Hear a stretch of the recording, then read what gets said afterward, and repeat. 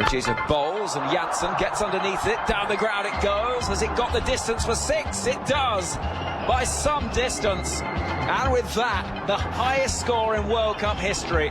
South Africa 419 for 5. They pass Australia's total from 8 years ago against Afghanistan. And they've got there with an over to spare. What a performance it's been, and what a statement it's been from South Africa. Yes, good morning to you, good afternoon from us here in Lucknow, the Akana Stadium for always one of the biggest matches in a Cricket World Cup. It's Australia against South Africa, and my word, they've had some close contests over the years, haven't they? Here we are then in Lucknow. It's about an hour's flight southeast of Delhi, or if you're Phil Long, our scorer, an 8-hour train or bus journey actually overnight, having just landed in England too. So well done, Phil, for making that journey over here to join us today. It's a very hot day, 35 degrees, and as I say, always such a keenly contested game, this one. So without messing about, let's see what's going to go on and join Nasser Hussain with the captains. First visit to Lucknow in this World Cup, and what a game it is as well. It is Australia against South Africa. The two captains are ready, the match referee's ready. Pat, you're the home captain. If you could get the coin and give it a spin, please. It's all right.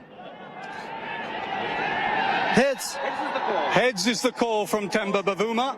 We'll have a bowl. Thank you, mate. Pat, you've won the toss. What are you going to do and why? We're going to have a bowl. Yeah, not too sure what to make of this wicket. So, yeah, we'll have a first crack on it. Do you think it's going to seam, spin? What do you reckon? Don't know, maybe ask me in a couple of hours. Yeah, it seems like it's got a bit of moisture in it, so maybe a bit of seam early. And what's your team news? 2 changes. Marcus Stoinis is back from injury in place of Green, and Josh Inglis comes in for Alex Carey. A loss to India in your first game, but there were times in that game you were playing a lot of good cricket, weren't there? Yeah, that's it. Probably a few runs short, but really happy with how we bowled, and yeah, a couple of the guys got runs. With the bat, there was a little mini collapse in there. That's happened a few times. Is that a concern, or do you still want your batting lineup to go hard throughout? Oh, yeah, I think you got to, whatever the situation, you've got to be putting pressure back on the bowlers. So, yeah, it's hopefully a good little jolt for our group, and, yeah, hopefully much better for it. And it doesn't get any easier. South Africa in a top side in top form. Yeah, that's it. They obviously started the tournament really well. They're a team we know fairly well, and it's always a good challenge. Good luck today. Thank you. Cheers, mate. Temba, you've lost the toss. With a problem, what would you have done? To be honest, I wasn't exactly sure. I think it's one of those where whatever we do first, we'll have to do well. What is your team news? Team news, we've got one change. Tabraiz Shamsi comes in for Gerald Coetzee. Is that because of the pitch, the extra spinner, or because of the opposition? A bit of both. I think obviously if there's an opportunity for us to exploit, within the Australian team would be the slow bowler. So Shamsi's had some decent success against them, so obviously we'd like to unleash him. Also looking at the wicket, seeing the bare bits on the wicket, maybe that could offer a bit with the spin and some bounce.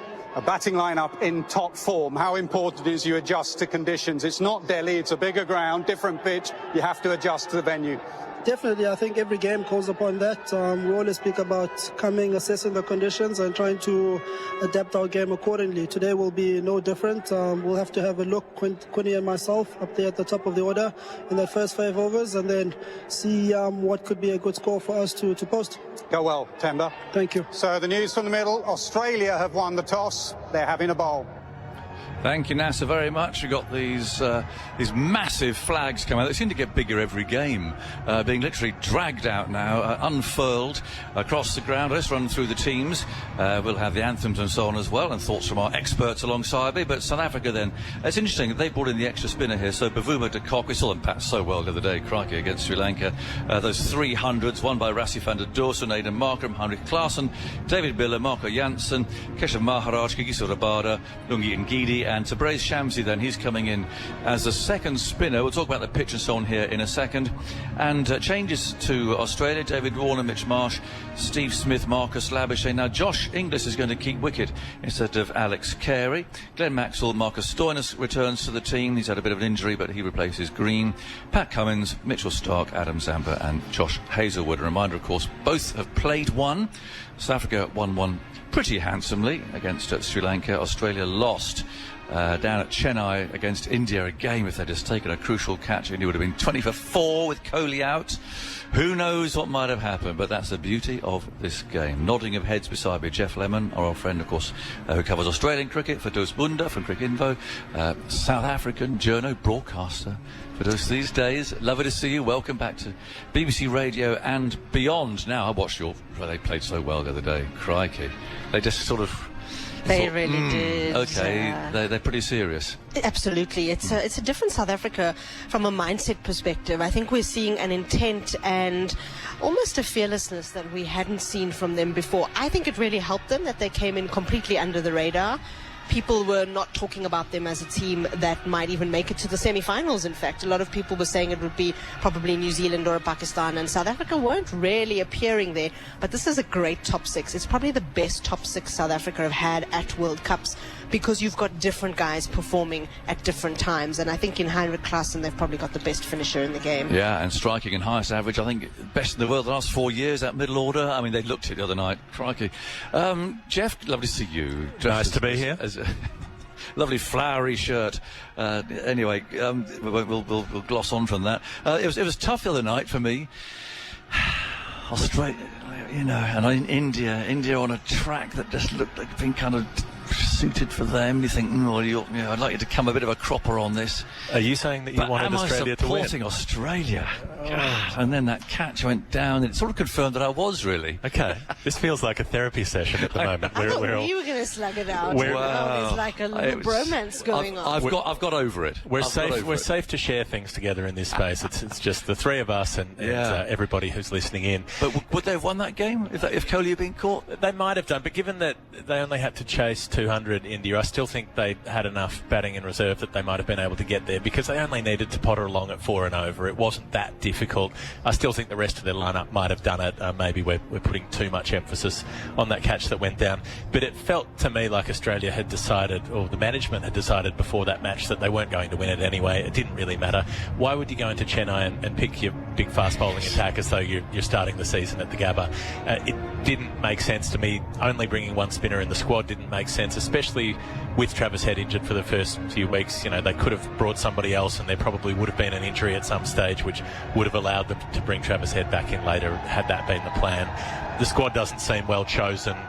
They're going with the 3 quicks again here. Who knows what this surface is going to do? This is a ground where the curator got sacked not that long ago because the surface has spun too much. So they've relayed the square. Will it still turn? It's likely to be fairly favourable to spin here.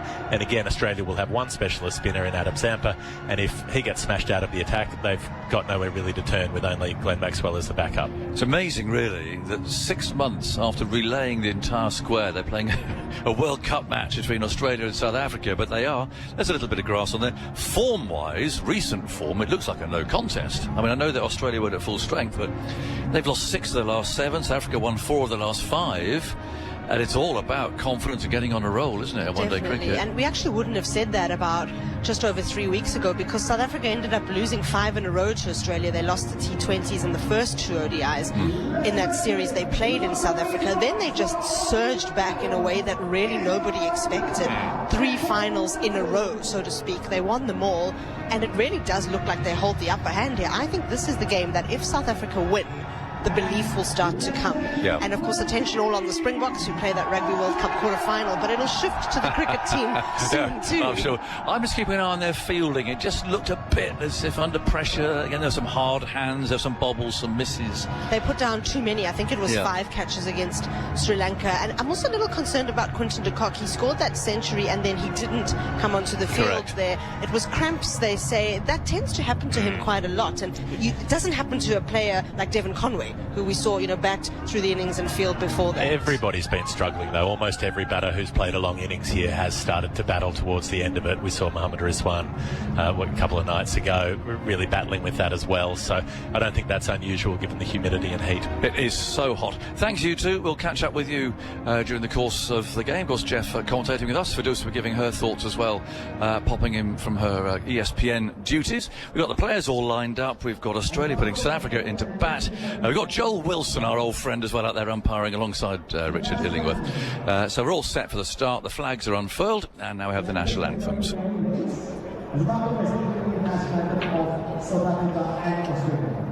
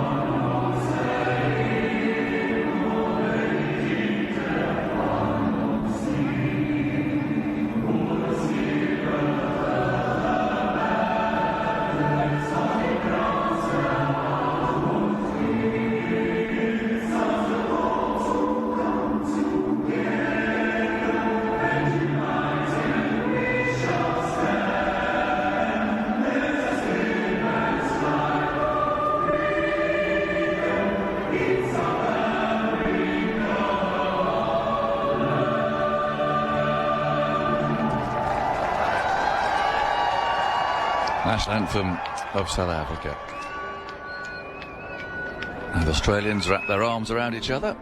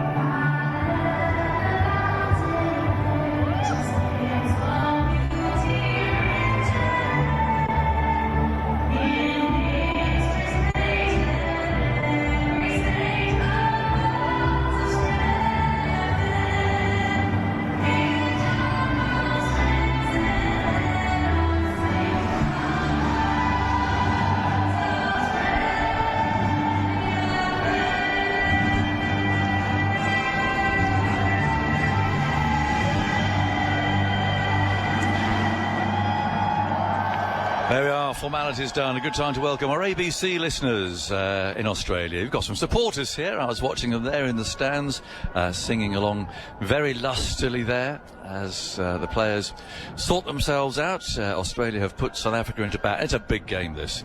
It really is. And Australia, of course, after their defeat, desperately need to win. South Africa, well, if they continue the way they're playing, they're going to be shooting up, I think, in people's estimations as to what they could do in this World Cup. They were so impressive the other day, but they've only played one game each, and so there's a long way still to go. The flags are still unfurled. I think it's probably time to start wrapping those up because we need to get underway. And it's no mean feat to do all of that. You can hear the blasts of the air jets up around the ground there. There's 4 or 5, I suppose, jet stations that just blast this air up into the sky. Well, not terribly high, about 10 feet or so, I suppose. The ground staff are heading off.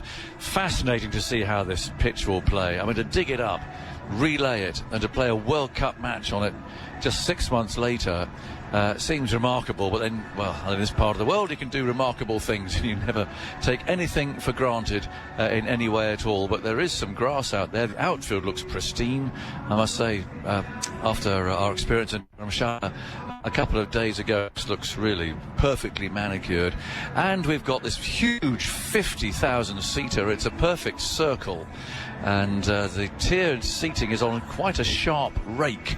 Not quite vertical, but it's certainly sharper than 45 degrees. Okay, maybe 30 degrees I'm estimating at. So it's pretty stiff, I reckon, going from ground level up to the top.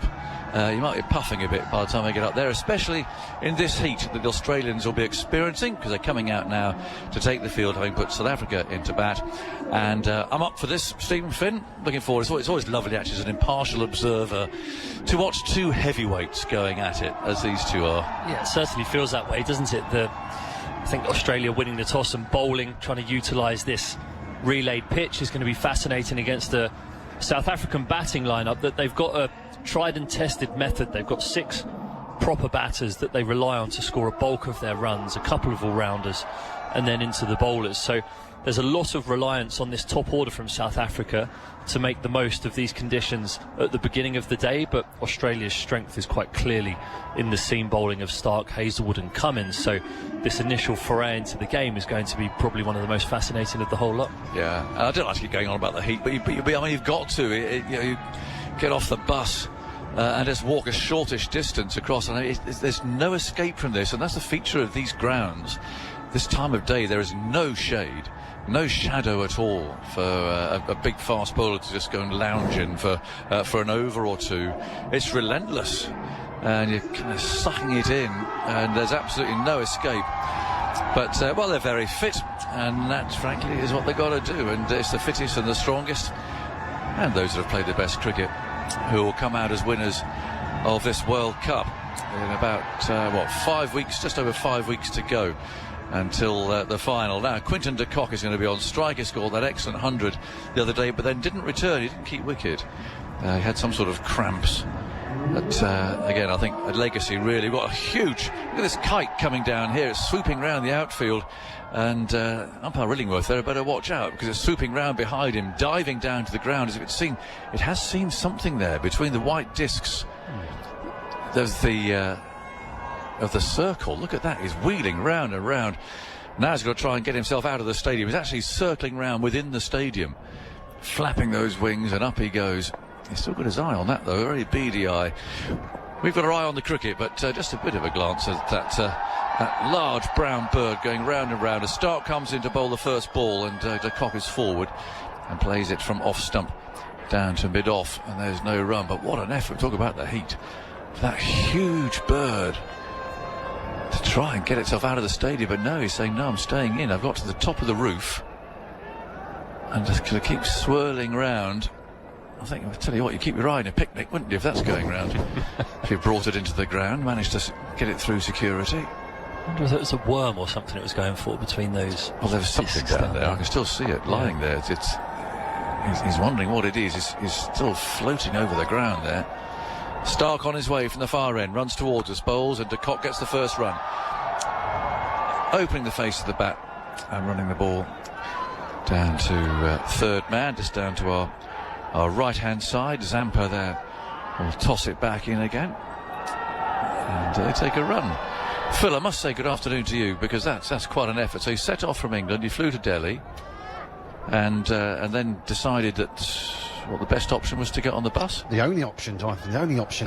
Jumped on a bus. Yeah, got to the office on the back of 2 motorbikes to get to where the bus went from. That was the scariest bit. Yeah. And then an 8-hour journey from Delhi. Arrived this morning about 7 o'clock. Someone banging on my door.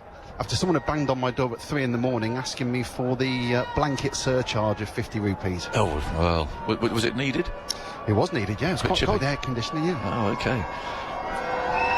Stark on his way, cruises in, bowls to Bavuma outside the off stump. He allows that just to go through to the wicket. Well done for making it. And you're on a sort of a backpacking sort of a trip, is it, around? Yeah, that's the kind of plan. Try and get round as many games as I can by bus and train and whatever else takes my fancy, yeah. So you've ruled out air flight completely? I've not ruled it out. There's a couple of tight fixtures at the back end of this tournament. You know, the fixtures got moved, didn't they, which made 24 hours is quite a lot when you're travelling overland in India. So we'll see, but the plan is, bus and train all the way. Right, we'll keep an eye on how you get on. 1 for no wicket here, and Stark's on his way. Bowls, it's pitched up, flicked into mid-wicket by Bavuma. Ball rolls out of the circle, and they take 1. So the second run score, both batsmen off the mark, and our kite has left the scene. I think he's realised that whatever that was down there on the pitch wasn't worth the energy to come down and then have to get back up again, all the way up. I don't know how high it is, 100 feet or so, to get out and beyond the roof. Very brightly coloured. It's a very impressive stadium, actually, this in Lucknow, I must say. And believe it or not, there's a Marks and Spencer's over the road. I was going to say other supermarkets are available, but they're not. A big shopping centre, just to the other side of the ground. 2 for no wicket. And in comes Stark, left arm over, and that's driven down to mid-off, and they'll take a single there. He's on the edge of the circle. So a third single in the over. And it's 3 for no wicket. South Africa put in. Great to have you with us. We're here throughout this afternoon and evening here in Lucknow, where we arrived yesterday. Made the trip down from Dharamshala, down from the mountains, and back into the heat of an Indian city of about 2.5 million here. A lot of history attached to Lucknow. Back in the day. Comes Stark again, left arm over the wicket, bowls. Bavuma drives, not quite where intended, but he'll pick up a run. Again, that's picked up there just inside the circle.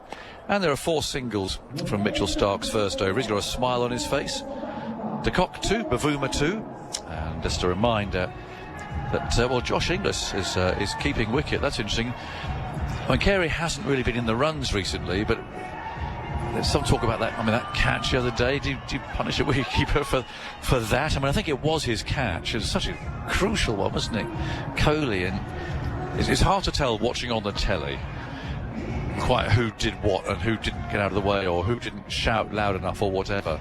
But it felt like it was the keeper's catch. Yeah, it looked that way, didn't it? But then if I've got Mitchell Marsh running towards me, I'm probably got half an eye on him and think, well, I don't really fancy that. He's got big, strong shoulders to shoulder barge you out the way. But certainly it's little moments of indecision like that sometimes that you see that in a player's face, and we've seen it with England. David Malan was pretty much dropped for dropping catches at second slip, wasn't he, in the Test matches? And you spot that indecision and get it out pretty quickly, but it seems harsh after one game. Well, you can read confidence into it, can't you? If you're not scoring runs as well.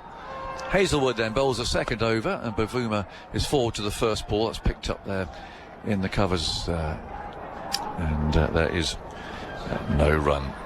Now it'll look a small crowd if you're looking on the telly, and I mean, you got a 50,000 seater.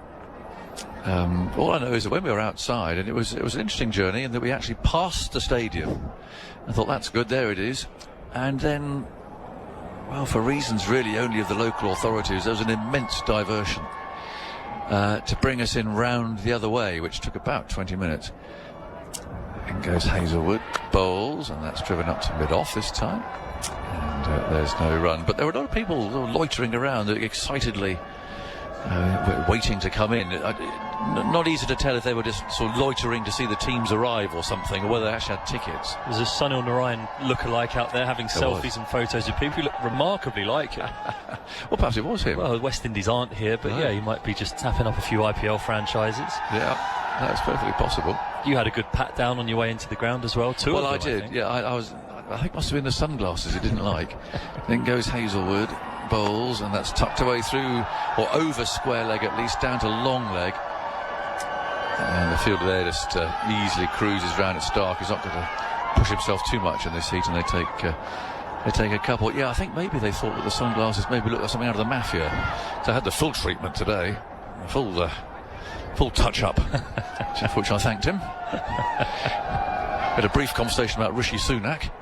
What were his thoughts? Well, he brought it up. He said, "Where are you from?" I said, "I'm from England." He said, "Ooh." And very thoughtfully said, "Prime Minister Rishi Sunak." Yeah. I said, "Yes." And that was the extent of the conversation, if I'm honest. I think he might have been here recently for the G20, mightn't he? That's right. I suppose that's why he knew of him. 6 for no wicket. And Hazelwood allows that to go by outside the off stump there. Bavuma, as that's full of a length outside the off stump. Yes, and I had the full sort of aircraft as well. I don't know. It might have been the cheese croissant that are always packed just as a little bit of a safety net. There's 2 of them today, aren't there? Yeah, you never quite know about the in-house catering, in my experience. And then Steve Finn took the naughty boys without being checked, didn't you? You led us in. Well, yeah, I just sensed an opportunity to skulk past, so I did. Yeah, well, we'll do that next time. We're here for England-India, by the way. In goes Hazelwood, he's there, and he bowls outside the off stump. That carries through well. Nothing wrong with that. And we heard Pat Cummins say there might be a little bit of bounce and some pace, and he thought, yeah, really? Like luck now? But that definitely carried. Because sometimes it does when you leave a bit of grass on. But, no stroke from Bavuma, who rather missed out the other day. He looked in good touch. And he got 8, but he looked all right. But, then got himself out, but of course paved the way for the onslaught that followed. Not sure if Australia will be treated quite with the same contempt, but you never know. Hazelwood, shoulders rocking, runs away, bowls, and Bavuma plays a ball from short of a length down into gully. And there's no run, so a good over from Hazelwood, just a couple from it. And South Africa put into bat. 6 for no wicket after 2 overs. So yes, luck now. Where are we? It's about an hour's flight down to the southeast from Delhi. It's quite an uneventful journey. Some England supporters making their way round, having enjoyed the fresh air of the mountains. Down here, where it's just pretty hot and relentless and quite low level, lots of traffic. I've realised now, and is any advice for people coming to India, be very careful about putting just perfectly innocent, normal batteries in your suitcase. Comes Stark from the far end, bowls, and it's a good ball that beats de Kock. Tries to drive that straight down the ground. Bit of swing there for the left arm over. 6 for no wicket. They don't like it. They don't like that at all. And in fact, at Ahmedabad, I was taken down. It's not often you go into the bowels of the security area of an airport, is it? I mean, the full machines going in. But they were prodding at this case, and they're there and there. There's batteries. I said, well, they might be there, but they're in their packet. You know, no. So after a couple of runs through again, that was okay. And I saw this chap. I thought to myself, what's he going to do with these batteries? I think I've got a fair idea. And comes Stark from the far end, bowls, and that's tucked away into the leg side down to mid-on. And there's no run because, as I discovered yesterday, it's almost impossible to buy batteries here. I suppose they don't want the hassle of going through aircraft security. But it ended up an interesting stroll through the rush hour traffic yesterday to a little place in the wall, sort of general store, in which he sold everything, like open sacks of flour and rice. And having been to 4 or 5 of these and shown a dead battery, I said, no, I haven't got it here. His eyes are lit up. He's been waiting for me to come, maybe for some years. And comes Stark, left arm over, bowls, and de Kock plays it down to mid-on. They're going to steal a single there. The fielder just on the edge of the circle. So South Africa 7 for no wicket. And he went round the back for a few minutes and came back, and there they were, 2 pristine AA batteries. In the wrapper? In the wrapper. I did check that. Sealed. Next thing, of course, was paying for it. So I produced my card. He looked horrified. No. So he sent me back across this, like a dual carriageway at rush hour, back to an ATM that happened to be across the road. And we talked the other day about crossing the road and fixing a stair on the motorist. It comes Stark, left arm over, moves in, bowls, and that's a mistimed drive from Bavuma, picked up at mid-off. Well, I'm not sure about that technique. Not least because when you set off and you fix the stair and the raised hand, we're told, weren't we? Yep. On those motorists, that's fine. But when you've got about 5 lanes of them and a cow and motorcyclist, and also there's a motorcyclist coming up the wrong way behind you that you don't see, I'm not sure about that. I've got a bit of a sweat on, if I'm honest. You've got to be nimble. You have got to be nimble. But anyway, I went back. A crowd had gathered by this little store, handed over my 50 rupees, and I've got my batteries. But that's why they take them off you, I'm sure. In comes Stark, moves in, bowls outside the off stump. Good ball, beats Bavuma. Just on the angle, really. Left arm over. Bavuma tried to drive it. So don't bring batteries in your suitcase. I think you can't put them anywhere, I don't think, can you? No, it doesn't. I think the odd flight, they let you take them in your hand luggage. Right. But then it's a gamble, isn't it? It is a complete and utter gamble. Yeah. Producers had a few problems getting the equipment across India a couple of times. Well, he had the best one yesterday, and just to sort of report on our journeying round, which is always quite fun. Bad moment in security when our producer, Adam, is accused of having a knife in his hand luggage. Then comes Stark, bowls outside the off stump, and that actually dribbled through. That kept very low. And it wasn't a slower ball. I'm looking at the speed gun there. It was a normal delivery, but that did keep low, so keep an eye on that. 7 for no wicket after 3. And, you know, when the security guard accuses you of that, there was a bit of a hush. Yeah. This man's got a knife. People around think, well, yeah. So you just kind of, keep out of the way, step back a bit. Who is this man? Well, it turned out to be a strip of strepsils. It's difficult to mistake for a knife. Well, whatever it is that comes up on these screens, a strip of strepsils. He thought it was a knife. So I thought, not Adam. I mean, I've known Adam for years. I don't think he's up to that sort of thing. Anyway, strepsils. 7 for no wicket. 3 overs gone. South Africa put into bat.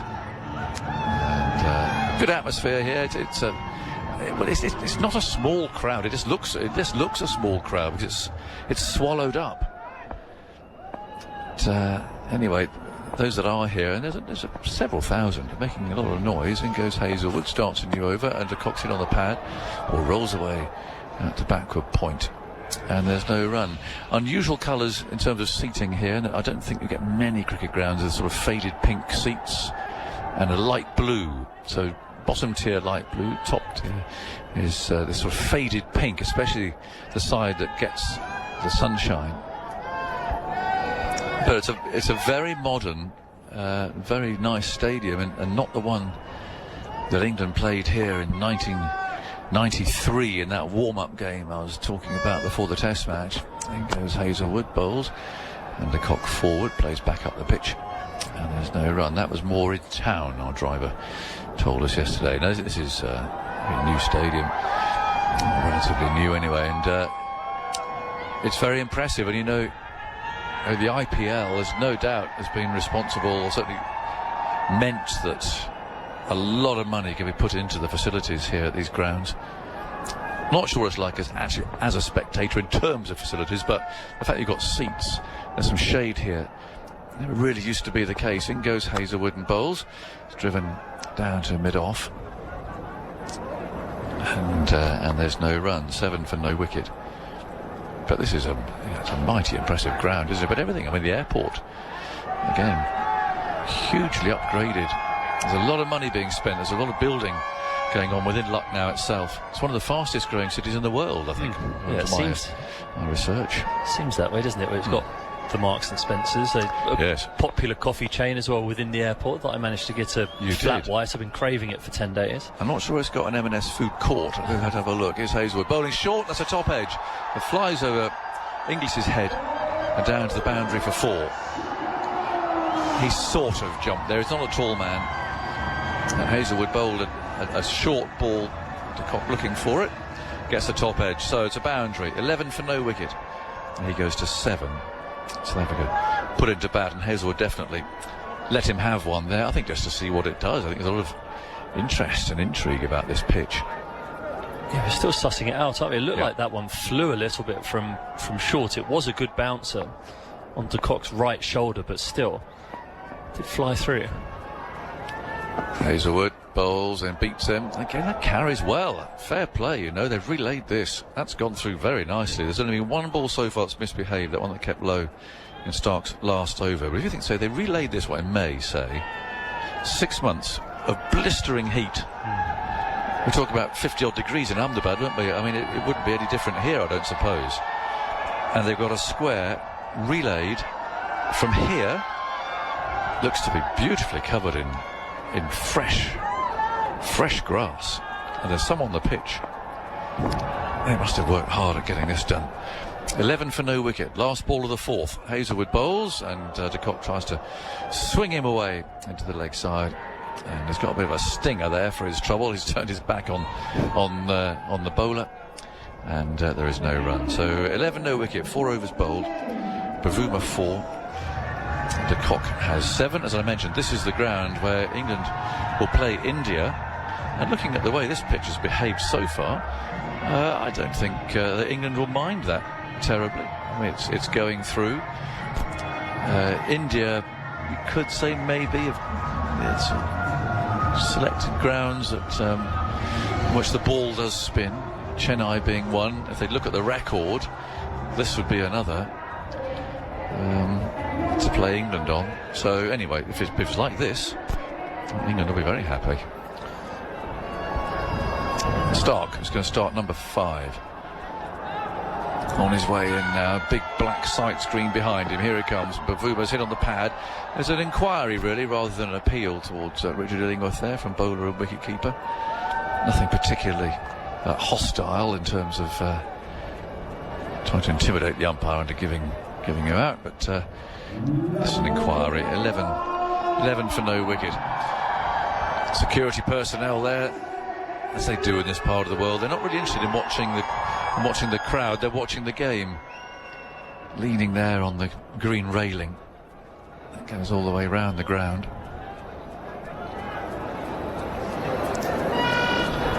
Stark. In again, bowls, and Bavuma drives in the misfield at point. Quite hard in that direction. They should get 2 here. That's only going to be 1. The fielder manages to slide there across this very lush-looking outfield, and they take 1 run. 12 for no wicket. Interesting here, they don't have that. We've always talked about that sort of high wire fence that separates the crowd, keeps them away from running onto the field. Here, they've gone for the moat with netting on it. So, frankly, I mean, it looks better, doesn't it? It's green netting. Jarvo 69 isn't making it across that, you wouldn't have thought, would you? Well, I wouldn't put anything beyond Jarvo 69. He's already made his presence felt in the World Cup.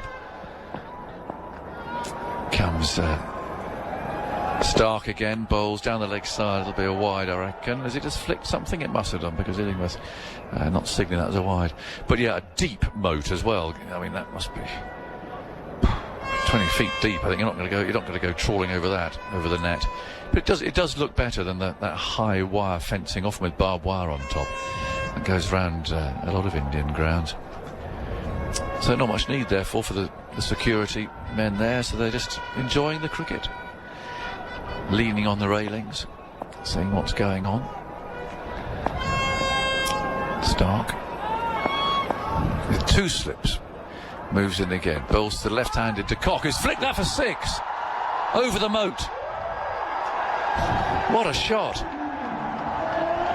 And into the crowd. That's gone whistling in there. That's worth a jet of steam, and it gets one. Wow, where did that come from? Well, it's a fantastic shot. Mitchell Stark getting it full, looking for that shape. There are 2 slips in place, but it's just too straight, and De Kock stands there. A slight little half step forward, flicks it nonchalantly over, deep backwards, square leg, miles over the rope for 6, and a chap in the crowd took a wonderful catch, moving to his right, and then threw it straight up in the air immediately. Yeah, it was a wonderful piece of fielding. I'd like to see that. That went in flat. That's a man in form. 18 for no wicket, 2 balls to go in the 5th. Slips still there though. As Stark moves in again, bowls, and De Kock drives, doesn't time it. They'll steal a single there as the ball trickles to mid-off. Didn't quite get that where he wanted, looks a bit frustrated. 19 for no wicket. Well, that's a good wicket shot too, isn't it? That's 6. Yeah, certainly from full of a length. The grass, it looks like there's a decent amount of grass on the surface, so when it's full it should skip on. It just looks like from back of a length it's standing up slightly, which it's hitting the splice of the bat when bowlers drag their lengths just that little bit back. Mitchell Stark here is searching for Bavuma's front pad. He was out to left arm seam in the first game against Sri Lanka. Yeah, just 1 slip. Stark bowls to him, and he's happy to defend that. They've got their runs off that over. 19 for no wicket, so 5 overs gone. Pitch looked good. I like the pace and the carry in it. And the South African openers have made it through that those first 5 overs. So more from Stephen Finn, and then for the first time commentary-wise today, Geoff Lemon. Yeah, still sussing out what this relayed surface is doing here, and it seems as though South Africa and Australia are both doing the same. South Africa happy to just soak up a little bit of pressure from the consistent bowling of the Australians through the first 5 overs, but here it looks as though Quinton de Kock is just looking to start to get on with things. That might provide a wicket-taking opportunity for Australia. They take a slip out and now move him to short extra cover, which is where David Warner's patrolling. And good afternoon, Geoff. Good afternoon. What a shot that was from Quinton de Kock. It was in the crowd within about half a second. So cleanly hit. Hazelwood starts a new over and chopping the ball away behind point as de Kock. He'll pick up 4. Fast outfield. Beats the man just back of square. Rolls into the boundary only moments later. South Africa rattling along, 23 without loss. Yeah, a nice shot from de Kock. Again, just using the pace here. Not looking to hit against it. He hits it down into this square, and it looks as though the square, even though it's grassy and lush, is very firm, and it just flies over backward point's head on the one bounce and races away for 4 into the shady part of the ground, the one tiny little bit of shade for the bowlers to hide in. Hazlewood tries again, back of a length, wide, cut away, but it's stopped this time at point. Diving little relay volley from Maxwell there. Able to prevent any run. Yeah, there's just the shade of one of the floodlights at the moment creeping onto the field, so if you were at a deep third that was fine enough, you could get yourself covered up there. Well, you purposely move yourself into that shade. That was my tactic always. You'd just be like, just want me a bit 10 to the right, is it? Yep. Okay. Come up with a tactical reason for it. Yeah, I think at this pace it's going to be finer. You know, let's move around a little. Yeah, no, the captain's brought him inside the circle, so no hiding place for Stark at the moment down there at deep third. So he's coming up to a short third just inside. So they've got a slip short third. Backward point is being moved around in front of point. So we'll have a deep backward point instead, and indeed we'll have more of a cover point as well as a conventional cover and a mid-off. There's a mid-on, a mid-wicket and a fine leg, so this will be outside the off stump. You fancy it's a short ball and it's slashed over the top of the keeper for 4. Quinton de Kock, as he did earlier in the innings, lays into it, or tries to, only gets the top edge of the bat, and it doesn't clear Inglis by much as South Africa race along to 27 for none. No, he's not a tall man, Josh Inglis. You'd imagine someone a foot taller may have been able to get a full palm to that. It looks like it's missed everything. I'm not sure whether that was signalled buys or whether that was signal runs, but it certainly is taking off. That bouncer length is taking off for Josh Hazlewood here, which a relayed surface, sometimes those little undulations in it mean that it can just kick through, but that one certainly flew. So the umpire signalling that he didn't get a touch on it. It has been given as extras. Hazlewood hard length this time, and just in behind it is de Kock dropping it back down the pitch to the bowler. No run there, but that was a peculiar delivery, the way it took off. Managed to evade the gloves. And Inglis, if he were a foot taller, there aren't a lot of 6'5" wicket keepers. No, but around. I think there would be benefits having a 6'5" wicket keeper. I think maybe we've been too narrow in our thinking all these years. Absolutely. You see a kid with big long arms, immediately think bowler, but now you think wicket keeper. Mitchell Stark, both. He was a wicket keeper in his junior years and then had his growth spurt. Hazlewood, pitch is full. It's a full toss down the leg side. It's signalled a wide. Quinton de Kock misses the attempted flick. Could have put that away for 4, but he'll have to settle for the extra 28 for none. I can't say I ever have partaken in wicket keeping, to be honest. The odd charity game. How was it? Tough. Harder than I thought it was. So now when I lambasted wicket keepers all those times for dropping easy catches off me, I realised it's actually not that easy. Yeah, it's a thankless job. You have to volunteer to be in the spotlight, and you'll only get noticed when you stuff up. Hazlewood bowls just outside the off stump, opening the face. De Kock steers it for 4 between slip and backward point. That's a clever shot. Just waits on it. I mean, Hazlewood is not bowling slowly, but de Kock has time to lean back and just guide it away. 32 for none. Yeah, he's played that like Don Bradman used to play his late cuts, just tap it on the head. He actually gives himself a little bit of room with his right leg outside the leg stump, just to look to open up that angle, waits for it to be right underneath his eyes and just slices it away between that fielder at short third and first slip. So 4 more important runs here, it feels, for South Africa. They're just gaining a bit of momentum. Hazlewood bowls to de Kock, who backs away and steers the ball, trying to beat point. He won't. There's a pick up and a throw at the stumps. De Kock has managed to get back in time. 6 overs down, 32 for none. 3 boundaries and a wide off that over. 4 of them were byes. That's an expensive one for Australia. Their 2 premier operators haven't been able to take a wicket. What have you spotted? I've spotted that Mitchell Stark has still got his sun hat on. It looks as though Glenn Maxwell has taken his sun hat off, so we're getting some early spin on proceedings. The umpire's prodding away on a length for some reason. Richard Illingworth. So there are a few balls actually in those first 5 or 6 overs. The one that flew over the top of the keeper's head which says relayed surface to me. And then there was one from Mitchell Starc that just sort of grubbed through to the keeper on the one bounce, and Starc was bowling between 87 and 90 miles an hour there. So yeah, without having actually gone down there and seen what this pitch looks like, whenever you hear relayed surface, you think of naughty bounce. And there are a couple of naughty bounces there, albeit still South Africa have managed to make it onto 32. Well, Glenn Maxwell does sometimes bowl within the fielding restrictions in T20 cricket. Has that ability as a spinner to dart the ball through, avoid giving opening batters too much to hit. So Australia will be hoping that's the case here, and challenging Australia to go after him. Maxwell bowls with a little bit of air and it turns down the leg side, so it's a wide, but that might be encouraging for Maxwell, that does turn off the surface substantially. Inglis covers it well. South Africa 32 for none. Maxwell in again, gets the line right on this occasion as the ball turns in towards the knee roll. Bavuma's able to just steer it away behind square leg, get through for a single.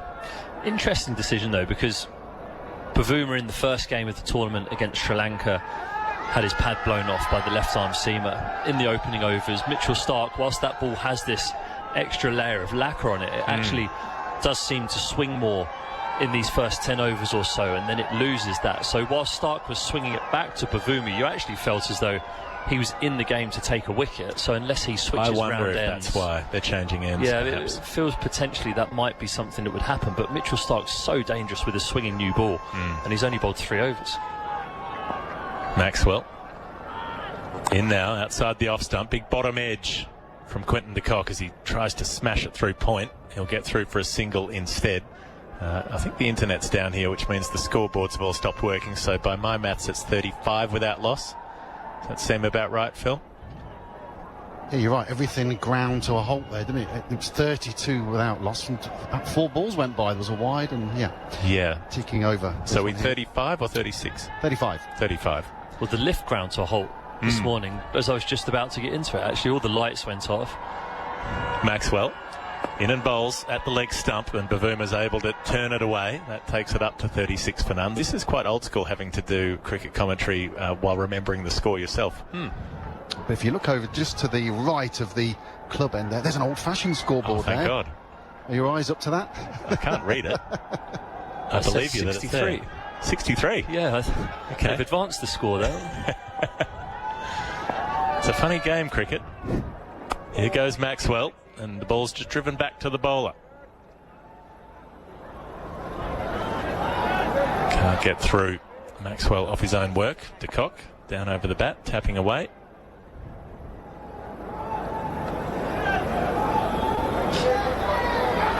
.36 for none. Maxwell, a little bit of loop. He's not exactly spearing it through. It's driven down to long off for 1. So he's kept a lid on it so far. 5 balls of the over bowled, 1 to come. I see what they've done there. They've got their numbers the wrong way round, so they've now advanced on to 73 with that single. Oh, with that single, they've added 10. Well, this is the way of the future. Maxwell over the wicket to the right-handed Bavuma, who takes a single. It's a tidy enough over from Maxwell. 37 without loss, or 73 without loss on the old-fashioned scoreboard, which should soon go up to 83 without loss. There it goes. So the old-fashioned scoreboard, it's like reverse T20. We're proceeding in 10s. Well, look, the idea of the T20 revolution was people want to see higher scores. Yes. If you just make every 1 run worth 10 runs, there you go. You get higher scores instantly. Satisfies a lot of needs, that, doesn't it? I'm going to patent that idea and make a lot of money when I pitch that to the next Abu Dhabi League or Shpagiza League in Afghanistan. So let's see if Mitchell Starc does swing around, or no, Pat Cummins has the ball. So only 3 overs for their pace spearhead. And Starc is so important. It looks as though on the surface there, we've just got a close-up from the TV cameras, that someone has, I think when de Kock went for the single and then turned around and was down the middle of the pitch, it looks as though he skidded on or around a length, which is where the umpire was prodding. Looks like Wolverine's got his claws out and scratched the middle of the pitch. Well, I wonder if that will come into play. Cummins to bowl the first Bavuma backing away before Cummins has even got there. Opens the face, plays the ball to point. Maxwell steams in, grabs it, threatens with a cocked arm to throw. They don't go for a run.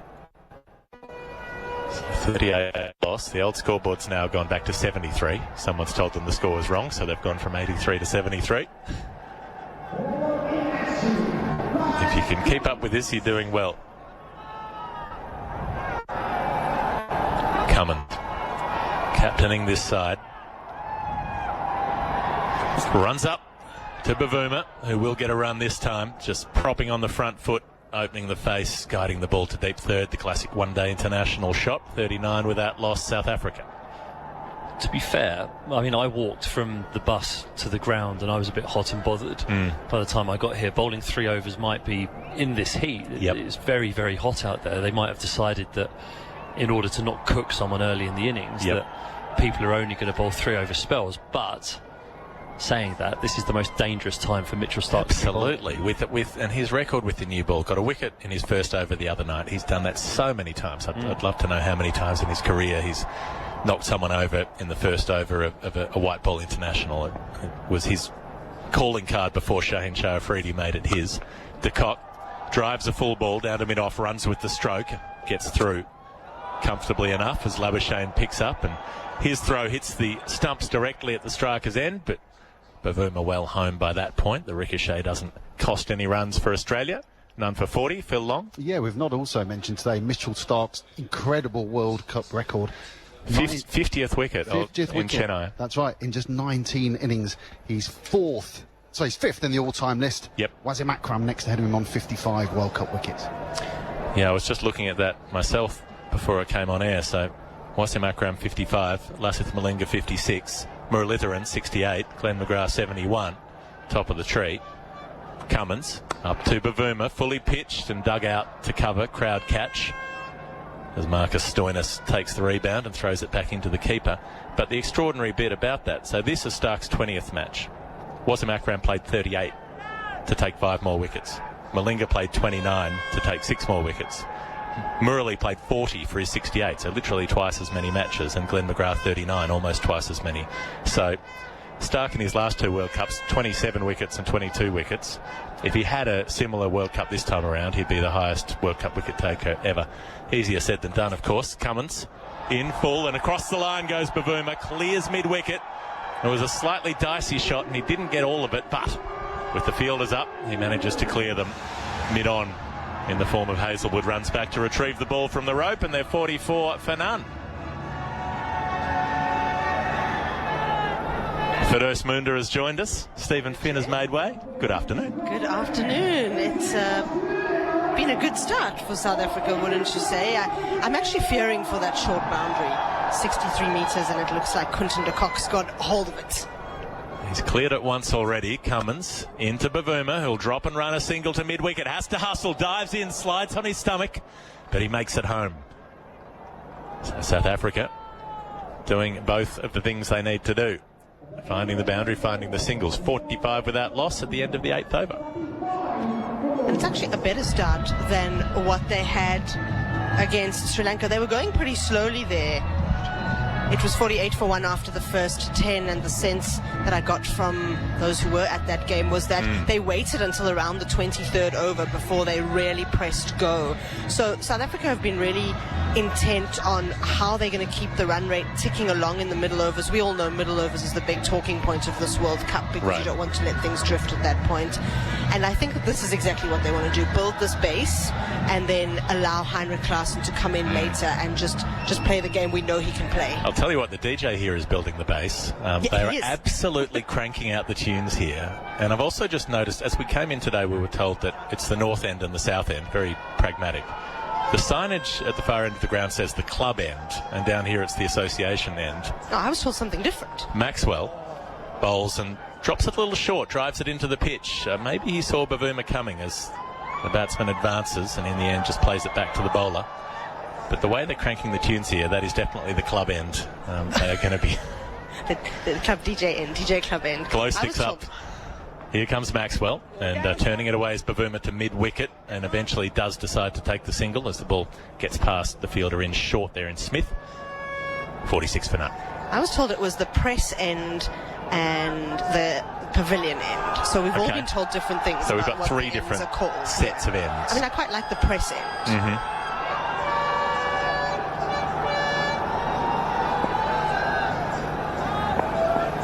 Maxwell, he'll come around the wicket to the left-handed de Kock. Drives it in, drops a little short, cracked away to point, but doesn't beat the fielder there. No run. Good news from the manual scoreboard. They're up and running now. 45. 45. Now 46. Well done. Whoever's down inside that scoreboard, it must be a hot day. They are in the shade at least.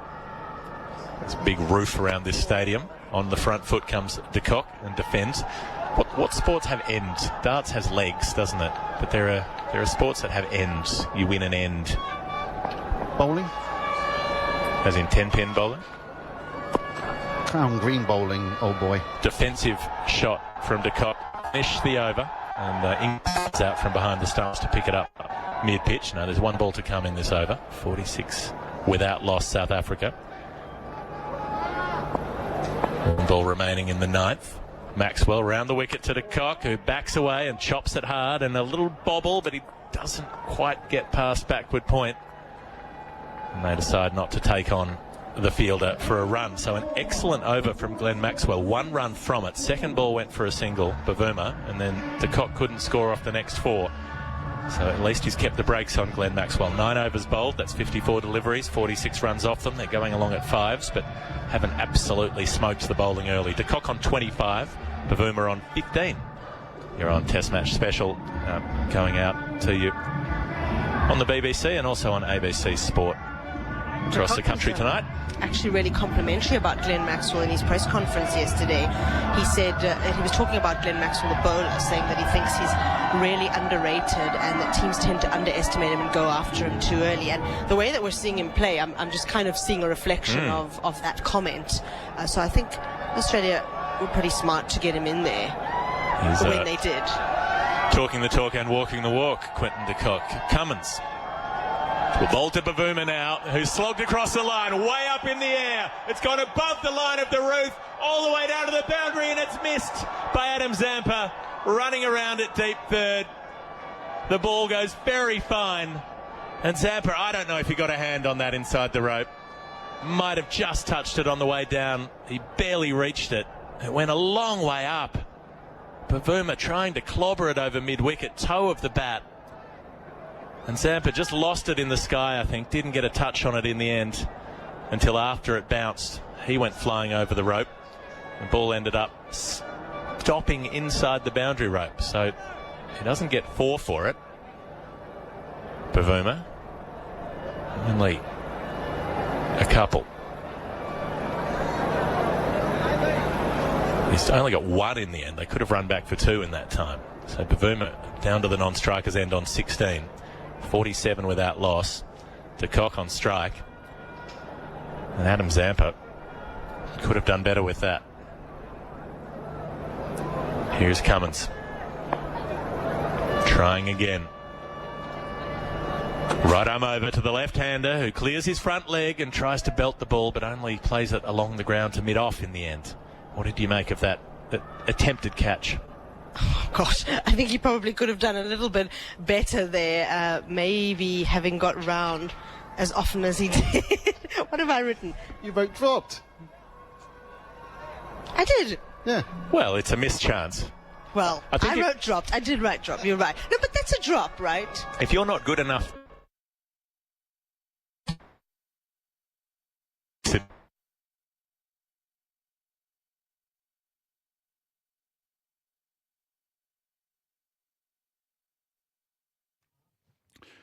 And we have lost the line over to the BBC for the time being. It's struggling along the line, just about to come back. I think we can just rejoin our commentary team there in a moment or two. It's back and forth at the moment. It's been pretty good so far tonight. Australia are South Africa 47 without loss. Australia having sent them in. De Kock is on 25 and Temba Bavuma is on 16. Pat Cummins is continuing. No more runs have been scored halfway through the 10th over of the innings. Let's get back to Geoff Lemon and Phil Cummins bowls wide outside the off stump, chops it past his off stump as de Kock as he's trying to flay it through the offside. In the end, the ball rolls down to fine leg where Zampa as always happens after you've made a fielding blunder. The ball comes to you in the next few minutes. Just the 2 singles from the Cummins over so far, 48 for none. I'm a little bit concerned about the way that Bavuma's looking, to be honest. He hasn't found a lot of fluency, and that shot, which he was dropped off, I think that was an example of he feels a little bit of a need to get a move on now. We know that he didn't score many runs in that first match. And of course, he comes in with a huge weight of expectation, Bavuma. Captaining South Africa must be one of the hardest countries to captain in the world because there's so much extra expectation on you. You've got Siya Kolisi leading the Springboks out in France and the amazing story that comes with him. People expect Temba Bavuma to have a similar kind of story. Cummins bowls to the South African captain now, skipper to skipper, and it's a slower ball, and he just anticipates that, does Bavuma, and taps it to mid-wicket. Goes through for the single, 49 for none. And there is always that question around Bavuma when he was leading the T20 side as well. Is he actually in that best T20 11? Was the conversation. I don't think he was, to be honest with you. I mean, Reza Hendricks had scored 4 or 5 half centuries in a row and really should have been in that team.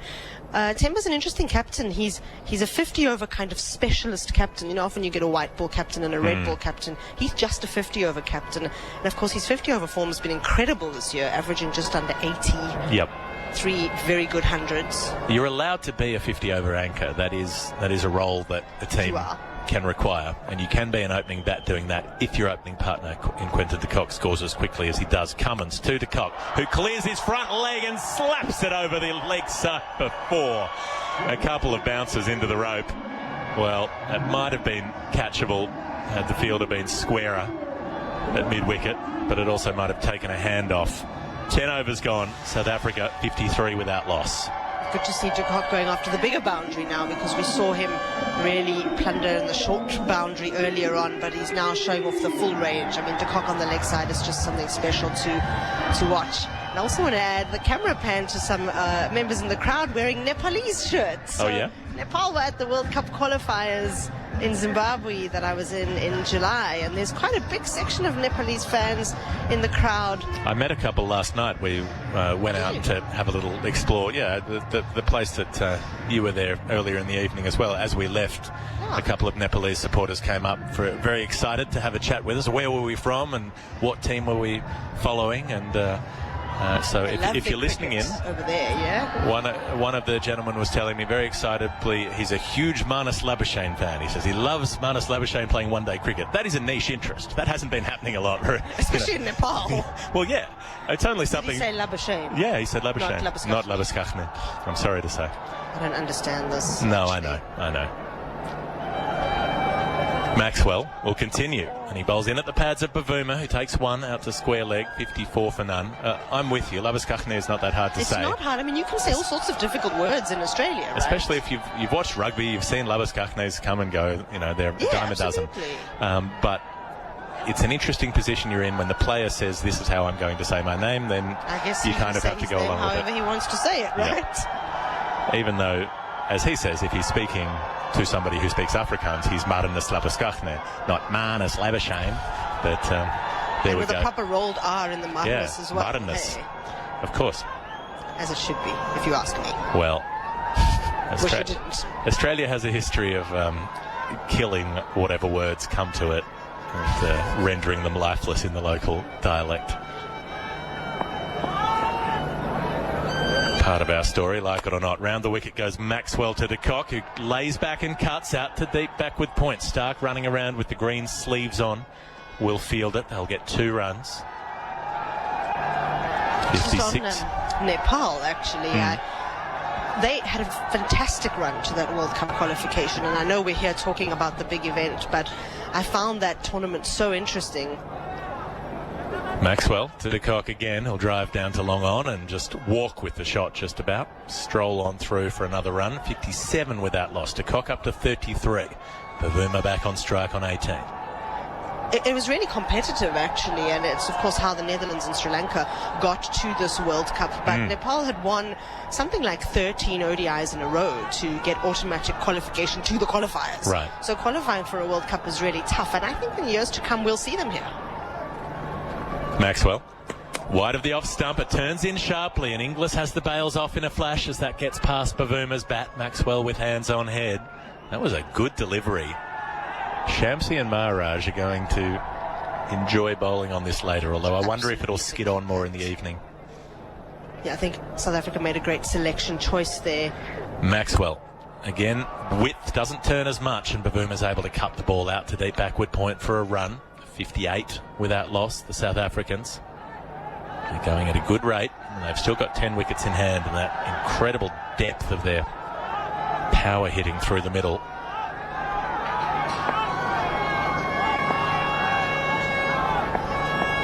One to come. Maxwell round the wicket to de Kock, who just opens the face and plays a little fanning shot out in front of point, trots through for a single, collecting runs without too much trouble in that over. 4 singles and a 2, 59 for none after 11 overs. That's South Africa. De Kock on 34, Bavuma on 19. It's probably starting to, I don't know, Geoff, whether you think that Australia may be starting, you might not even get to answer the question now because you're already making gestures that you have to leave, so I'll just answer my own question in that case. But the Australian attacker we saw out in South Africa not so long ago did seem to lack a particular urgency, and there's this big question mark around Cummins himself as a one-day bowler and whether he's putting in the performances that he should be putting in, and I suppose whether he's going to consider rotating himself out of the 11 at some point. It seems like quite a harsh question to have asked of him just 2 matches into the tournament, but already discussing when he thinks he may step aside or sit out a game or 2 because there's this idea that the attack maybe needs a little bit more intensity and somebody who can help with taking wickets at greater regularity. And because now Geoff is gone, so you're going to have to answer the question instead. I'm not sure what the question was, I'll be honest with you, but you answered it very well. The makeup of the yeah, I answered my own question actually, and whether Cummins should sit out. And I just wonder if they're getting a bit concerned that there's no wicket yet. Well, they haven't got a wicket yet. 11 overs gone, and Cummins bowls it. Cox hit that, I suspect, for 6. Let's have a look. It's flying away just over a parasol down there at fine leg. The same sort of area, actually, that the catch went down a few moments ago. Cummins dropping short. And de Kock took that on, and he really does look in good form. He's on 40 from 37 balls, and it was a deliberate, again, short ball. He seemed to really try and hit the pitch hard, but de Kock's on it. 65 for no wicket, an excellent start for South Africa, because as we saw the other day, and we know in the last 3 or 4 years, their real powerhouse is still to come. So if they have a platform, they are so dangerous. And they're setting themselves up here for the potential of a really big score. Cummins on the way, bowls on the off stump. That's a better length. And de Kock into line, plays that back to Australia's captain, who chose to bowl first today on this new pitch, which I think has behaved itself pretty well. In fact, it's got some quite good carry in it. Really, it looks good. A little bit of bounce. Yeah, as well. It's not the slow turny thing that was the worst pitch in the last IPL. Groundsman was fired. The new crowd has done a great job actually in preparing a strip for a World Cup match within 6 months. 65 for no wicket. We're in the 12th. Cummins again runs away from us, bowls wide of the off stump. De Kock missed out there rather. Some width on it. Trying to carve it away through the offside where there is now a fielder in the shadows to the right. It's just started to come on there from the west. Just a quarter of the way maybe across this large playing area, but rest absolutely baking in sunshine. Doesn't put the crowd off there. They're having a great time over there on the left hand side. Lots of waving and shouting going on, what you always associate with an Indian cricket crowd, of course. 65 for no wicket in the 12th. Cummins again past the umpire, moves in, bowls, and that's what de Kock was looking for from the previous delivery, but doesn't try to hit it so hard this time. Finds a fielder in the shade, and they take 166 for no wicket. That's the place to be, isn't it? And if the captain says, I'm looking for somebody to field out at deep point or deep square leg, I mean, you've got to queue up, aren't you? It's a place to sit. I'm not really sure why so much of the crowd have chosen to sit on this left-hand side and sit in the direct sun. I mean, this bit of the ground on the right, too, from where we're looking, it actually could be quite pleasant. I mean, last evening was lovely. Beautiful. 66 for no wicket. Cummins again runs in, bowls on off stump. Bavuma tries to run to third man, but picks out backward point instead. And there's no run. Yes, the evening's on when the sun goes down. She does fairly early here, doesn't it? And down it goes, and then it's just war. I was surprised. Yeah. Sort of 5:45, and we're already getting dark. Of course, you've just come from those long days. We've come from Dharamshala. I meant in England. Oh, in England. Well, yes, of course, yes. Dharamshala is where you've immediately come from. Yeah. But back home, I mean, nice long summer days. It does go quickly here. In goes Cummins, bowls on off stump, hits him on the pad, and they're not going to take a run. There's Inglis keeping wicket today. Leeds born, of course, went to Australia when he was 14. Keeping wicket for Australia today, and there was no mention, I don't think, of Alex Carey being injured or anything. It's a straight swap. Whether it's just to give him some cricket, I don't know. It feels like a big game to give somebody a game, if you get what I mean, doesn't it? Yeah. I mean, it must be a tactical switch. It seems to be. My colleague Andrew McGlashan's actually written a little bit about why he thinks Carey was left out, and it sounds as though Carey's form has really changed since the dismissal of Bairstow during the Ashes, which, according to Tim Payne on SEN, maybe rattled his confidence. So there's a couple of kind of psychological points being made there. So I wonder if he's just needing a mental break. I wonder. I don't know. Well, he did. Apparently, he's a really nice, gentle fellow, isn't he? And he got caught up in all of that. It's difficult, I imagine, when you're the centre of. Well, there was that ridiculous stuff about him not paying for a haircut. That sort of followed him round as well. That is a serious accusation. It is a very serious accusation. So he sort of had a couple of weeks in which he was rather in the spotlight, and there'll be arguments about that. The Bairstow dismissal, should it have been or should it not have been? I know what I think, but others are entitled to their view. I mean, technically it was out, but I thought Pat Cummins changed a bit after that as well, actually. Really? Yeah, maybe on reflection, a warning. And these things happen to Australia a lot. I mean, I'm thinking of Sandpapergate and how that changed the character of the team and the nature of the players involved. So, well, I'm looking forward to Warner versus Rabada, because that's been kicking off for a while, hasn't it? Yes, certainly. And it'll be the last time, I guess, for their countries they'll face each other, unless they get through to the same semi-final playoffs here. 66 for no wicket, 12 overs gone. Zampa's in now, and his first ball was prodded away into the offside, fielded by Inglis coming out from behind the stumps there. So the spinner on.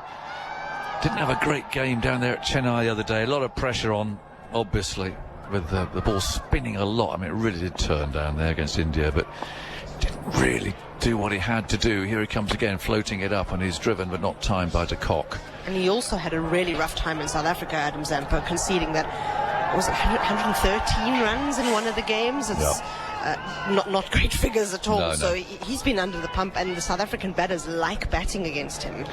Well, he's got a left-hander as well. He'll try and launch him over deep mid-wicket, I'd have thought, but he's forward to the next one, which is a good length. Trickles out there to Maxwell, fielding at cover. And there is no run.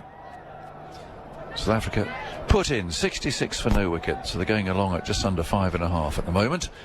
Zampa flicks himself a catch, moves in over the wicket bowls, and that's pushed away into that gap there in the offside.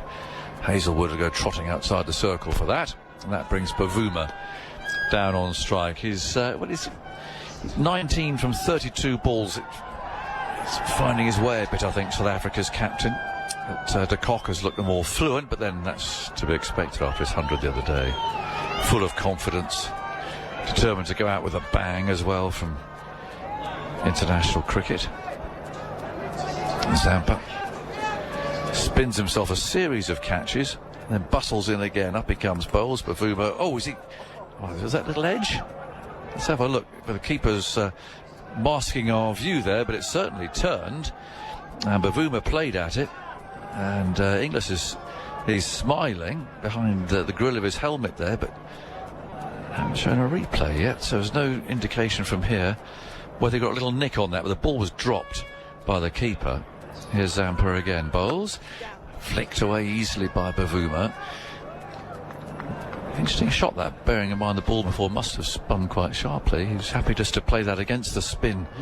Down to long on, 68 for no wicket, still no replay of that moment. De Kock 42, Bavuma has 20, so 13 overs, gone a touch of the gloves between these two. Let's have a look now. We're going to have a look at the replay, and well, he nicked it. It actually didn't spin at all. He edged it, and Ingles, well, he didn't get a glove on it. He didn't get a glove on it. I mean, hit him on the thigh to start with, and almost got it on the rebound, but it didn't spin. That was the point. It just took a good, healthy edge. And so that's an opportunity anyway. Bavuma dropped on 19. Dropped twice now? Yep, absolutely. That one at third man's horrible. Swirly high and a really ghastly place to try and take a catch. It's the worst place to try and field. But that there again went quite quickly, but struck the keeper on the knee.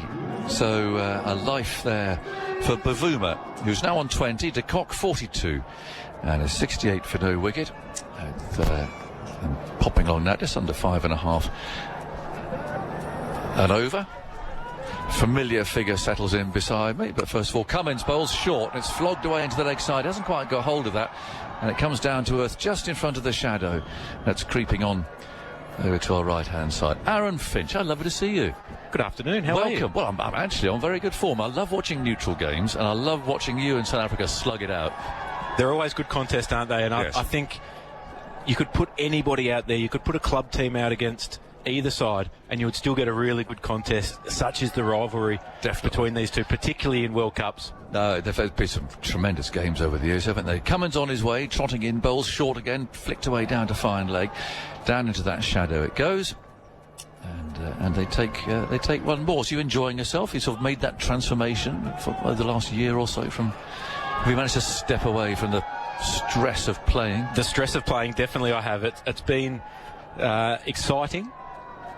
Far less nerves when you turn up to a ground. I think in my first couple of broadcasts when I was here in March and April for the IPL, I'd turn up and I'd be very nervous because you don't know where to go. The difference is from a player, you get dropped off in a bus at the change rooms and you walk straight in. Yeah, you're mollycoddled, you players.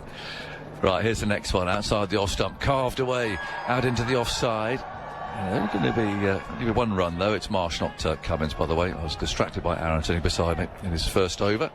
No wicket for 4. So 72 for no wicket. You'll find you'll score an awful lot more runs up here. I've noticed that already. It's quite an easy game sitting up here. It's so easy, isn't it? You get to sit down and enjoy it, and when the wicket's flat, how'd they miss out there? It's amazing the difficulty of this game, particularly. In goes Marsh again, bowls short, is pulled by Bavuma down to fine leg, can't quite get it away, picking out those fielders in the shade over to the right, but just for singles so far. 73 for no wicket.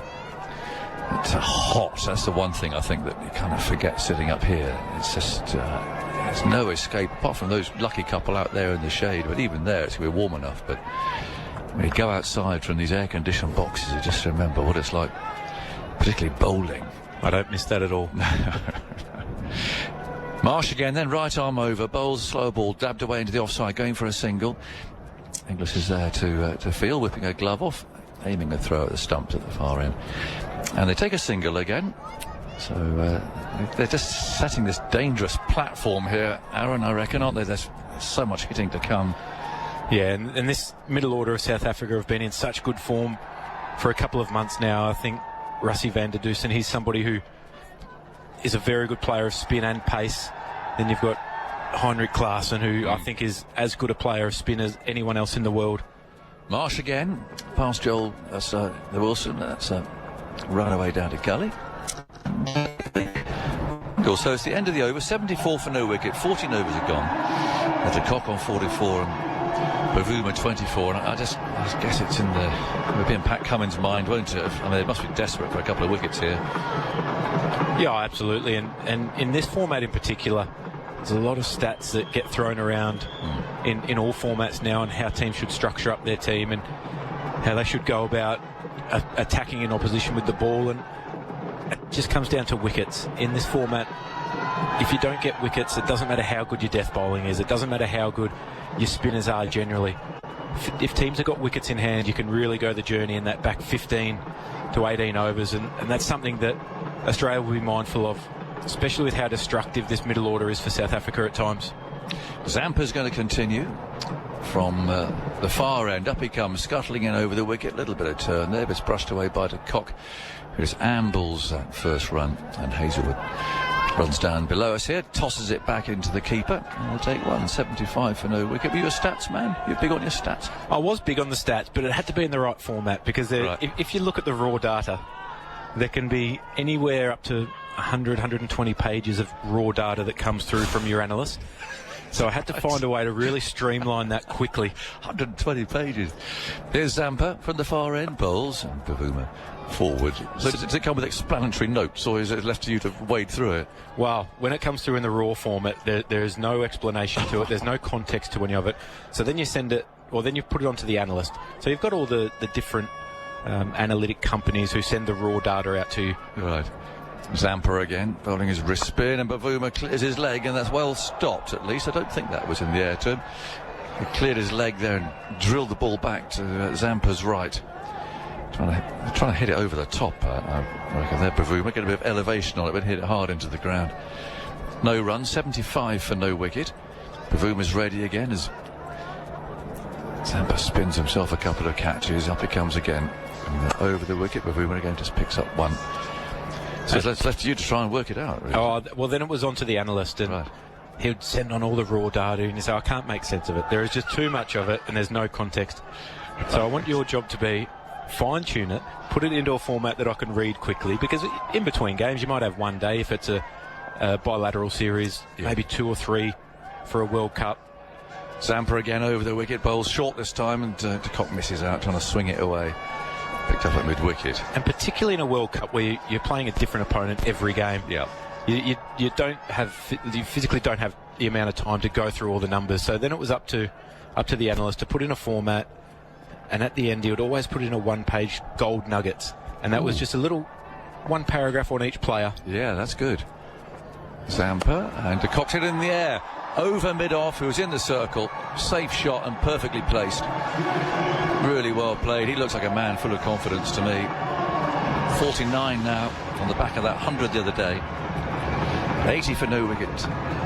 Yeah, just slower from Adam Zampa there. It was the first one that he'd really tossed up in that over, but it was just too full, and allowed Quinton de Kock to just free his hands through the ball, and with mid-off up inside the circle, there was no danger. Just had to get enough elevation, and he certainly did that. Yeah. It's a slow leg spinner. So for 120 pages, down to 1. There'd be a few more pages that he would present to. Right. In a World Cup, for example, you would have a leadership group, or a strategy group, as we called it, and it would, for the T20 World Cup, it was myself, Matthew Wade, Pat Cummins. So you always like to have the wicketkeeper's perspective, and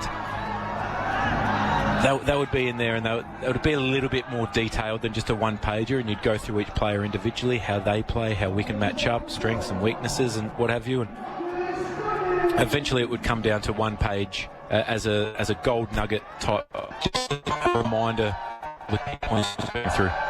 Kane, back inside, heaved into the leg side. A repeat, really, of what happened a moment ago with mid-on up. And so Bavuma now takes the opportunity to hit it over the head of the fieldsman, down to the boundary, and welcome back Marcus Stoinis.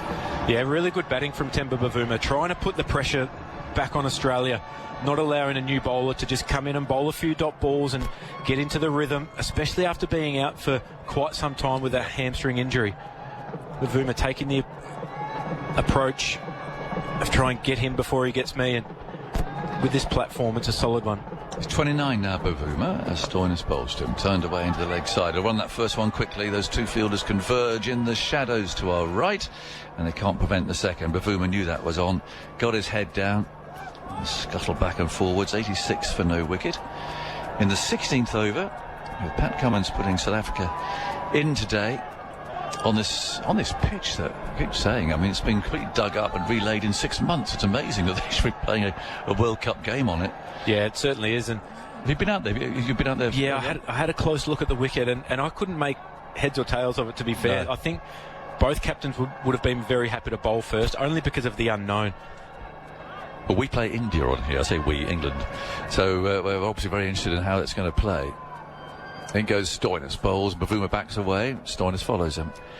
Just short of a length, Bavuma defends that. But is that, I mean, it looks very green, the square looks very green, or block as you'd call it. I mean, is that a fair reflection of how it actually looks close up? Is there that much? Yeah, it's a fantastic looking square, and if you compare that to before they relayed or top dressed the whole square, that was bare. There was barely a blade of grass on it, and understand that was at the end of the season.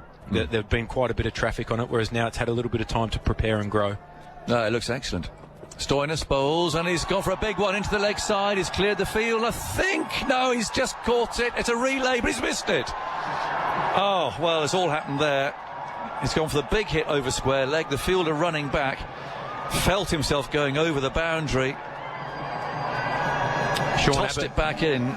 So Sean Abbott is it? What's he doing on there? The substitute fielder on the ground. What a moment for him to come on. So he's gone running back. He tossed it in the vague direction of the fielder coming in from fine leg, but missed him. Yeah, it's a skill that they practice so much. Saw all the Australian guys who weren't in the playing 11 out there earlier.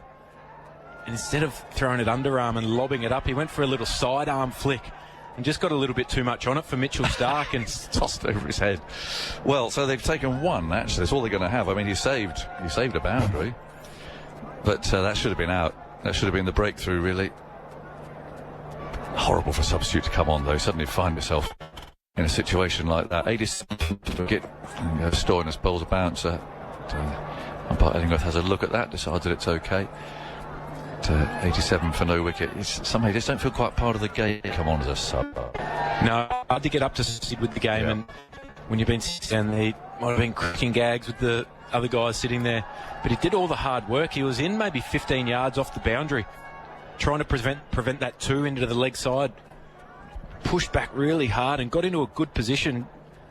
Just too much on the throw, and Marcus Stoinis was frustrated. It certainly was. In he goes again, bowls into cock drives, just checks the stroke.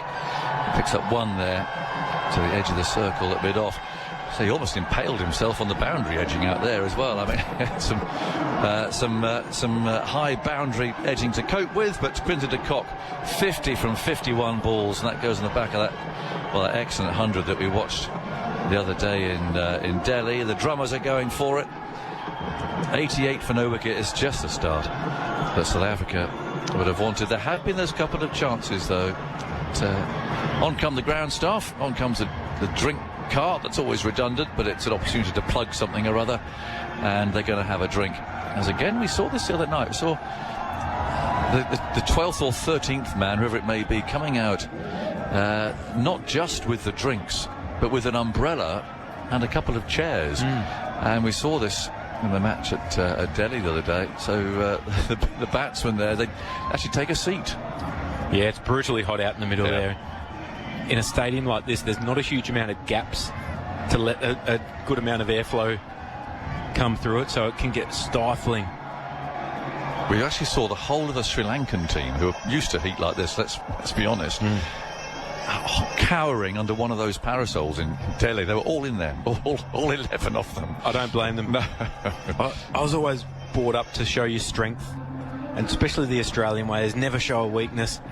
But having played in these conditions quite a bit, sometimes you are just praying that they bring out a chair and an umbrella like they have. But it's great. So the bats have both got chairs, and they've got, four people. Here comes a fifth coming out to deal with whatever they want dealing with, drinks and so on and so forth. But it does just show, and they must be keeping a bit of an eye on De Kock, who was unable to take the field the other day after his 100. So I must ask you, Aram, it's early days.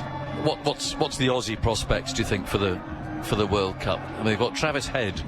I'm not sure he's even in the country still. No, yet, he's not. He's not. He's still recovering at home.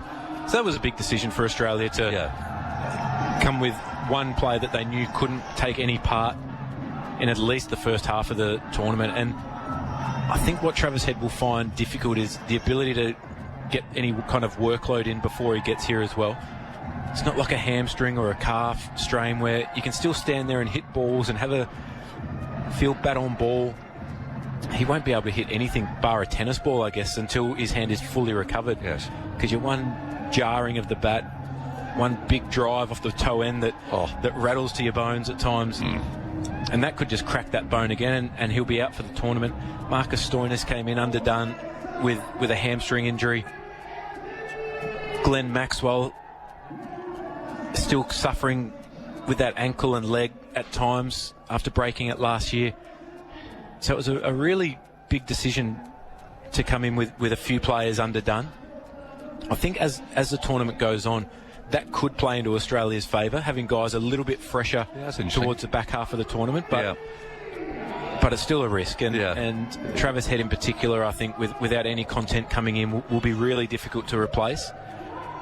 It sort of exposes you early, I guess. You just hope you can get a couple of wins under your belt, and then the real sort of business end of it, you've got these people who are ready to go. Yeah, and the difficulty is starting a tournament against the host is always difficult in their favourable conditions. On that pitch, and then coming and playing a red-hot South Africa. There's a difference. It is a certainly.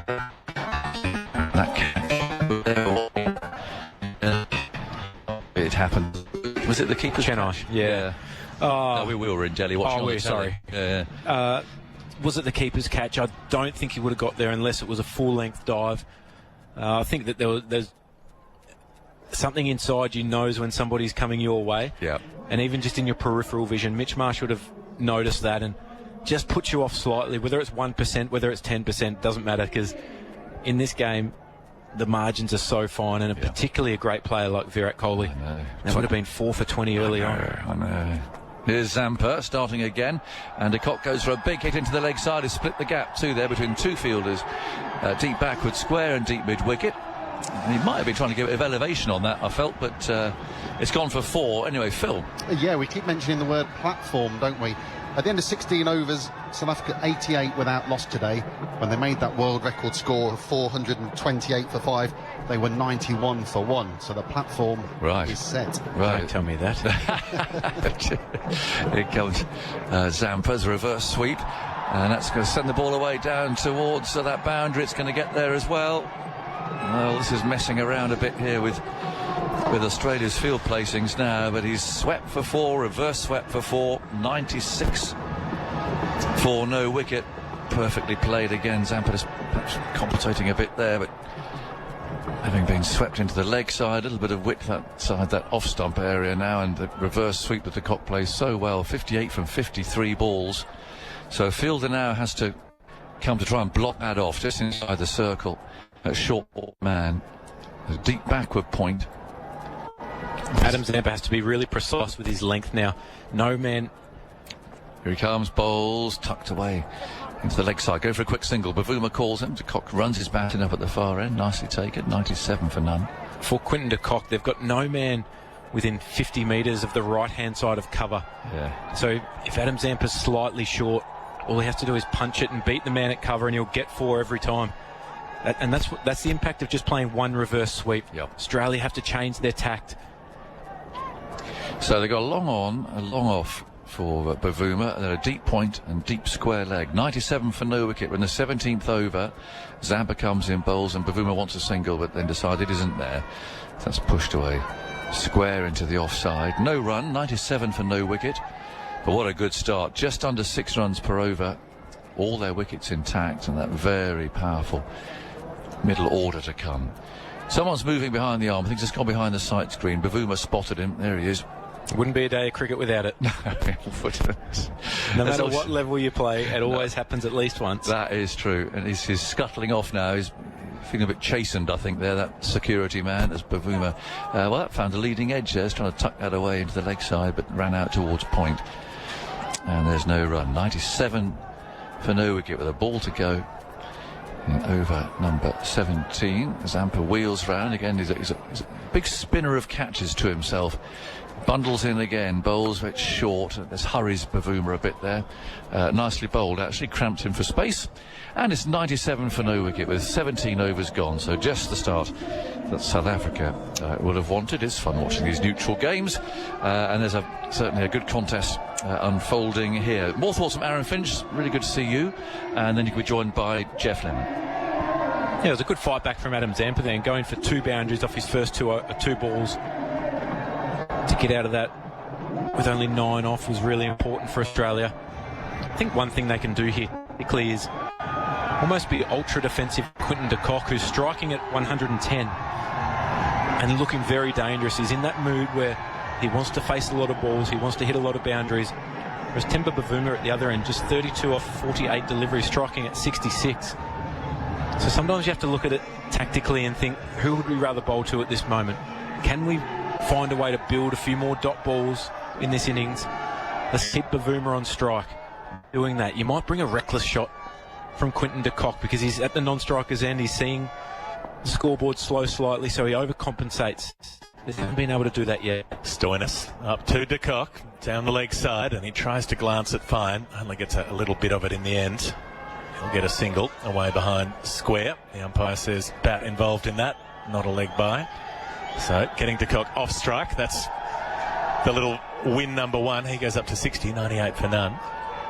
Yeah. How much is it about just not panicking at this point when, like, yes, a team is up and running, but there's a long way to go in this innings? Yeah, there is, and that's one of Pat Cummins' great strengths, is that he doesn't panic out on the field. He's always calm under pressure. He can see the game as a whole. I think as a captain at times, you can get so channeled into what's happening at the time that you forget about everything else. Stoinis in at Bavuma, who'll clip a run out to deep square leg, and he'll take one, put de Kock back on strike, 99 without loss, Bavuma up to 33. Yeah, I think you can also lean on your senior players around you, because it's one thing everyone says, right, we need wickets, how are we going to get a wicket?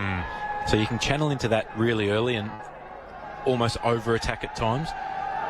So it's all good to have ideas coming in, but you still have to be able to sit back and have a look at the whole picture as well.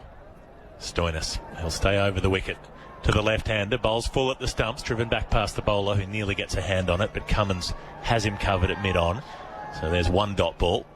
Got to start building sequences of those. Yeah, and Temba Bavuma in the last couple of overs has looked to be even more aggressive against Mitchell Marsh and Marcus Stoinis when he's had the opportunity.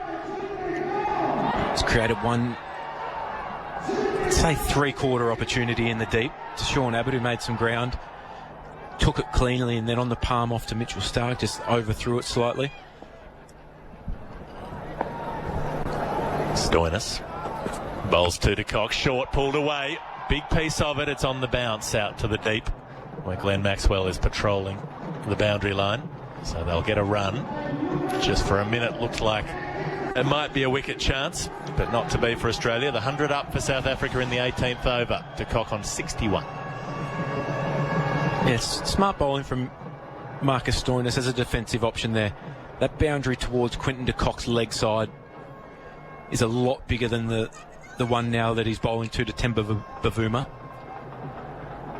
Stoinis to Bavuma, who's driving past the bowler, and again Cummins at mid-off will field that ball. That Sean Abbott one, watching it live, it looked like he might have just saved six rather than sort of looking at it as a missed chance. Yeah, I think the fact that he got there comfortably in the end, as he caught it, he had one step inside the rope still. Just tried to flick it sidearm as opposed to what you'll see most times, the underarm back up into the air to yourself or to your teammate. Trying to get as much elevation as possible to give yourself time. And at training, those catches are so easy. You can do it 100 times. Stoinis bowls just down the leg side. It might have just gone over the leg stump as Bavuma comes across and tries a pull shot, misses out, and ends up in Inglis's gloves. And that's a dot ball in the bank for Marcus Stoinis. So only 3 singles off the over. A good one from the medium pace seamer. 100 without loss, though, South Africa after just 18 overs. 61 for de Kock, 33 for Bavuma. And yeah, I mean, the relay catches, I'm trying to think when they started happening. You're going back about 12 years maybe, sort of early T20 cricket when players started figuring out how to toss the ball back in. Yeah, I think even a little bit later than the start of T20. I can't remember the first time I saw it, but it blew your mind first time, didn't it? And absolutely. David Hussey, I remember being an early exemplar of it. Yes. Adam Voges, I remember he took a really good one. But now it feels like there's one a game where guys are so confident doing it. Zampa, a lot riding on his performance. Gives it some air straight at the stumps of Quinton de Kock, who will take a run out to deep mid-wicket, but just the one. He drives it along the ground. It feels like Adam Zampa's controlled his length a little bit better today. One of his great strengths over the last 4 years, which has made him the leading wicket taker in ODI cricket, has been his ability to hit the top of the stumps consistently. Felt against India the other night, his line was a bit wide, his lengths were unpredictable. Zampa bowls to Bavuma. A lot of air on that one. It dips on him late. Bavuma digs it out, drives it down to long on, but just that sense in the air that he hadn't quite timed it perfectly. Bavuma, the flight, tricking him a little bit. He goes up to 34. I think he couldn't grip the ball the other night was part of it, wasn't it? That dampness out there. Yeah, it did get quite wet. Wetter than anybody in either camp expected it to be. And probably just the sweatiness of the bowler. You know, he was getting towelled off at fine leg in between overs. It was so humid in Chennai.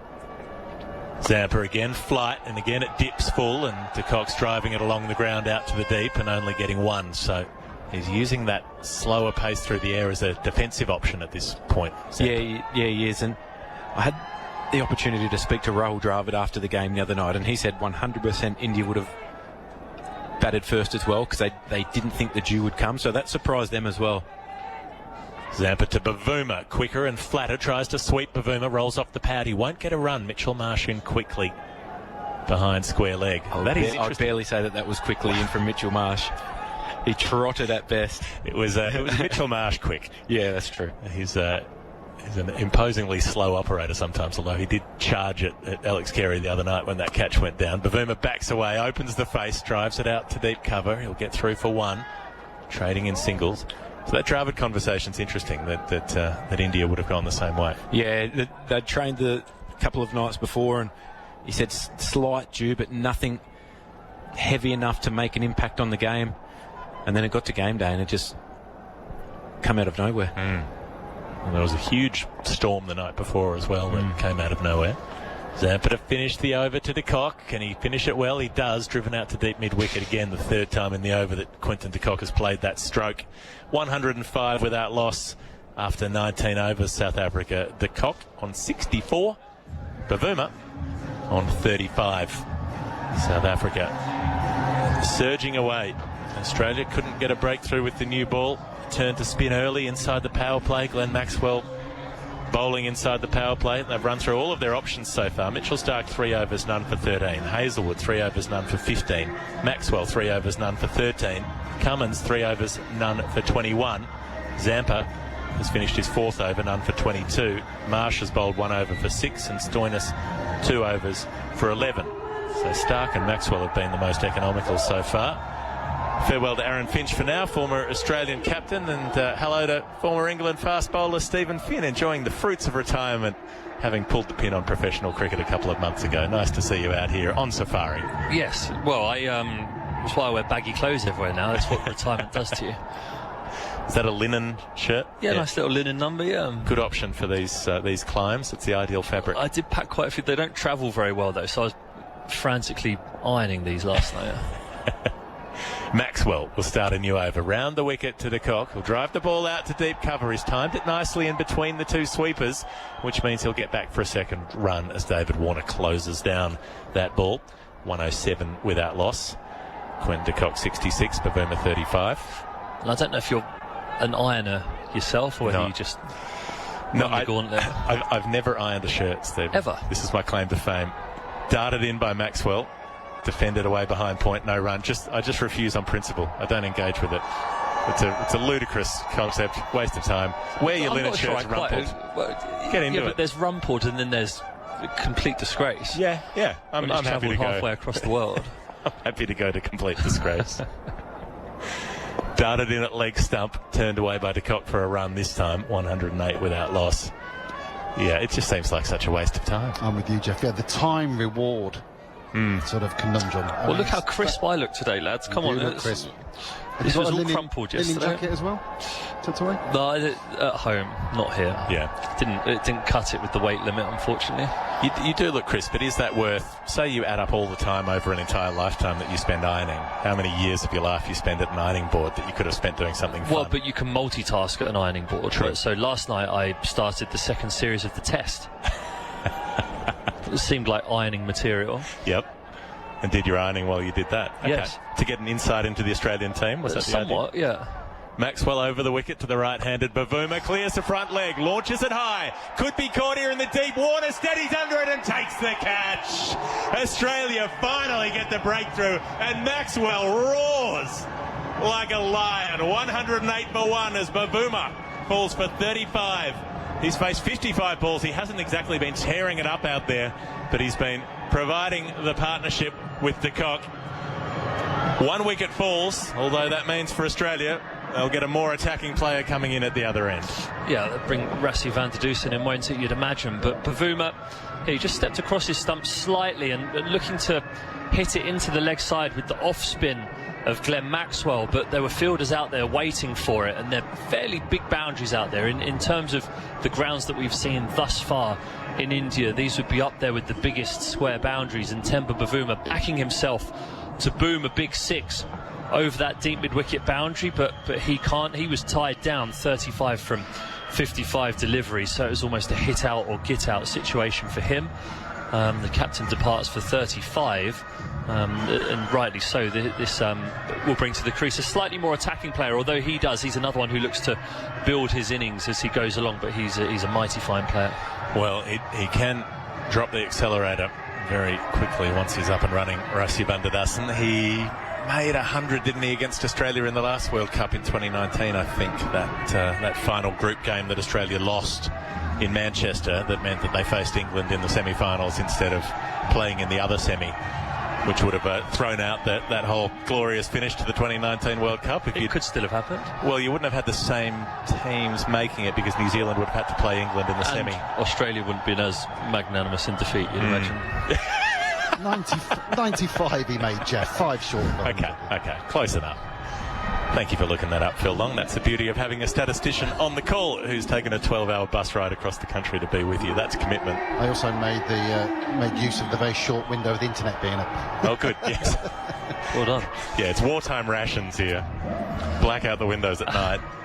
It's actually interesting here. So Glenn Maxwell, in the build-up to this game, I read an interview that he did, and he said he actually likes bowling his off-spin to right-handers through this period of play, because he can just telegraph exactly what he's going to do. You pack the leg side field, there's a mid-wicket in, deep backward square, deep mid-wicket long on, and a deep backward point for the reverse sweep, which would be many players get out of jail shots when you're facing an off-spinner. But he's just spearing it in, angling it leg side the whole time, and just telling the batters exactly what he'll do. Maxwell bowls the first ball that Rassie van der Dusen has faced. He turns it away to mid-wicket, can't get through the field for a run. ODI average of 58 plus. He's right up there in terms of the highest one-day averages for players with any sort of appreciable career. I'm sure Phil Long could pull that up for us as well.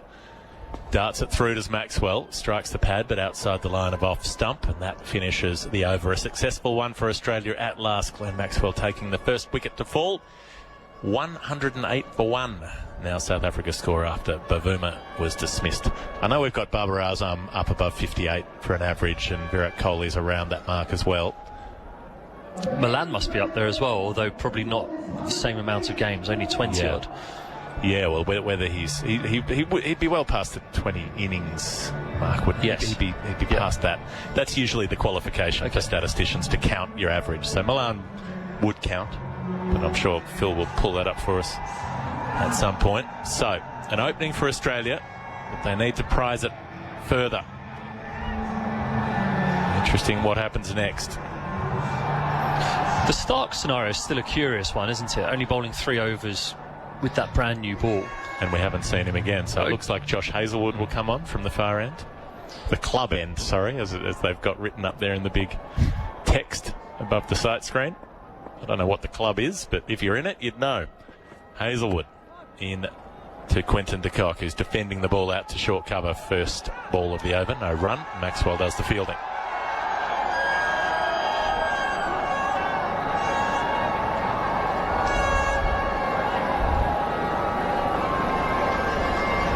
So fairly conventional setup here.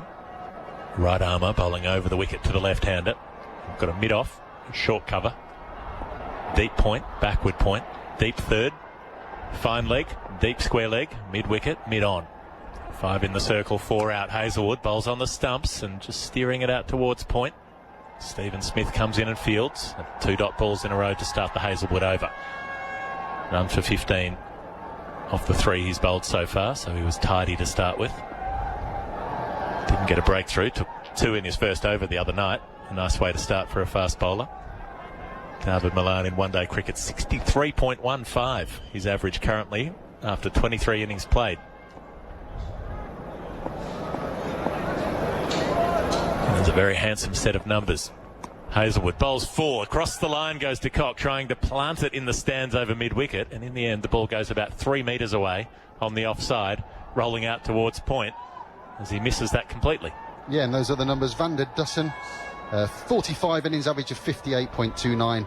Virat Kohli, 271 innings, average of 57.74. And you mentioned Babar Azam, 107 innings, average of 57.09. Who's the highest with a 20 innings qualification, Phil? Here goes Hazelwood to de Kock, who plays a back cut. They've got deep third for protection there. Steaming in off the fence, Adam Zampa gets the throw away. They'll only get 1 run for it. 109 for 1. De Kock up to 68. With an average of 67, it's Ryan Tendonshate. Ryan Tendonshate, the Dutch great. His numbers were always fantastic. Yeah. Actually, I remember playing against him when I was young, and I'd always look up the players that I was playing against before I played them. And that's right. And you'd think, cool, this bloke can play. Averages 50 odd in first-class cricket, 50 odd in one-dayers, and even better in ODIs.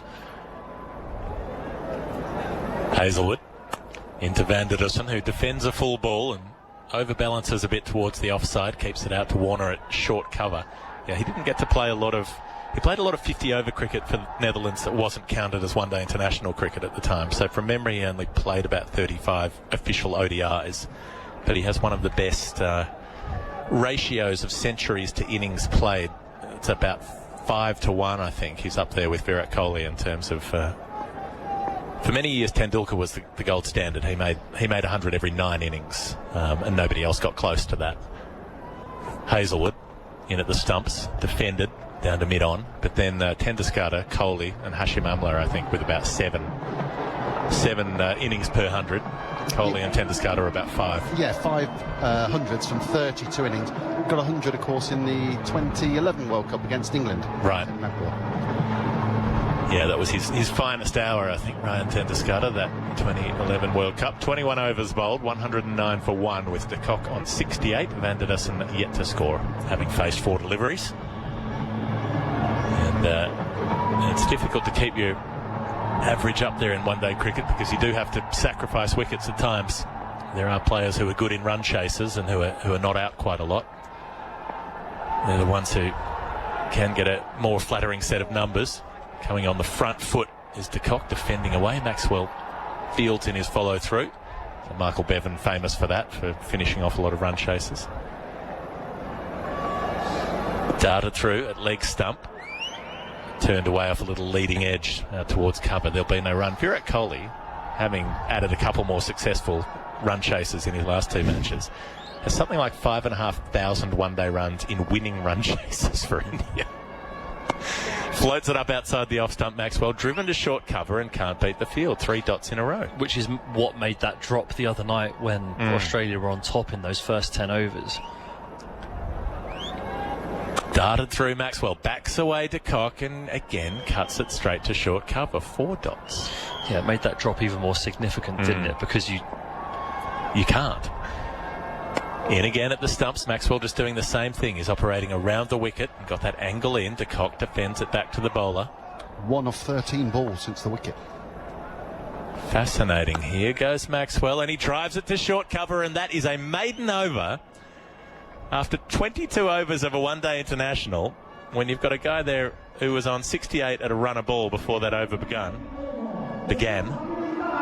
and he hasn't scored from it. 109 for 1. Maxwell, 1 for 16 off 5, doing a terrific job. Yep, just zipping through that over as well. He never let de Kock settle.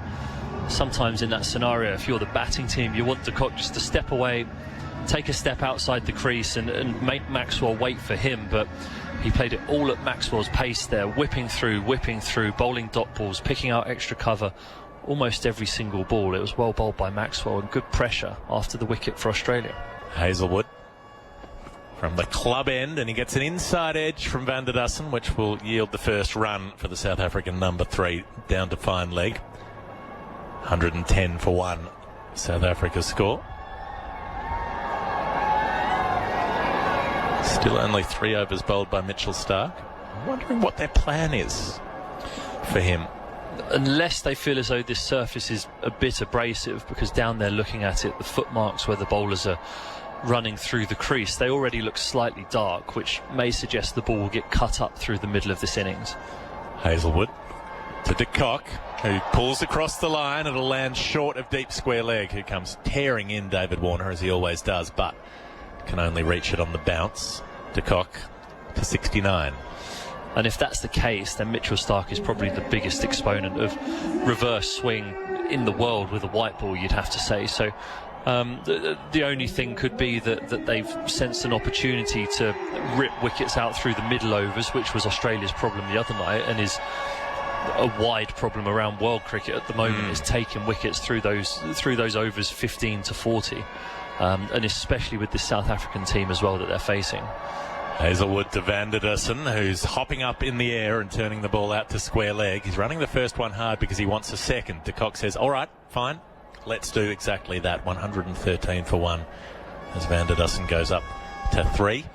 So it might be about reverse through the middle. But it would be very presumptuous to make that decision after 6 overs of an innings whilst the ball is swinging conventionally. So Australia, South Africa, reverse swing. What could go wrong? No comment.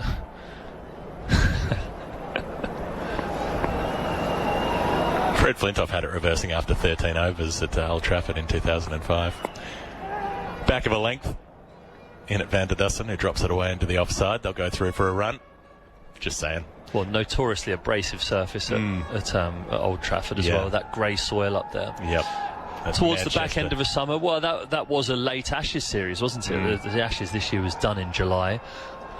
Whereas that one was played all the way into the middle and end of September, so you'd have had an entire summer's worth of cricket on that square, which would suggest to me that the abrasive nature of the wicket ends around that surface would have been more conducive to reverse swing. Yep, totally agree. Not sure about 13 overs though.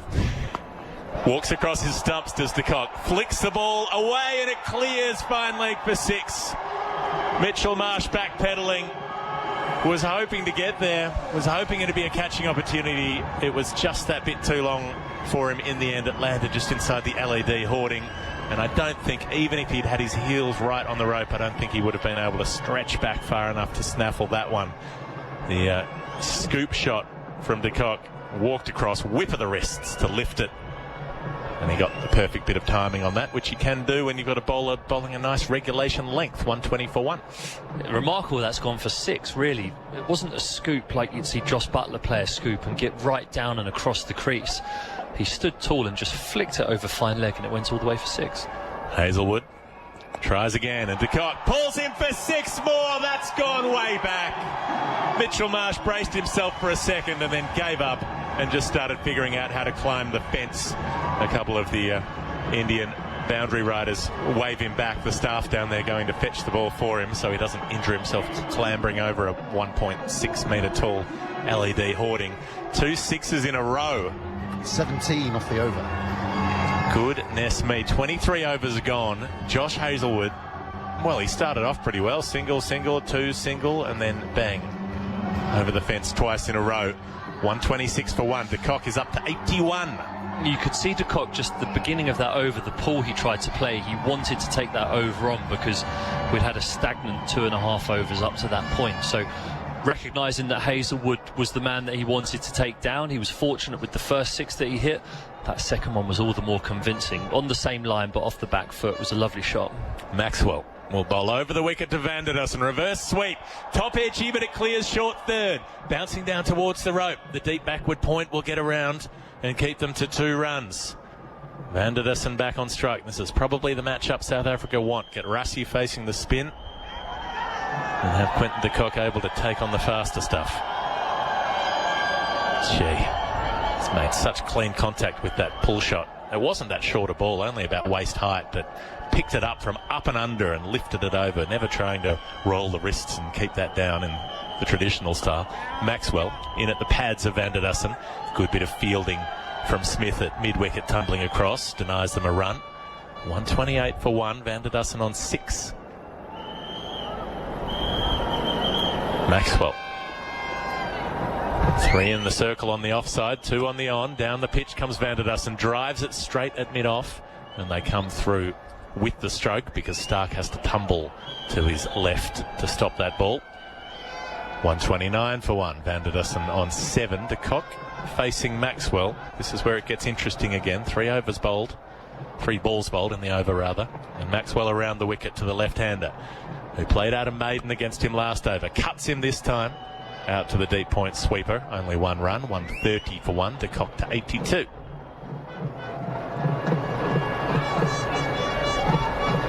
Field swaps over. A couple of balls to come.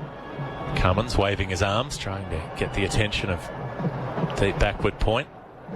Move him around finer. Maxwell in at the off stump, driven down to long on for a single. Mitchell Marsh with the baseball style throw back in. I wonder if they've just decided to sit on the off spinner for the most part, do their scoring elsewhere. Maxwell to De Kock, who comes forward and drives and can't beat short mid-wicket. Cummins stretching down low with his right hand to field that ball. 131 for 1 after 24 overs. South Africa, they're only going at 5.5, but that over that Hazelwood bowled suggests that they might be looking to press the accelerator from here. Well, and the 1 for South Africa is the crucial number for me, the 1 wicket lost, because their ability, especially if you turn these last 20 overs into a T20 game for Miller, Klaasen, Markram, they can be really, really dangerous. So the idea or the premise that South Africa have when they play the 50-over format is that their first 3 set the innings up for those next 3 to really explode, and then the all-rounders at 7 and 8 can have a bit of a dip as well. But a majority of the run scoring and run making is meant to be and has to be done by those top 6, and they find themselves in a fantastic position here to do so. Just about perfect, this position for South Africa now. Zampa will replace Hazelwood from the club end. Van der Dussen wielding the club, turns the ball away behind square. They'll get through for 1 run, 132 for 1. He's a bit more classy than a clubber. There are batters out there that you would say they were wielding a club, but Van der Dussen, he's rather elegant. He is elegant. I meant to cast no dispersion. Yes. Against the batting of RVD. RVDD, indeed, if we want to get the full acronym in. Zampa over the wicket to the left-hander, who takes the ball off his pads out to deep mid-wicket, and they'll walk a single. 133 for 1 to cock up to 83. Eyeing off back-to-back hundreds. You wouldn't put it past him. He's paced the innings really nicely again. Playing with the freedom of a man who's playing his last few ODIs, it looks. Zampa to Van der Dussen. A little bit of air given to that one, and he steps across to the offside and then rather stabs at the ball suspiciously. Away to Cummins at mid-on. There's no run. Spin does seem to be what they're more concerned about here. Zampa floats it in at the leg stump, just got the line a bit wrong, and Van der Dussen's able to tap it away out behind square. Get through for a single. 134 for 1. A reminder, if you're out there listening, that you can watch highlights of this match on the BBC Sport website and app, and you'll also find an interview with Alan Donald about a particular 1999 One Day International that might have been the semi-final between Australia and South Africa. You'll be able to access that if you're in the UK. Zampa darts it through outside the off stump of De Kock, who nonetheless plays it to the leg side. Gets a run out to deep mid-wicket, 135 for 1. And if you're not in the UK, if you're listening to us on ABC Sport, ABC Sport Digital, or the ABC Listen app, across the country. Hello to you. Sorry you won't be able to watch those highlights, but, well, you might be able to find a way. We'll leave it up to you. 135 for 1, with 1 ball to come in the Zampa over.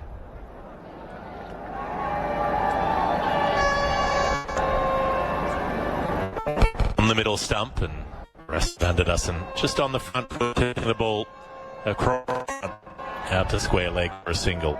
So another over of harvested ones. They got 5 of them from that over. 135 for 1 is the score. At the halfway mark. It certainly does feel like Australia just scrambling around trying to figure out a way of taking wickets here at the moment, because again they'll be very aware of the fact that going wicketless through this little period here will leave them with a very dangerous last 20 overs of chasing their tails and maybe chasing the ball around as well. Mitchell Starc comes back into the attack, which I'm glad to see. He is one person in this Australian bowling lineup that just does things a little bit differently, and can bowl an absolute beauty in there and get that wicket and break the partnership. I've got a question for you about Mitchell Starc. Yes. The skins, the protective sort of bandages that you wear. Aren't they? Yeah. He's got his bright yellow uniform on and his bright green skins. He was wearing those in the warm-up match where he took a hat-trick against the Dutch. At Chennai in the first game, he was wearing gold skins, and I assumed that the ICC had stepped in and said, you've got to have ones that match the uniform. But today, here he is back in the vivid green under the sleeves of his short-sleeved shirt. He bowls over the wicket, wide, full toss, driven down to mid-off. They only get 1 for it, the South Africans. Van der Dussen goes on by 1, 136 for 1. I mean, if you were a fashion designer, though, you'd be looking at that saying they actually suit the kit, because there are green accents on it and green swooshes across the top of the trousers. Underneath the armpit there are green. Yep. So you would say that it's a continuation of that theme throughout the uniform. You're allowed to match. Yeah, I feel like it's quite aesthetically pleasing, actually. I'm quite enjoying it. I'm just curious about the regulations. Driven by de Kock, driven straight down the ground for 4. Well, Cummins thought he had that covered at mid-off, I think, or mid-on rather. Moved across, and that ball scorched past him. It was full, wasn't swinging. And de Kock, left-hander facing the left armour. It was scrambled seam on the way down. Gave it the absolute middle. Yeah, that's an aesthetically pleasing shot from Quinton de Kock. Mitchell Starc, it looks like he's just trying to angle these back into de Kock, aiming for the stumps. 141 for 1. Starc up to de Kock, bowls full again, daring him to play the same shot. But this time it is played straight to Cummins at mid-on. No run. But you know with Starc here, he's coming for your stumps. And de Kock stands up tall, allows the ball to come to him, doesn't go searching for it, and just times it beautifully with the full face of the bat down the ground. And the ability of Quinton de Kock here, he's able to select, and he's set himself a platform to be able to select the exact balls that he wants to attack. So that was lovely batting.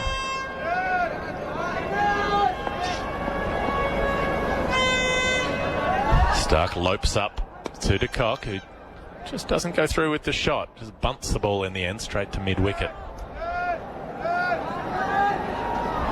There's a fielder there.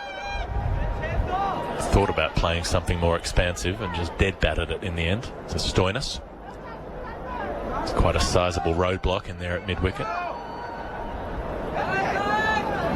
Ball back to Starc. It's a couple of dots after that scorching drive down the ground. 2 to come in the over.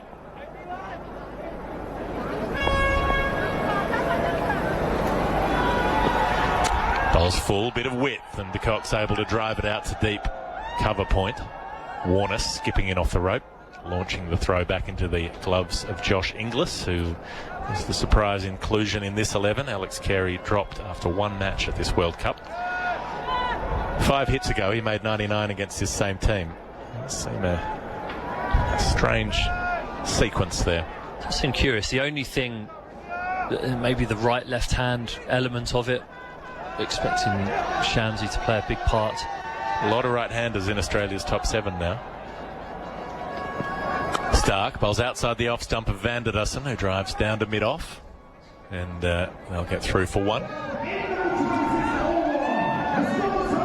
So after 143 runs and 1 wicket, we're at just past the halfway mark of the innings. 26 overs bowled.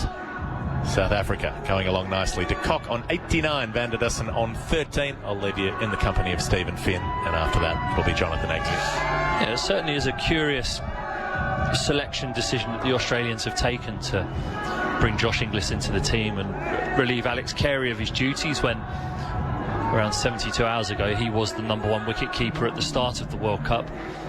But sometimes in scenarios like that you have to make bold calls. You just get a feeling about someone's confidence, or you get a feeling about how they are around the team and the way that they're playing their cricket, and you can have little insights into that we don't see sat here in the commentary box, and therefore they've deemed it fit to replace him with Josh Inglis for this one, who's done a tidy job behind the stumps so far, but he's not had all that much to do.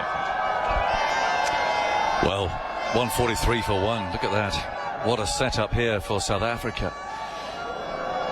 Zampa scuttles in, bowls, is pushed away by Firdose for a single, and those shadows creeping on now. It's almost up to the pitch, coming in from that right-hand side, and definitely more spectators have come. It seems to be the way in this World Cup that well, the working day finishes. Well, we're getting up towards 4 o'clock here. Maybe people have scurried away half an hour early or so, and then come and watch the cricket. And it's, while there are very small crowds at the start, or at least they appear to be small because of the size of the stadium, there's a good healthy number here now for what is after all a neutral match.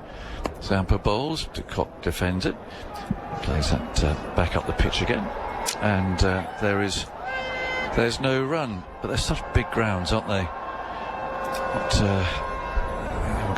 They get swallowed up. Zampa again bowls, and there's a low full toss, clipped down to the far end of the ground. Look at De Kock again. He's just going so smoothly. 90 now from 86 balls. Carrying on that form from Delhi against Sri Lanka. 145 for 1. Zampa again, still just in the sun there, and is clipped away into the leg side. Big hit out to deep mid-wicket, and the ball just makes it for 4 there, as pursued by a fielder who couldn't get there. It's placed there very well indeed. Don't think he was necessarily trying to hit it for 6, didn't give it the full follow-through. But a very firm strike from Firdose. And that again, a sign of confidence in the pitch, actually, that it's not spinning and it's not stopping. Zampa again bowls, played away into the onside, and it's just interesting. I mean, we're really marking that down because this is where England play India, and the reputation of this place, it does spin square. Well, I wonder what the Indians are thinking as they look at this game, which I guess they probably are. England certainly will be. Zampa bowling, tucked away out towards square leg, and they take 1 run. Question is, will it be the same sort of pitch? Or the same pitch? Yeah, well, that's also true. It was such a good pitch, the last one, that we thought we'd use it again. Well, the ICC are supposed to be watching pitch preparations. I mean, that is a very green square, isn't it? I mean, it looks really good. And Aaron Finch was saying, actually, it's like that close up. You know, it's not just something from 100 yards away on the angle that we are that looks green. So there's lots of grass out there. So we shall see. But certainly, this we're on now looks actually, compared to what it was here, decent track. Yeah, certainly not kicking up and bouncing or spinning square. No, we've seen a couple fly from short or back of a length from the seamers. But once these white balls go old, it tends to play okay anyway. Yeah. Now we've got Stark back in the attack. Australia desperate for wickets here. He's clubbed off the back foot for 4. He's dropping short and a bit of width. He's pulled the face there, Stark. I have to say, didn't like that very much. It was a bit of a range finder, I think we'd call that, a bit stiff. Dragged it down outside the off stump, and again Firdose in such good touch too. when you get on a roll and everyone's talking about you and they talk about the powerhouse and all that, you know, you puff your chest out, we'll show what we can do. And that's really where South Africa are at the moment. Very good place indeed. Stark again, wearing 56, runs up and bowls. He's driven this time off the front foot out to cover. A rolling save there prevents a run. He certainly clubbed that one very, very hard through extra cover, Van der Dussen, and you don't play a shot like that on the up unless the surface is okay. Mitchell Stark, he's bowling scrambled seam deliveries here, so there's no sign of reverse swing or the surface being too abrasive. He's trying to use his left arm angle and the scrambled seam to try and angle it across Van der Dussen and induce an edge or a false shot, but nothing of the like at the moment. Goes Stark, bowls shorter, Van der Dussen on the back foot, prods that away into the offside. These two put on 46, they're rattling along, almost a runner ball. Hot afternoon here in Lucknow. Van der Dussen 23 to Cock 90. Matches every day, wherever you're listening to us now. So, 3 commentary teams spread far and wide, sometimes spread thin, sometimes with lots of guests. You never quite know who's going to be around. In goes Stark, bowls, and a short ball flies through outside the off stump, and Van der Dussen there. He looks at our old friend Joel Wilson. But, he says, no, that's all right. Nice to see Joel again. So many encounters with Joel over the years. Yeah, he's a very friendly man. We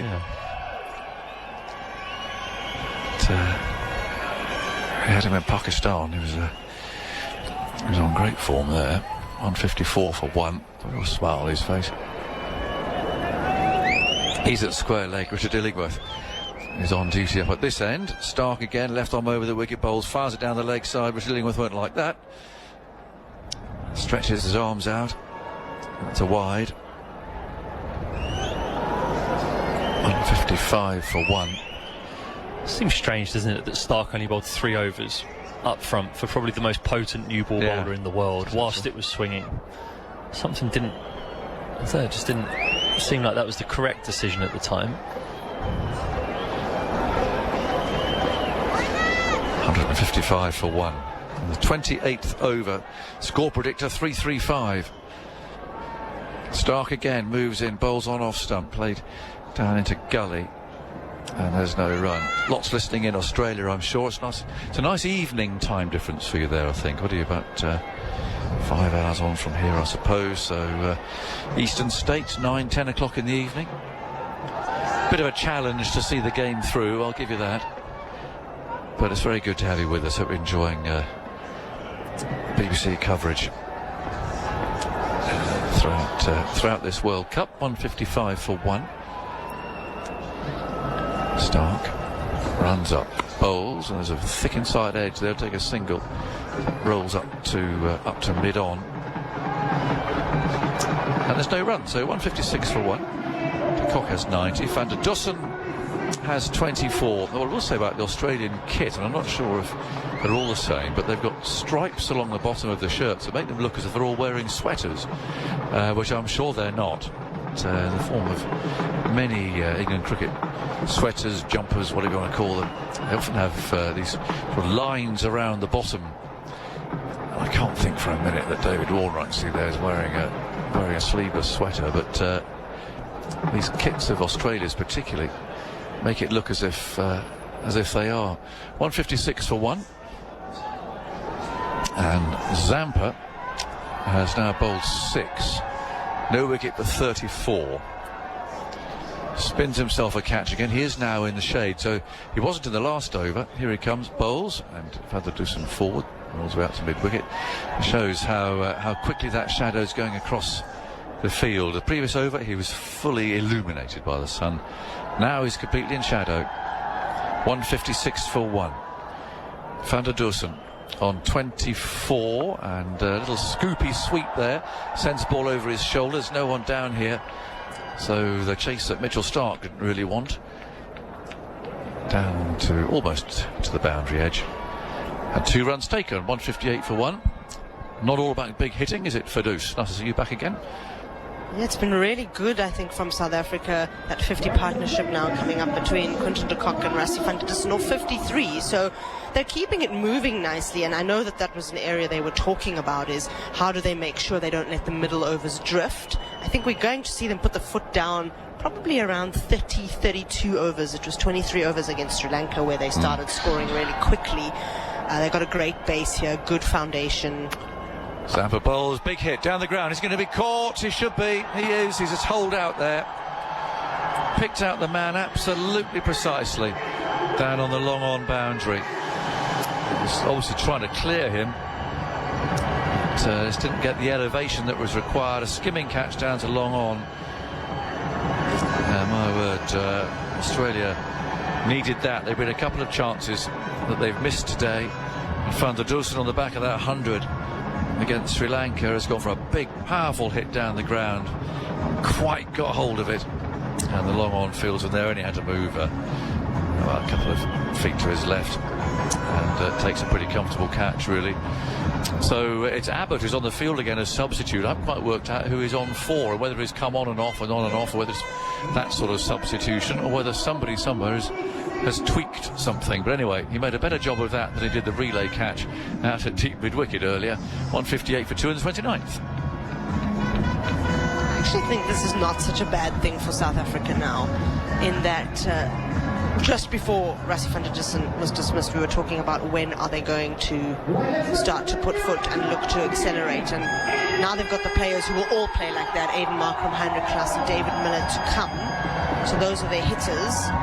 And I think they'll be eyeing, I heard you say when I was off air, Agger's 350, but I think they'll even be eyeing 370, 380 here. I think so. Well, they've got Australia on toast, haven't they? If they it's, sometimes you do see this position just slip a bit. The bats are coming in, perhaps try and be a little bit over-ambitious to start with. You do still have to start off after all, but these batsmen, they are such free scorers. They can allow themselves just a couple of overs in these 50-over games. Aiden Markram's come out at number 4. But, someone who can do some real damage here. 58 for 2. Yeah, I think if you'd asked South Africans before the tournament who they thought would score the fastest World Cup 100, I don't know how many of us would have said Aiden Markram, because he's not a guy that bludgeons the ball. He's a classy player with a great technique. And playing like that, he scored that amazing 100 against Sri Lanka. Looks like there's either a light show or the lights are coming on. Well, it's a bit of both, Phyllis. I've not seen that before. Zampa bowling, and the bails are whipped off, but I think they're looking for a stumping off a wide, really down the leg side. Joel Wilson has his arms outstretched. 1 more to the score, 159 for 2, because Markram kept that right foot behind the popping crease. There's a slip. There's, I guess, a bit of a tangle there, frankly. Markram misread the length of that. A little lucky to get a thick inside edge out to square leg. He's off the mark, but he wasn't quite off the middle of the bat by any means. 160 for 2 in the 29th over. And now that leg side field has 3 out there on the boundary for Quinton de Kock, who's on the verge here of scoring successive World Cup hundreds, and I'm sure filled through the jet lag and the understandably rather foggy mind is already all across that one, as he's on the back foot now, playing that down the ground to long on, and they take a single.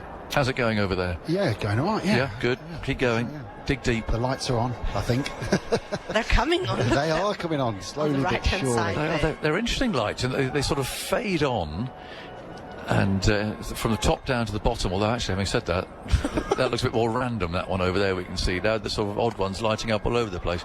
It's pushed away into the covers on the bounce, and there's no run. And then the one we could see to our left sort of flash as if to say, look at me, I'm coming on, look at me. But they're bright. Doesn't feel at the moment they're essential, if I'm honest, because there's still half the ground illuminated by this bright sunlight. Not a cloud in the sky, apart from a cloud or two that we saw over the mountains. But Dharamshala, we haven't seen a cloud since we arrived. Getting on for 2 weeks. Always this slightly pale, hazy blue sky. And just a burning sun. 161 for 2. Do we start talking about de Kock and successives or not yet? Do we ought to put the mockers on him? Well, what do you think? Our resident South African, can we start talking about it? I'm not sure. I mean, I've already done a little bit of research on these numbers, and now I'm scared to say what that research is in case it put the all mockers comes on. to nothing. Right? We haven't got to do it yet. Firdose under no pressure. He's only got 91. Only. And he's got Cummins back in the attack now, and bowling outside his off stump. And there's going to be runs because he's got it through the infield. The fielder coming round from the deep out there will keep them down to 2. I'll tell 93. you about another South African, Aggers. Okay. AB de Villiers. Right. Indeed. Who started the 2011 World Cup with successive hundreds, the only player to do so. Of course, that was also in India. Made 107 not out against the West Indies in Delhi, and 134 against the Netherlands at Mohali, which of course isn't being used in this tournament. No, it's not. Right. So he's the only one. In goes Cummins. Bowls, slower ball, and just driven square to deep point. One more taken, 164 for 2. So that'll be quite something. What I've noticed about de Kock, Eggers, is that it seems as though these innings just mean so much to him. When he mistimed that 6 over fine leg and he put his glove to his mouth in shock that, oh my goodness, I think I'm going to get caught here, you could really see that that was not the way he wanted it to end. He was bitterly irritated with himself. Cummins runs in, bowls a low full toss, he drops a catch. Oh wow, that's a big miss, or potentially.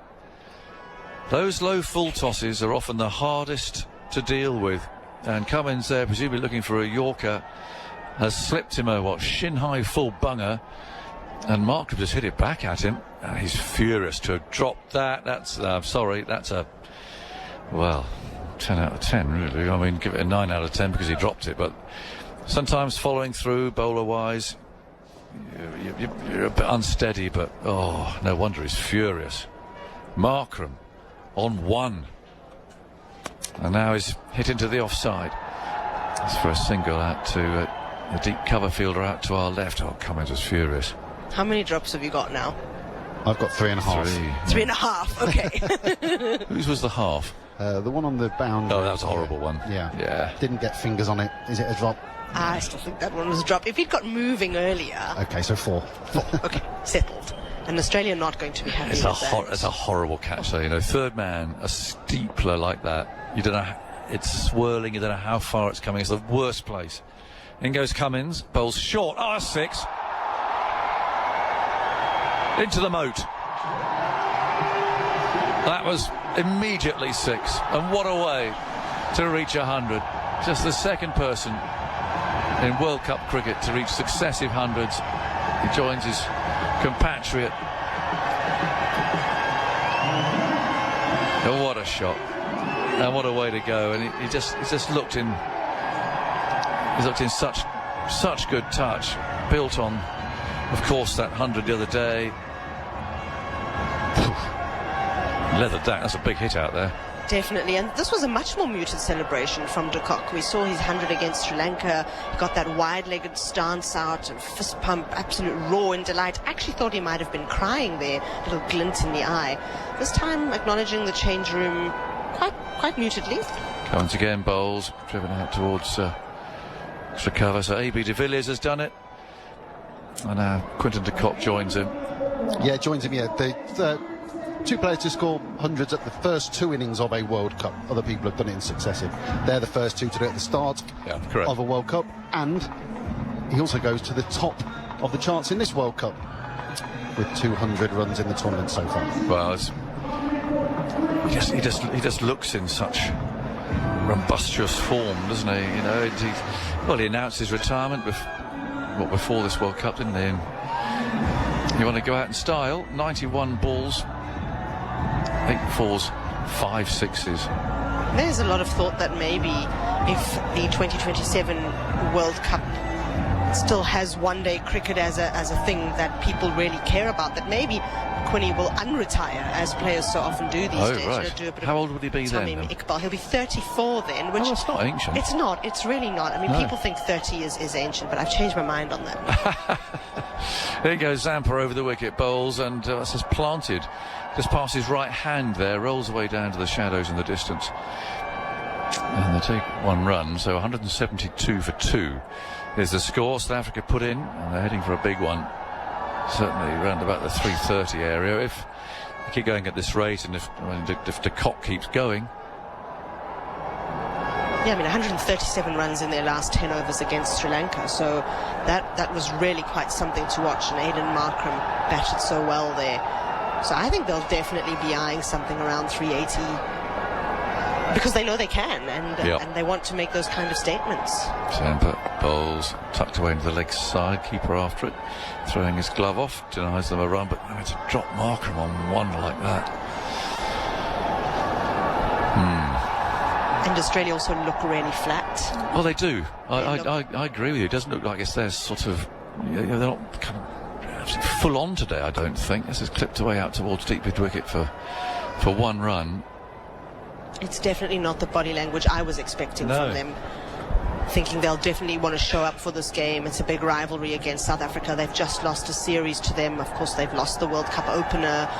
So I'm surprised to see them play like this. Markram's on 3. Zampa comes in, bowls him, turned away, a bit of a whip there, bottom hand. Sends it all the way to square leg. Stark is there with a big sun hat on. Sunglasses. He sets off to take up his position. For de Kock, he's sort of in the reverse sweep position there. It's largely wasted apart from that shot, and that's why reverse sweep is such an aggravating stroke. As Zampa moves in, bowls, and he's trying to get 2 here. He's placed it just wide of long off as Markram's got to do the running. Up he goes to that far end, the throw whistles in. Zampa doesn't catch it. Unfortunately, it's backed up there by Marsh. That's in the offside. But, it's such an aggravating shot because it just messes around with the field. You take him away from there, he'll play the reverse sweep. He'll probably go for 4. So he has to stand there. And he's won earlier in the innings, that one that just beat short third. I think that was the shot of the innings for me because the placement was exquisite. Comes again, bowl short of a length, tucked into the leg side. I don't think he'll bother with 2 this time. Probably still puffing from the last 2. That runs out to deep mid-wicket. 177 for 2 at the end of Zampa's 8th. 1 for 45 figures thus far. De Kock 104 95. Markram 4 from 6, but he was badly missed on 1 by Cummins following through. De Kock reaching his 2nd 100.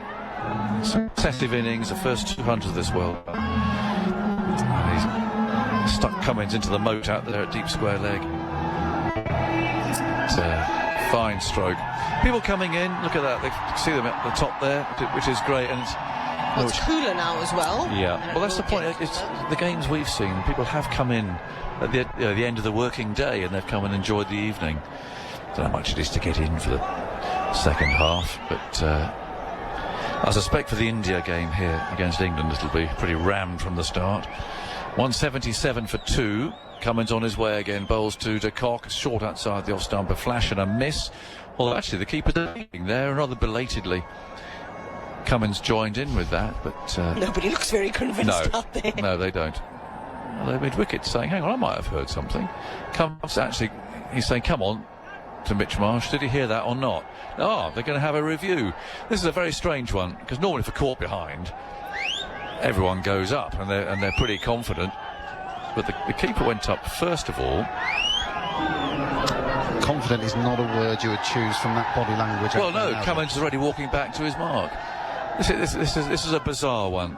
So, yeah, Inglis appealed, sort of, and Cummins sort of joined in.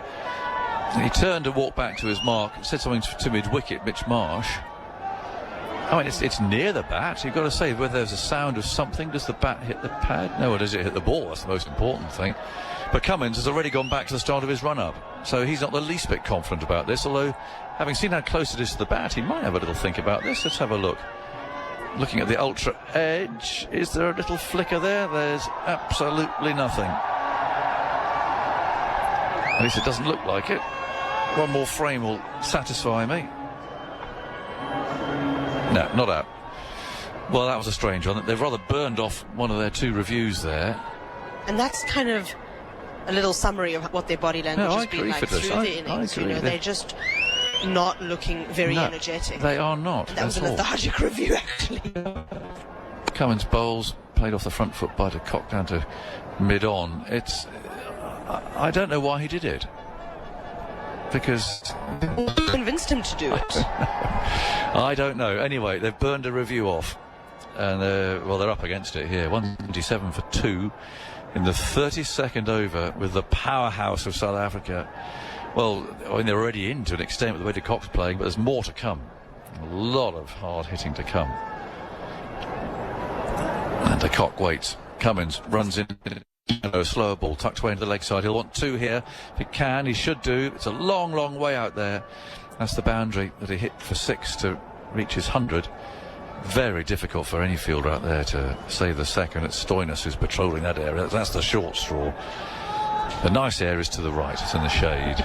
All right down there. Not so boundary. nice, though, because it's the short boundary. Yeah, you take that. But out there, poor old Stoinis is just coming back from a hamstring as well. He's got acres to patrol, and he's in the blazing sun. 179 for 2. Cummins bowls, slower ball, driven hard out to cover. Fielded this inside the boundary, and there's no run. 179 for 2. Geoff Lemon, who's coming in, has detected who's off and whether they've been off all the way through, and to explain why Abbott is out there. But I'll slip him that hospital pass. He can have a look. 179 for 2. He is looking. He is looking. In goes Cummins. Bowls. Played off the back foot. Square into the offside. Warner comes in from deep point. Sends in a rather ugly return to Cummins. Even their fielding hasn't been on point. Scruffy. There have been a lot of throws coming back in that have gone a little bit wide. They just don't seem like Australia to me in some ways. Well, it's pretty clear they got to bat well. 180 for 2.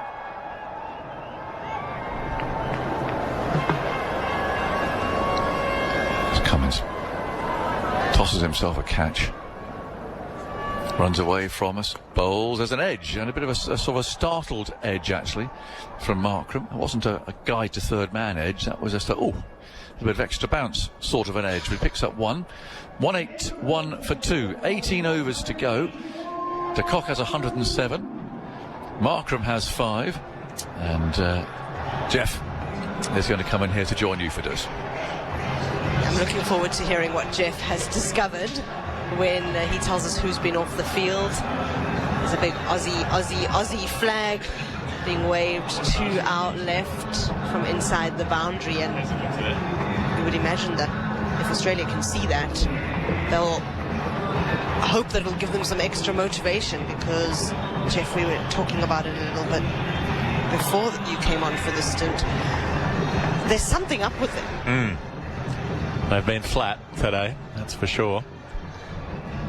So who's off the field? Did you investigative? Well, it's doing my head in, because I think I can account for everybody, but they can't have 12 on the field. So that's what they've been doing. They've actually got an extra player on this whole time. 12 on.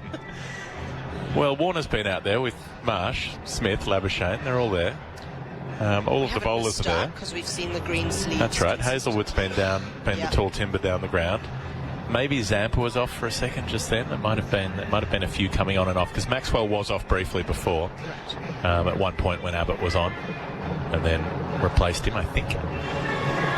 But it might have been Zampa popping off for a moment there. Stoinis was out there. He's the one that you would expect might have gone off for a little bit to tend to his injury. Cummins was bowling, so your guess is as good as mine at this point. It's 181 for 2 either way at the drinks break. maybe it doesn't actually matter who was on or off, right? Because it's not as though it's making too much difference at this point. Who's on first at this stage? It's not that funny for the Australians, though. 32 overs bowled, 181 for 2. De Kock on 107, and Aiden Markram lucky to still be there. So Pat Cummins having a bad night. Dropped that catch. Easy return catch. I just think he wasn't expecting it to come back to him because he bowled a low full toss. It was a poor delivery, and you expect that that's going to be belted somewhere or other, not just gently lobbed back to you in your follow-through. Tried to get the hands down to it, but hit the heels of his hands and bounced away. And then that weird review a couple of balls later where he didn't think it was out. Inglis Nobody didn't thought really. it was out, really. Inglis was the only one who had a very polite inquiry, but to match in with your website. But I do like that little phrase, polite inquiry. But, Cummins said, OK, you can have the review, and then immediately went back to the top of his mark and waited for it all to be over. So he might feel similarly about this South African batting innings. Just please let it end. There's a long still way there. to go, a really long way to go here. 18 overs left, and this is where they could really start to drop the hammer. Heinrich Klaassen and David Miller to come in. David Miller is one of my favourite strikers of a cricket ball. I've loved his work, and he's someone who hasn't been celebrated as much as others have for his destructive capacity. He wouldn't necessarily come up when you say who are the most powerful and destructive hitters in world cricket. It might take most people a while to get down to David Miller, but he should be in any conversation. Although now, just as he's starting to get some of that recognition in South Africa, he's being overshadowed by Heinrich Klaassen, who has just been in monstrous form this year, striking at 150, some of the biggest sixes you'll see coming off his bat. And I feel for David Miller in a way, because this is definitely his last World Cup. And I don't know that he will get the recognition as one of the great finishers in the game, as you say, because Klaassen's right up there now. Start of a new over. Maxwell will bowl after drinks, and he strays down the leg side. It's a wide. He's bowled 6 overs, 1 for 21 so far. Been excellent so far today. Got that first wicket of Bavuma when they really needed one. And he'll try to race through his overs. Bowls again to Markram, the right-hander, who steps across, opens up room to dig the ball down to long on for 1. 183 for 2. Markram up to 6. The mystery of the missing fielder. We've not mentioned Steve Smith much, but he's out there. Yep. Marnus Labuschagne? Well, Labuschagne was there in that previous over from Abbott. He was the one I couldn't find initially and thought it might have been him, but he was there. So we've still got Abbott at long on, do we not? Are we agreed on that? Yep. Maxwell, outside the off stump, punched away for a single by De Kock. 185 for 2. So our fast bowlers are there. Who's down at what was so it? Hazelwood's down at long on for the left-hander. Stark's up here. Cummins is there. Mitchell Marsh is here. There's Warner. Smith is wandering around at sort of whitish mid-on.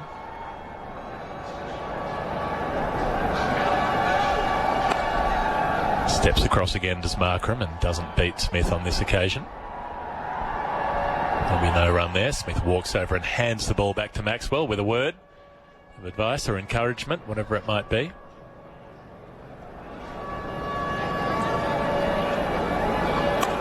Backing away again, making room and cutting, but they've got Mitchell Marsh at short third, who covers the spin of the ball well as it spins away from him after pitching.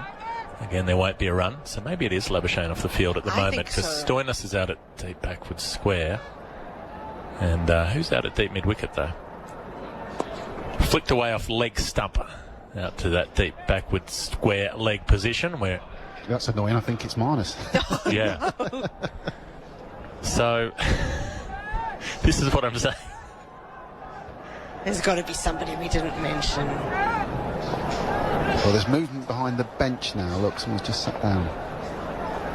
Maxwell. In and defended away by De Kock. Down to mid-on. There'll be no run. Zampa's the one we suggested last over, so I think it must be Zampa off the field at the moment. 185 for 2 after 33 overs. I'm glad we got there in the end. We took the whole alphabet from A to Zampa, and we ended up with the right answer. 185 for 2. Well, yep, no sign of Alex Carey today.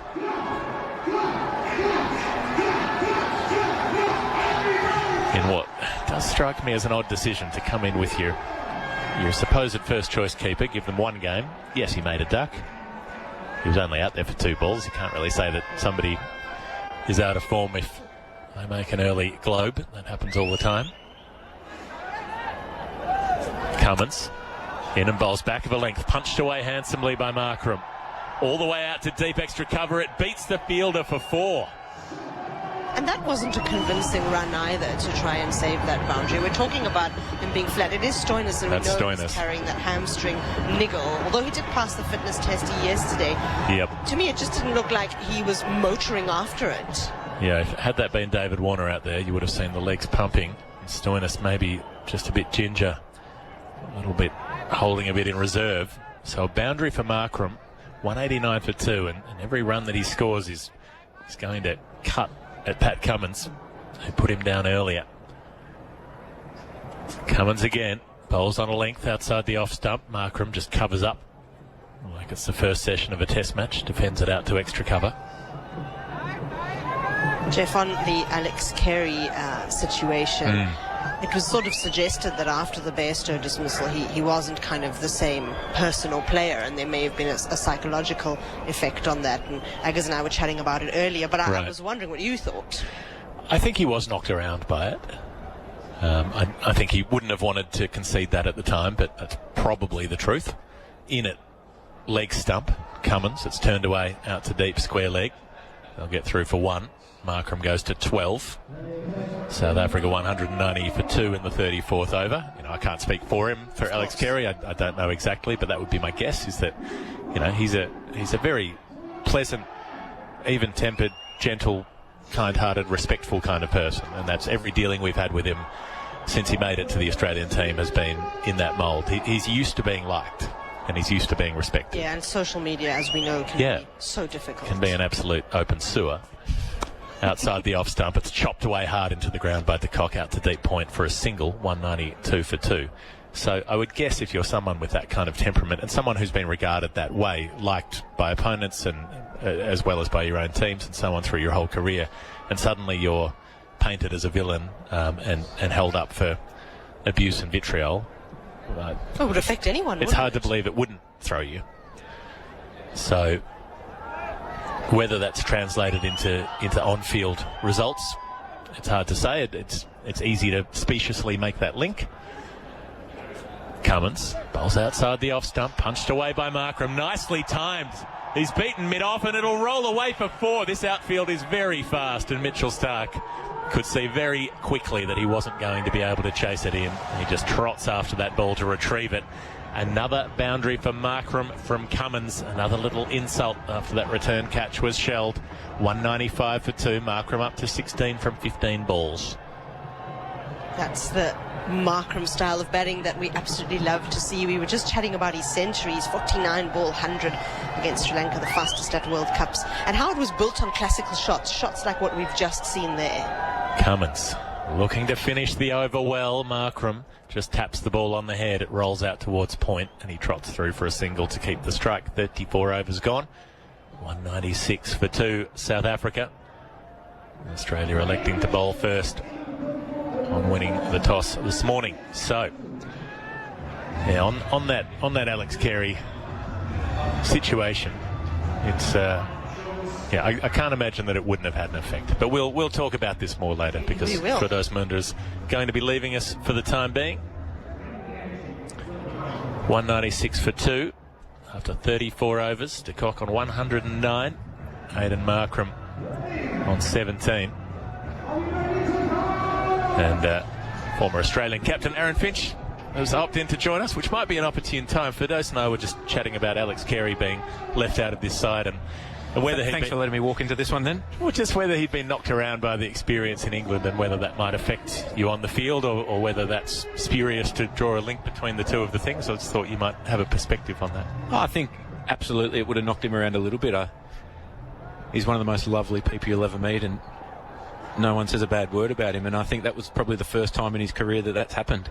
Maxwell starts a new over and trying to turn it to the leg side. Markram just gets a little leading edge. I think rolls just out to mid-wicket. The scrutiny that comes with it, the abuse at times as well, no doubt, probably just takes its toll, and Yeah, his performances hadn't been great over the last couple of matches, if you take out that 99 in South Africa. Maxwell darts it through, and Markram, again stepping to leg, manages to get a single down too long on, 197 for 2. Ball on the bounce back to Inglis. Steps out from behind the stumps. The keeper into this side in place of Carey, who's been carried around by this squad, the Test squad as well, as a reserve player for a while. Had a few opportunities in the warm-up one days that they were playing the last few weeks. De Kock comes forward and just defends very stoutly. And again, Inglis out to gather that ball. Maxwell burning through the over.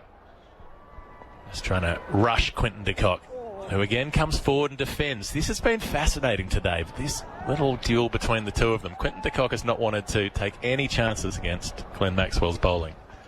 No, I think he feels a lot more comfortable with the ball spinning into him. Maxwell's controlled his length beautifully. A little reverse sweep from de Kock, and he's bowled! Goodness me, he's played it onto his own stumps. That is an extraordinary dismissal. Quinton de Kock, he stepped across, swung the bat around, got in a tangle, bit of bottom edge, bit of pad, and it's ended up back on the stumps. Huge wicket for Australia. I think de Kock just felt the pressure building slightly, particularly from Glenn Maxwell. He's turned around, not your traditional reverse sweep. He's tried to really flick it over the top edge into his chest, onto his bat, and rolls back onto the stumps. It's a huge momentum shift in this game, and huge wicket for Australia. Glenn Maxwell has now prized out both of the openers. Got rid of Bavuma earlier, catch in the deep, and now he's bowled Quinton de Kock, an unorthodox style of having your stumps knocked over. De Kock gives the crowd a wave with his bat as he walks off with 109 from 106 balls to his name. Back-to-back hundreds after the one that he made the other night against Sri Lanka. He's done it again for South Africa, and it means that Heinrich Klaasen comes in with 15.1 overs to go and licence to swing. 197 for 3. Brilliant 100 from de Kock. From the outset, he looked composed, never tried to overhit the ball until really that dismissal then. It's almost the first shot he's played against Maxwell. So he identified Maxwell before the game. He said he's underrated as a bowler and teams don't respect him enough. He played Maxwell very carefully, batted out a maiden from him at one point, barely looked to play a stroke, and then the first big shot that he's played against Maxwell, he's got himself out. Yeah, that can sometimes be the case when you try and go from first gear to fifth gear. I know in the past when you get into a situation where you might try and rebuild an innings and you feel like you're just plodding along, you're not aggressive, your thought process, your footwork's not aggressive, and then all of a sudden it's time to up the ante, and without going through the gears, that can be a really difficult challenge, and not a skill that a huge amount of players around the world have. This man to the crease now, Heinrich Klaasen, he is someone who has got it. He has got every shot, and I think arguably the best player of spin in the world. He'll pretty much go fifth gear and nothing but Heinrich Klaasen. He might take a couple of balls to get his eye in. Will he? Yes, defends one off the back foot. Just to get a little read of this surface, how it's playing. Maxwell's over comes to an end. 2 for 26 from 8 overs. This is an exceptional bowling performance from Glenn Maxwell so far. Phil Long? Yeah, and to Quinton de Kock, Glenn Maxwell bowled 26 balls, went for 11 runs, conceded no boundaries.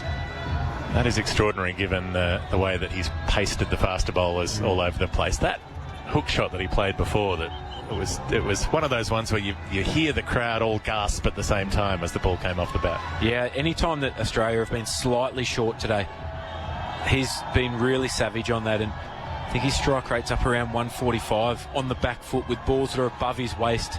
And on a surface like this that we thought there might be a little bit in it for the bowlers, it's not as true as what they faced last game at Delhi. You want to be challenging the top of the stumps. You want to be making batsmen make a decision off the front and back foot. Glenn Maxwell, the bowler, he's been building towards this over the last few years, hasn't he? He's been spending more time doing more work on his the side of his game with the ball. Josh Hazlewood to start a new over. He'll run in to Markram, a couple of right-handers at the crease now, who drives to cover, no run. Yeah, he has been, and I think his exposure in T20 cricket, the amount of balls that he's bowled in that format of the game over the last probably 5 or 6 years, that all builds up to becoming quite a resilient bowler. We know that his personality is confident, and he's got a lot of skill with the ball, but probably the consistency wasn't quite there to be considered a frontline spin bowler. I've always considered him to be somebody who, when the conditions are right, you could almost bang 8 overs at least, or in T20 cricket you at least are going to get 3 or 4 overs out of him. Hazlewood runs up to Markram once again, who's coming forward, driving him down the ground. Nicely struck, long off his back. Mitchell Starc gets around with the green sleeves on and lobs in the return, quite wide of the stumps, but it's backed up by Inglis at the far end of the pitch, 198 for 3. And the field that Australia have gone with to Aiden Markram, they've got third man up in the circle and mid-off back. He's somebody who likes to stay a little bit more leg side and looks more comfortable hitting the ball too long off as opposed over the leg side and over mid-on. And on a wicket that's just been up and down slightly, and I say very slightly, there hasn't been too many tricks in it, in what is a relayed surface. Almost encouraging him to try and lay it off down to third man. Brings in the nick. Hazlewood runs up this time and bowls to Klaasen, who's just taking a run out to deep point. Nothing too extravagant there. Gets off the mark. 199 for 3. I think that's the most impressive thing about Heinrich Klaasen's game, is his ability to hit good balls for one, which that just alleviates all the pressure on yourself when you feel like you're not facing as many dot balls. The pressure never really builds up, and then he has that ability to go into overdrive, particularly against spin. So he's someone I think has great ability to change momentum of games really quick, whether they're trying to rebuild or go all out attack. Hazlewood up to Markram again, who just comes forward and drives the ball straight to short cover where Marnus Labuschagne is fielding. No run there. You can see over the years with Aiden Markram's technique, he grips it quite strongly with the bottom hand. So that ball he just faced then, the bottom hand takes over and he drags that through, which causes a bad angle to come towards more leg side. So that says that he favours the offside generally more often. Any mistake that he makes will generally be on the offside. Hazlewood up to him, and he's playing away through the guests out in open a little bit of the slight movement away, forces the ball through there. The 200 up for South Africa for the loss of 3 wickets. So Markram and Klaasen at the crease, David Miller to come, Marco Jansen in terms of the real run scoring capability. And they've got just over 14 overs remaining. 1 ball to come in the 36th. Josh Hazlewood. It's been a tidy one so far. Look to finish it off strongly. Bowling to Klaasen. Upright stance, high back lift, comes forward, drives, and it does get through short cover, but he's able to deflect it towards Mitchell Starc. At mid-off is Marnus Labuschagne.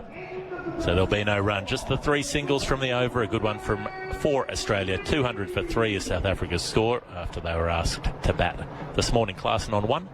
Markram on 20, and Markram, someone you remember from an Australian perspective from that Test series in 2018, that incredible 100 he made in the 4th innings at Durban, which was he on debut? I'm just trying to remember. He was certainly very early in his career. It might have been his first Test. They almost ran down 350 or so on the last day with he and Quinton de Kock knocking off a lot of the runs, and Australians were eventually able to bowl them out, but it was a prodigious performance. 4th innings Test 100 in a big chase. You don't see too many of those in a career, let alone so early. Maxwell starts a new over, bowls to Markram, won't get a run past short mid-wicket. Yeah, and Maxwell bowling with the 3 men deep on the leg side, the deep backward square, deep mid-wicket, long on. Bowls to Markram, who steps across, and he'll get a run to short fine leg with a little tangled shot. Adam Zampa back on the field, who was off earlier. 201 for 3. We says that Glenn Maxwell is going to bowl very straight to Markram. Totally different field to Klaasen because he is so proficient on the reverse sweep. He'll play it at will and very, very rarely misses it. The deep point goes back. Maxwell to Klaasen on the leg stump, and it's turned away behind square for 1. No, they'll come back for a second. Mitchell Starc coming in off the rope. They decided there was time to get back for 2. So Klaasen takes his score on to 3. South Africa 203 for 3. Big groan from Glenn Maxwell there. He was unhappy with the fielding. Yeah. Knows how dangerous Klaasen can be against spin. So he's trying to get him down the other end. He wants to bowl as many balls to Markram as possible. Maxwell to Klaassen, who chips it in the air just past a diving short mid-wicket down to long on. Only one run conceded. 204 for 3. Klaassen up to 4. Hasn't played a big shot yet. Yeah, the ball just holding up in the wicket slightly from Maxwell. Little puff of dust from the surface, but I think that's more the inconsistency of the grass cover as opposed to a really dry surface. Maxwell drops a little short, backs away and cuts. Does Markram, but finds the field. He'll be disappointed there. 3 men up on the offside. No man back on the deep point boundary. Just needs to find that gap. Plenty of space out in the deep on the offside for sure. Markram, but he gets the ball on the leg stump and he'll only get 1 for it as he flicks it out to deep mid-wicket. 3 for 205 after 37 overs. South Africa pushing on. So this whole square, this whole surface was relayed. You were out in the middle earlier, had a look at it. What did you make of it? The rest of the surface looks beautiful. I mean, what have we got there? 1, 2, 3, 4, 5, 6, 7, 8 wickets that are either fully grassed or look like they're being prepared for another World Cup game, potentially the Australia-Sri Lanka game in a couple of days' time. There's 2 wickets on either end of the block, which in very county cricket style, where players get the opportunity to train out in the middle on the wickets. So they're a little bit more worn, but they actually looked in better condition than what the centre did. Centre had a little bit of patchy grass, but it has played beautifully, all barring a couple of balls that have bounced a bit. Josh Hazlewood to start a new over. Drops a little bit short, heaved across the line by Markram out to deep mid-wicket, but David Warner, who's spent most of the day in the deep, comes into field. Only 1 run there. You can't buy experience on the shelf, and David Warner has found himself on the boundary that has been in the shade for majority of the day. 206 for 3. Do you think he hoodwinked Pat Cummins? Came up with some elaborate strategy as to why he had to be the man there? No, whoever was fielding out there, and I think it was Marnus earlier in the day, Davey would have just walked out there and stood there and said, you go field in the circle. Well, you've got to look after the slightly older legs. They need plenty of runs from David Warner later in the match tonight. Hazlewood outside the off stump, cracked away. The sound off the bat, you heard that. That's 4 runs behind point. Klaassen, that's easy for him to throw his hands through. 210 for 3. He stands so tall and he stands so still at the crease. Not a huge amount of footwork, and he's got such great hands. Picks up the bat late, just drops that on it. All he had to do was beat Steve Smith at backward point by a yard, and that would race away. It's a beautiful shot, and it's a dream as a batter to get an easy 4 early in your innings to get going. Hazlewood to Klaassen again. Gets the line much tighter to the stumps this time. The length a little fuller, and Klaassen's just getting in behind it and defending back to the bowler. Can be really frustrating as a batter yourself when some guys walk to the crease and they make things look so easy. Looks like they've got all the time in the world. Not sure if anyone managed to see any highlights or see Rohit Sharma's innings last night. He was probably the classic example that I faced in my career. Ball would be zipping around everywhere and he makes it look like you're bowling medium pace. Hazlewood into Klaassen, hits him across the line to the leg side, and 4 more. Out through mid-wicket, clears short mid-wicket. Glenn Maxwell leaps like he's doing an advertising shoot, but he can't get up to that one. 214 for 3. Klaassen has a dozen. It's not the worst ball from Josh Hazlewood. If you're ultra critical, it's slightly short, but it's not missing off stump by a huge amount. Klaassen standing tall, playing it off the back foot from below his waist to sign that this man is in some serious form. He's been as good as anyone in the world for the last probably 12 months across the 2 white ball formats. Yeah, if that was a test match, you're just letting that one sail through. But he cleaned it up nonetheless. No change in the field. Hazlewood to Klaassen, who back cuts with power. And there'll be some work to do out in the deep. Stoinis is able to get around and stop that one. 215 for 3. Markram back on strike. 1 ball to come in the over. Klaassen to 13 with that single.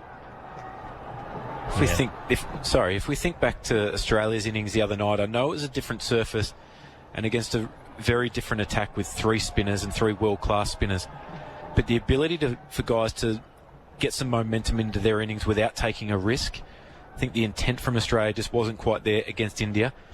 On the flip side, Klaassen's walked to the crease and he's 13 off 9 without taking a risk, just finding a way to get off strike or get a boundary.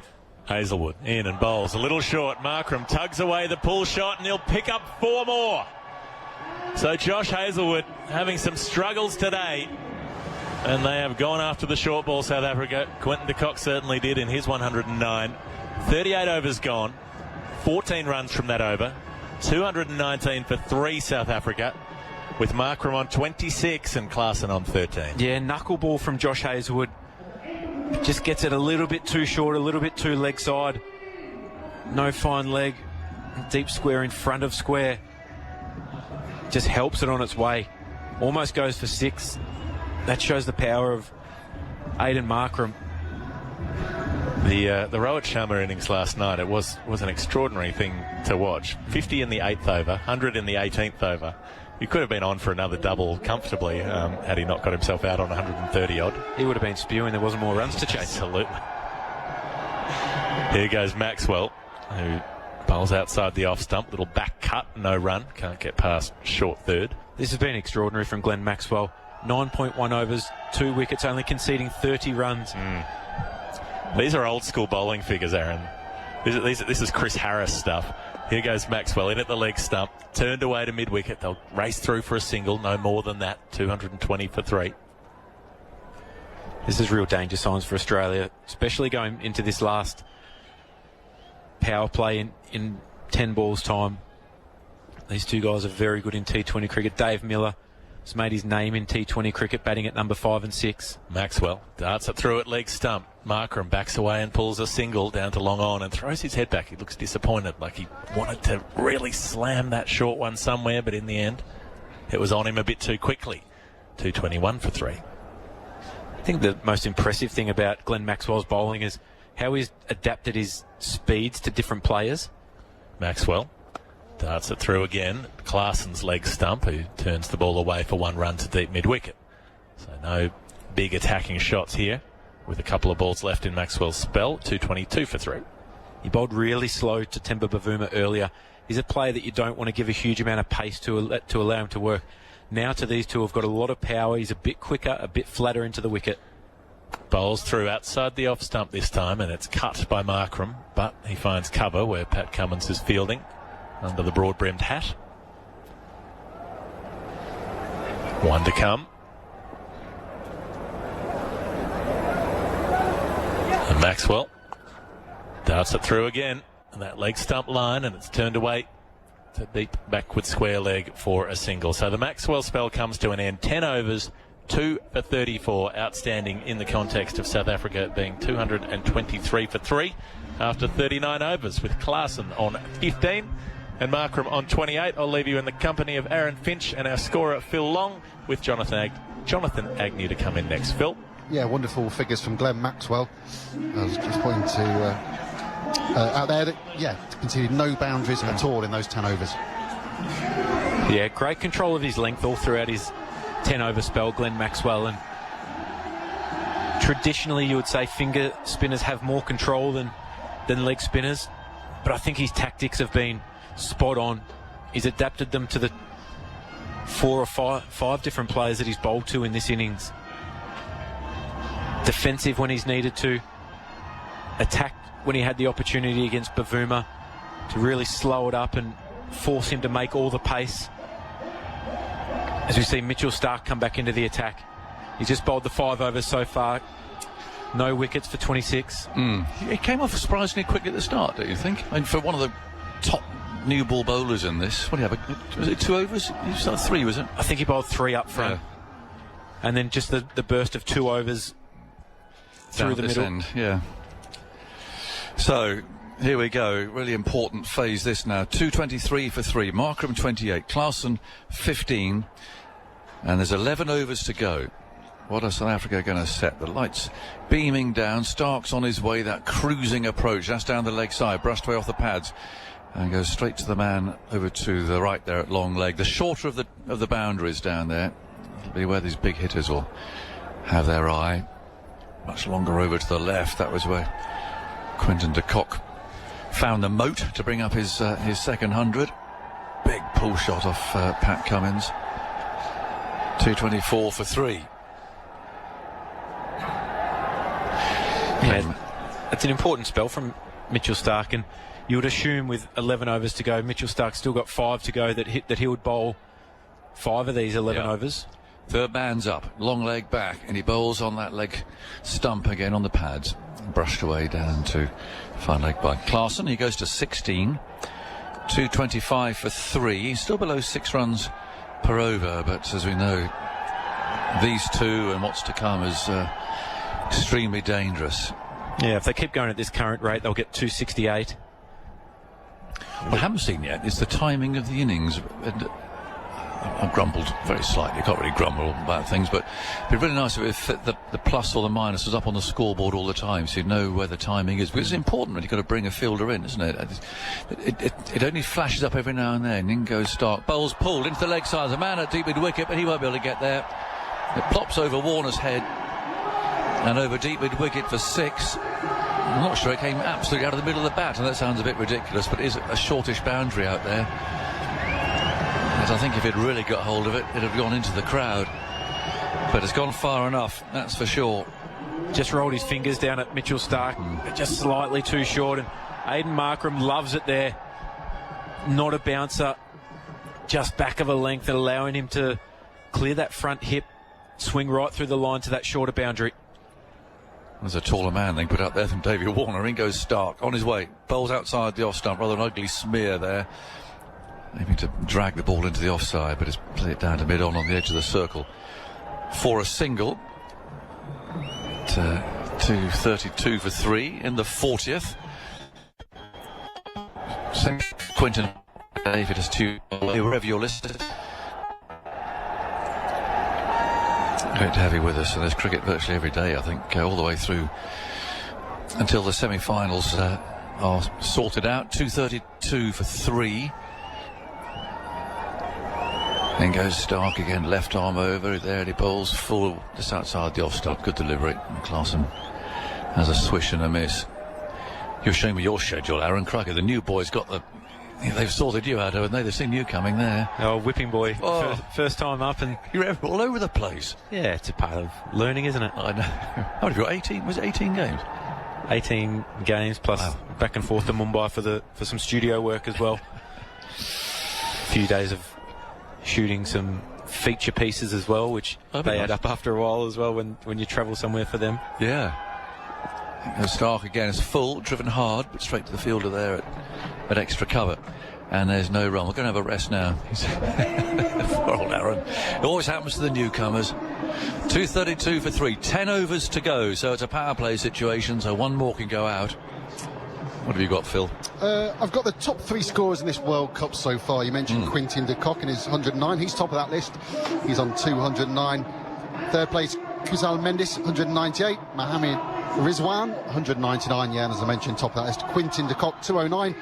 They're chasing the all-time record, 673 runs in a World Cup, made by that man Sachin Tendulkar back in the 02-03 World Cup out in South Africa. Right, thank you very much. So, 10 overs to go. An extra fielder can go out. And we've got a long off, deep backward point. And then 3 on the leg side. Long on, deep mid-wicket, deep backward, square leg. Umpire Wilson there swirls his arm around with a half smile on his face. The current run rate is 5.8 going into these last 10. And they've got 7 wickets in hand. Zampa's got 2 overs left. But he hasn't got to bowl them, looking at the reserves there, but he comes in now and bowls. Just played down the ground to long on for a single. He could argue it's quite brave bringing him on, actually, looking at the other options. Or Stoinis, he's only back from a hamstring, but he's got a couple of overs. The strange one was Marsh, who bowled 1 over. It went for 6, okay, but that's not terrible. But he only bowled that 1 over. So there are other options. Zampa bowls short this time, pulled down the ground to long on for 1. 234 for 3. I don't mind it though. I look at the way that Owen Morgan used Adil Rashid, especially in these overs, to take wickets. The only thing that's really going to help Australia here and stop South Africa posting something really significant is wickets through this period. Zampa over the wicket bowls. There's the reverse sweep. It's in the air, just wide of the fielder, and 4 runs. And they've got 2 there behind square. Brave taking it on. He had to hit it as square as that to get it away from those 2, because it was hit in the air, but hit hard and hit in the right place. It just causes such confusion, that shot. Those 2 fielders now going square up. So the little faint dinky reverse sweep is on if he fancies it. 238 for 3. Zampa moves in, bowls flat, just short of a length. And Markham has rather mistimed. That picks up a single. He goes to 42 from 37. 239 for 3. Put into bat, largely because no one really had any idea how this pitch would play, but it's been good. Certainly no sign of the vicious spin that's been seen here over the recent years. Zampa bowls, gone for a big hit down the ground. Can Long Off get there? No, nowhere near. Hit so hard. Rasping straight drive. And it's only 10 yards from the fielder. He hits it hard, doesn't he, Class? And he's such a stocky, powerful man.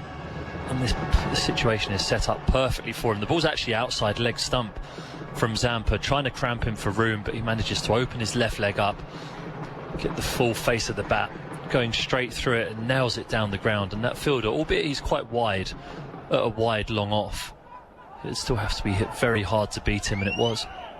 Yeah. 46 he's to put on from 36. Zampa again, scurries in, bowls outside the off stump. Looked like a wrong un to me, but it was quite wide. Wilson lines it up, decides that it's okay. 243 for 3, 9 overs to go. And there were, 10, 11 off that over.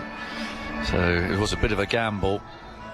Just piling on these runs. 46 now from 37. 243 for 3. Yeah, and 38 runs coming off the last 4 overs. Well, you feel that'll only increase as well. But, they were talking about projected scores of 330 some time ago, and they're going to have to get a wiggle on to get to that. I think that the problem Australia have here is the way that Cummins has juggled his bowlers. Stark's going to have to bowl in order to bowl his 10. Stark's one of the best, if not the best, white ball bowler in the world.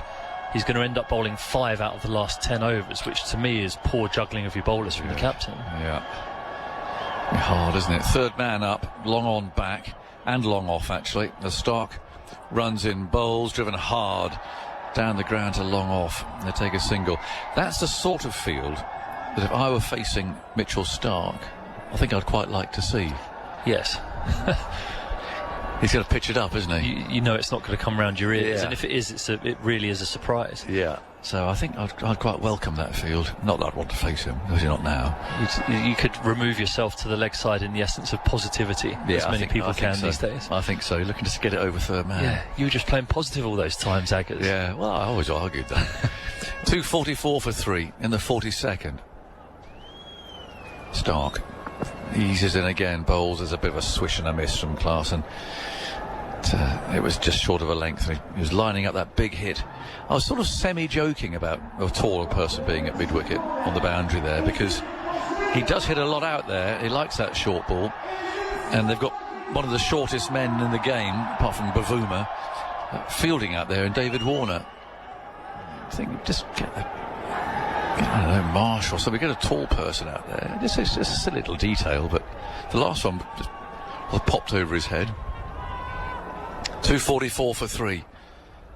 There's Stark again. Bowls sliced in the air and safe out into the offside. And I'll come back for a second run. That's Labuschagne down there. We haven't seen much of him today. Giving a lowish profile. He could do with some runs, actually. Throws the ball back. 246 for 3. He's down at long off. He lost his hat there. Any idea of the timings? Stark seems to be walking quite quickly back to his mark. There's no way of seeing it. They show lots of pretty shots on the screens, but information like that isn't to be found. Stark bowls a low full toss, asking for trouble. Out of the leg side it goes. Again, he hasn't quite got it out of the middle of the bat. They'll come back for 2. Sort of hurls it on to Maxwell down there. 248 for 3. Partnership 50. They could cause some real trouble here. It's only come off 41 balls. Still Miller to come as well. Yeah. Such a dangerous left-hander to have coming in with 8 overs to go. And again, South Africa, the blueprint for the way that they want to approach these games. They've nailed it 2 games in a row, giving themselves a great chance of scoring a very good score on this pitch. They're a classic back-first team, aren't they? Whereas England like to chase. Stark again, well bowled, full Yorker length outside the off stump. And Klaasen can't do anything with it. So 25 from 22 balls are his figures. Markram dropped on 143 from 38. He's hit 1-6. But I just wonder if Stark is walking back with a bit of a stride, but a touch of urgency there, because the umpires will know, because they'll have it in their earpieces about where the Australians are with their over rate. But it needs to be put about, really. And goes Stark, bowls, full again, pushed into the offside, the Scurrier single. Fielder can't do anything about that. 249 for 3, almost at 6 runs per over at the end of that Stark over. He's doing a good job, 6 from it. 249 for 3, with 8 overs to go. So looking at that big screen, it's showing a very nice picture of the setting sun over Lucknow. A number of tall skyscraper-type buildings there, many under construction. We've got a nice little view out of our room, haven't we? A little family of cows, and it's a sort of a grassy area outside. I don't know how it's happened, but the 3 of us, you, me and Adam, are in the same number room on 3 different floors, so we've all got the same view, which is somewhat unusual. Anyway, yeah, they gathered. They were mooing quietly into the night, I thought. A few barking dogs as well. There were some barking dogs, yeah, they were quite annoying. You didn't hear me doing my squat jumps at 6 o'clock in the morning, my fitness regime I'm on? No, Phoenix, I don't think that you did do them. But I think also I would have heard them. But, no. Oh, well done if you're going through that. I'm practicing a soft landing. Yeah. Well, I've started my Couch to 5K again. I downloaded Steve Cram today. He's going to accompany me. I'm going to send a little message actually just to let him know. He's the voice in your ear, isn't he? As he guides you on. What, 6 weeks, 5 weeks, 6 weeks to go? Yeah, you do that easy. Yeah, but I don't think I do it outside. No. That's the thing. Zampa bowls his last over on the back foot, it's cracked away. Long off can come in and pick it up on the second bounce. I wouldn't do 500 yards at lone 5K in this heat. No. Oh, well, the pollution in Delhi as well. I think you'd get a couple of 100 metres down the road and have to stop and cough it all back up. It's going to be a treadmilled 5K. I'm going to get there. 250 for 3. We're in the 43rd. Now, the next one's tossed up, driven again, hard out to cover on the edge of the circle there, and there's no run. 250 for 3. Markram 43, Klaasen 27. Smith fielding there at extra cover. Zampa spins himself a catch. Bustles in, bowls. Oh, that's going to go, I think. A skimming hit down the ground. A terrific effort down there. Diving effort. Hasn't quite gone for 6, but it looked to be trouble. Abbott's on the field again, although Geoff Lemon said that he couldn't recognise anyone that's off it. They haven't got 12 fielders out there. Everybody seems to be all over the place. Anyway, he's down there at long on. Someone keeps popping off. And Abbott keeps finding himself in key positions. That was he gave it all he could there. A big dive. 254 for 3.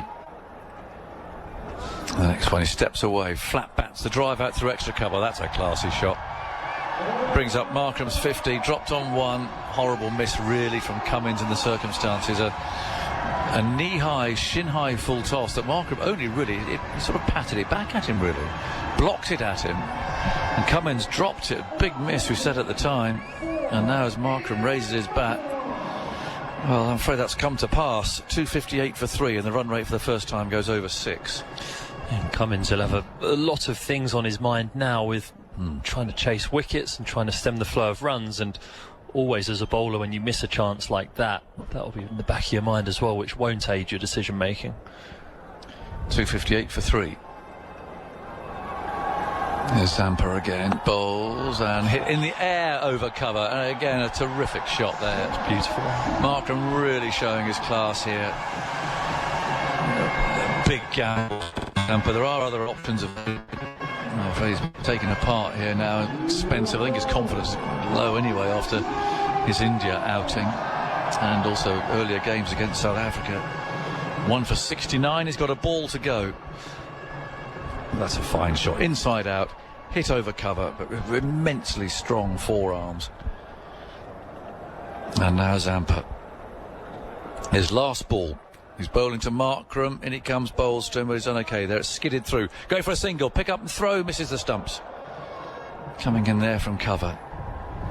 And Markram makes it to the far end. Zampa's gone for 70 from his 10. There are 7 overs to go. It's 263 for 3, and this over 8 is important. I'm looking up at the screen again, and they're showing some people jumping about in the stands on the camera. There's no way. We've got a screen here with all sorts of data and figures on it, but it doesn't show on there. Well, it's 5:10 local time now, isn't it? And they've got until that half hour ticks round, so 7 overs in 20 minutes seems unlikely. It's half past, isn't it, the cut-off, as it were. But they do add time on for things, and especially when it's hot. So Cummins is coming back at this end. 263. Markram 56 from 43. Klaasen 27 from 24. They put on 66. There's only 49 balls. And Australia are going to have a lot to do later when they chase these runs. But for now it's Cummins, who's bowled 6 overs so far. Moving in, bowling. It's a slower ball. He's cut it straight to backward point. Well, that's a good start. From Australia's perspective, it's short. And having dropped him on 1, Cummins has got Markram for 56. Good innings. Looks very dejected there. He backed away to square leg. Cummins saw him going and cut the pace, and a bit of a soft shot in the end, cutting the ball out to backward point. So, well, is it relief or not? It means they've got a new batsman coming in the form of Miller. He's not going to hang around, is he? It's a half-hearted shot, actually, that from Mark, from someone who's hit the ball so cleanly, played those beautiful shots in the last over. There, Cummins bowling an off-cutter, so it was pace off, and it spun just slightly back into Markram, and he had to adjust for that. But had he gone through with the shot properly and not just tried to guide it over that short third fielder, he'd have more than likely picked up 4 for it. But he guides it straight into the hands of Josh Hazlewood, who, for a fast bowler, unusually finds himself at backward point off his fast bowling colleague Pat Cummins. But they get the wicket, an important wicket, Markram, but that does bring a very, very dangerous man to the crease in David Miller. Used to be the fast bowler's slot, you know. Backward point. Just behind square on the offside. Ken Higgs, brave. Age 40 odd, used to park him there. Well, the big cry, yours kid, he went down to third man, or yours kid, he went out to deep point. Oh yeah, old Higgy, he was parked there. Anyway, not the case that you can't carry anybody now, can you? No, short fine leg is about the only place you can carry someone now. So there's usually a bun fight for people to field there. That's not a nice place to field either, is it? The ball come whistling there. Can come quick, yeah. So the new batsman is David Miller. It's 263 for 4. We're in the 44th over, and Cummins runs in, bowls to him, short outside the timed for his, picks up 1 out to deep cover, and toss back in there. Who's fielding up? That's Abbott, sub-fielder. Yeah, he's back. I still can't work out who he's on for. It feels like he's been on the entire innings, but I can't work out who he's on for. It's either one person who's coming on and off a lot, I'm looking towards my Australian correspondent again, who'd think would be all over this, but he let it go outside the off stump last time. We've not mentioned Steve Smith, but he's been on the pitch the whole time. Yeah, just sort of in the circle, isn't he? Somebody keeps going off. 264 for 4. In goes Cummins. Moves in. Bowls outside the off stump. Forced away past the... Well, actually not past the diving field. It was a good effort there. At cover by Stark. So he's in the covers as well. 265 for 4. Have we identified... We think Zampa. I think it might have just been a revolving door of other people, so they've always just evaded our gaze. I think it has, but he's fielded virtually throughout. Got involved in a relay catch. It was quite fairly amusing, and that he relayed it perfectly. And goes Cummins, bowls, full, driven out to extra cover. Except he threw it well away from the advancing fielder who's going to take the catch. He kept it down to 1. I mean, he did most of it right.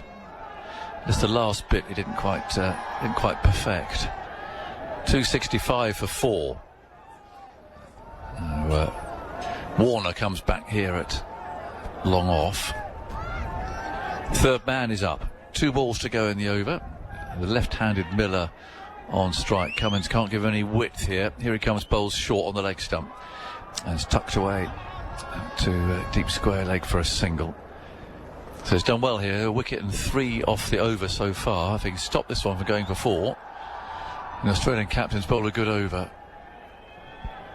It's his 7th. What's he going to bowl? There's a deep long leg. It's not fine leg, it's long leg there. He's got a bowl full, isn't he, up here? He's got a deep mid wicket, long on, long off. Full and straight, full and middle and off. Third man's up though, bowls, and that's a good ball. Good length, middle offish. Played away for a single down to long on to end the over. So 267 for 4. There's 6 overs remaining in this innings. Clarkson 29, Miller has 2. It's all set up for Stephen Finn and Geoff Lemon. Yep, South Africa building nicely again here. 267 for 4. Stark has 3 overs left to bowl, which you would imagine he's going to bowl the 3 from this end where we're sat at the commentary box end. Josh Hazlewood is coming into the attack at the far end, the club end of the ground, and now you would imagine Clarkson, who has 29 from 26, has just got a good idea of the pace of the pitch, and he's joined by David Miller, the explosive, dangerous left-handed batter, and it looks as though South Africa again have nailed their game plan. Should I do an Australian accent or just carry on? Yeah, you could attempt. 1 over in front we saw there. Yes. So they've done well, given the heat and the potential score here. So Australia are 1 over ahead of the time. So it says 29 minutes remaining. I didn't quite work that out because it's 16 minutes past. So they've given them 15 minutes basically. Hazlewood back on the field and back in the attack, and the first ball is short, and he's edged it behind, has he? I think he has. He's walking off. So he, like Cummins, starts a new spell with a wicket. Again, just setting them back a bit, and that's really all you can do. It's the end of Clarkson for 29. Short ball went through again. Yeah, there's some pace in this pitch. And he went for the pull shot and edged it through to the keeper. So 5 down now, 267 for 5. He's actually just rolled his fingers over the top of it, Hazlewood, so it's given the impression that it's carried and bounced through, but it's more the top spin on the ball from his high trajectory that's meant that it's just kicked off the surface and taken a little tickle off the top edge of the bat. Josh Inglis, not a tall man, but was fully outstretched, arms above his head to take that catch. And this is the danger of actually the way that South Africa play. If you don't lose wickets, it's perfect, and you set it up really nicely for these explosive guys to come in. But as the bowling team, always in the back of your mind, you've just got to be thinking wickets, because wickets are what will really stem South Africa here. And Jansen coming to the crease can bat, he can slog them, but you'd rather be bowling at him than a Markram or a Clarkson. Oh, absolutely. Had an interesting spell the other night. He bowled really well with the new ball. I think got a bit of stick later, didn't he? He went about 70, I think, in the end, but is a dangerous left-arm opening bowler. His towering figure, it really is. So Miller was small necessarily, but Janssen, he's taller than you. I think we might be the same height. Yeah. He's very lean, isn't he, as well? You wouldn't look at him and think he's going to smash 6s miles, but he can do. Well, he's taking guard. 267 for 5. The run rate's still over 6 at the moment, just. You mentioned his bowling in that opening game. Yeah, it was rather expensive. 2 for 92. Oh, he's 92, is he? Oh, crikey, yes. He started off well. He actually bowled a beautiful early one, didn't it? Swung, did all the right things. Yeah, he did get a bit of a clobbering then. 267 for 5 in the 45th. Janssen, right-handed, bowls left-handed. There's no slips now. And Hazlewood from the far end runs in towards this, bowls another bouncer. This time a sort of orthodox speed bouncer.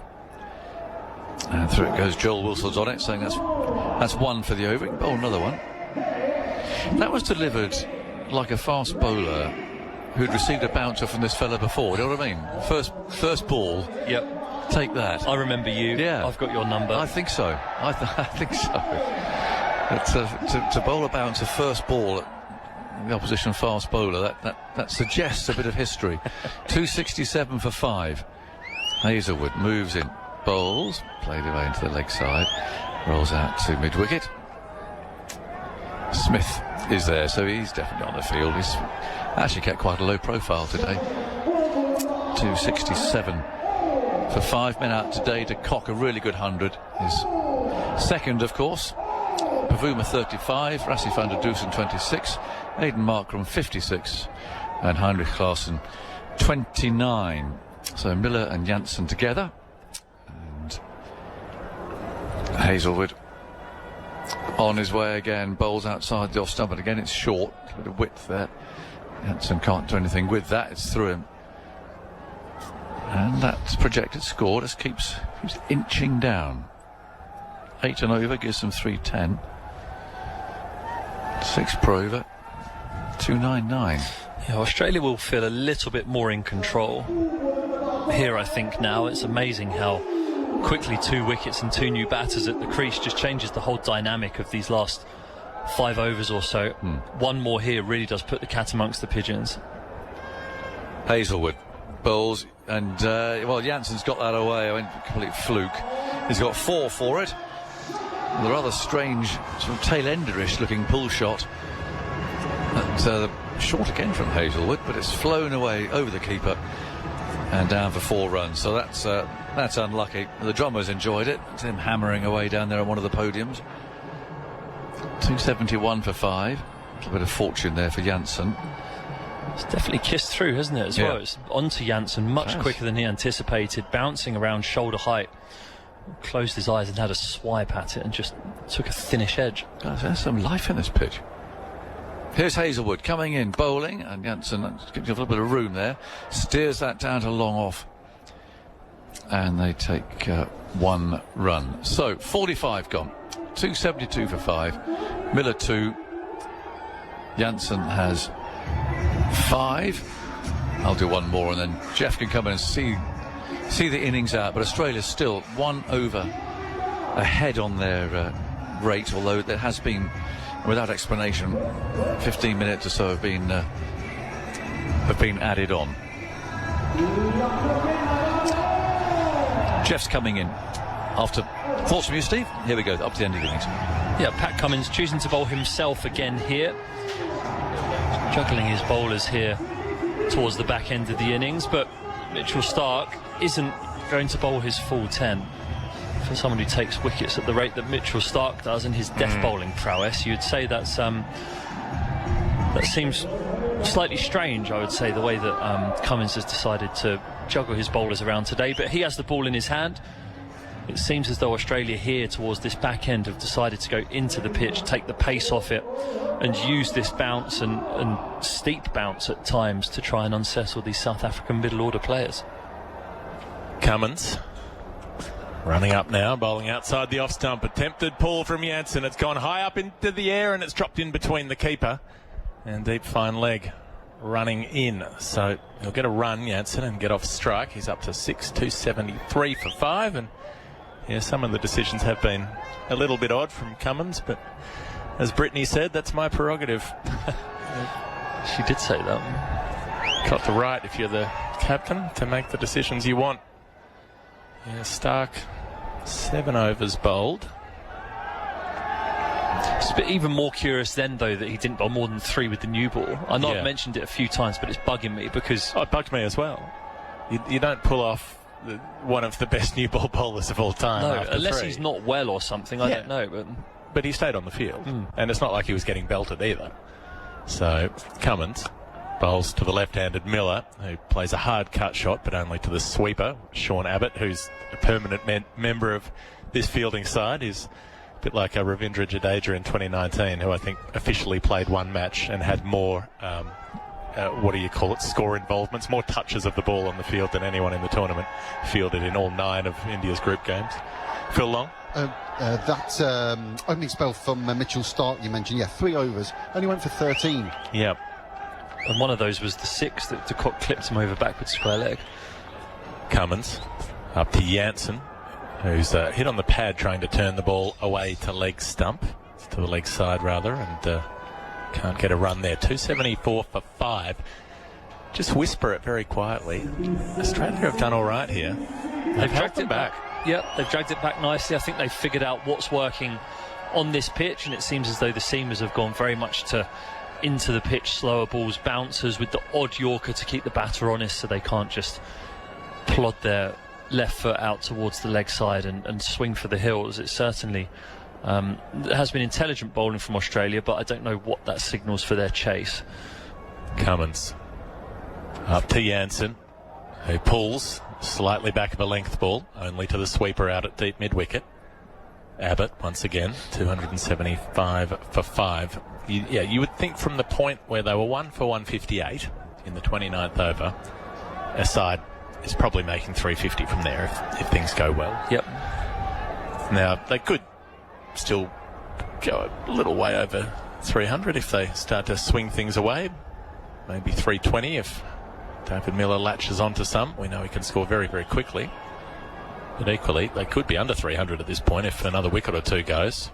Outside the off stump, left alone by Miller, who I think was hoping for a wide. Was that the slower ball bouncer again? Yeah, slower ball bouncer again. They've bowled over 50% of their deliveries short since the 40th over, which is significant. The square boundaries are big here, so a hit into that leg side, whether it's right or left hand, it is a pretty decent hit. Cummins just shuffling his field here. The mid-wicket that was inside the ring is popping out to the deep square leg boundary, and fine leg comes into the ring. So there's a wall of players on the leg side, deep backward square, deep mid-wicket, long on there, exactly for that pull shot from David Miller. Interesting. Long off back as well. Cummins bowls back of a length outside the off stump. It's smoked down the ground. Long off with work to do. Warner won't stop it. Miller hits that ball for 4. It was a flat bat cut shot, but it went far straighter than the average cut stroke would. 279 for 5. That's 46 overs gone. 4 overs to go. Miller on 7, as is Janssen. Yeah, it's just poor execution that from Cummins. He'd have wanted to keep it on Miller's hip to give him no room to whack that outside the off stump and free his hands. But Miller just shuffling slightly to the leg side actually to open up that offside where there was the gap there out towards deep extra cover. So again, good timing. The ball skipped away. The outfield's still quick. But I think that when I'm watching a team bowl like this, they've clearly noticed something in the surface that says the bounce isn't all that consistent from back of a length and shorter, and if we change our pace up from there, it can be difficult to score. If I'm sat in the hutches now as the South African bowlers, I'm taking note of this and going to implement that when I go out there to bowl in the second half. That ball to Miller was basically the Ben Stokes end of 2019 ball that Cummins bowled there. Hazelwood starting a new over in at the body of Janssen, who tries to shovel the ball out, but it just limps down to mid-on in the end, where guess who? Sean Abbott is doing the fielding. He's the Eddie everywhere of this Australian fielding effort, despite not being in the 11.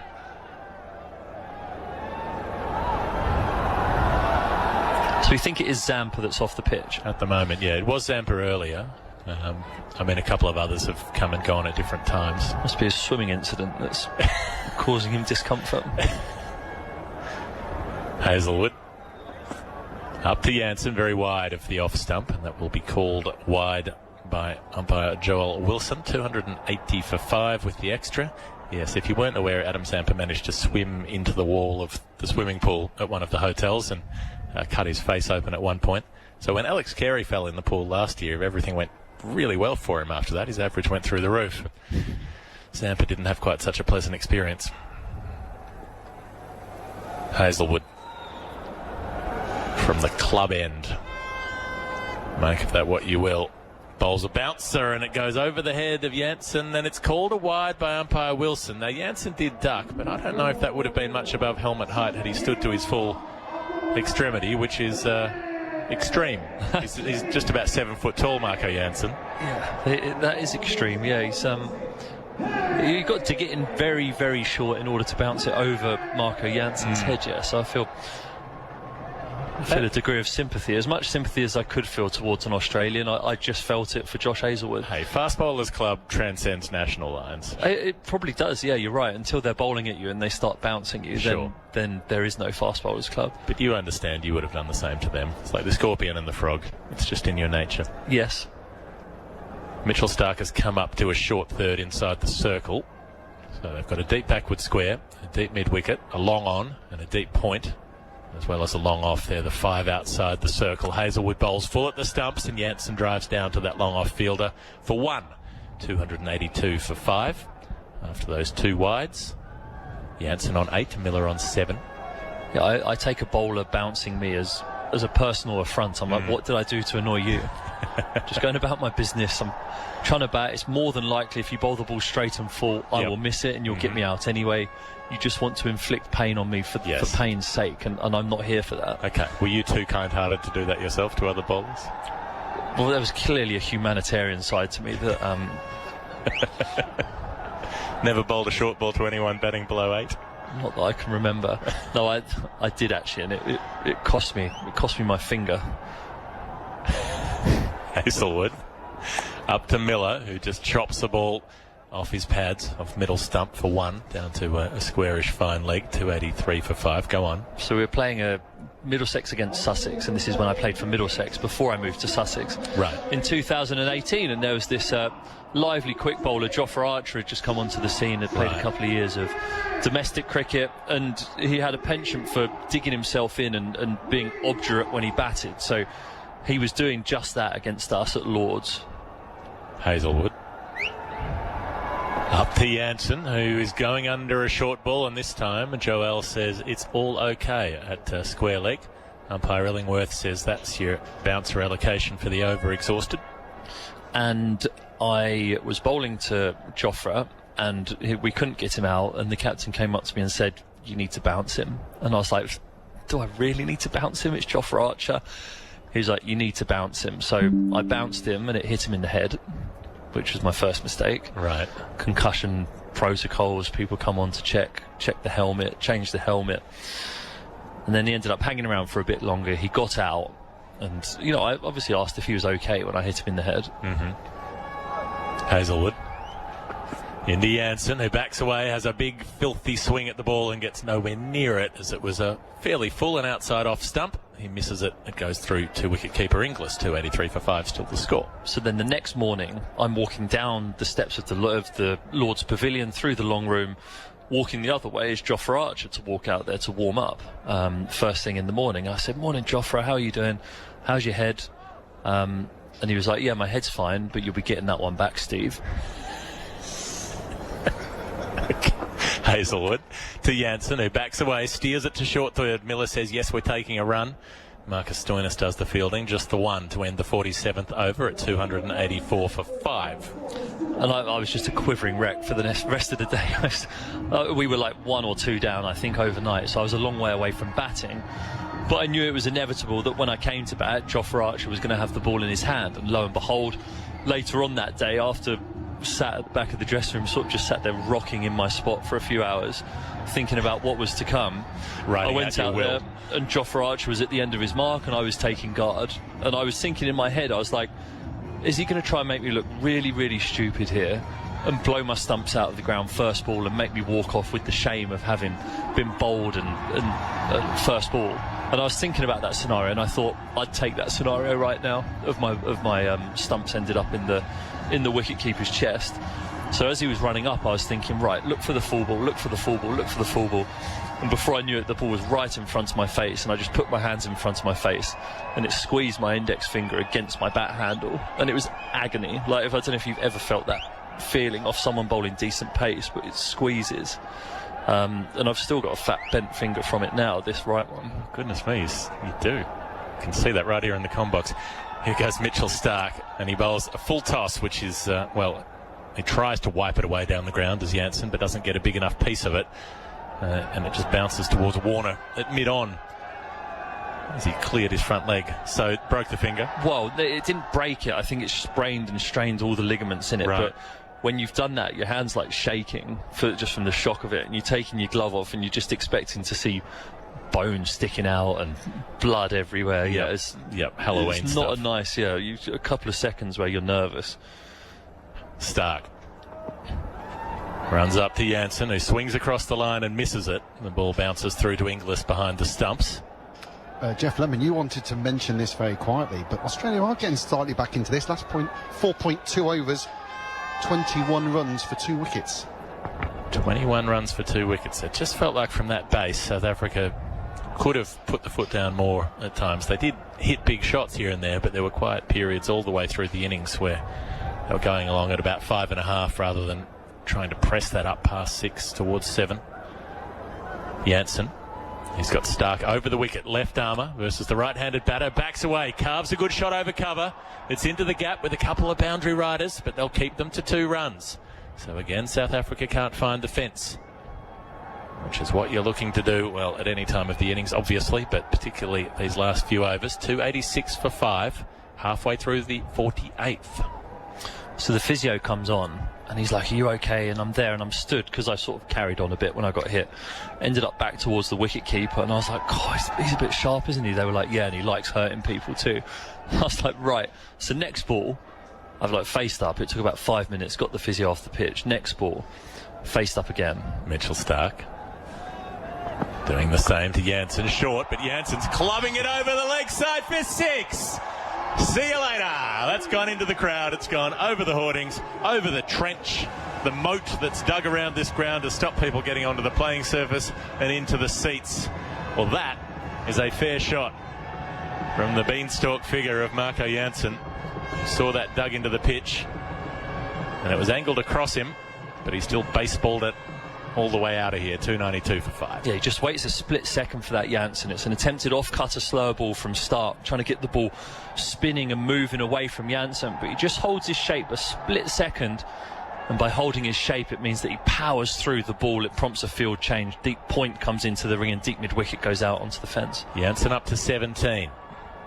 Starc, couple balls left in the over, backs away Jansen, slices it over, short third for 4.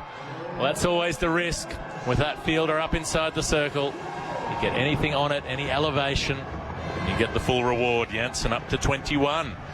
Doing a great job for South Africa here. He's got them up to 296 for 5. David Miller hasn't faced much, only 7 balls that he's faced. He's made 8, but Jansen 21 from 18. So sorry, I faced the next ball from Geoff Archer and I thought, I think it's going to be short and I'm going to try and hit him out the ground at Lord's down St John's Wood Road. And it was on me too quick. I spliced it straight to square leg. He caught it. I tucked my bat under my arm quite happily and walked off. We won the game, bear in mind. So I didn't lose the game for my team or anything. There we go. Sometimes a quick exit is better. Yes. Agreed. Well, nothing better than a moral victory. We learned that a couple of months ago. Here goes Mitchell Starc, and he tries to scoop Des Jansen, stepping right across to the offside. In the end, the ball goes, I think, past his leg stump in the end, but he's moved so far across that the umpire has said there won't be any wide signalled for that. It would have hit you in your original stance. Interesting times here. So 10 off the Starc over, a 2, a 6 and a 4. Jansen dealing in even numbers, 296 for 5, 2 overs to come. So they should get past 300. The question is how far past 300. And David Miller could have a say in that. He's the kind of player who could get you 40 runs off the last 2 overs if things fall his way. But he's barely faced a ball, so has he got his eye in sufficiently to be able to play those shots that we've seen him produce over the years? Well, I think if he sat there or stood there thinking about this now, I think Cummins is going to be doing the slow ball bounces and quick bounces into the surface, so he can sit back in the crease. He's got the hand speed and the power to be able to capitalise on that. All of the fielders on the offside, you've got short third man, you've got backward point, extra cover inside the ring, so it suggests the line is going to be straight and the pace is more than likely going to be off as well. So if Miller sits back and reads what Cummins is going to do early in the over, it's going to put Cummins under serious pressure against a very good hitter of a cricket ball. Cummins, right arm over to the left-hander, who waits for the slower ball and cracks it straight at Maxwell at extra cover, who lets the ball through his grasp. They'll race back for a second run. Miller does it really well, puts the foot down as Abbott was coming in off the fence at long off to field that one. An unusual fielding error from Glenn Maxwell, usually the most reliable pair of hands in this team. Got an awkward bounce, he got it right off the edge of the wicket square. The last of the cut strips, the ball landed on that fringe between the wicket block and the rest of the field, and bounced awkwardly away from him, low, ankle height. Tough one. Cummins into Miller, who pulls top edge. It's gone high in the air. Somebody under it coming in. Stark spills the catch. He's put it down, and he's face down in the turf, Mitchell Stark. He can't believe he's let that one go. David Warner was running in as well from further around the boundary line. Also could have got there.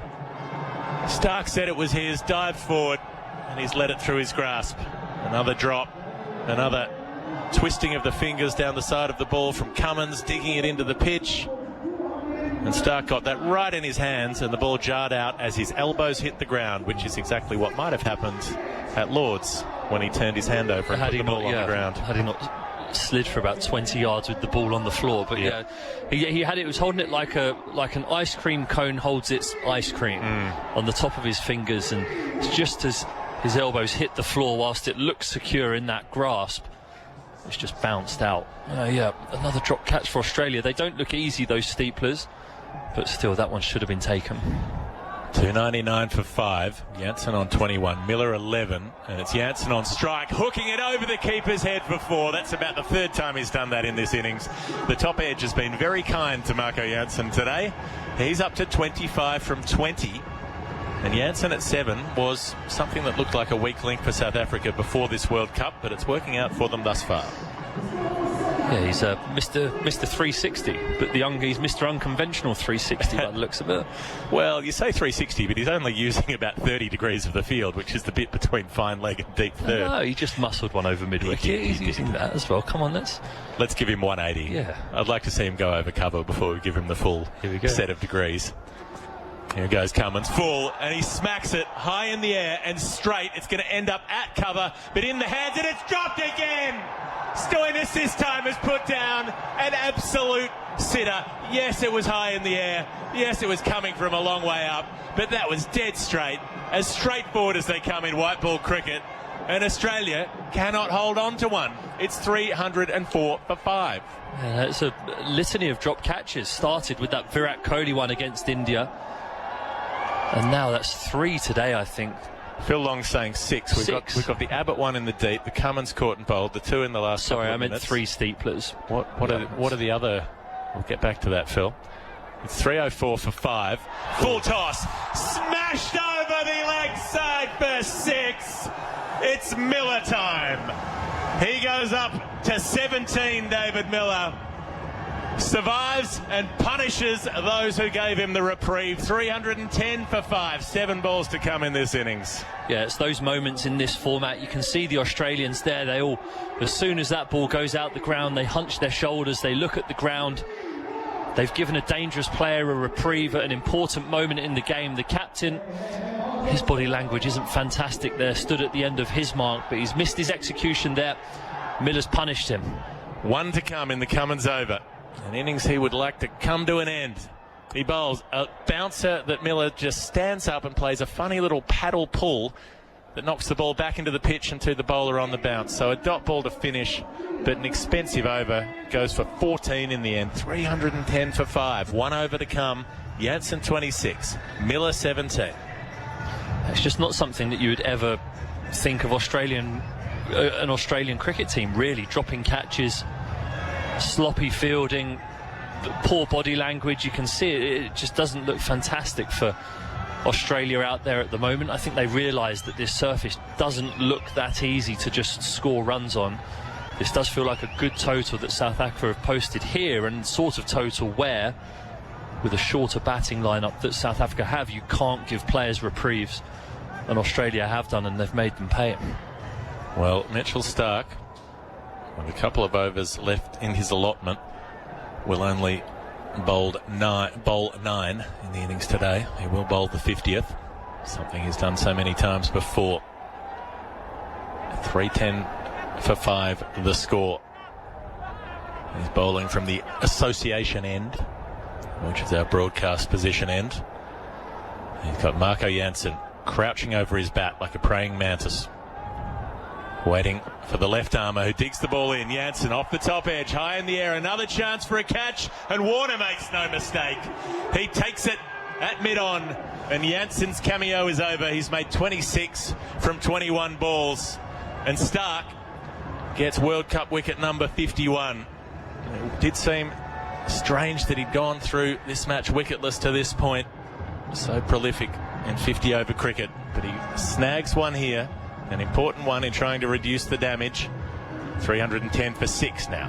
Yeah, Warner goes reverse hands on that one, actually. It was high in the air. He doesn't look that impressed with his teammates, but he has fingers pointing to the sky when he catches that. So you watch it all the way into your hand, and in a sky like this, it's hazy, but it's clear, so there's nothing actually once it goes up into that sky to gauge when the ball's coming back down. So it can feel like someone's thrown a pea into the air sometimes when you're underneath the steeplers in these sorts of conditions. And if you go with normal hands where your fingers are pointing towards the ground, you actually lose sight of the ball between when it passes your eyes to when it goes into your hand, and you just can't judge where the ball's going to be. Whereas David Warner there, he looks up, he settles himself with a solid base underneath, and he watches it all the way into his hands with reverse cup in front of his eyes. And there's more incentive when you're catching like that, because if you drop it, you get a broken nose and you're off down the ICU.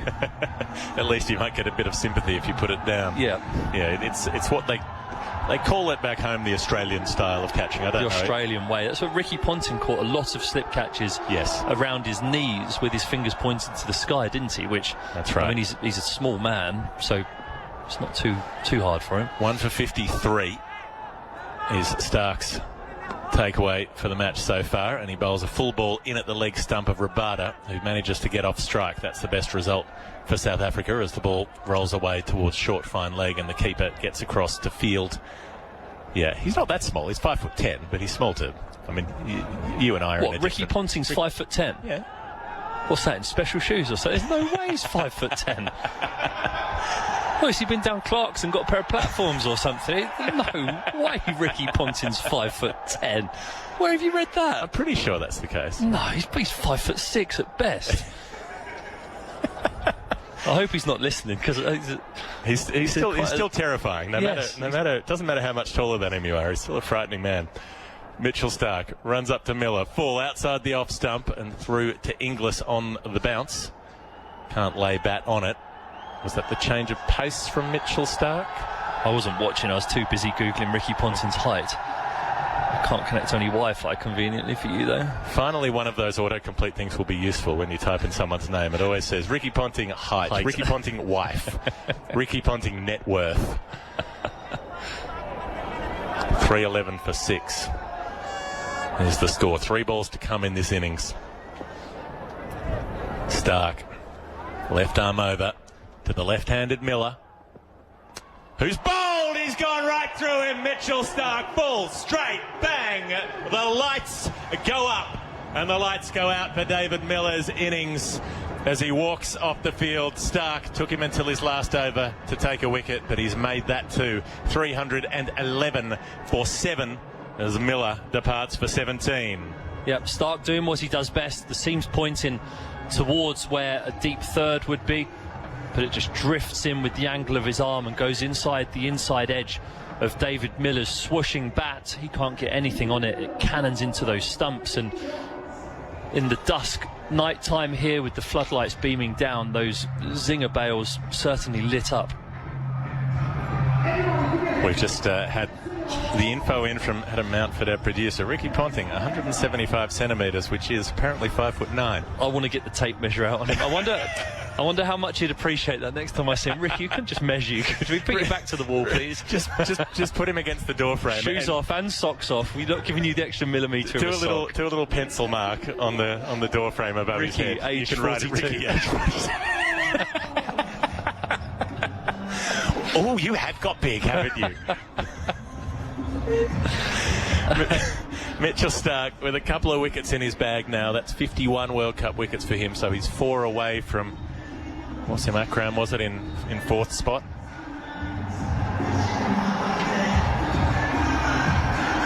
He's got a couple more balls to come. Could finish with a hat-trick. Who knows? You know all about that. It would be very good to get World Cup hat-tricks, yeah. You mentioned this a lot the other day in Dharamshala when 2 bowlers were on them but couldn't manage them.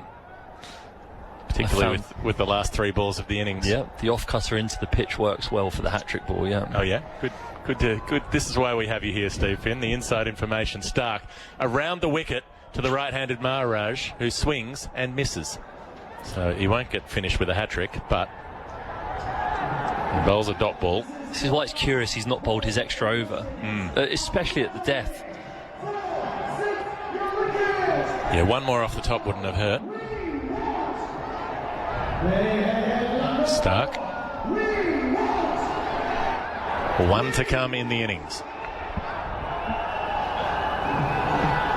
He's got a short third and a deeper, squarer third as well. For the right-hander, very wide on the crease. Attempted lap scoop over short third from Maharaj. Misses out, doesn't lay bat on ball, and he walks off with a naught next to his name.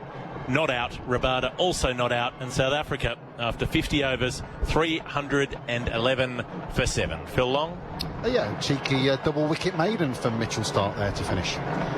Not a bad way to finish off the 50th over, particularly after they went for quite a few in the 49th. South Africa were able to hurt them a little bit, but not towards the end. At 7 wickets down, weren't able to punch that bruise any further. So, they were sent in.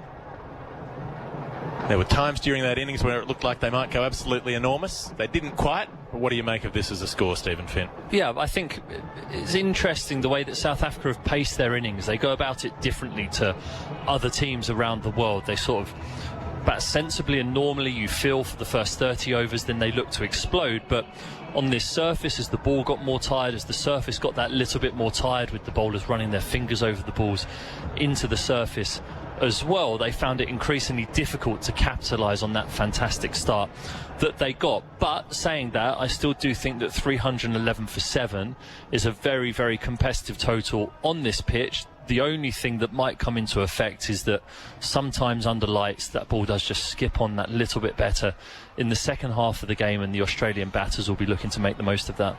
So the opening partnership was 108 between Bavuma and Quinton de Kock. Bavuma made 35. He was eventually out caught in the deep by Warner from the bowling of Maxwell. De Kock went on to 100. He made 109 and was bowled Maxwell in the end. A strange sort of dismissal as he played a reverse sweep, got hit in the chest. The ball deflected back onto his stumps. Rassie van der Dussen made 26, caught by the sub Sean Abbott of Zampa. Aidan Markram 56 from 44, continuing his good nick. Caught by Hazelwood off Cummins in the end, and Heinrich Klaassen caught Inglis, bowled Hazelwood for 29. So that explosive middle order with Miller then bowled in the last over for 17 weren't able to really punish the Australians after that good start. They've got up to what is a very competitive score, but we see teams chase 300 on the regular these days. We saw Pakistan do it against Sri Lanka, chasing 342, was it, in the end? And we've got Glenn Maxwell down on the field with Nasser Hussain right now. Yeah, it happened in little different flows there. It felt like they were well ahead, felt like they were on track for about 350 plus, and The last 15 or so overs, I thought we dragged it back really well. Got wickets at crucial times, just as it looked like they were starting to get going, and we were able to pull it back really well. So we're really proud of the efforts at the back end there. 10 overs, 2 for 34 yourself. How much are you enjoying the extra responsibility of being the second frontline spinner? Yeah, there was a little bit of help out there, and obviously slightly bigger boundaries as well. So just trying to obviously make him hit to the long side as much as I possibly can. It's been enjoyable to have a bit more of a bowling role back in this side. I know he's in the opposition, but he's a pretty special player, that Quinton de Kock, isn't he? Yeah, I'm getting tired of seeing him make runs. It feels like it happens a lot against us. He's a superstar, and I think it's his second in a row in this World Cup, so he's been dangerous for a long period of time. I think it's 19th as well. Yeah, he's a super player, super consistent, but nice to get him out. You know your stats. Do you know your stats of this ground? Does it get easier or harder? Do you think the dew will come down and it will skid on, or it'll deteriorate? I think after the last couple of nights of training, it looks like the dew sort of came in, but having this ground completely ripped up and relaid, who knows what it's going to play like. That played a lot better than I thought it would. Seemed to skid on quite nicely, and hopefully under lights it skids on nicely to the bat. Well bowled. Good luck with the run chase. Cheers, Nas. Glenn Maxwell with Nasser Hussain there for the host broadcaster. So Mitchell Starc finishing up with 2 for 53 from his 9 overs. Josh Hazlewood 1 for 60 from 9. Glenn Maxwell 2 for 34 from 10. Outstanding from the spin bowling all-rounder. Pat Cummins 1 for 71 from 9. Zampa 1 for 70 from 10. Mitchell Marsh bowled an over that went for 6. Marcus Stoinis 2 overs that went for 11. Right. That is the end of the first innings. 311 for 7 South Africa score. Australia will need to chase 312 to win. For listeners in the UK, you can watch highlights of that innings on the BBC Sport website and app. You'll also find that piece with Alan Donald about the 1999 World Cup semi-final between Australia and South Africa. Tomorrow on 5 Sports Extra and on ABC Sport, we'll have Bangladesh against New Zealand. That'll be from 9:15 a.m. UK time. And the New Zealand that's 9:15. Yes, there we go. We've worked that out. And the Kiwi captain, Kane Williamson, has confirmed that he's fully fit and will captain New Zealand in Chennai tomorrow. Tim Southee is also fit.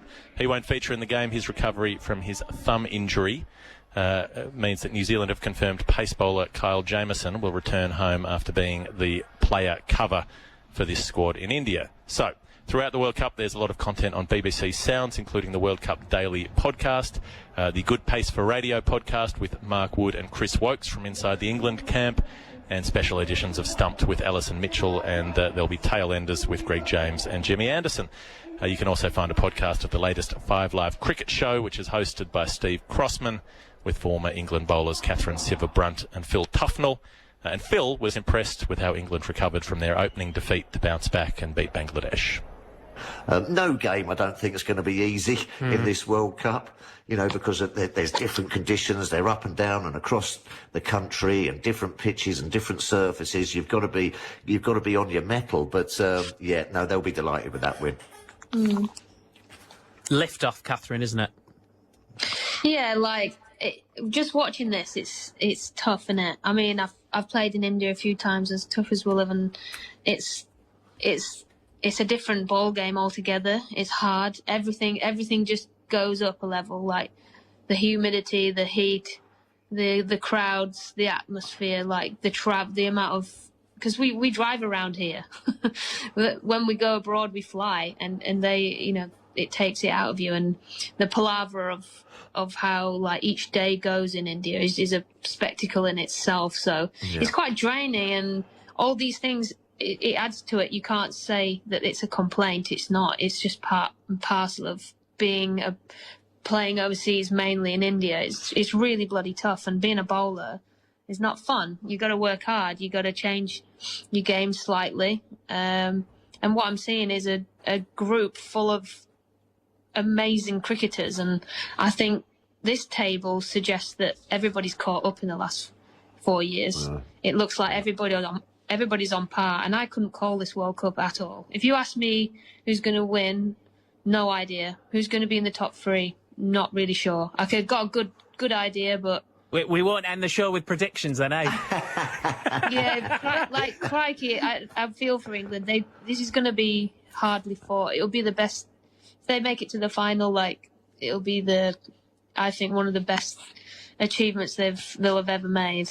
Yeah, I think also I think the whole squad's going to be involved in this World Cup as well. Just as I was saying about surfaces and you know, do you play two spinners? Do you play the extra seamer? Do you play the all-rounder? I think the backroom staff have got to be on the mettle as well. They've got to do their research about how these pitches are playing, what the best makeup of the side is, and I think that you can't panic. I agree with Catherine. You can't panic while you're in India because things run away with you very quickly and things all of a sudden just happen and you think, oh, crikey, how are we going to get out of this mess? You've just got to keep calm, keep relaxed and go about how you know you play your game. And I think everyone's going to be a part of it. So the likes of Ben Stokes in the wings, like as you were talking, Reece Topley came in, did well. Moeen Ali then dropped out. He's going to come back in. So everyone's got to be right on focus when that game time comes round. Right, David Milan scored that brilliant 140 off 107 balls before the tournament. Obviously, looked like he could miss out to Harry Brook. In the end, it was Jason Roy who was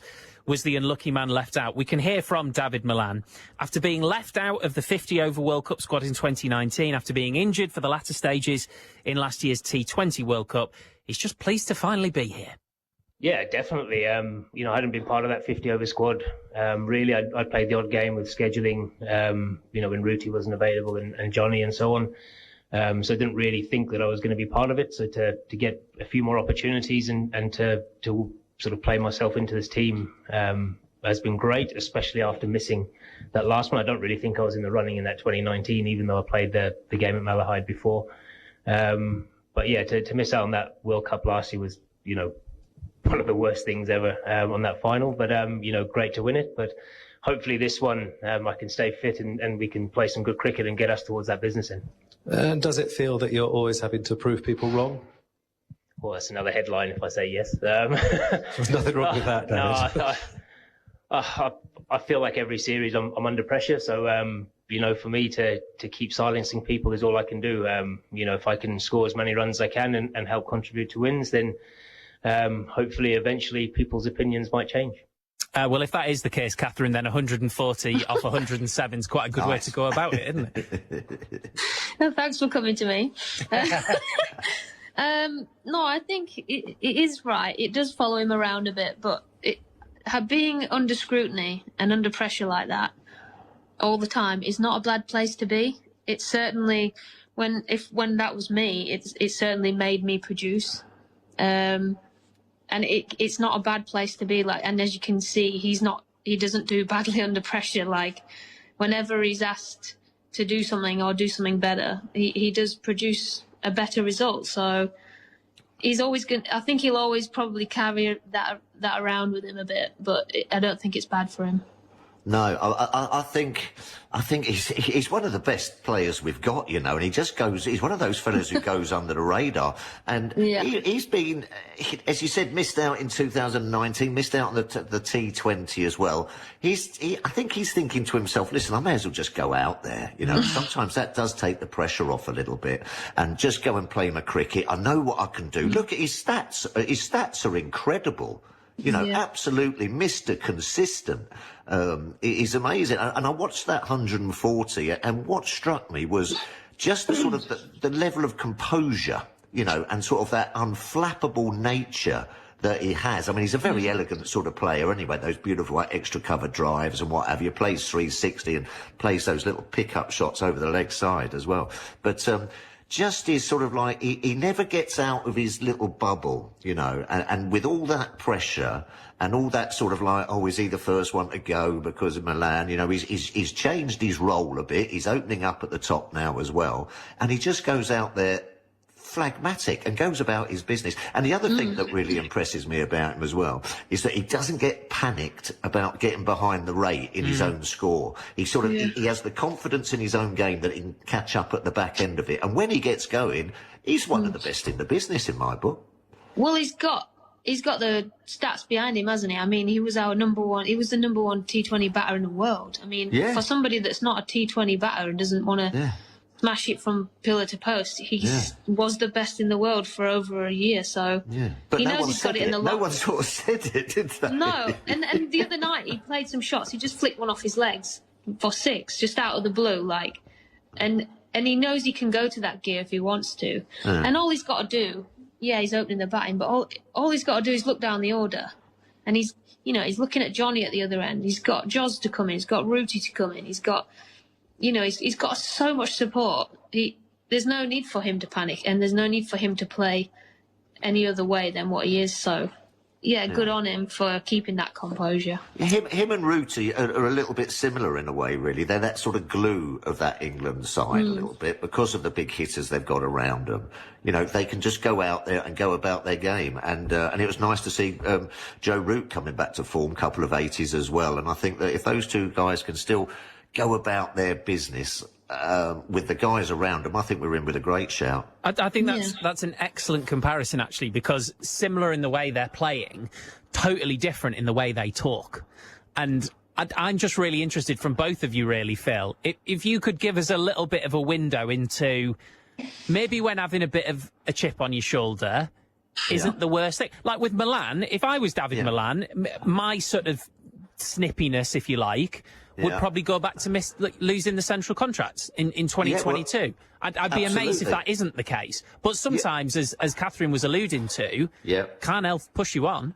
No, absolutely. I mean, look at Johnny Bairstow as well. Every time people start having a pop at Johnny Bairstow, he comes out and plays an absolute wonderful innings. So it does kind of help a little bit. Sometimes it's in the makeup of the person, Sometimes you're not this sort of flamboyant character, but, there's that inner desire and inner steel. And I think also, as he alluded to in his interview there, he missed out on those other two, and he's sort of saying, right, well, listen, I'm going to show you where the pressure's off myself a little bit here, because I'm probably not going to make another one next time round, or who knows. So I'm just going to go out there, do this for myself, and show you lot, actually, who haven't given me sort of quite the recognition that you think you deserve. And there's nothing better to sort of bite on, if you know what I mean, as a professional, than to actually go out and do that, because you don't sort of go up there and stick your, give them the old stick your fingers up sort of thing. But there's sort of thing, you know what I mean. I don't know that was fine. That was fine. I wasn't sure what you were going to say, but that was perfect. Yes. But you do sort of then get that inner sort of delight of saying there's nothing better than proving people wrong, and having the odd person coming up and saying, well, listen, sorry, mate, I didn't quite back you then, or sorry that, and you go, well, listen, mate, no problem. I'm happy with myself. I'm happy with the way I'm playing. And, it just gives you that little bit of edge and that little bit of niggle that I always liked when I was a cricketer. Nothing better than being dropped and then sort of being recalled and coming back and making an impact. Oh, lovely. Catherine? Lovely. I'm with Tuffers. Like, it is hard on him, but I just hope he doesn't feel happy with that 140. Like, there's so much to do, and the hardest bit's coming up. No one can get complacent. We've obviously got Stokesy to come back at some point, thank God.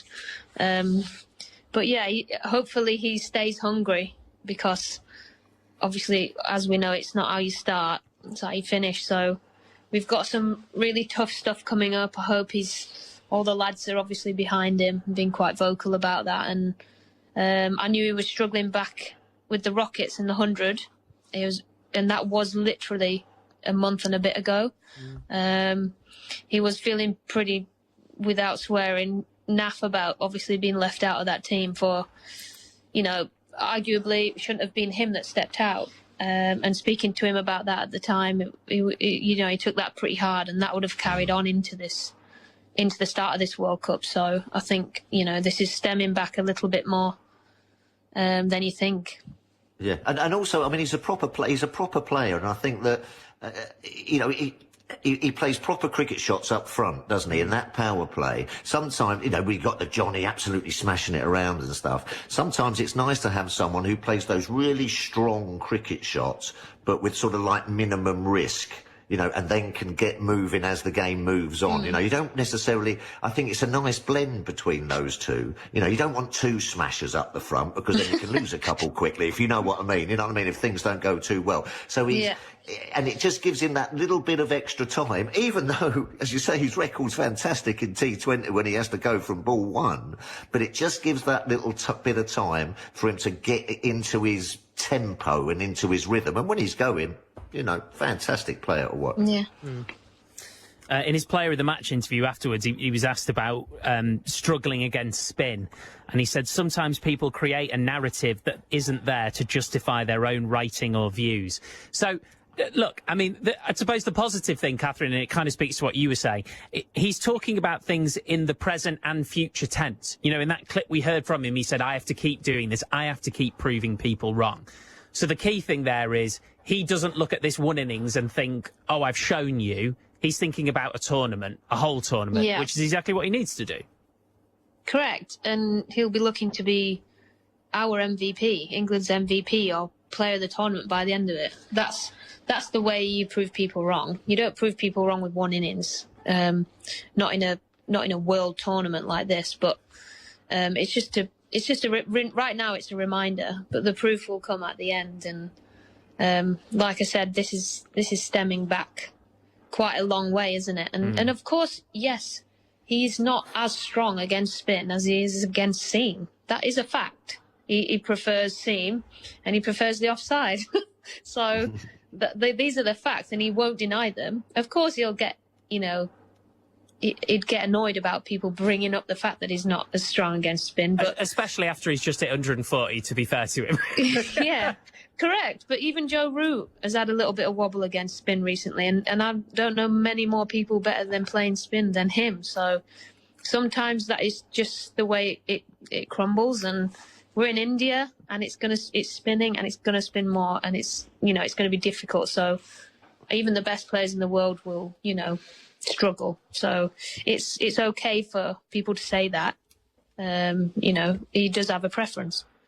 Yeah, and also the world stage is the world stage, isn't it? No better place to do it. I mean, okay, England series and what have you, and bits and pieces and things like that. But this is the world is looking at you, so I think that's going to be another little thing that's going to be spurring him on. All the IPL teams and everything. Have a little look what I can do.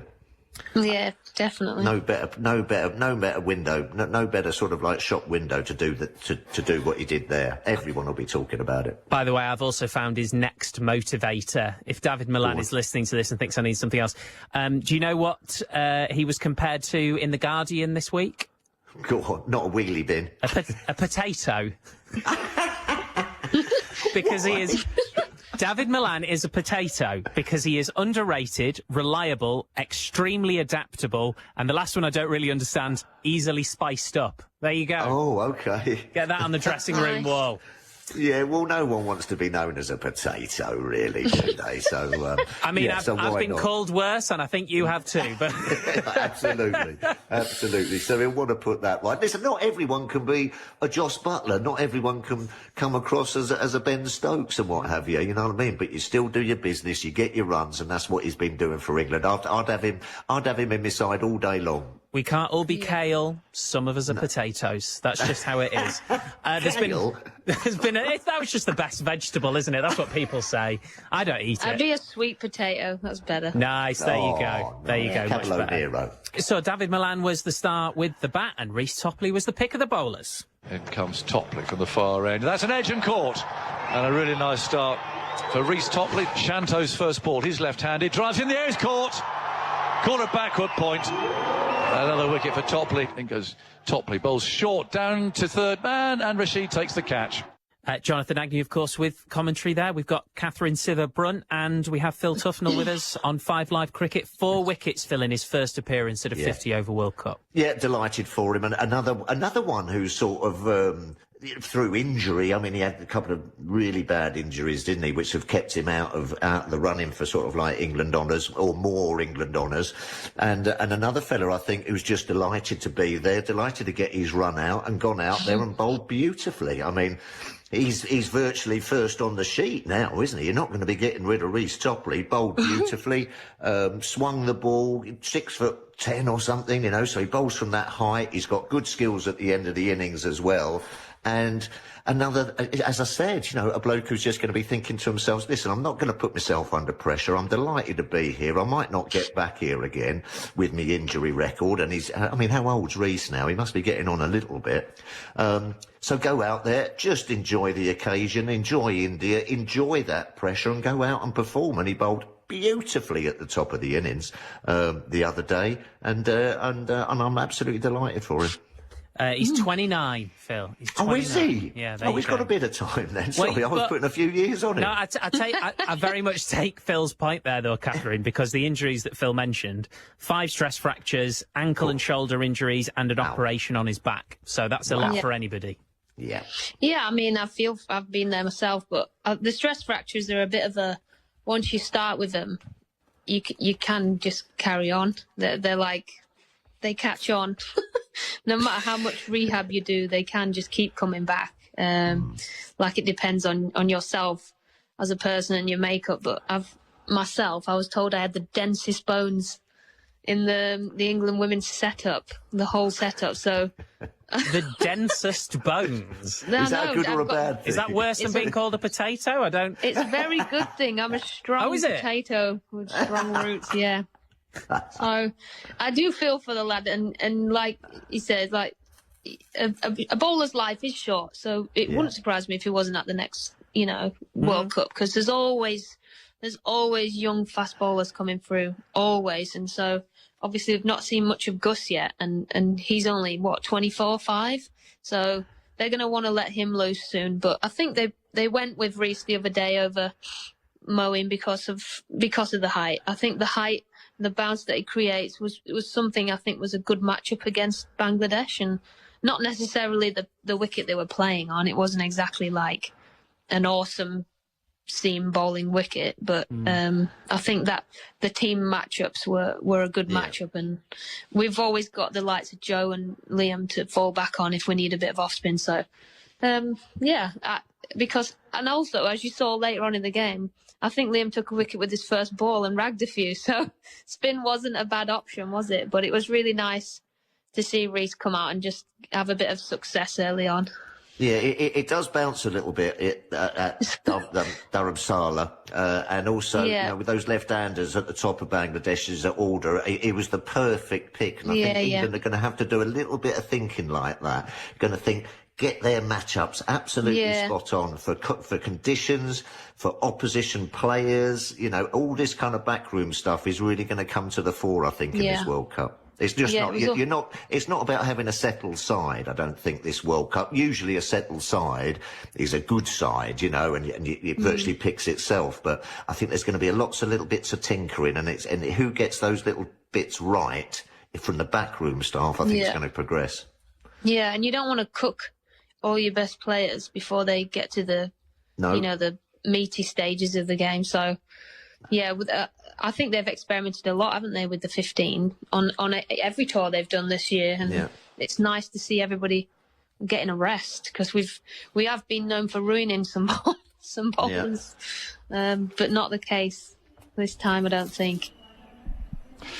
Well, that's Catherine Silverbrunt finishing that discussion. You can hear the rest of it on BBC Sounds, of course. So we're not far away for Australia's reply here. They need 312 to beat South Africa, who didn't quite get there what we thought we might get. They might have got another 20 or 30 runs in that. So Australia fought back pretty well towards the end of that innings, just chipping away with wickets when they needed them after that very good start. Quinton de Kock made 109, Temba Bavuma 35.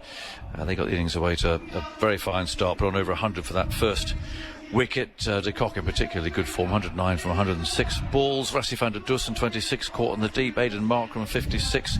He was dropped on 1 by Cummins, who got him in the end, but it did cost him a few. Heinrich Klaassen 29 and David Miller 17. Marco Janssen made 26. So 311 for 7 was how South Africa finished up. Bowling wise, Pat Cummins actually quite expensive, 9 overs, 1 for 71. Adam Zampa went for 7 and over as well. Josh Hazlewood 1 for 60 from 9, but they stuck to it pretty well, the Aussies. They could have faced, say, 330, perhaps even a few more than that at one stage. So let's hope that we get a good game here, and because really haven't been too many, any tight ones really in the World Cup so far. We've seen some good cricket, but not that nice nail-biting finish that just gets people talking about it and bought into the tournament as such. So, Steve Finn's alongside me. Here we are. It's dark. Lights beating down. Decent crowd coming in. Again, as we were saying, I mean, it's at least doubled since that first innings, I would say. And they've crept down the stands as well, haven't they? Yes. They started in the top half, trying to seek some solace from the sun. And then as the days worn on, they've crept down into the lower rungs of the stands to the point where actually the blue seats that encompass half of the ground, the bottom half of the ground, look pretty much full, and the top half is sparsely populated, so they're creeping towards the action. Yeah, I was going to suggest that that meant it's half full, but actually there are fewer blue seats, I think, than pink, that goes stretching right up. As I mentioned, this very sharp rake of the terracing here, and clambering up the top there, you'd know about it. You get a great view. It's very high up, but 50,000 stadium, I don't know, 15,000 here maybe, something like that. I'm just hazarding a bit of a guess.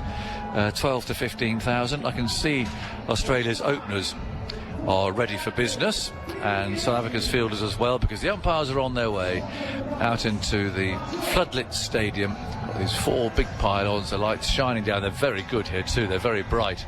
They sort of peer over the top of the roof, which is rather like sort of the mound stand roof, you know, this sort of meringue sort of top, if you like, in white. They're very in at the moment. They work rather well with cricket grounds. So that's what it is, in a perfect circle, and this ground stands up very clearly on the outskirts of Lucknow. So while the South Africans are still in their huddle, the Australian openers are on their way into the middle, so they'll get there without the fielding. So whatever they're saying down there, it's a long one, because they're still arms wrapped around each other. But it's a big game. I mean, for South Africa, if they were to play 2, win 2, and having dealt with Sri Lanka relatively easily, really, but to deal with Australia early on, that's big. They're still at it down there. Well, get to the stage where the umpires might say what's going on. The batsmen are saying what's happening. They're out in the middle. Finally, that little huddle is over, and so out they come, looking very determined. And they're going to try and hit Australia hard here. Kakisa Rabada will renew his hostilities with David Warner. There's been a few of those down the years, and this could be in international cricket the last time actually that they face up to each other, which would be a bit of a shame. It's always been a good clash, that. Rabada, I know you're a fan, aren't you? He's such a languid, easy bowler. I remember. Were you playing in the series when he first played against England? I mean, he just suddenly appeared. He was quite slight then, wasn't he? Then he had a few injuries, and we saw him again. He was pumped up. Yeah, he beefed up, didn't he? He's just had that lovely, easy pace about him. I love watching bowlers who have that easy pace about them. Nortje, for South Africa, obviously bowls quick, but I don't. He's a very good bowler, but I don't watch him and think that's beautiful. I watch someone like Rabada bowl. Yep. Those arms, they sort of turn into rubber as soon as they start their downswing, and just whip over. And when he gets it right, it really is a sight to behold. So I'm looking forward, hopefully, to seeing him in full flow. Yeah, it's possible, of course, that he won't bowl at Warner, because if they've knocked Warner over early, Rabada tends to come on first change in this. They'll have Ngidi at this end, and probably Janssen at the other, who does swing that new ball. His left arm is a different angle of attack. So unless Rabada's talked himself on, persuaded his captain that he ought to be the man to deal with Warner, we might have to wait a little bit for that. We've got Mitch Marsh, who's going to face the first ball. He's got Spider Cam ridiculously close to him there. He's actually fielding at short leg at the moment, and but we've got. He's quite a lively operator tonight. Now he's zooming in very close on Ngidi. He's only about a couple of yards away from him, at head high. They must trust the operators of these, mustn't they? You wouldn't want to get that wrong by a couple of feet. No. Where there's blame, there's a claim. Yep, absolutely. Well, it's away now and out of our sight. He's heading towards the roof. And Marsh will face the first ball. There's 2 slips. 312 to win for Australia, as Ngidi bowls the first ball down the leg side, gloved it just short of the keeper. That was almost a start. So make sure it did come off the glove and not a thigh pad, but it was he looked to be playing the pull shot I think he has. He's just shaking his hand there. It wasn't much of a ball. It's a bit of a long hoppy ball on the leg stump, and to a set batsman, probably going into the stands, a deep square leg. But Marsh didn't do that to his first ball. Has quite got his eye set, of course. And Getty runs in bowls to him. That's in the same sort of a place. And he turns it round the corner. It's time for Australia's first run. All thrown in from the deep. So 1 for no wicket. Target 312. Pavuma, the captain, as he watches on from mid-on or mid-off, that sort of area, keeping an eye on proceedings. So Warner. Certainly a last hurrah for him, but what a performer he's been for Australia. Well, in all forms of cricket, but I guess in years to come, maybe we'll reflect on Warner, the white ball batsman, possibly. But anyway, he's got a chance here to make his mark on this World Cup by emulating Quentin de Kock. 1 for no wicket. It's 2 slips. And then Getty's going round the wicket at him. Big man. In he goes, bowls. That's turned away round the corner, down to fine leg. He'll take the first one quickly. It's going towards the boundary. Fielder slides, slips, and does well there. It's Janssen, who's got telescopic arms, who managed to save the boundary. 3 for no wicket. Warner off the mark with a couple, just nudging it away off his hip. He's big man, and Getty, he probably bowls a heavy ball, I would think. I mean, he's not express pace. Big and strong. Some energy behind the ball, some effort. 1 slip's gone already. Then goes Getty. Bowls short, chopped into the offside. Wait, says Warner. So no run taken. And looking at the shadows, you have to forgive me, but the lights is on all out of our view. Actually, there are obviously 6 of them. See all the shadows there at the feet of the players. So there are ones that are out. We can see 2, but there's clearly those other ones there. Unless those other, what are those side-on shadows? Maybe there's shadows from the lights. Maybe there are 4 big pylons, and then lesser lights. But there's 6 shadows there.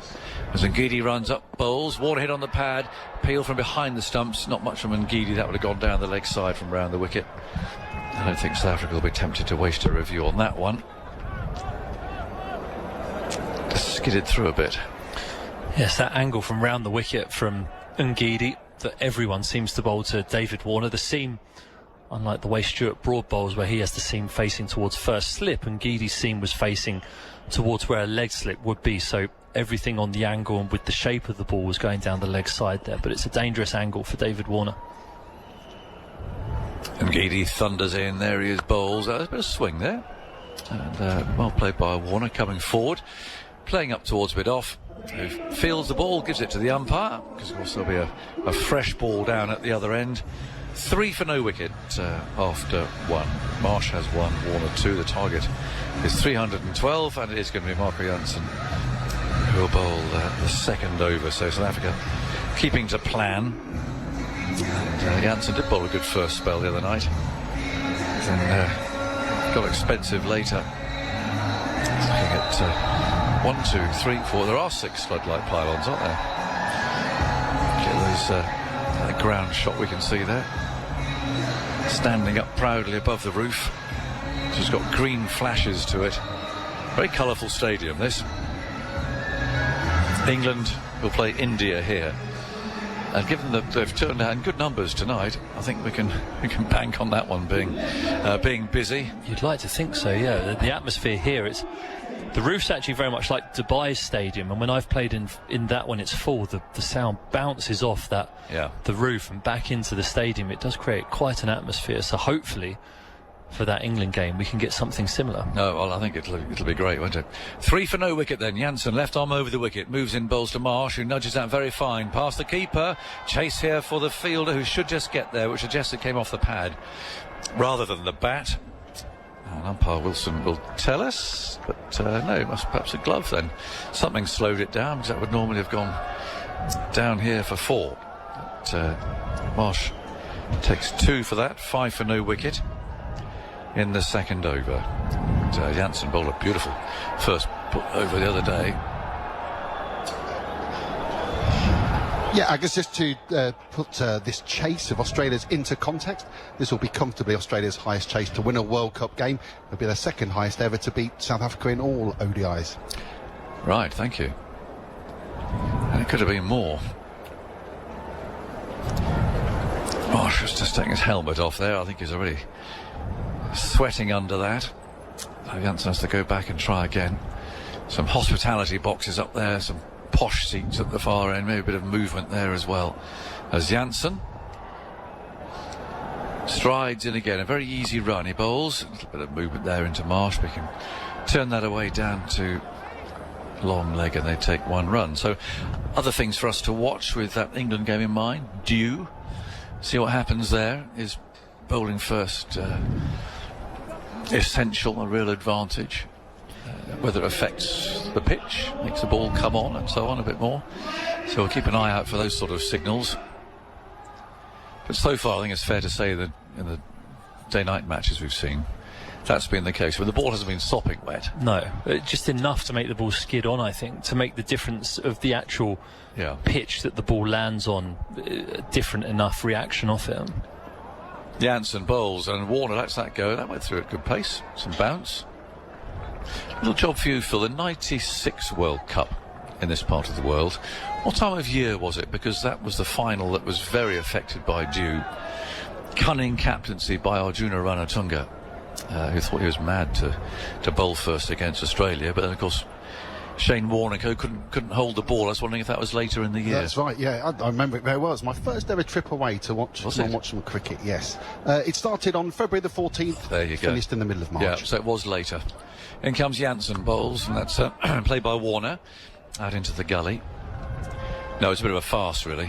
But Ranatunga had done his homework in their practice sessions and worked out that was the thing to do. Everyone thought he was bonkers. Yeah, it's like when dew's bad, it really affects you, because that seam, the seam of the ball is the thing that when you're a bowler, that grippiness, or certainly for me, is what I'd get my feedback on how much I had behind the ball or how much I could rip down the side of the ball for a slower ball or something, was always gauged on my relationship with the seam and what it felt like.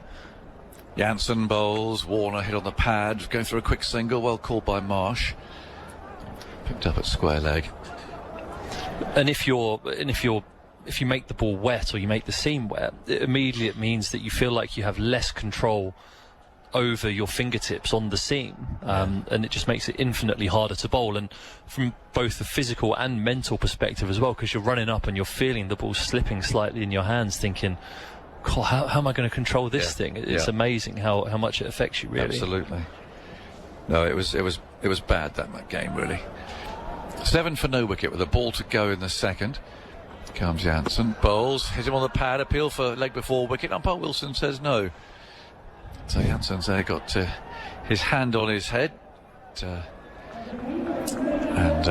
Well, Pavu were there putting his hand out saying, what do you think? Is it worth a review? But they've decided no. Umpire Wilson's got that one right on his checking. Quinton de Kock is keeping wicket. He didn't the other night when he got 100. He had a rest. I thought if he doesn't feel tonight, there might be some muttering going on. Yes, I think the opposition, whoever they're playing next, would be inquiring with the match referee about, I think so, whether Quinton de Kock should be fielding in the second half of the game. But I think he was the one giving the impassioned speech in the huddle earlier. Yeah, I saw when the camera zoomed in on him. And Getty starts the third over, bowls outside the off stump, chopped away by Warner to backward point. Picked up in that just behind square position. So they've got Miller fielding there. It's his usual spot. And there's no run. 7 for no wicket. We go our separate ways tomorrow. The first time is like a little break up. It's going to be sad without you, actually. I've been used to coming down to breakfast every day, and you're always there before me because I'm a late riser. Yeah. Dinner last night, the same. I know. You're going to Delhi. Delhi, yes. Yeah. Zingidi moves in, bowls a bounce or a lively ball. Warner really gets underneath it, tucks his bat under his shoulder. I don't think he'll miss those when he's given up. As a rapid ball that's flying over his head. He looks phlegmatic enough, but never much joy in facing those. So I'm off to Ahmedabad for Saturday's India-Pakistan game. I think, judging by our game, the first of the tournament, we have to get there fairly early. Yes, I think they've enlisted some pop stars and music stars to do a show before the game as well. Yeah, you can enjoy that. Oh, we'll enjoy that. In goes Getty. Bowled outside the off stump, bit of a loose, swiping stroke from Warner. It goes past his outside edge into Cox gloves. 7 for no wicket. Are you going there, Phil? No, I'm getting the bus back to Delhi tonight. Overnight. Overnight tonight. Bit of admin tomorrow. Sort the rest of this trip out, and then Saturday I think I'm going to find a quiet little corner and watch India-Pakistan. Right. Okay. It's certainly going to be manic, isn't it? I can't wait to see the atmosphere everywhere. Yeah, for that game. It will be good. It's just a shame they don't play each other more often. But there you go. That's the politics for you. 7 for no wicket. And Getty moves in, bowls, and Warner leans back a little, tries to drive that. They drive buses during the day, you know, Phil. I'm going to go during the night. I know all the time. they do, but people who know me will tell you exactly why I'm doing it.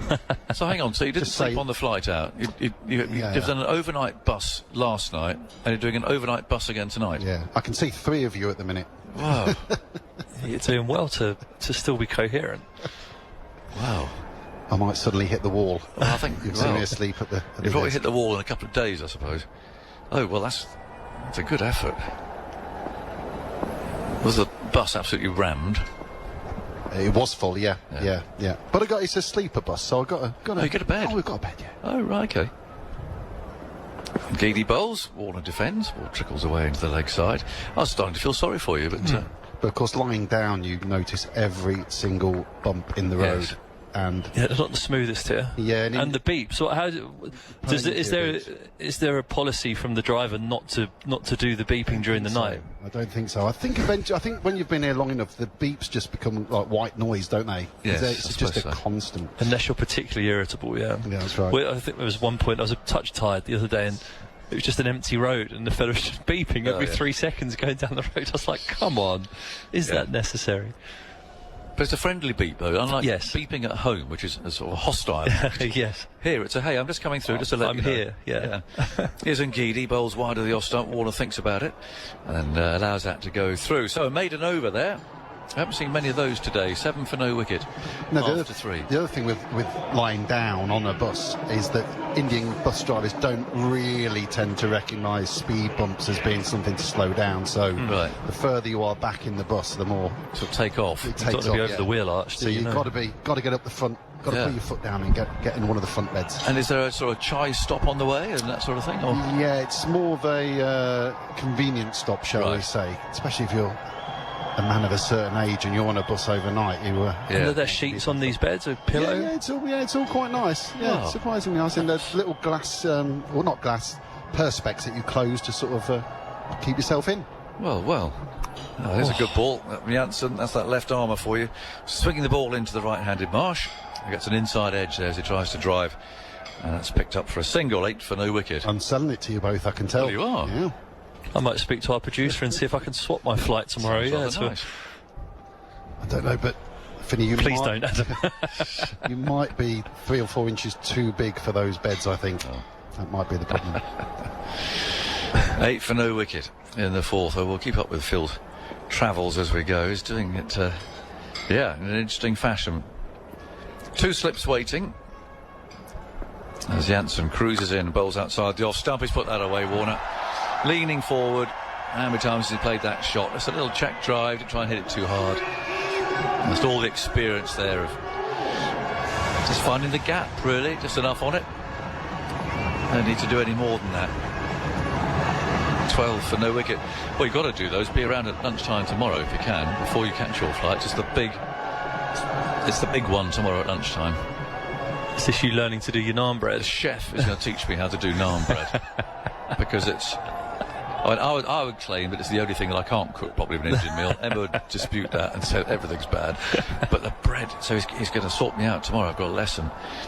There's Janssen bowling, tucked away into the leg side by Warner.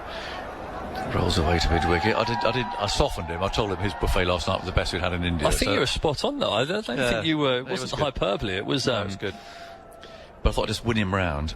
Yep. So lunchtime tomorrow, we'll be rolling out. What they do here is they're much thinner, aren't they, than the typical ones that you get in a supermarket back home where you toss a bit of water on and warm them up. They're quite thick, aren't they? But these are much thinner.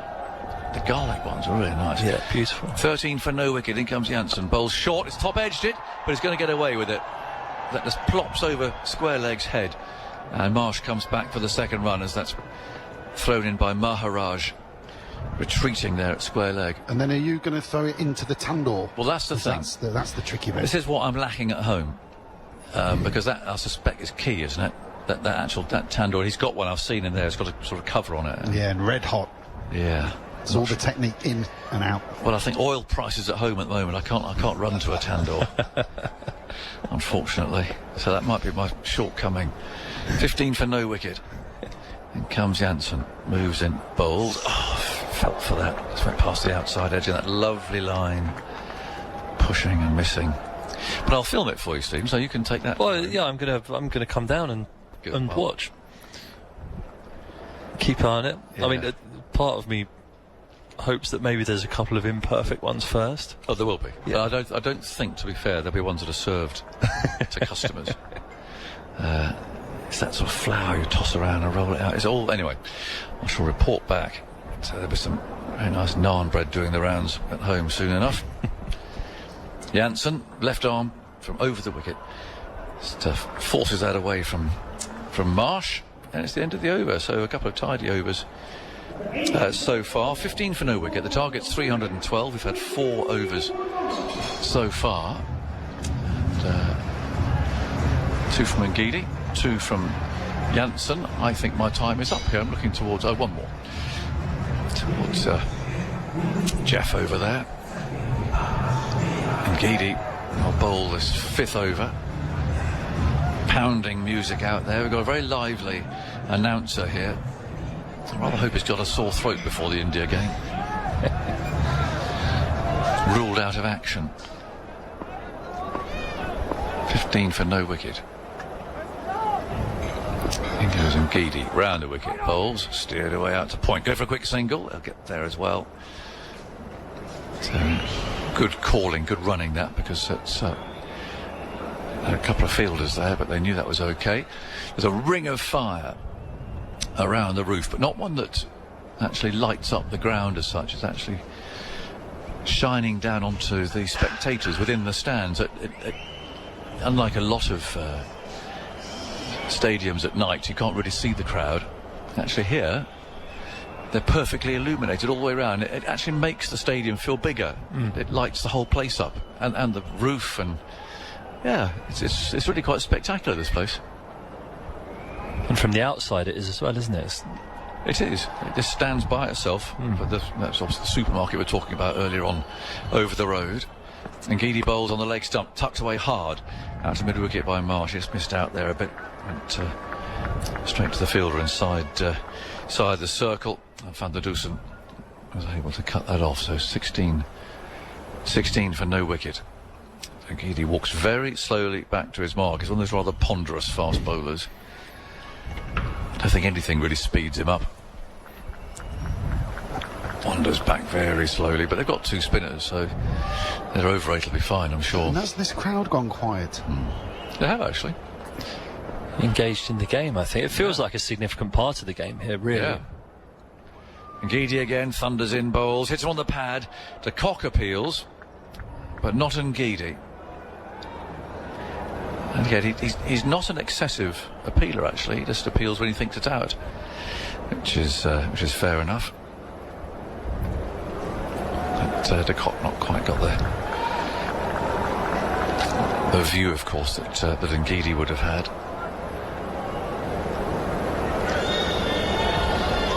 He's got the ball in his hand. He sets off right from the edge of the circle, wearing 22 on his back. It's olive-coloured uniform South Africa have, and he bowls short of a length. Marsh can do nothing with it but defend. Picked up there at backward point. He's on. Oh, actually, no, he scored a single off the first ball, didn't he? I was going to say 2 successive maidens, but he's only taken 1 off his last 10 balls. Yeah, it's good bowling. It's top of the stumps and keeping it within the width of the stumps as well, I think, means that it's not giving Marsh any opportunity to free his arms through the offside. The only loose delivery really was the first ball, the one that was on Marsh's hip that he gloved and almost offered a loopy catch to the wicket-keeper Quinton de Kock. But Ngidi keeping it tight here, hitting the track hard, but still searching for that first wicket. 2 balls left in the over. Marsh on strike. One slip there, and Getty runs in, bowls to him, and he tries to pull a ball. Wasn't quite there for it. Hence the mistimed shot that's fielded by Van der Dussen at mid-wicket. 16 for no wicket. Ball to go in the 5th. And yeah, the crowd has just settled back quietly. Actually, they're not being revved up too much. By the PA man, again on the security staff, happily leaning on the fence and watching. That's a nice peaceful scene. Something set them off there, though. I'll tell you what, it's a replay of Virat Kohli taking a catch. I mean, if there was some sort of picture up there of Virat Kohli dropping his trousers, they'd cheer. And goes Ngidi, comes in bowls, and has turned out to mid-wicket. I mean, he's not even playing in the game. But there was an action replay shown on the screen of Virat Kohli taking a catch, and that was what fired the crowd up. There you go. That's India for you. Steve Finn, thoughts from you, and then Geoff Lemon's coming here. Yeah, it's been a very tight and compact start from South Africa here. Bowling back of a length and over the top of the stumps, learning from the mistakes of the Australian bowlers who went searching maybe a touch full early and got driven and allowed South Africa to get a decent start. Made 100 for the first wicket, 108 I think it was. But here 16 for none, they're keeping it tight, but no wickets just yet, and wickets are what they will need to peg Australia back in their pursuit of this total. But certainly at the moment the ball looks on top of the bat. Start of a new over from the left armour, Jansen outside the off stump. David Warner cutting hard into the ground and finding cover. I think from an Australian perspective, though, you worry about this slightly. Into the 6th over, only 16 runs on the board. It felt like, watching that first innings, there were 2 options for Australia to try to chase that. One, when the spinners are bowling, hope that the dew comes in, the ball skids a bit, it's a bit easier to hit, it doesn't grip as much. 2, new ball runs.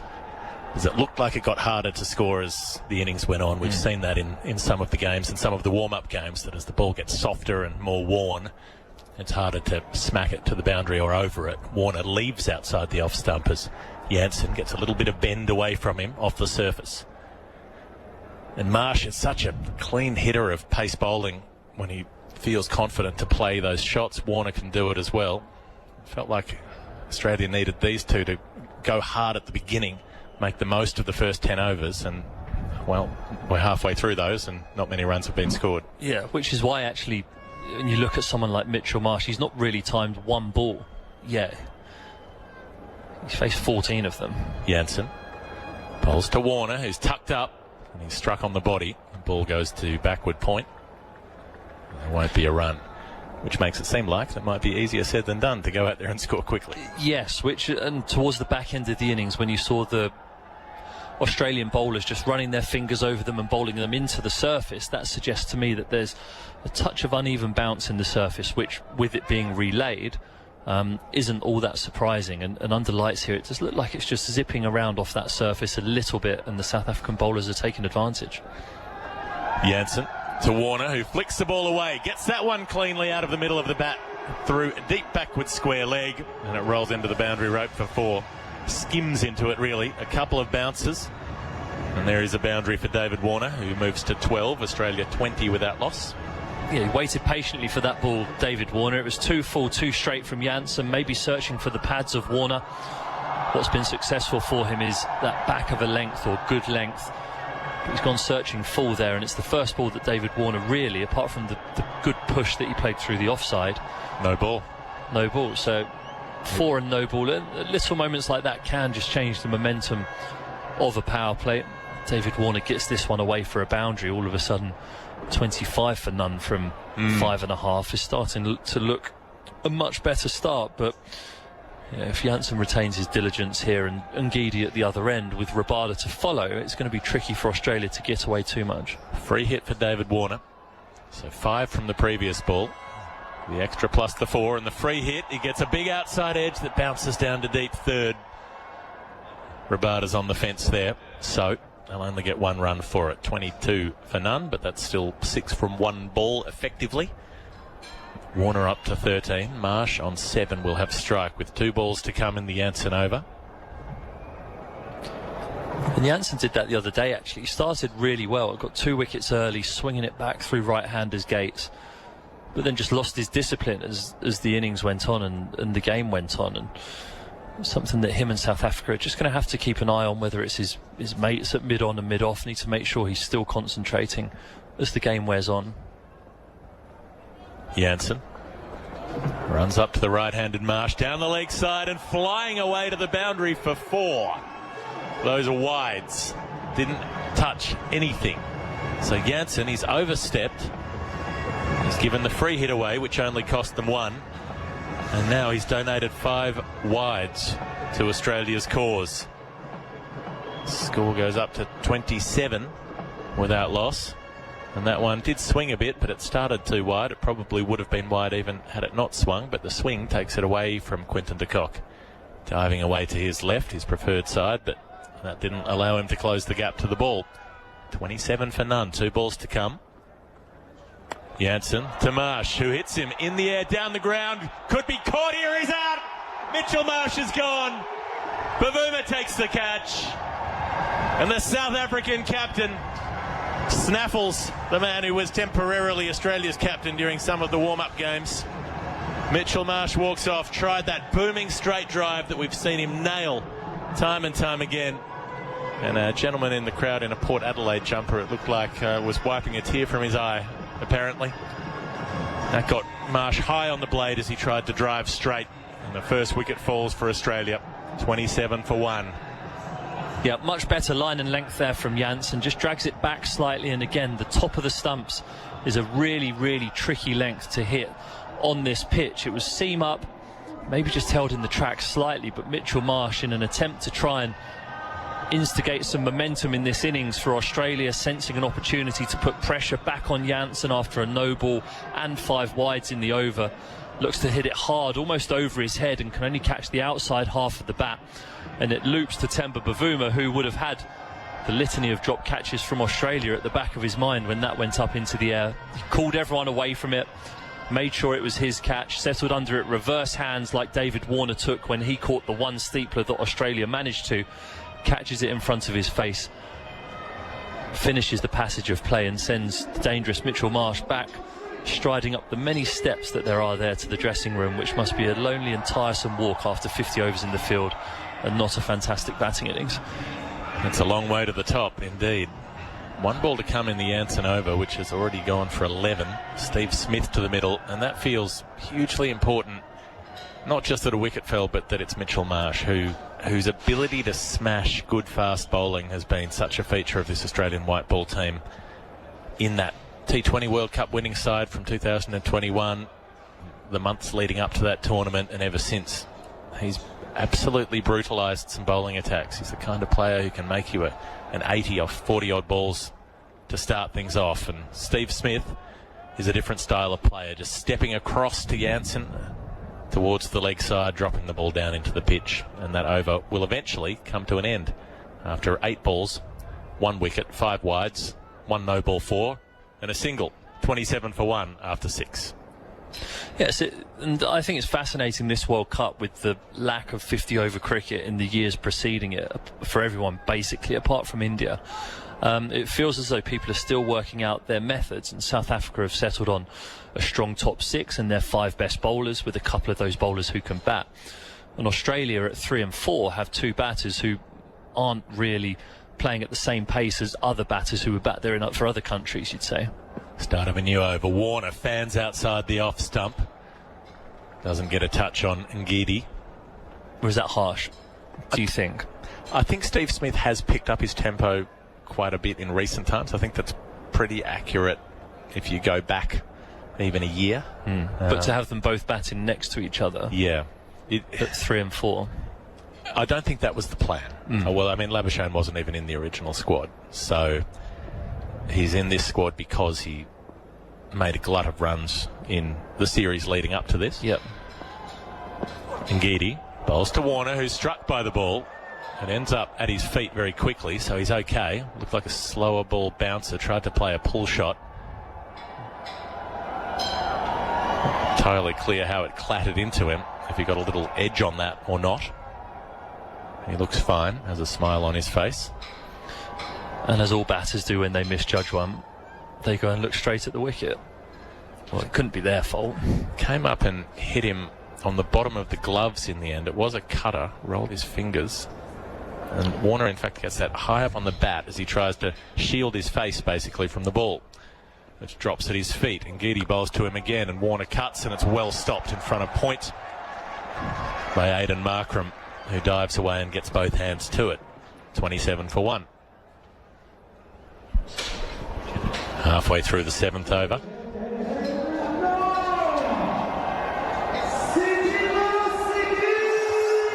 And that one was slightly truer bounce. Markram was able to stop it. And Getty, on that long, slow walk back to the top of his mark, starts his run in again. He's got a wideish slip, a backward point. Bowls outside the off stump. Warner cuts it straight to Markram on the bounce. Can't get through the field. 3 dots in a row for Ngidi. Steve Finn's having a spell. Aaron Finch is back with us. Good evening. Good evening. Tough work out there at the moment. Yeah, the ball seems to have been swinging around a little bit more than what we saw from the Australians first up. Just haven't been able to get any flow, haven't been able to get away. And Getty nearly completed his 4th over and just gone for the 4 runs. It's been a very disciplined start by South Africa. It is a remarkable bowling analysis, especially in modern 50-over cricket, where you expect to go over the top a few times. And Getty bowls to Warner, who plays the ball straight to Aidan Markram and cover point. They only need one fielder out there. The rest of them could have a rest. Yeah, they've changed their pace well in this over so far, and it's a clear shift. I think we saw Australia after 35 overs start to go a little bit more into the surface, start to use them cutters and almost slow bounces to really good effect right throughout. The issue when you bowl first is you tend to give a really solid blueprint to the opposition on how they should go about it. Whether you bowl well or not, they either figure out what they shouldn't do or what they should. And Getty, to finish off the over, bowls to Warner, who slashes into point. Is caught. The ball is launched high into the air, and Australia's openers are both heading back into the hutch. Van der Dussen takes the catch, 27 for 2. And Australia now in real trouble. 7 overs gone. And Getty, 4 overs, 2 maidens, 1 for 4. Yeah, just a cut shot that he just doesn't get. David Warner looks to be inconsistent off the surface. But again, Getty using the cutters, using the cross-seam delivery early in the innings. Just splices it, just balloons up to the man in front of point. Disappointment for Warner. Well, Warner and Marsh, that's where I thought Australia's chances lay. If those two could lay into the opening bowlers in the way that we've seen them do before, get Australia off to a really fast start, that might give them the foundation that they needed to chase 300 tonight. It's going to be a much harder task now with the more middle order strike rotation kind of players in Smith and Labuschagne coming together within the power play. Yeah, ideally you would love to set up the innings, go 1, maximum 2 down into that first 25 overs, and that's not to say that Australia won't. But they've left themselves a lot of work to do now.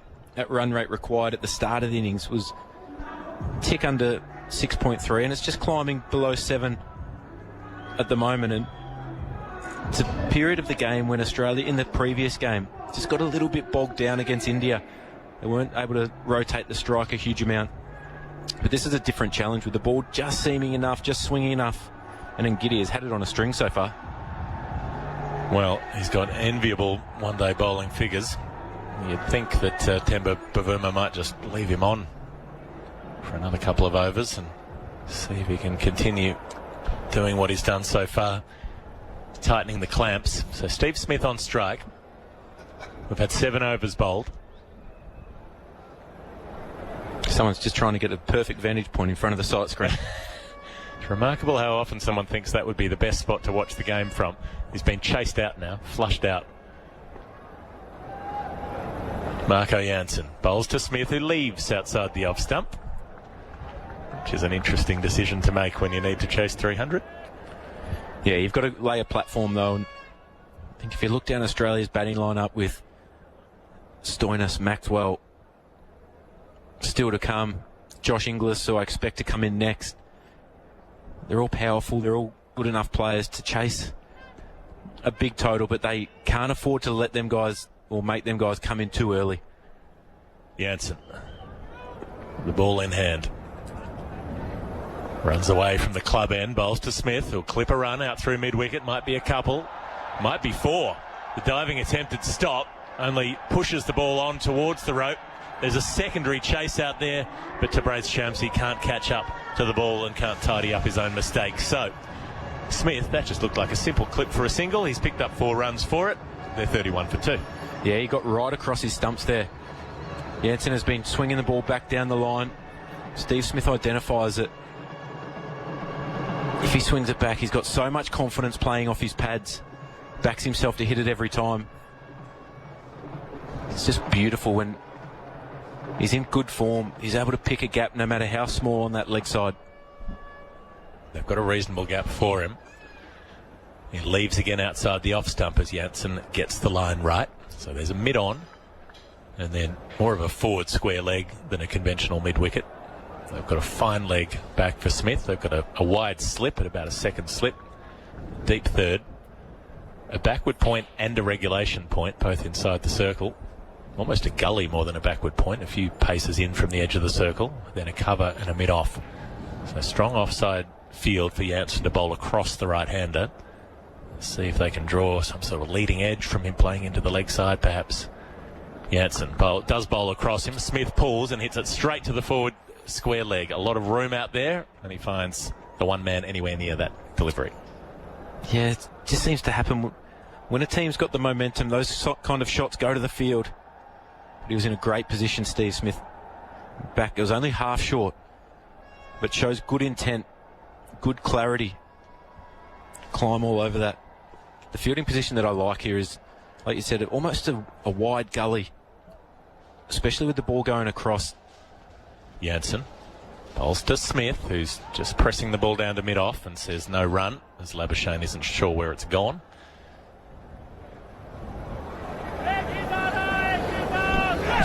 Especially with the left arm angle, with the ability to swing the ball back, but occasionally either just wobble the seam so it doesn't swing and it angles across.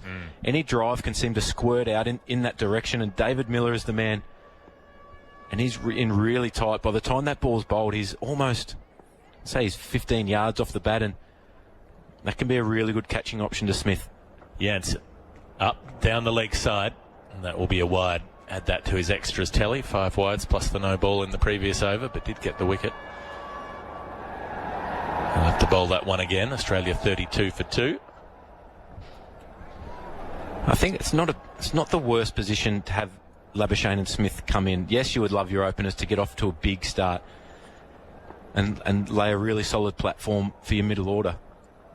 But I think this will encourage them to be a little bit more aggressive and use their skill. And it's not all about brute force. Jansen tries to finish the over again. Short, pulled away. This time Smith gets all of it for 4. Skips over the triangular boundary foam out at deep square leg. And that's a couple of boundaries from the over. So that costs Jansen that wide. Not just the extra, but the extra ball going to the boundary. Smith up to 8. Australia 36 for 2 after 8 overs. Yeah, good position again from Steve Smith. He gets deep in his crease and a long way across his stumps, almost encouraging Jansen to be straight to him. Just picks it up over square leg, helps it on its way. After losing Warner the last ball of the previous over, it's a nice little momentum shift for Australia. But in Getty is going to be a totally different prospect who's had the ball on a string so far, and his ability to move the ball just enough both ways troubled both Marsh and Warner. It's been interesting watching this pair. Steve Smith has ramped up his strike rate in one-day cricket recently, and watching Marnus Labuschagne almost learn on the job how to play 50-over cricket at the top level after being on the fringes of that side. And Getty will bowl right arm over to Labuschagne. He'll take a single first ball. He might hustle for a second. He wants to turn back. Says yes. Calls Smith through at the deep backward square leg. Well run. He's off the mark with a brace. Australia moving on to 38 for 2. Yeah, sometimes it's sliding doors moments in cricket, isn't it? Marnus wouldn't have got an opportunity in South Africa, but for the injury, comes in and plays exceptionally well and almost forces Australia's hand. And when Travis Head did go down with that broken hand, almost forced into picking him, even though the previous 12 months beforehand in one-day cricket hadn't been as productive. I think he's got so much skill, so it's just a mindset shift for him.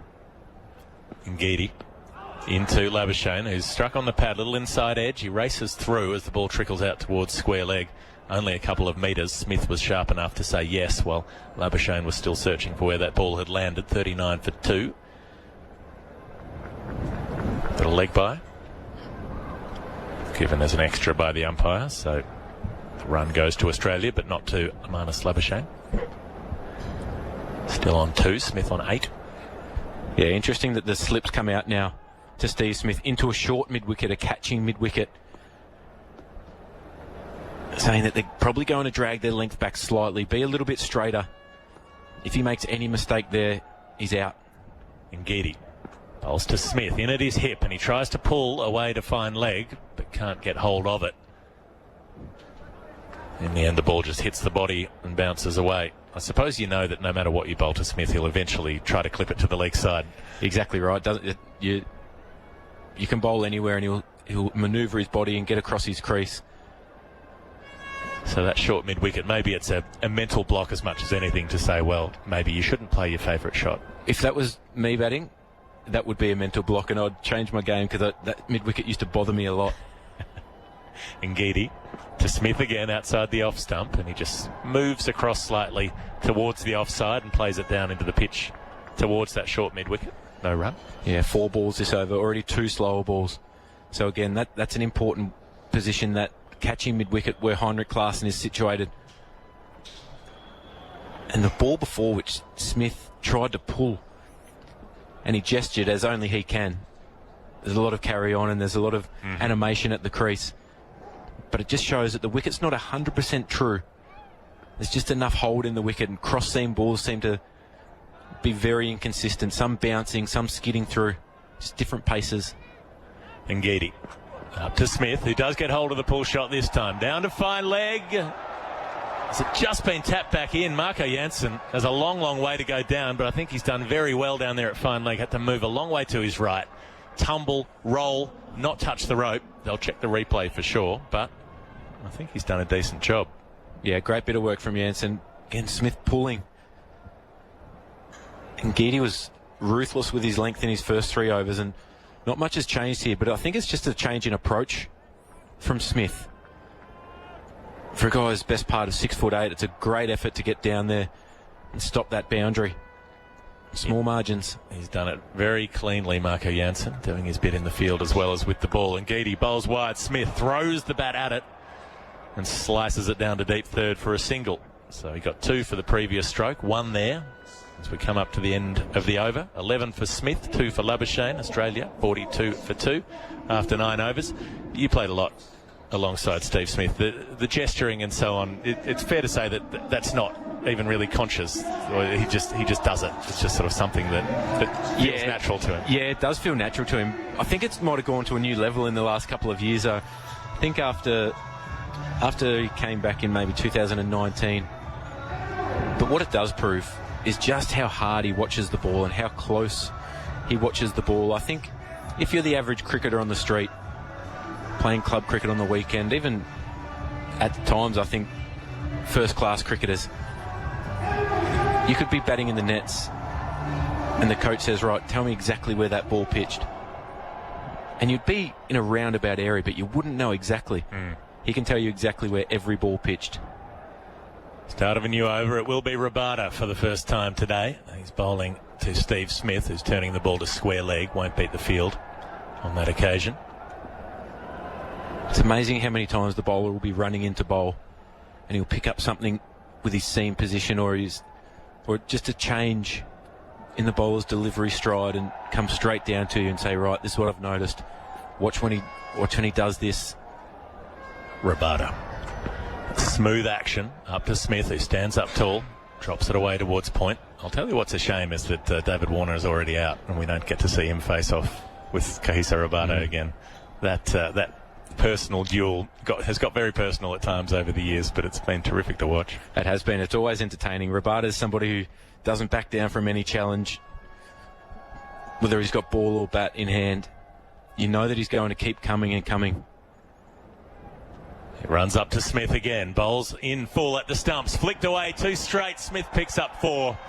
Loves the ball there as he just shuffles across slightly again. That Steve Smith way opens up the leg side. Flicks it. Finer of Shamsi, who's in a squarer position down in the deep there. 46 for 2 as Smith goes to 15. Yeah, again, he's across his stumps.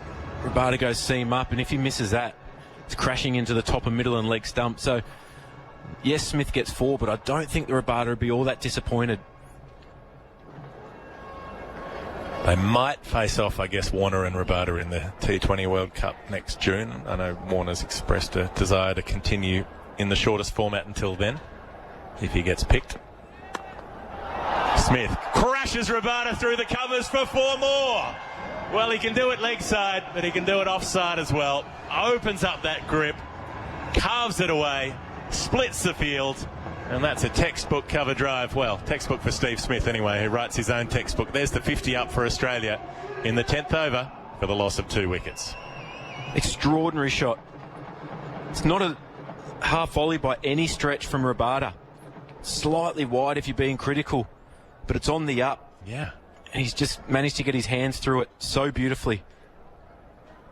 Almost off the top of the bounce. In full goes Rabada. Hits the pad as Smith tries to turn the ball away. Umpire Joel Wilson says no. Rabada says, oh, I like it. I like it. He's asking the question of his wicket-keeper, Quinton de Kock, who gives it a nod. What's the captain going to say? Bavuma wants to have a look. Well, when you do hit Steve Smith on the pad, you don't get to do it that often, so you might as well get up there and have a little forensic analysis. Yeah, and Marnus at the other end just gesturing it's going down in a very animated way, to be honest. So, well, Marnus is not, to be fair, a great judge of a review, given that he's reviewed almost every dismissal he's ever received from an umpire. I'm in no position to be critical of people's reviews. I've made a couple of shockers myself. I think every captain has a pretty bad review record, so I wouldn't take that personally. Oh, I'm not. This one's interesting. It's hit him just above the knee roll on the hop. It's going down leg side, and by a bit. The thing that's surprising is how far his bat was away from the ball. It was almost like he decided to leave it on line. Having read the angle, perhaps, or knowing he wouldn't get near it. It would be very Steve Smith computer brain if he could compute that was going to miss leg stump. At 141 Ks? No. We've got 3 reds. The animation has come up to say that ball, it doesn't look like it's swinging after it's pitched. It didn't look like it from the naked eye, and Steve Smith looks very confused as he goes off. And there's another one in the book against Joel Wilson, who hasn't had a great time with the old DRS, and he looks as confused as everybody else, saying, well, it didn't look that way to me.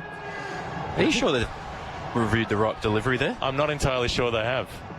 That one, we didn't see the process. We didn't see the animation play out. They just flashed the still image up on the screen after it was done, which is why it took us slightly by surprise to work out what was going on there. And Steve Smith is walking off looking absolutely dumbfounded, saying that cannot be correct. The out decision's coming up on the screen. It's in the book. His LBW Rabada for 19 from 16 deliveries. Australia 50 for 3. But what has come out of the truck there? And was it the right? Well, the whole LBW process disappeared, didn't it? It suddenly appeared on the big screen. As a fait accompli. Yeah. Which is not... Normally, you watch it play out in live time, and we have had instances before where they've used the wrong delivery or superimposed the wrong frame of a player, the point of impact, whatever it might be. That's got me dumbfounded. As am I. A little lost for words here. I'm not sure. I'm sure there'll be much further investigation into that. But that ball It wasn't swinging in. It was angled across. It hit him in front of leg stump. And then somehow that replay had it going directly in a straight line from the point of impacts to leg stump. Well, I thought from the naked eye, or from the front on replay, that it could have even hit him outside leg stump. That's an extraordinary... I don't know what to say. We're going to have several more looks at that, and I'm sure some people are digging into it right now as to what actually happened there. But as far as the umpiring goes, Steve Smith's out. Josh Inglis is in the middle with a lot of pressure on him. He's come in to replace Alex Carey after one match of this tournament, and he's out there at 50 for 3 chasing 300 and needing to produce something spectacular to prove his worth in this team. He leaves his first ball from Rabada outside the off stump. It's the end of the over. 10 of them gone. End of the power play. Australia in some strife. 3 wickets down with 50 on the board. Yeah, we still haven't seen the process of that delivery that was officially out, I guess. But I've got a question. What would be the process if they said, you know what, we put the wrong ball up? Steve Smith, can you come back out and have another hit? I think once he's left the field, that's it. It doesn't matter if, unless it's the end of a session, as you saw in a test match with Ian Bell in 2011. Yeah. Because that was the end of this session, he was allowed to come back. But if you've left and another ball has been bowled, at that point, there's no unscrambling the omelette. So, good analogy. Whether that was correct or not, I don't know. But I'll leave Jonathan Agnew to pick up the eggshells, and Aaron Finch will continue with him. Yeah, Keshav Maharaj into the attack now. And Australia have had their troubles against spin over the last little while, so it'll be a really good battle against Marnus Labuschagne, Josh Inglis, who are very good players of spin. Saw Glenn Maxwell be so tight with the ball earlier, finger spin. Yeah, it's interesting that South Africa actually chose the extra spinner for this game, whereas in fact the pitch, as Pat Cummins said, had a bit of bounce in it, a bit of pace in it. 50 for 3. Let's see how Maharaj gets on. His first ball's too short to tell, really. Bit of bounce though, as Labuschagne tried to cut that. It was taken by keeper de Kock. So what have we got? They've got 4 in the circle, plus the slip. Backward point, cover, straightish mid-wicket, and then the sweep as or long leg really up at the edge of the circles. Maharaj bowls his left arm spin, and that almost creeps through. So Labuschagne tried to push that away into the offside. 50 for 3, not the start that Australia wanted. It's a target of 312. We need to go to about 6.5 and over if they're to get there, with 7 wickets left. Maharaj bowls, and that just goes on with the arm turned away to mid-wicket, and there's no run. Labuschagne wide-eyed looks out between the grill of his helmet and the peak of his hat. Maharaj again floats it up. It's short once more, so it can be chopped away this time. He does make contact, sends it away out to Janssen up there on the deep point boundary. How do you assess Australia in the field? A lot of chances went down, didn't they? I mean, 1 or 2 difficult ones. There was a relay that didn't quite work. But the Cummins caught and bowled might have hurt them a bit. Yeah, they were just a bit sloppy, weren't they? It almost becomes contagious when one goes down, then 2 goes down. Everyone starts getting a little bit more tense. And Marcus Stoinis put one down. Their ground fielding overall was quite sharp. Yeah. Maharaj then bowls outside the off stump. It was a thick edge. He's got that away. And Inglis will get possibly 4 here. The fielder's got to dive and can't quite get there. It's Rabada, who's very athletic, quick over the ground. That's a thickish edge there. Maharaj looks disappointed. That's crept away for 4 runs. 55 for 3 though. But, every run here, Australia want to get going, get this innings, get some momentum into this innings, get some pressure on Australia, on South Africa, who, as I said the other night, didn't field at their best.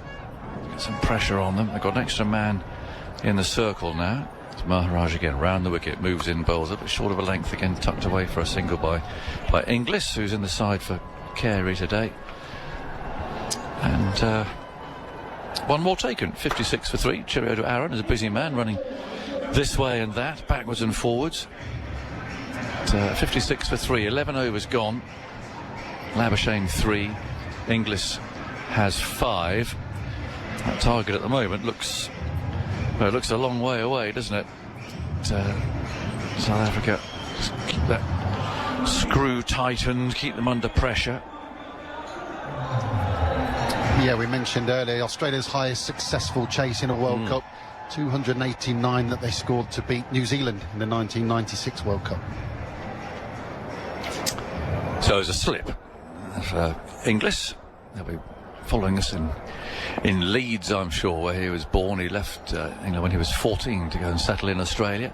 In comes Rabada. Bolstevich cleaned him up. Missed a straight ball by the look of it. And he's going away looking at the pitch, thinking he's been betrayed. I'm not sure that he was. It was just a full, quick ball from Kagiso Rabada.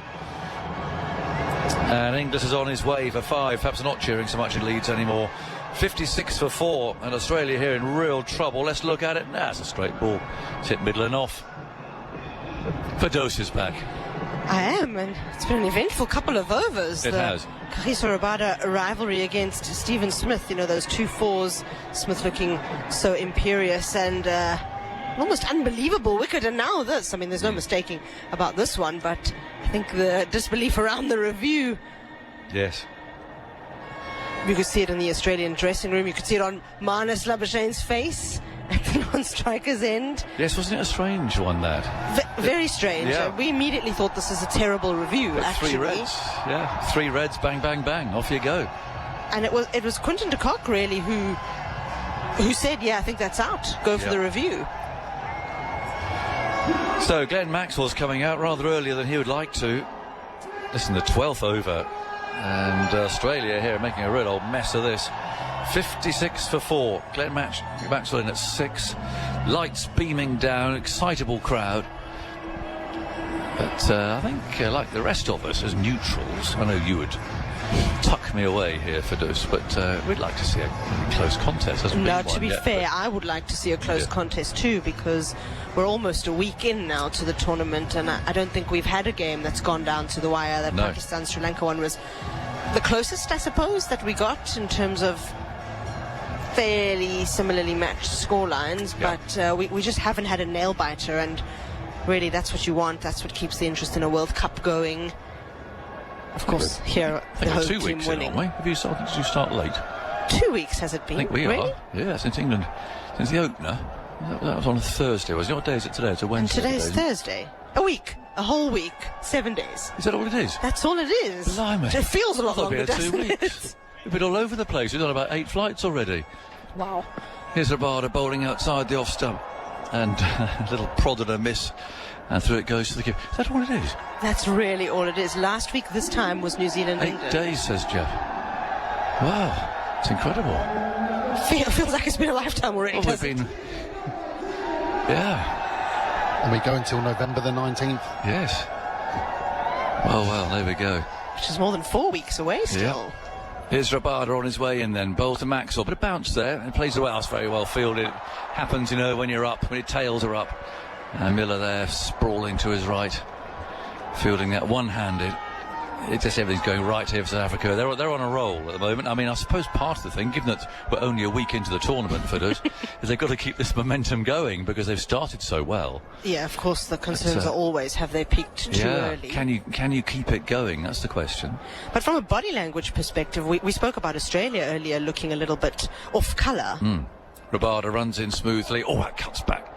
And hits Maxwell round about the thigh and runs away down here to third man.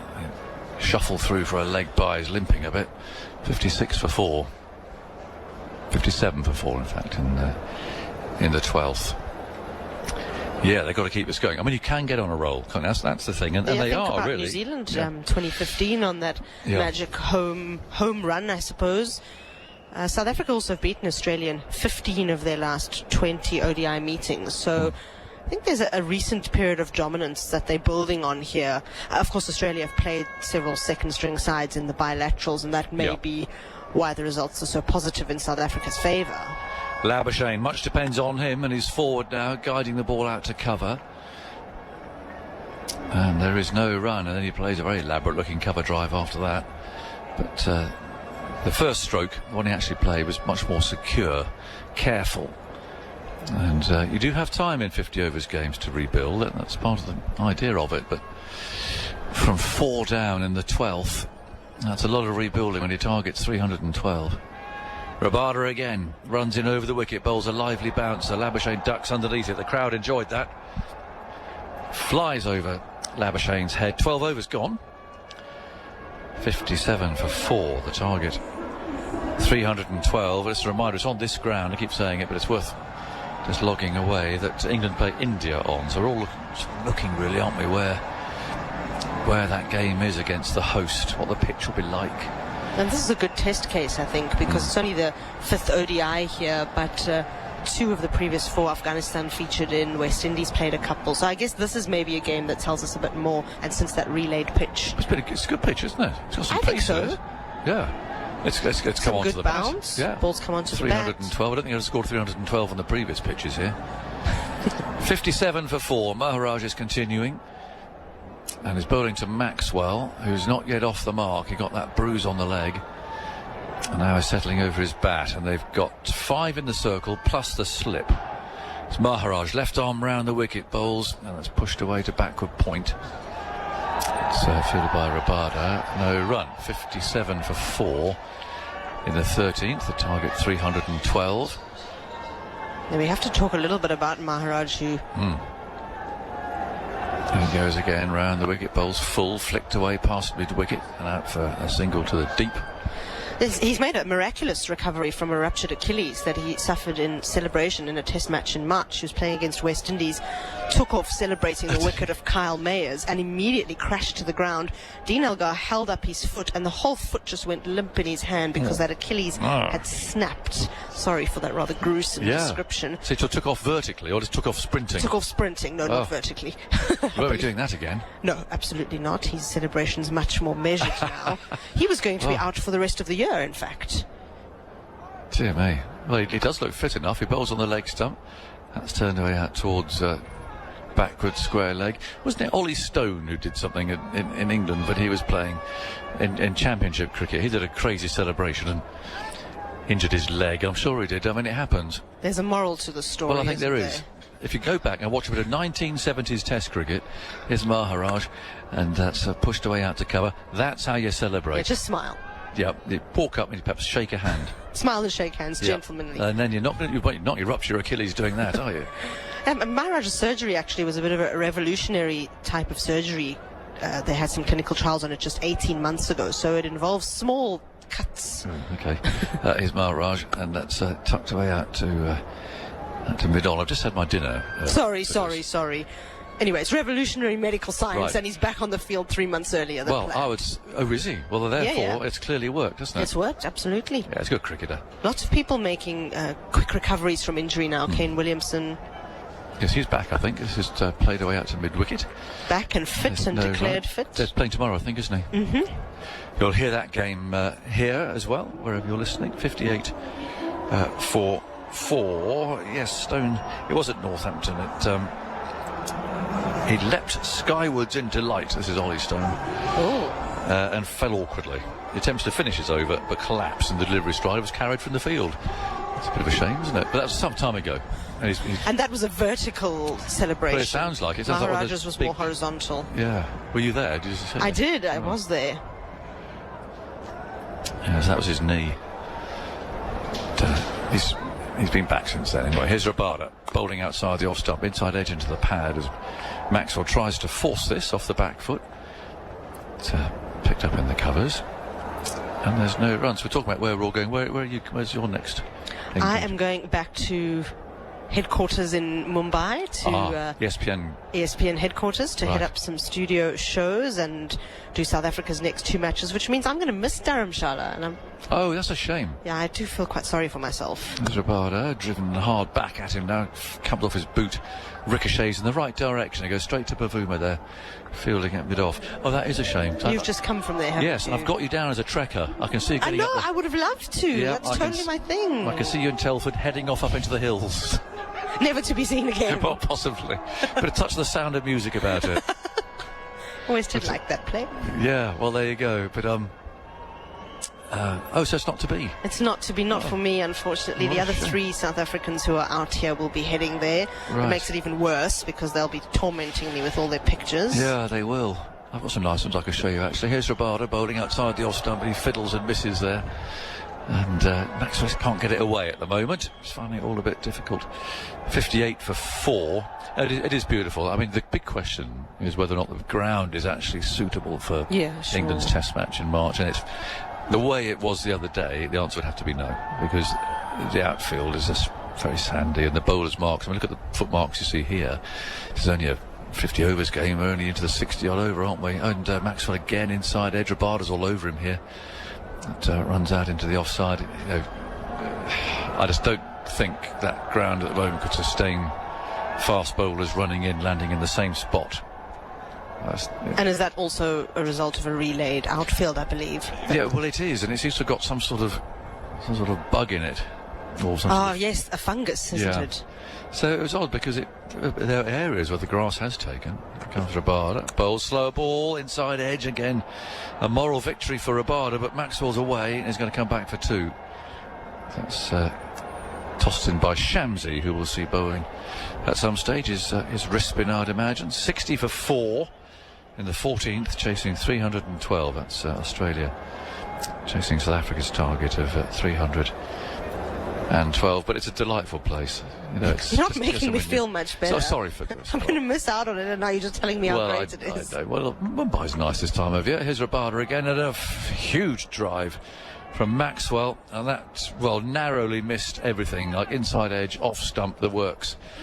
And that was a fine over. He's it really just looking really good, Rabada. Yeah, he is. 2 from that, and so 60 for 4 after 14. And Australia at the moment going nowhere. You've got to say they're having a drink. Out they all come, rushing out. All the ground staff. Doesn't matter where you are, Firdose. You have the same equipment. Look at that. You've got a large plank of wood. You've got a pot of paint. A chap with a dustpan and brush. It's all the same sort of stuff, isn't it? It's nice to see, isn't it? All around the world. Now this is interesting, though. We've said to talk about this regarding England, India, and dew. And here we have, not necessarily because they've been summoned or have to, but we've got 3 or 4 actually coming on sets of, they look to be fairly well trained in this, fairly well drilled, of ground staff, blue t-shirts, black long trousers, who have got a long rope between them, and they're running around, I have to say, fairly randomly by the look of it. In fact, one's dropped is over there, but they're running around randomly, just brushing some dew off, but actually, and not for very long either. No. Two of the 3, no, 3 of the 4 sets seem to have gone off. There's one left. Well, I'm afraid they're going to have to get fitter because that was a pretty poor performance, wasn't it? Let's be honest. They've done about 10 seconds each, and now they've run off again. Or there was nothing to do, and they've decided that's it. Time to leave. Well, that's the other thing, and that's quite an important thing, isn't it? Because again, with that England-India game, will there be dew? And some of the games we've seen so far, which is why I think we've been away more than a week. The second innings the ball has got a bit damp. I mean, not impossibly, and actually it's skidded on a bit with the pitch too. And I would imagine there would be some dew with the temperature differential. Exactly. I think today's is 16 degrees, 35 to 21. Obviously, it's not 21 degrees quite yet. That's in Celsius. So at the moment, according to technology, it's 28. That's impressive. That's very impressive. A watch that tells you the temperature. Yeah, there you go. We all need one of those. Just in case you need to know it at a random time of the day. So it's 20, yes, and it's 7:30. So yes, it's a warm evening. The ground staff have done their bit, and how many are there? 1, 2, 3. There's 3 people come out there to talk to the Australian batsmen. There'll be discussions, I'm sure, come out from the dressing room. What we don't want, if I'm honest, is another of those games where it's a bit of a blockathon towards the end. Oh, no. We absolutely don't want that. What could 50 overs cricket do to prevent that? We talked about this the other day, and Adam came up with a good idea that you have to have sort of a bonus point situation. If you're set a certain number of boundaries, I think is his argument, a certain number of boundaries to hit, And if you hit 30 boundaries in your innings, you'll get a point, even if you lose. It's just something to... Almost like a rugby, the 4 tries, bonus Exactly. point. You get a bonus point. It's just I have a better idea, though. Oh, right, okay. Anything to trump Adam. Yeah, take out the middle 30 overs and call it T20. That is a very controversial suggestion. At the start of a World Cup, barely a week in. 60 for 4. Oh, you want to can 50 overs cricket? Idea. Oh, you're binning it. Wow. We were talking in the dinner break about vibes around the World Cup. Okay. Maharaj starts a new over, clipped away off his pads. And they won that first one quickly, so Labuschagne takes 1, goes to 4. 61 for 4. Can I just make an observation? The cart that comes out with the drinks has left quite a distinctive mark. Oh, it has. Look at that. Here, hasn't it? Yeah. That's damp, isn't it? Well spotted, Phil. so. Despite your jet-lagged state, you've picked that up. That's very sharp. You're right, but it's... Yeah. 2 tracks there, very clear. Maharaj bowls, tucked away, swept away, and to short fine leg. What's pleasing is that if you take the circle as a roundabout, in good Indian traditions, it's gone the wrong way round. That's true. Yeah, we like that. Here's Maharaj round the wicket, bowls, and that's cut hard at the point. We're musing today in the bus, if you were one of those traffic enforcers who seem to plague people in London because they're on a commission, how many tickets you'd issue in, say, this 30 minutes in this part of the world is on run down to short The whole third country man. or just the city? Well, you could just come here. We saw, goodness knows how many. I mean, a favourite is obviously no helmets on motorbikes. Wrong way up the street. Yeah, my cab driver likes to go the wrong way up Does the he? street. I don't think he likes it. I think it's quicker. Well, I suppose he does like it then because it's quicker. Yeah. Maharaj round the wicket, bowls. That's got a thick edge down to fine leg. Do you sort of grip the seat, or are you happy with it? I just look at, like, my watch that tells me the temperature, and that calms me down. Don't look where I you try go. not to look around me too much. Yeah, it's quite fun, though. But you could, I mean, if you were one of those enforcers who come here, you retire in a month, you'll be done. That'll be it. Go to the Maldives. 61 for 4 is Maharaj. And off the back foot, played back to the bowler. It's tidy stuff. And Australia here, just, as I said, they're going nowhere, really. 50 overs have been completed. 61 for 4. So target is 312. So come on, then back to this business of you are an ESPN Vibes. correspondent, and you're canning the 50. Well, I don't know if we should make that a headline, but my concern really is 2027 because that's the next 50 over World Cup and it'll be co-hosted in South Africa, Zimbabwe and Namibia. So we're seeing it as a celebration of African cricket. And I'm really worried actually that maybe the 50 over game will have even fewer high profile players and less interest. I mean, I don't know what you've made of the crowd so far. Here's a very good ball from Rabada. Again, he finds the inside edge. It's gone for 4, this time off Labuschagne. Yeah, and the crowd is interesting, isn't it? I mean, how many are here? This is a 50,000-seater. This is a neutral game. Maybe half if 20,000? Yeah, I would say 20,000. So that's which is not bad. That's filled up Lord Trent Bridge. I don't know what Edgbaston is these days. Certainly Newlands. Most of 2/3 of Lords. Yeah. I don't know. It's because they're such cavernous grounds. Here's Rabada bowling. That kept a bit low, and Labuschagne pushes that away into the offside.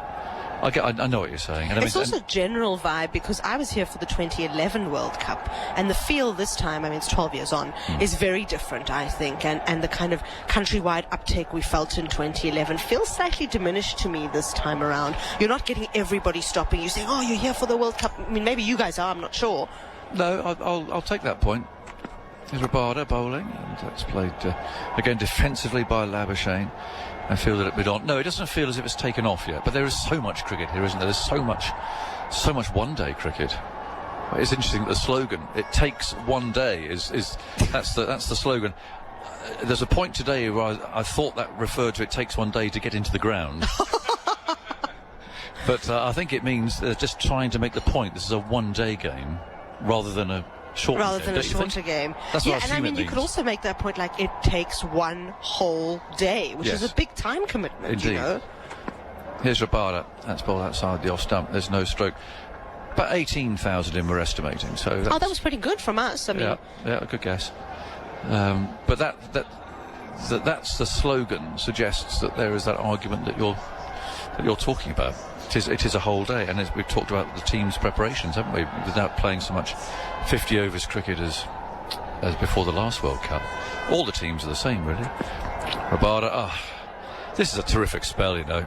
It really is. He's beating the bat. He's got these two absolutely covered. 65 for 4 with a ball to go in the 16th over. South Africa were 87 for no wicket at this stage. I also think 50 over cricket is particularly important for the next tier of countries. So at the World Cup qualifiers that I covered in Zimbabwe, you could see how important it was for the likes of Nepal to play. There's one outside the off stump. That's ignored, left alone, and taken by the wicketkeeper. So that's the end of the over. Looking at Geoff Lemon, he's grabbed his laptop, but one more to go. Thank you, Geoff. His flowery shirt. Maybe he just wants us to finish discussing the future of the format, so he can avoid that conversation. Well, maybe, but you're on topic, Firdose, aren't you? You are. I mean, it is what people are talking about, because not least they do seem quite long games now, don't they? And if 4 we are hours in innings. Yeah, if we're going to continue to have dead finishes when teams are blocking out when it's net run rate, then that argument's going to get louder. But it was rescued, if you remember, by the Champions Trophy in England 10 years ago. Oof, the 2013 one. This is caught bowled, leading edge. Maxwell trying to work it towards mid-wicket, and Australia are 5 down, and they've got nowhere to go here now, really. What the jets of steam taking off. The crowd, I think, by the sounds of it, either they're just backing the winner, or they're in South Africa's camp. There did seem to be more South African support here. Well, Maxwell there trying to flick that away, and Maharaj, well, again, a bit of a test for his Achilles, to be honest, and a nice subdued celebration, was it, or not? I don't know. Too much? He did leap a little bit too enthusiastically there. You didn't like that? I mean, I preferred your idea about shaking hands and smiling. I don't think there should be any kind of leaping movement. Watch Jim Laker, 1956. He had it sorted out. Hands in his pockets. There you go. He got 19. Anyway, well, it's a nice catch, and he did have to move to his left to take it. And Maharaj looks very pleased with himself. 65 for 5. Yeah, Geoff's a very religious man, and he's doing his prayer celebration, which is also a dedication to his grandmother, who passed away a couple of years ago. So this time it looks a little bit longer than usual. 2 to 3 different versions of it there. Obviously, this is the country of his heritage and his ancestors, and he was speaking about it being so special to recover a time to play here, and then also to dedicate it to them, as it seems he's done. So a really special moment for Geoff. Oh, nice. Well, there we are. And now he's talking to his captain. Marcus Stoinis comes out, and he's a fellow who likes to come in and play a few big shots, but, well, the required rate already well above 7. I don't see Australia giving us a tense one tonight, I'm afraid, Firdose. So what's your pick for the match that will give us the nail-biter? India-England? Still a way to go? India-Pakistan? Well, I'm hoping Saturday, because I'm going all over to Ahmedabad. Okay, so I'll hope that for your sake. It'd be brilliant if it was, not least because there's going to be virtually no Pakistan support there, which is really bad. It's not their fault. They just can't get in the country. They're going to be so outnumbered. I mean, 130,000. Can you imagine 130,000 spectators all cheering on one team? I can't even imagine it, actually. Well, no, but it's not really what you want. Part of the great atmosphere of the last World Cup was the two sets of supporters. Now here's Stoinis, and he's slashed that away down through backward point, and he'll get 4 there. I wonder if he'll come out and play a few shots to try and do something, because the way they're going at the moment, they're not going to get anywhere near to get bowled out. So it'd be nice to see something, some intent from Australia here. 69 for 5. They look as if they're going to be played 2, lost 2. I'm concerned for their campaign, given that their form is in trouble. I think their squad selection has been questioned a lot, that lack of a second spinner. And now they're batting.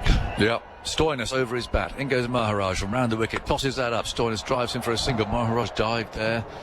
I feel Firdose flinching to my right there. He took no off. more celebrations. He took off to field that. His dad actually said in his comeback game when he celebrated his first wicket that his dad's name is Athman, and he actually got a little bit shaken up and wanted to say, Keshav, no, don't, stand still. You can't, can you? You're in the game. In he goes, tosses that up. Oh, it's another leading edge. You know, he's darting it into leg stump. I don't think it's spinning particularly, but they're just not quite timing this. And Labuschagne almost there. Followed Maxwell with a leading edge. 70 for 5. And a fuller, quicker ball is played off the back foot out to cover. We've got one ball to go in the 17th over. So lots of noise out there. The crowd enjoying themselves despite the fact that the game appears to be very one-sided at the moment, at least, as that one turns away. A little fiddle from Labuschagne. He doesn't look well set, Labuschagne. Look at that, 8 from 22 balls. Really, he's not got any timing at all. So, 70 for 5, 17 gone. And that rate required by Australia now, over 7.3. Firdose, lovely to see you. More thoughts from you about whatever you want to talk about, really. And then Free reign on the air. And I was hoping that we would be able to chat a little bit about Kagiso Rabada and the comeback that he's had. He's been a little bit indifferent in the last couple of bilateral series. He's also not had great World Cup numbers, so he's only played in one 50-over World Cup, which was in 2019. Didn't do particularly well on what was a tough campaign for South Africa, but played in the 2 T20 World Cups and also quite a bloated average, and didn't really seem like the player that was coming to the party in big tournaments, and I think this is a really big deal for him. Hi, Geoff. Good evening. Good evening, particularly everybody listening back in Australia. If you're still tuned in, then you're committed to the cause. Australia 70 for 5, chasing 312. Start of a new over, almost feathering the outside edge. Rabada of Stoinis' bat as he comes forward. Ball ends up with Quinton de Kock behind the stumps. Goodness me. What a dismal showing this has been from Australia. We were talking before the break about whether they'd let South Africa get to 311 or whether it should have been 290. Well, they could have been 180 and they'd still be on track to lose this game. Rabada to Stoinis, who flicks it down the leg side. Is he caught? De Kock goes up for the appeal. All the South Africans go up. Joel Wilson says no. He said no to Steve Smith's LBW before as well. Quinton de Kock shrugs his shoulders to his captain as if to say, I'm not sure whether you should check it. And Bavuma says, well, the luck's running our way. We're on a hot streak with DRS. Let's have a look here. I have to say, watching live, it looked to me like there was a deflection. I would agree with you. I do think Quinton de Kock is an excellent judge of these things. He was the one who insisted on the review earlier, and I think to a lot of us it looked like that was a little bit high. This time he doesn't look quite as convinced. So having a look at it now, seam up from Rabada. It jags appreciably off the surface. Does Marcus Stoinis catch up with it, or does it clip? Might just be clipping the trouser. Does it get the back of the glove as it goes through? This will be an ultra edge job. That's what it looks like to me. Just a little bit of glove if it is something. So having a look here, but is it the glove that's off the bat? I think it is. I think it's hit the glove, but he's not holding the bat. So that'll be not out. Stoinis has taken the bottom hand off the bat. High fives from the South Africans. So they're seeing the spike, but they're not seeing that he's taken that hand. It clearly hasn't hit the bat handle. There's daylight between. Now the umpire's given that out. This is extraordinary. From what I can see on that replay, that's a clear mistake. Unless there's something else to this, unless they're saying that it's hit the bat handle. Stoinis is standing his ground and speaking to the umpires. Now he's speaking to Bavuma. Umpire Illingworth is speaking to Bavuma, who wants to know, are they leaving this in the hands of the South African captain as to whether he wants to withdraw the appeal? Or are they going to insist that Stoinis leaves the field? Looking at this on this replay, yes, it's hit something. It looks like it's hit the glove on the bottom hand that he's taken off the handle. The catch is clean. Stoinis is walking backwards off the field very slowly, still speaking to Bavuma. as though he's seeking clarification, saying, are you sure that you want to insist that this be given out when clearly by the laws of the game it shouldn't be? I don't know how the third umpire has made this call, unless there's something I'm missing, is there? It looked very close to the glove that was on the bat, I thought at first, and then when you said it's the bottom hand that he's taken off the bat, then I wanted to see more replays on it. It doesn't look to me like Bavuma is budging and Stoinis is walking off. So both Steve Smith and Marcus Stoinis are walking off extremely unhappy, not just with the decision initially, but with the way the review process has worked. Nonetheless, it's another wicket. We'll have to see an even more forensic breakdown. Perhaps it did brush the glove that was on the bat handle, but Marnus Labuschagne is still speaking to both umpires in animated fashion. Illingworth and Wilson are both standing together. And Labuschagne, well, he has a slight smile on his face, but Marcus Stoinis has immediately gone off and started speaking to the fourth official. So this is going to boil over, I think. The Steve Smith one, where we didn't see the actual DRS replay rolled through, and now the Stoinis one, where, at least the way it looked for us, the hand was off the bat handle, which is comprehensively not out under the laws of the game.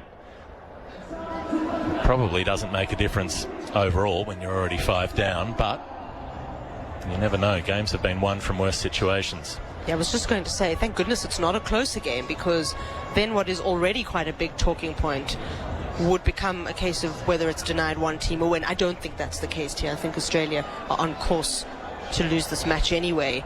Almost kind of forgotten that Marnus Labuschagne is still there. He's seen everything. He was in complete disbelief when Smith was given out.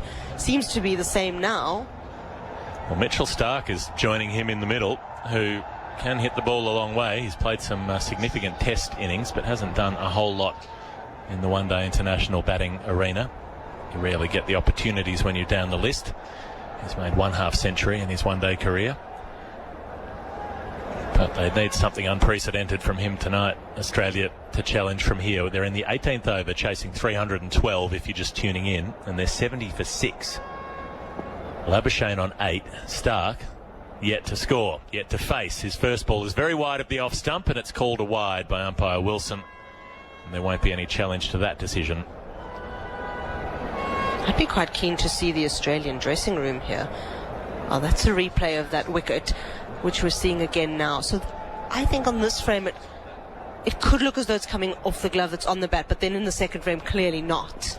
That's the thing. I think it goes under the top glove that's on the bat and hits the glove that was off the bat. Outside the off stump, wide again, left alone by Starc. There's no run, but that is a legitimate delivery. So unless they're saying that it's brushed the very bottom of the glove that's on the handle, which is the top hand. And South Africa seemed to think so as they saw the replay, because there was immediate... And there you can see Stoinis mouthing, it's off the bat, it's off the bat. Outside the off stump from Rabada, left alone again by Starc. So I don't think we've heard the last of that one, but at least as far as we can see from here, that's an error from the third umpire. And third umpires consistently get decisions like this wrong, because as soon as they see a spike, they give it out. They don't understand. They don't actually interrogate what the spike comes from. Which is the crucial part, isn't it? Rabada in at the stumps this time, and Starc defends on the front foot. There's no run. 1 ball to come in the over, and it's a position that some of us have been banging on about for a while, that they need specialist third umpires who have the technical training to know why the technology is telling you certain things rather than just what it is telling you. At the moment, spike out.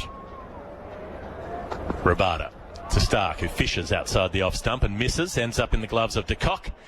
71 for 6 after 18 overs. And Australia just forestalling the inevitable now. They certainly haven't had the rub of the green tonight with the bat. They made problems for themselves earlier. So Rabada, 5 overs, 1 maiden, 3 for 15 at the moment. Turning in some all-time one-day international figures. He's got half of his allotted overs remaining. Labuschagne, he's on a hiding to nothing really here. He could bat through the innings and make a few runs, and it would be pointless, or he could hit out, get out, and then people will pile on him for that. I do feel for him. He was in such great form in South Africa. Maharaj comes into bowl to Labuschagne, who takes a single down to long off. I suppose if you're Australia at this point, you might as well just bat. Net run rate's a huge consideration too here. If you get absolutely pasted, then you've effectively lost another game. If you end up in a tie with another team on the points table. They got a fairly hefty defeat in Chennai at the hands of India. And contrastingly for South Africa, who I think will feel they've kept Sri Lanka batting too long in their opener. Sri Lanka made, what was it, 330? 326. Yeah, chasing 428. So they would want to close it out quickly, and they would want their bowlers to show that they can get rid of a tail, a lower middle order with a little bit more efficiency. Lungi Ngidi, I thought, was exceptional up front, hitting the upper 140s, but that's in kilometers per hour. So I think it's 88 miles an hour? Thereabouts. High 80s, yeah. My mathematics is improving through cricket. Conversions. It's 5 miles is 8 kilometres, if that helps. So 50 is 80. So 160 is 100, if that makes sense. In goes Maharaj at the stumps of Mitchell Starc, who just defends on the back foot. I wonder how long it will be until Starc plays a shot. He does like hitting big over the leg side, but they've got 3 out for exactly that stroke.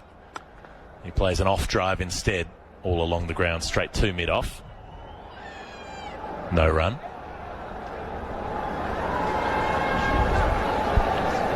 That's the Australian dressing room now. Andy Flower, their batting consultant. Maharaj to Starc, who just pads it away into the leg side. This is test match style batting at the moment. Just kicking the spinner away.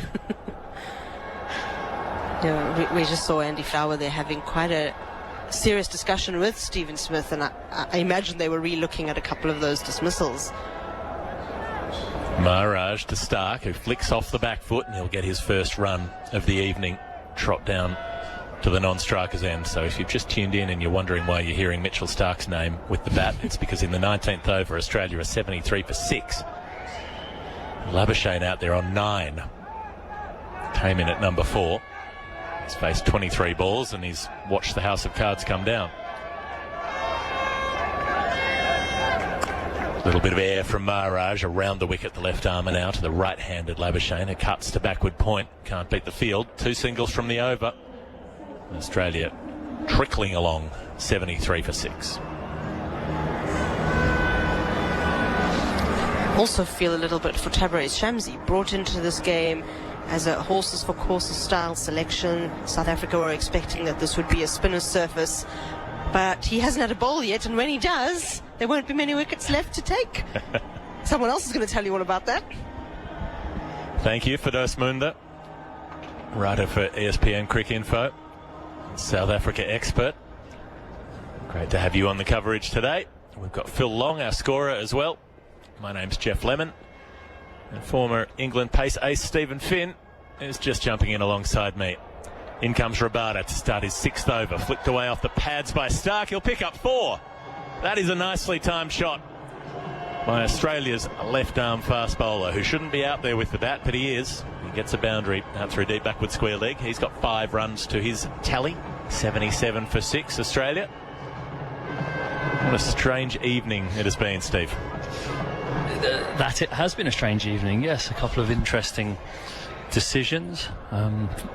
Use of the technology as well with the Smith DRS, and Rabada's bowling beautifully, and I love watching him bowl, so I've been quite happy. He's into bowl now to Starc. Thick outside edge down to deep third. He'll take the single.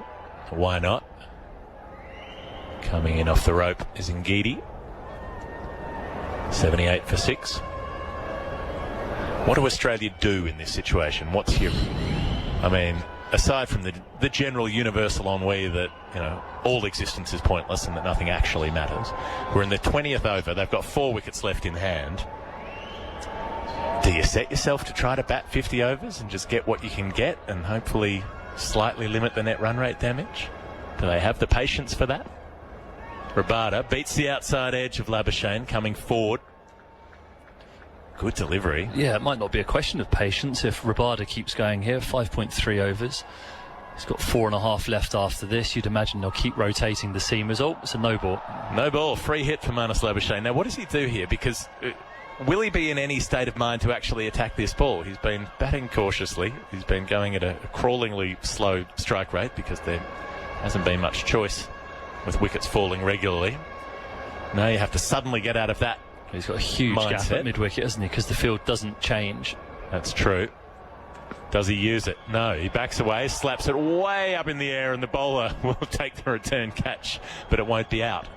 There's 1 run for Labuschagne. So if that does anything, it underlines Australia's night. You've got a free hit, and then all you can do is bunt it up in the air and run 1. It looks as though he did that on purpose. He didn't step across his crease. No. Expect him to step across and try and access that leg side. Absolutely. To slog it. But he stood still and played a pull shot that went straight up the chimney. But yeah, Rabada's bowling beautifully here, utilising over and round the wicket, standing the seam up, bowling a fullish length. But 80 for 6. Rabada to Stark, who defends on the front foot, just pushes down to mid-off. Markram at cover tries to get across to cut that off. Doesn't need to. Yeah, what would I want my team to do in this situation? I can't be entirely sure, to be honest, but I want them to show some intent. I don't just want Australia to bunker down, because I think that sends a bad message to everyone else in the tournament about what their mindset is. Rabada bowls to Stark, who defends once again down to mid-off. So continues bunkering down. 1 ball to come in the 20th over. I recognise this is a very tricky period of play. South Africa have all the momentum, so you have to have a small period where you suck the wind out of that. Ideally, Australia wouldn't be 6 down here. There'd be 3 down. In this scenario, you could soak it up and then explode towards the end. But these two, Stark can bat. Rabada to Stark, who hops up on his toes and plays the ball behind point. No run. 20 overs done. 80 for 6. Australia are not exploding tonight. They're imploding. It's been a limp collapse at 80 for 6. But the way that net run rate works, and it does get confusing, if you're bowled out short of your 50 overs, the mathematics, the equation treats it as though you have faced 50 overs. So if you're bowled out for 100, then they calculate your run rate at being 2 and over. Okay. Because it's as though you faced the full amount. Yes. So batting out the overs is important. But if you bat out the overs and don't score any runs, that has practically the same effect. Yes. So it doesn't help. You do need to score. It's just a matter of saying, well, okay, we're not going to score 300, but what if we try to score 180 by the end of the innings and thus limit the net run rate damage? Labuschagne goes back, plays a cut shot out to deep cover. They'll get a couple here. Jansen out there in the deep. Long, tall figure. Throws the ball back in to the bowler. 82 for 6. Sorry, I think they have to do the thing that's going to give them a better mindset going into the next game. Maharaj, left arm orthodox spinner, cramps Labuschagne for room. Little inside edge into the pad. Ends up out at point. Doesn't get a run for that one. How many times have you seen Australia go out in a whimper like this with both bat and ball? It's just completely unheard of in world tournaments. Maharaj loops it in, Yorker almost, into the block hole of Labuschagne, who squeezes it out to backward square leg, gets through for 1. 83 for 6. And the batting the other night was criticised for not having the intent that was required, and I actually think the wicket the other night was partly or a lot of the reason for that, because it was so stoppy and hard to play your shots. But I just think you've got to show a degree of intent here. If you let just South Africa just bowl. Maharaj bowls to Stark, who goes on the back foot and tries to turn it down the leg side, misses. He'll get a wide for it, an extra for the score. Australia will take whatever they can get at this stage. An extra ball for Stark to face. 84 for 6. Maharaj over the wicket to the left-hander, on the back foot again, drives back to the bowler on the bounce. No run. 1 to come, 2 to come in the over.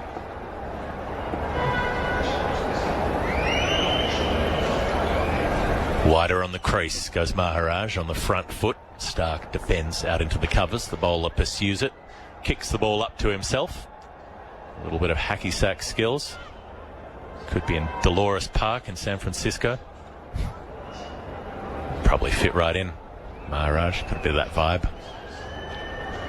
He's switching back around the wicket now, I think. Yep, Moves Labuschagne across. Comes in and bowls. In at the block hole again, and Stark just defends off the front foot, hard into the ground. So Maharaj rattling through his overs. 21 overs bowled. That one conceded 4 runs. 3 off the bat, plus a wide. Stark on 6. Labuschagne 13. Australia in all sorts at 84 for 6, with a target notionally of 312. Phil Long? Well, they might want to look at another target. Their heaviest World Cup defeat, 118 runs against India back in 1983. So they're considerably short of that target at the moment. Right, so they need, what, 190-ish? Well, that seems a long way away at this stage. Need a career best from Mitchell Stark with the bat, and one from Pat Cummins to follow, if that's to be the case. Labuschagne, though, has been in great touch in 50-over cricket the last month or so. I need something from him here.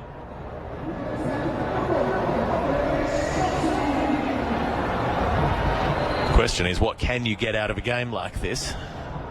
Or are you better off just to get it over and done with and get out of there go and move home? on? Yeah, wipe the slate clean. I think it's important that Labuschagne and Stark, especially here, show some intent to score. Labuschagne tries to build an innings, because if he carries this and the innings he had against India into the next game, then that starts to really affect you through a tournament. So Shamsi will bowl. The left arm wrist spinner is coming over the wicket. Bit of flight. He hits Labuschagne on the pad. Ball might have pitched outside the leg stump. Labuschagne trying to turn it away into the leg side. Misses. Left arm wrist spin can be very difficult to face. Haven't been a lot of them at the top level over the journey. Certainly very few who've had extensive careers. Looped in. A little inside edge from Labuschagne. Shamsi puts his hands to his head. He was nearly through onto the pads and would have been howling for an LBW had that been the case. But no, 85 for 6. Now the score. Because ironically, Australia go nowhere, do they? Because their next fixture is here. Yes. Yes. And their next fixture is against Sri Lanka. And I'll tell you what, the way Kusal Mendes has been batting, he might just come out and tear them up. They might find themselves 3 and none.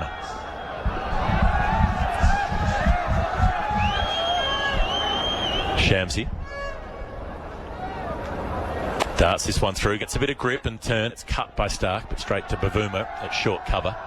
I do think net run rate argument, though, is somewhat futile at this stage in the tournament. You need 6 wins, and you need to have the intent to get 6 wins to get through this group stage. If you get 6 wins, you probably get through. If you get 5 wins and your net run rate's shot, then you lose out to someone else who has 5 wins. So it does matter if you're going badly, as they are, if you're losing matches. Stark digs out a fuller ball down to mid-on, no run. But if you're getting absolutely pumped, as Australia have been, then you're probably your net run rate's not relevant. Anyway, well, no.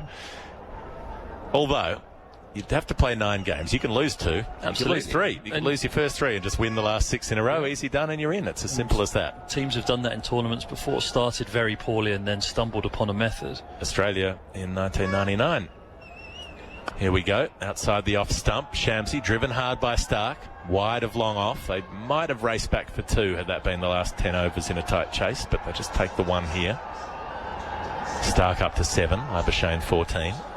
And the teams, I mean, India look formidable for me at the moment in the tournament. I think South Africa look very good, but maybe a touch fragile because of the shortness of their batting lineup. But I think anyone else is capable of going on a run at some stage to make it to the tournament, to make it to the latter stages of the tournament. And that's what Australia have to be focused on, regardless of what's happened. Shamsi bowls in very straight at the stumps. He's attacked the pegs with every delivery. Labuschagne gets a run out to mid-wicket. Just dinking that ball away. 3 singles from the over. 22 overs bowled. Australia 87 for 6, chasing 312. Because South Africa go up to the mountains, don't they, up to Dharamshala and play the Netherlands next. Okay. So they'd fancy being 3-0. They would, although the Dutch knocked them off in the T20 World Cup last time around. Colin Ackerman and was it Paul van Meekeren with the ball towards the end from memory?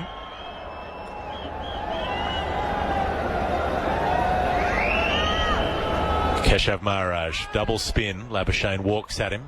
First time I remember Labuschagne leaving his crease in this innings. Only defends when he gets down the track. Maharaj quickly into the next delivery. Lots of loop on that one, and Labuschagne waits for it. Drives it down to long off, gets through for 1. 88 for 6. He goes to 16.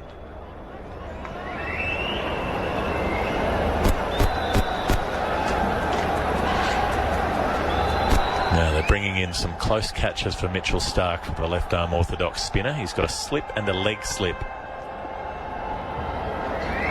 Maharaj can get one to turn into the left-hander. The leg slip comes into play. If it slides across, the regulation slip comes into play. Instead, Starc punches a run hard into the ground, rolls out to deep point. Again, he just walks through to the far end, moves his score to 8. Australia 89 for 6. So looks like they're just in run collecting mode at the moment. Won't worry too much about anything. Might as well just take another 10 or 15 overs and see what happens. Labuschagne takes a run out to square leg. Turns the ball away off his pads. 90 for 6. He's up to 17. South Africa would love to get this done. Not just drift along out here for another 20 overs. Yeah, Shamsi's a man that can do that, can't he? He can rip through a lower order. Maharaj, lots of loop that the finger spinner is giving the ball. Starc drives it to short cover, no run there. It's a lovely luxury to have as a captain, to have someone with a degree of mystery about them, bowling at the lower order especially. So the prevalence of wrist spinners in 50-over cricket has been so high over the last 8 years. Maharaj to finish the over, bowls to Starc, who defends. Both pads close together, bat straight, weight on the back foot, as we've seen him do so often in Test match cricket. 8 runs for Starc, 17 for Labuschagne. Australia at 90 for 6 after 23 overs. The target's 312, so they're almost halfway through the innings and not yet a third of the way to the promised land. But they're not going to get there tonight. 3 singles from that Maharaj over. It'll be Shamsi again.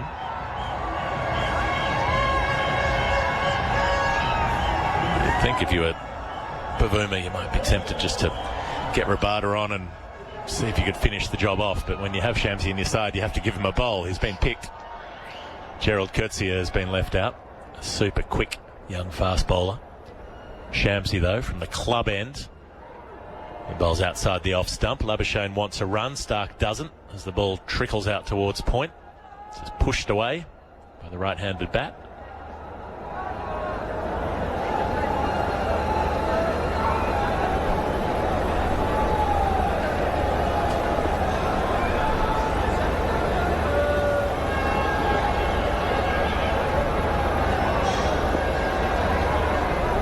In the circle, 4 in the deep. Left arm over the wicket. Tabraiz Shamsi in at the stumps of Labuschagne, who squeezes the ball out in front of square. He wants to come back for the second. Has to race. So does Mitchell Starc. More to the point as the throw goes to the bowler's end, but they get back.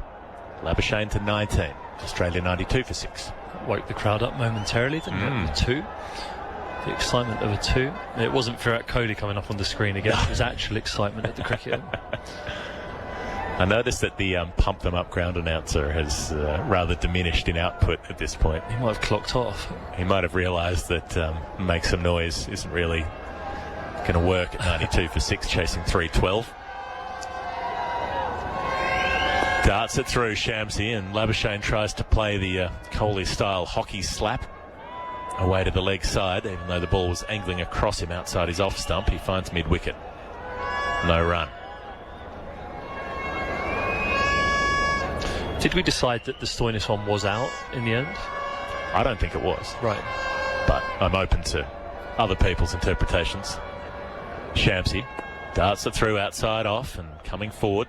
Labuschagne pushes to cover this time. There's no run there. Whereas Richard Kettleborough is the TV umpire. Yep. And he's a thorough umpire who would read the rules before he goes to bed at night, I think. So I think that he believed it had hit the glove that was on the bat handle, but it didn't, and it hit the one that was off the handle. That's the way that it seemed to unfold to my eye. Coming down the track, Labuschagne trying to turn to the leg side, gets in a tangle and just pads the ball away.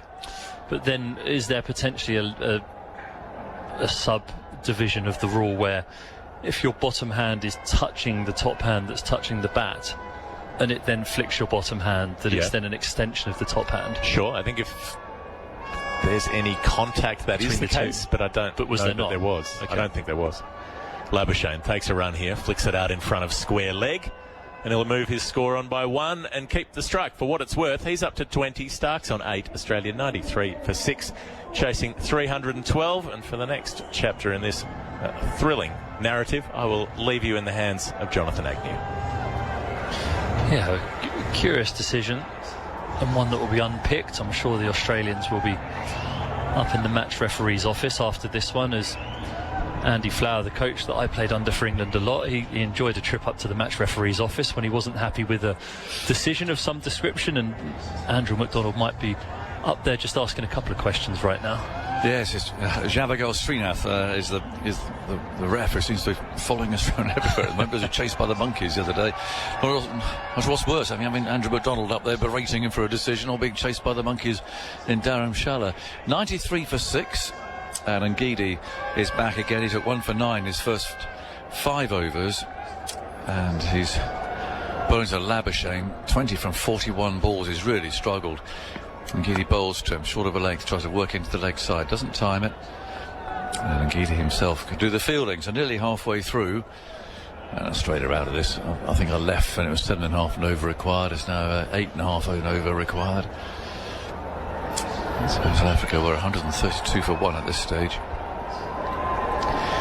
And Australia have got some thinking to do. They just don't look confident. They don't look on top of their games. They're not in your face like Australians usually are. It's been a bit of a tepid performance, that's for sure. And Getty bowls. Labuschagne again just plays into the onside, or rolls down to mid-on. And there's no run. The crowd's thinning out, actually, again, since I last sat here half an hour ago. Looking around to our right, many more pale blue seats are evident now. Still the security staff lean on the fence. They've had a good day. Just watching the cricket down there. It's all quite peaceful and quiet. Again, it's thinned out to the left, hasn't it, actually? Patches there of those light blue seats now. 93 for 6, nearly halfway through. And Getty, with a heavy tread, runs in, bowls short. Labuschagne tries to flick him away, so uppercut him really down into the offside. There's the third man down there, way in the distance.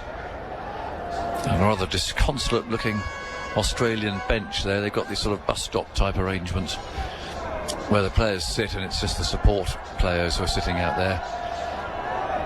The actual players themselves are sitting on the little balcony outside their dressing room, but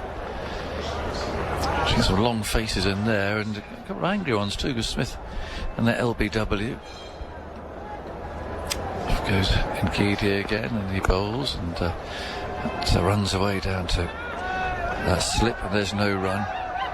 As I always say, though, you know, we look here at our replays, and it's great that we've got replay screens, but they are nothing like the size that probably most people who are watching it on telly have in their homes, and for that matter, the third umpire too. You know, great big proper screens, HD and all that. So sometimes it's, you know, our view of things is not as clear as yours is when you're watching. So I do take that into account, but it looked out from my perspective, if I'm honest. And Getty runs away again, bowls. Nice shot from Labuschagne this time, driving, a slicing sort of a drive down through back, good point. Janssen picks up, throws the ball on the bounce to de Kock. And Labuschagne's made his ground there, although he put a bit of a hobble on at the end, but I think he's okay. And then Getty's very tidy stint here continues. 1 ball to go in his 6th over, and he's taken 1 for 11 so far, and he's bowled really well. Slowly back again in conversation with Rabada. He's again bowled really well too. Beautiful spell. 3 for 22 from 6 overs.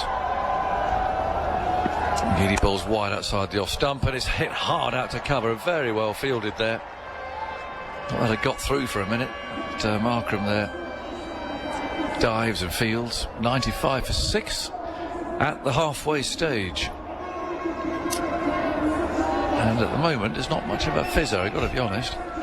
I'm not quite sure where the fizz is going to come from. No, we've been waiting, haven't we? We said today that we're excited about watching this game. Two what could be pretty evenly matched teams, but there's such a contrast between the confidence in the manner in which they play. You can see South Africa have a very clear game plan with both bat and ball, and the clarity to rotate their team. They played the extra seamer at Delhi on the last deck, and they've thought that this one might offer more for the left arm wrist spin of Shamsi as well, so they've played him. So there's a real clarity about the way that they play, whereas Australia, to me, just look muddled at the moment for how they think they're going to win games.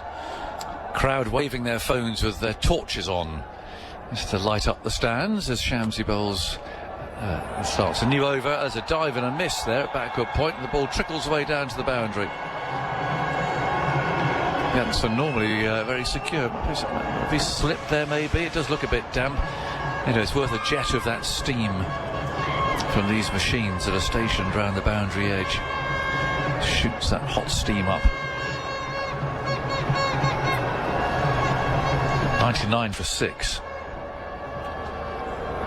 Ball slowly returned after actually quite a lot of drying there from the slip fields. When got a bit of damp up there as it ran down, keeping an eye on all of that. Shamsi again goes over the wicket. Slightly a lower arm this time. He's bowling his wrist spin. That's chopped away out towards the fielder at deep point. It was Rabada who wheels round, picks it up. Now let's see if they have to dry it now, because that was hit all the way along the ground. Difficult for a wrist spinner with a damp ball. A slip fielder there's, he's got his towel out ready, but actually, the bowler himself is going to dry it. So there's definitely an issue out there with the dew. Possible for Shamsi to bowl wrist spin. This is a problem that Warne had all those years ago in Lahore. Shamsi. Oh, no, actually, I think the ball might have... Yep, the ball slipped. He was coming in to bowl it, got to the delivery stride and then stopped. And he's whipped his towel out again, giving the ball an extra rub. But I don't know how much the towel actually dries it after a little while. Shamsi again, bowls. And it's again played along the ground. This time by Stark, who makes... he's got to 15 now from 25 balls.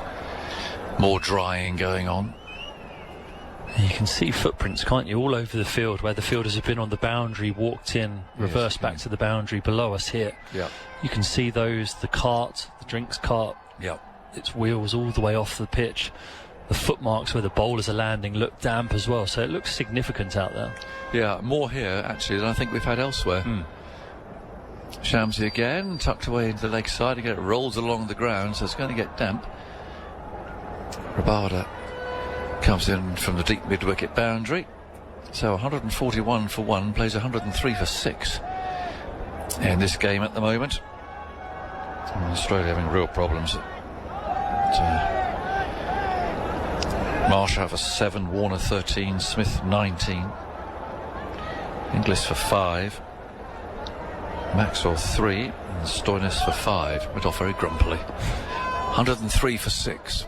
There's a slip there now for the left-handed Stark, who goes on the back foot, chops that away into the offside. Bavuma's there to field,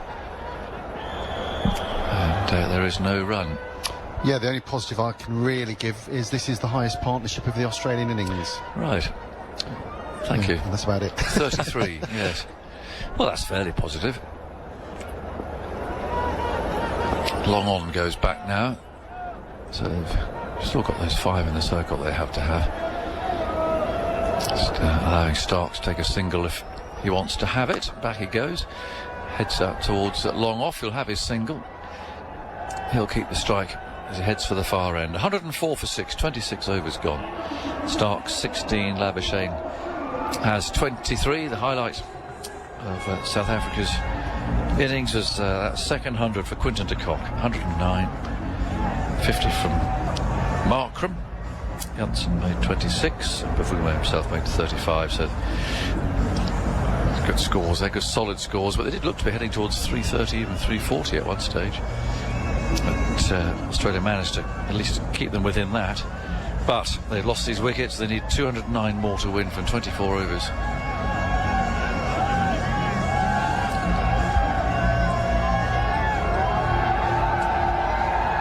Labuschagne 23 hasn't really timed the ball at all. Stark 16 from 27. Getty prepares to bowl the 27th over. And oh no, someone's moved. Stark pulls away. And Getty's got to come back and do it all again. It's excitement out there to our right-hand side. That's what that's all about. Two musical instruments, I see, have found their way into the ground. And Getty again runs away, bowls to Stark at hip height, tucked into the leg side. Tall figure of Janssen moves in, picks the ball up. They take 105 for 6. What time's your bus leaving? No, actually, I'm reluctant to call it a bus. Actually, now having heard your description, what time does your sleeper coach leave tonight? I'm going to try and catch the midnight sleeper coach. Apparently they run every couple of hours through the night, but I think, yeah, get the midnight one, arrive in Delhi about 8, that sounds perfect. Yeah, lovely. 105 for 6. And Getty moves in, bowls, Labuschagne flicks him away off his pads, finds long leg, moving round to his left down there. It's Maharaj throwing it back. One more to Australia. There's part of me that wants to try it. Is there? Yeah, a small part of me. Yeah.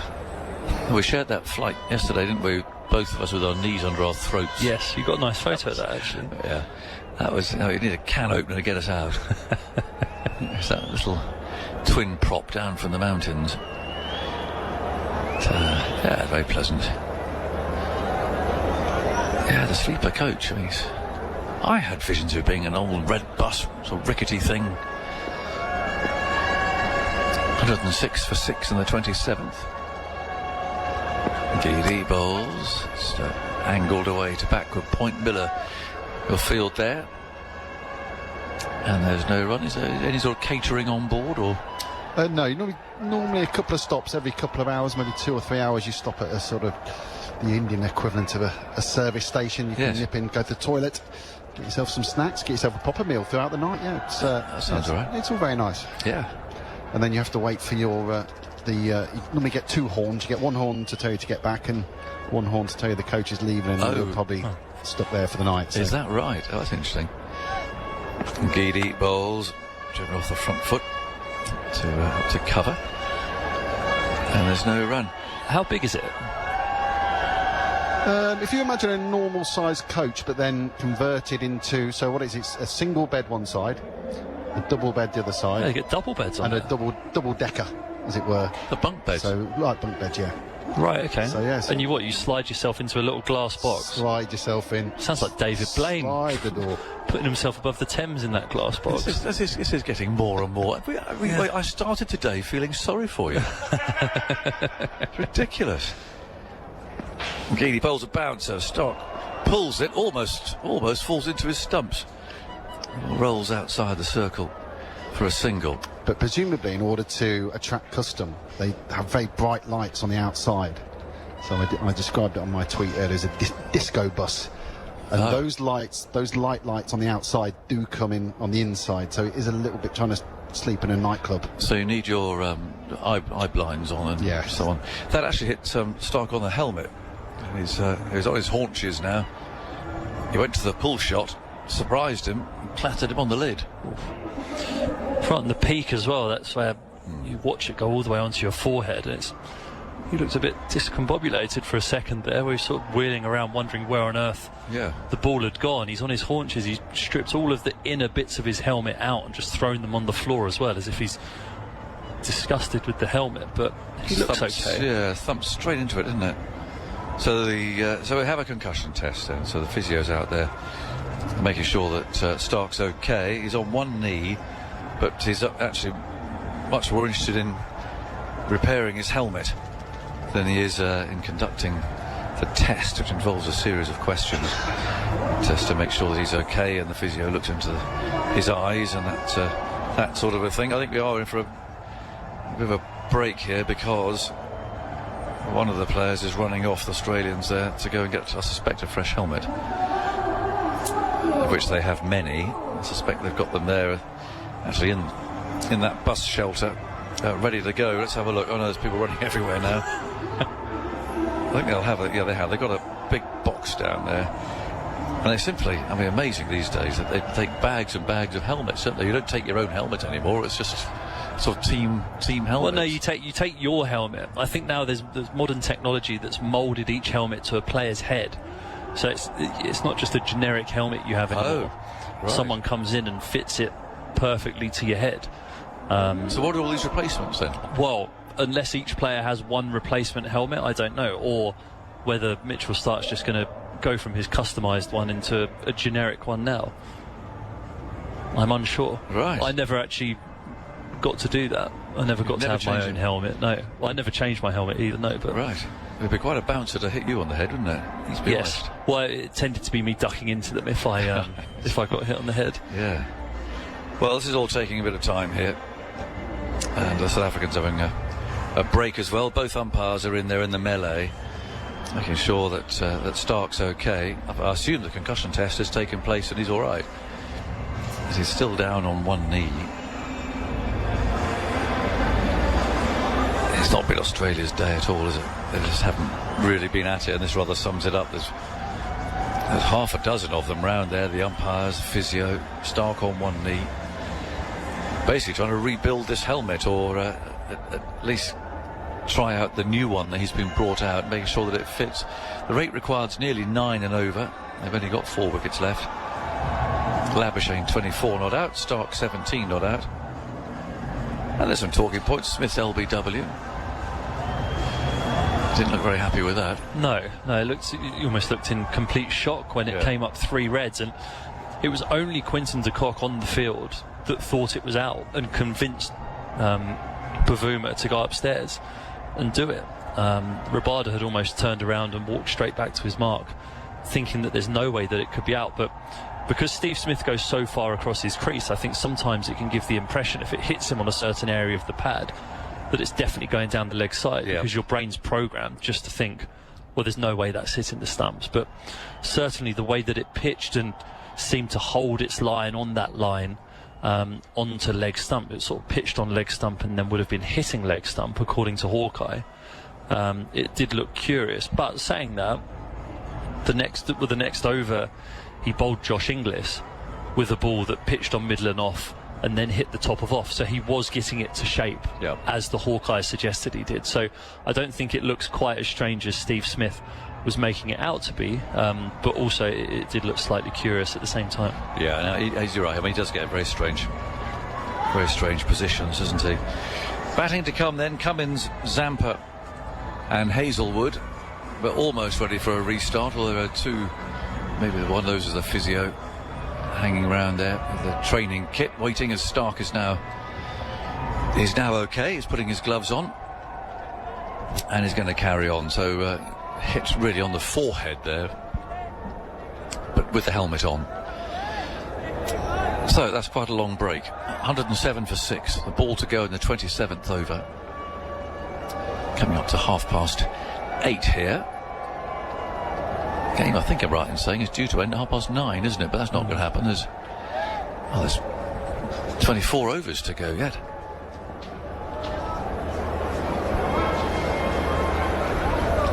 And Getty runs in, bowls outside the off stump, steered away to third man by Labuschagne. The fielder down there slides across the damp surface and tosses the ball back again. 108 for 6, 27 overs gone. Yeah, so 23 overs. But Australia were awarded an extra 15 minutes for their overs. No real explanation why they were, but they were. So presumably South Africa would get the same dispensation. But even so, an hour and a quarter to bowl 23 overs. It's unlikely to happen, but if, of course, they bowl Australia out, then it doesn't matter, does it? No. It's in their interests to try and get that sorted out. Shams is going to continue.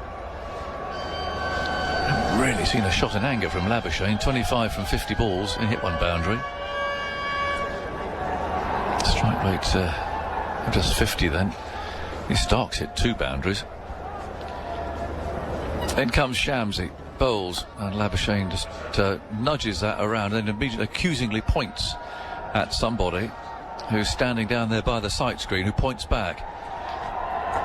It's the advertising hasn't gone off the sight screen. Correct. Still showing blue and white writing up there. That's flashed off now, yes. I thought it was that chap standing there to the right. 108 for 6. Labuschagne again over his bat. Shamsi spins himself a catch, trots in, bowls, quite a crouching action, and Labuschagne works that away just for 1 run. Not really trying anything here to just try and move things along. 203 needed from 136 balls. Rate 9 and over. Again, more drying of the ball. I mean, I think you're probably allowed some time for that, aren't you? You'd have to build that in for the team bowling second. The bearded Shamsi trots in, bowls, and Stark drives at him. Shamsi should have stopped that. And got a bit of a hand to it, but has hit absolutely straight back at him. And they take 1 run, 110 for 6. Yeah, the allowances. I don't know how you could make it better. A stopwatch would probably work better than just allocating random minutes or 2 minutes for things. It might narrow the gap a little bit more. Now, what's Labuschagne going to do? Shamsi bowls to him. Oh, there's a reverse sweep. There's something anyway. He doesn't get a run for it. As then Getty fields that. It's inside the circle at third man. But there's a little bit of innovation there anyway from Labuschagne. 26 from 53 balls. To be fair, I mean, it's difficult when you see all these wickets falling at the other end. What do you do? See Pat Cummins in discussion up there. He's got his armed guard on. He's ready to come out. 110 for 6. Shamsi bowls. Turned away for a single again by Labuschagne. The ball bounces away out to deep mid-wicket. And that's Nelson. 111 for 6 with a ball to go in the 28th over. I do think it's important for them to show some degree of intent here, though. I think just batting and going at 2 or 3 and over isn't helping them as a team. It's not. It might marginally help your net run rate, but when you're looking at building momentum or trying to get something out of this game for the rest of the tournament. Yeah. Shamsi bowls. Back goes Stark, playing out to Bavuma at cover to end that over. 111 for 6. 28 gone. Required rate is 9 and over. Began at just about 6. So it's always it's a good target they were chasing, a challenging target, but they just absolutely not nowhere near it. 111 for 6, target 312. But you're right, I mean, this is just a kind of it's sort of embarrassing end, really, if it's going to block it out. Yeah, it's a whimper, isn't it? Yeah. And you'll end up getting a couple of good balls, and then that's that, and you'll be sat in the dressing room thinking, well, we showed no intent and tried to put no pressure whatsoever back on the South Africans, regardless of the situation. Getty is on his way again. Over number 8 for him. He bowls short, tugged away around the corner by Labuschagne for a single. Down the deep backward square leg, and those bowlers' run-ups are now looking damp. They really are. Bearing in mind it hasn't rained here for goodness knows how long. That is entirely down to the dew. And in fact, the tyre marks of that drinks trolley, which came out after I think 14 overs today, so about an hour ago, still showing very clearly. Dave in Basingstoke. Hello, Dave. This is on the subject of keeping interest alive in one-sided games. Right, let's see what Dave has to say. We'll wait for Getty first of all. Dave, if you don't mind, that's climbing up and hitting Stark around about the body. Picked up a point. So, surely someone has mentioned the Hampshire Cricket League one-day points system, says Dave. I don't think we have we? I must have been an oversight on my part. Yeah, me too. From 200 runs, you get a point for every 25 runs scored, and also for every 2 wickets taken. So wickets taken probably would encourage negative play at certain stages of a tournament, but a point for 200, 225, 250 would at least keep people playing. Well, yeah, I mean, it needs something, Dave. I'm with you on that one. It comes in Getty, bowls a bouncer. Stark went to pull it, rather half-hearted. Let's be signalled a wide. It definitely went over his head. 113 for 6. Yeah, there needs to be something, but the problem with the boundaries one is you are being rewarded for losing. I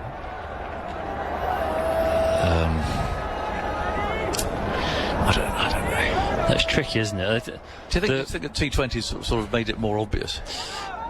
I think so, but also I think you look at the Big Bash introduced a point for getting beyond a certain score at the halfway stage, didn't they? And in this situation now, here's Getty bowls. That's a nice shot from Stark on the back foot, playing it square through the covers to deep point. 114 for 6. I'm not sure what South Africa were at the halfway stage, but it would be interesting to see the comparison between the two, because they weren't going absolute gangbusters at that stage, were they? They were 5.5 and over maybe, and you introduce a point for who has the highest score at the 25 over mark, and then incentivises these guys now to actually show some intent to score runs and try and get that point in this situation. Getty runs up, bowls a slower ball, a swish and a miss from Labuschagne. Completely done there by that slower ball. Yeah, South Africa were 136 for 1 at the halfway stage, so yeah, if Australia had gone for it, it was definitely What were Australia at 25? 95 for 6. Yeah, and out of it. Yeah, I don't know, but you're right. There has to be some incentive to stop, because this isn't saving 50 over cricket. Watching this Not now, at all. No, it's actually condemning it. Yeah. And Getty again over the wicket, runs in, bowls, slower ball once more. And Labuschagne, as I'm afraid has rather been this innings, completely mistimes a defensive shot. He looks frustrated too, very frustrated, thumping his pad with his bat there. He simply can't get going. 28 from 57 balls. He's shaking his head. He's doing some gardening. No, it's not. It's not what this format's supposed to be about. But then, from South Africa's perspective, you take 6 wickets quickly halfway through. Well, sit back and we'll win. And Getty runs up, bowls, and that's very lately dabbed away to third man for a single. And at the end of Getty's 8th, 1 for 18 from 8 overs, 115 for 6. Australian score. They haven't come bouncing back today by any means. In fact, quite the opposite. This defeat is worse than the one against India, where they were caught on a pitch that obviously very much suited the home side,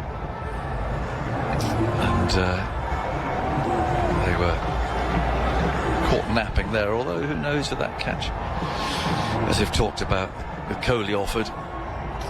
But this is a trouncing, really, against a team that they don't enjoy being trounced by, but they have been in recent times with the one-day series that have been played, albeit with weakened teams. Right, Joe Williams. Hello, Joe. Dear Test match special team, especially Jonathan Agnew. This could be an ominous start. Right. Let's brace myself for this. Probably you don't read these emails first, you see. Have I upset you, Joe? I'm much enjoying all your commentary from the World Cup in India. It goes a bit everywhere on the mobile phone or in the car. It's a good start, Joe. We'll carry on. 115 for 6. In comes Shamsi from the far end. Bowls. He got a little fiddly mess there, Labuschagne. Wanted to reverse sweep that to start with. But Shamsi saw it, darted it in. I just wanted to say that I hope you'll make the most of your time in Lucknow to be tourists and visit some of the historical sites of the city. The Turkish Gate and surrounding area are interesting. A reminder of the capture of Lucknow in 1528 by Babur, the first Mughal emperor of India. Wish we have been reading about this, haven't we? We were on our bus in yesterday. Shamsi bowls. Now there is the reverse sweep, but he's trying to play, and he's got 4 this time. Nicely controlled, sending it away past third man to 119 for 6. And a visit to the residency should definitely be on your itinerary. But the European inhabitants of Lucknow were besieged for several months during the Indian Mutiny. It was sort of the headquarters here, wasn't it, of the mutiny? Again, we're reading about this. Well done, Joe. Yes, the stories are spine-chilling. We didn't get that bit. And you'll always remember your visit. The Gomati River seems to be everywhere you look and has witnessed so much history. I was lucky enough, writes Joe, to live in Delhi for a while when my husband was at the High Commission. One of my abiding memories of Lucknow was statues of Queen Victoria and the various viceroys dumped unceremoniously around the back of the museum. Shamsi bowls. On the back foot goes Labuschagne. Now he's got that through as well. Successive boundaries. That might get him going a bit. 123 for 6. And Labuschagne moves to 37 now from 61 and gets a couple of jets of steam for that. A couple of boundaries. No doubt, writes Joe, that those statues are now just rubble. Keep up the good work. You all set the scene beautifully as well as a lovely commentary. Well, thank you, Joe. That's very nice. And actually, I mean, you're right. A lot of these cities have got so much history attached, haven't they? And we're reading yesterday about the East India Company coming here and sort of buying out Lucknow back in those days and so on. It was very much central to that, as well as, yes, being the headquarters, really the focal point of the rebellion. 123 for 6. And it's turned away out towards mid-wicket. And they take a single. There's a very famous church round here that I went to last time.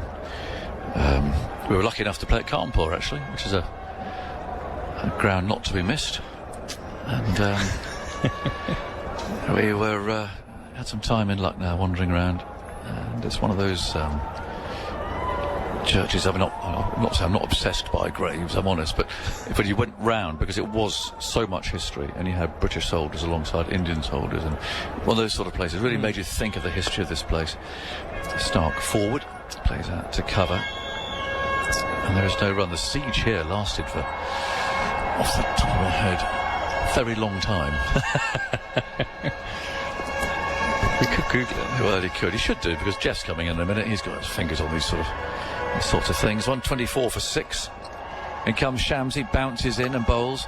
And Stark plays that down the ground to long off. They stroll a single. And that's the end of the over. Joel Wilson hands Shamsi his cap. 125 for 6. We've got 20 overs to go. Stephen's going to look up how long the siege of Lucknow lasted. Philip's got something interesting to offer. And then Geoff's coming in here. Yeah, a couple of bits from me. That partnership, well, this partnership, sorry, is now reached 50. It's currently 55 from 80 balls. And minus Labuschagne's second 4 in that over, meant this won't be Australia's heaviest ever defeat against South Africa in ODIs. But they've still got some way to go to make sure it's not their heaviest ever defeat in the World Cup. I think the siege of Lucknow is right here. South Africa laying waste to the Australians. 125 for 6. Labuschagne and Stark have at least stopped the collapse. They've made it to 30 overs, which didn't look that likely about 15 overs ago. Labuschagne 38, Stark 20. But I think it's important to take some time to recognise the significance of this for South Africa. If you go back about 6 months, South Africa were not going to qualify for this World Cup. They had a one-day series against Australia scheduled for after the tests that they played in the last southern summer. They forfeited that series because they got their domestic T20 competition up and running, and that was their financial lifeline. Cricket South Africa was broke. They managed to get some outside investment from some IPL teams. They had to stage that tournament. It clashed with the 50-over series they were supposed to play, so they surrendered those points. And in the Cricket Super League at the time, that meant that they missed out on a series that could have won them points to qualify, and it meant that in order to qualify they had to beat England convincingly, the world champions and all the rest of it, which didn't seem likely. They managed to do that against the odds when it looked like they wouldn't qualify at all, and they'd have to go through the qualifiers that saw Sri Lanka and Netherlands eventually make it here. They're a team whose home board is less and less interested in actually staging international cricket. They're all about this domestic competition and trying to make what money from that they can. They've scheduled that up against a test tour of New Zealand in the upcoming January-February window, which means that the 60th to 71st best players in South Africa might be sent off to play test cricket. They're not particularly interested in playing a lot of 50-over cricket either, the board, or scheduling it. And so you've got a team whose international future might be disappearing, a team who might not be turning out for international cricket in 10 years' time. And yet here they are. They've absolutely rampaged their first 2 games, and they're setting themselves up to challenge for the title. It's an extraordinary performance from this specific group of players under those circumstances to do what they've done so far. Yep, certainly is. And I actually think it might be half a window into what the future is going to look like, with the prevalence of domestic T20 competitions now becoming more important to the survival of international boards and the international structure within those, or the domestic structure within those boards. So we might get to a stage where teams only play in World Cups, especially in 50-over cricket. I think bilateral T20s will probably still take place, but those bilateral ODI series now are looking less and less significant. I think it's a real shame that it's at the detriment of Test cricket that this SA20 is happening, but clearly with the Future Tours programme that is an unavoidable thing this time. You hope that doesn't happen again, but I think that with all these clashes now, I think that this could be a window into the future where the 50-over team will just assemble in the month before the World Cup and then to play in it. Maharaj, to start after drinks, beats the outside edge of Stark's bat groping forward. So at this stage, Australia need 187 from the next 20 overs, which would be a steep chase in a T20, but it's a bit steeper when you take away your top 6. A bit hard to do with your bottom 4 for company. Labuschagne out there. Stark mows across the line. First real shot of aggression we've seen from him. He doesn't get all of it. It's the bottom edge dragged out to deep backward square leg for 1, but it shows that he's warming up into his work. He can clear fences, Mitchell Starc. Still holds the record for the most 6s in a test innings at the MCG. Hit 7 of them in an innings against Pakistan in 2016. Lusty blows as well at the MCG. Yeah, that is a substantial boundary. I think he made 84 from memory to set up an opportunity to bowl out Pakistan on the last day, and then turned it on with the ball. Did it himself with bat and ball. Took a 5 for, I reckon. Ball was reversing. He's a fantastic cricketer. Very, very capable batter. Coming in at number 8. Well, he's showing that today. He's faced 39 deliveries for his 21. He's off strike at the moment. Labuschagne on strike. Goes back. Cuts. And cuts hard. But they've got a sweeper out at deep cover point, so he'll only get the 1 there. 39 for Labuschagne. Did find a couple of boundaries off Shamsi before the break. The reverse sweep and then the lash through cover.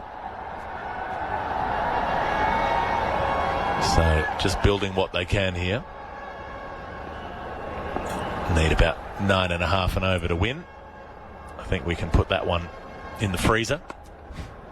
Starc on the front foot, pushes back to Keshav Maharaj, the left arm spinner, who skips across in front of the non-striker to field. Actually, in the test, the documentary that I was watching about the Australians last night on a subscription platform available to everyone. Maharaj round the wicket, left arm to the left-hander who cuts. It's well saved at backward point. Labuschagne's come a long way down and has to scurry back to the non-striker's end. Good diving stop from, is that Van der Dussen? Yep. Very agile in the field. And Labuschagne has a number of strange idiosyncrasies, you'd have to say, as a human being. And possibly the strangest one was he likes to make a cheese and ham toastie, toast it up. Maharaj to Starc, who flicks away off the hip for 1. 128 for 6. Then puts his batting gear on, puts the toastie in the fridge, goes and has a bat, and then comes back and eats the toastie when it's freezing cold. Yeah, that one really it just makes no sense. Jarred with me as well. Surely surely, as we come to the end of the 31st over and tackle the big issues here, surely the satisfaction of a toasted cheese sandwich is that the cheese is melted. Yes, it's melted and it's warm, and you get that hit of warmth inside your body, yeah.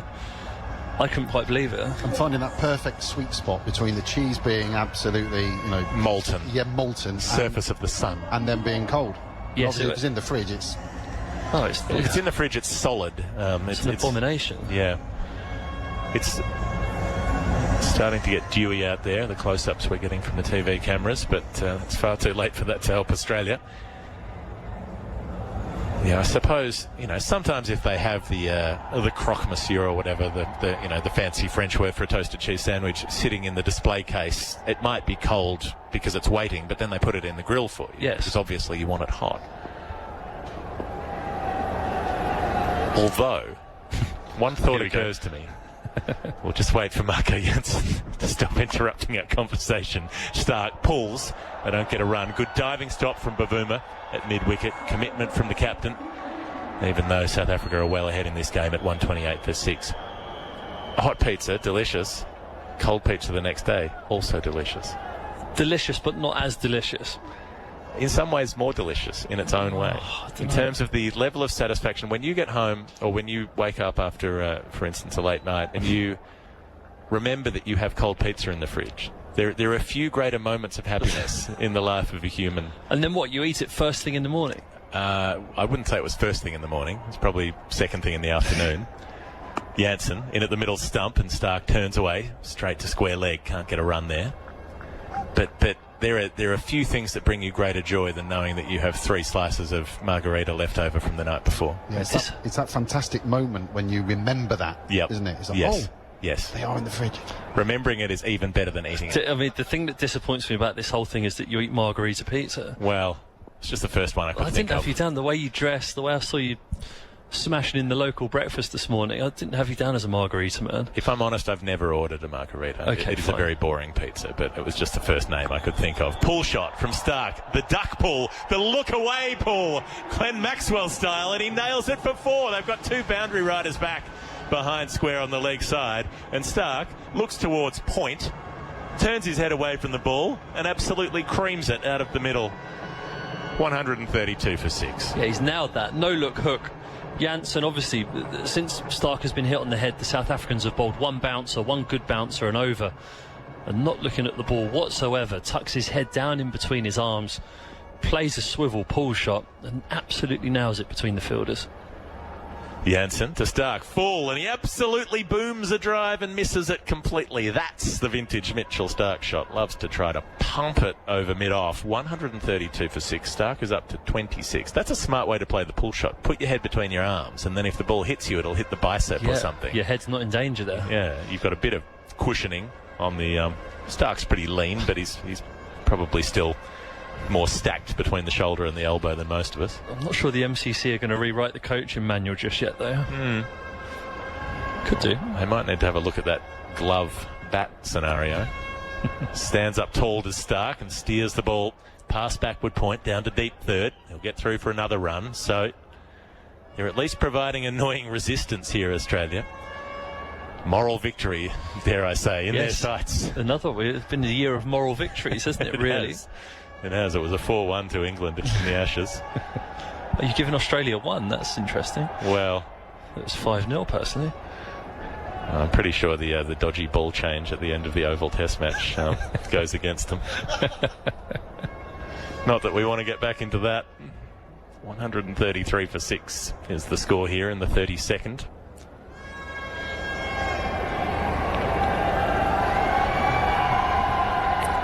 Labuschagne awaits. Jansen, left armour, bowls full, driven, square of the wicket.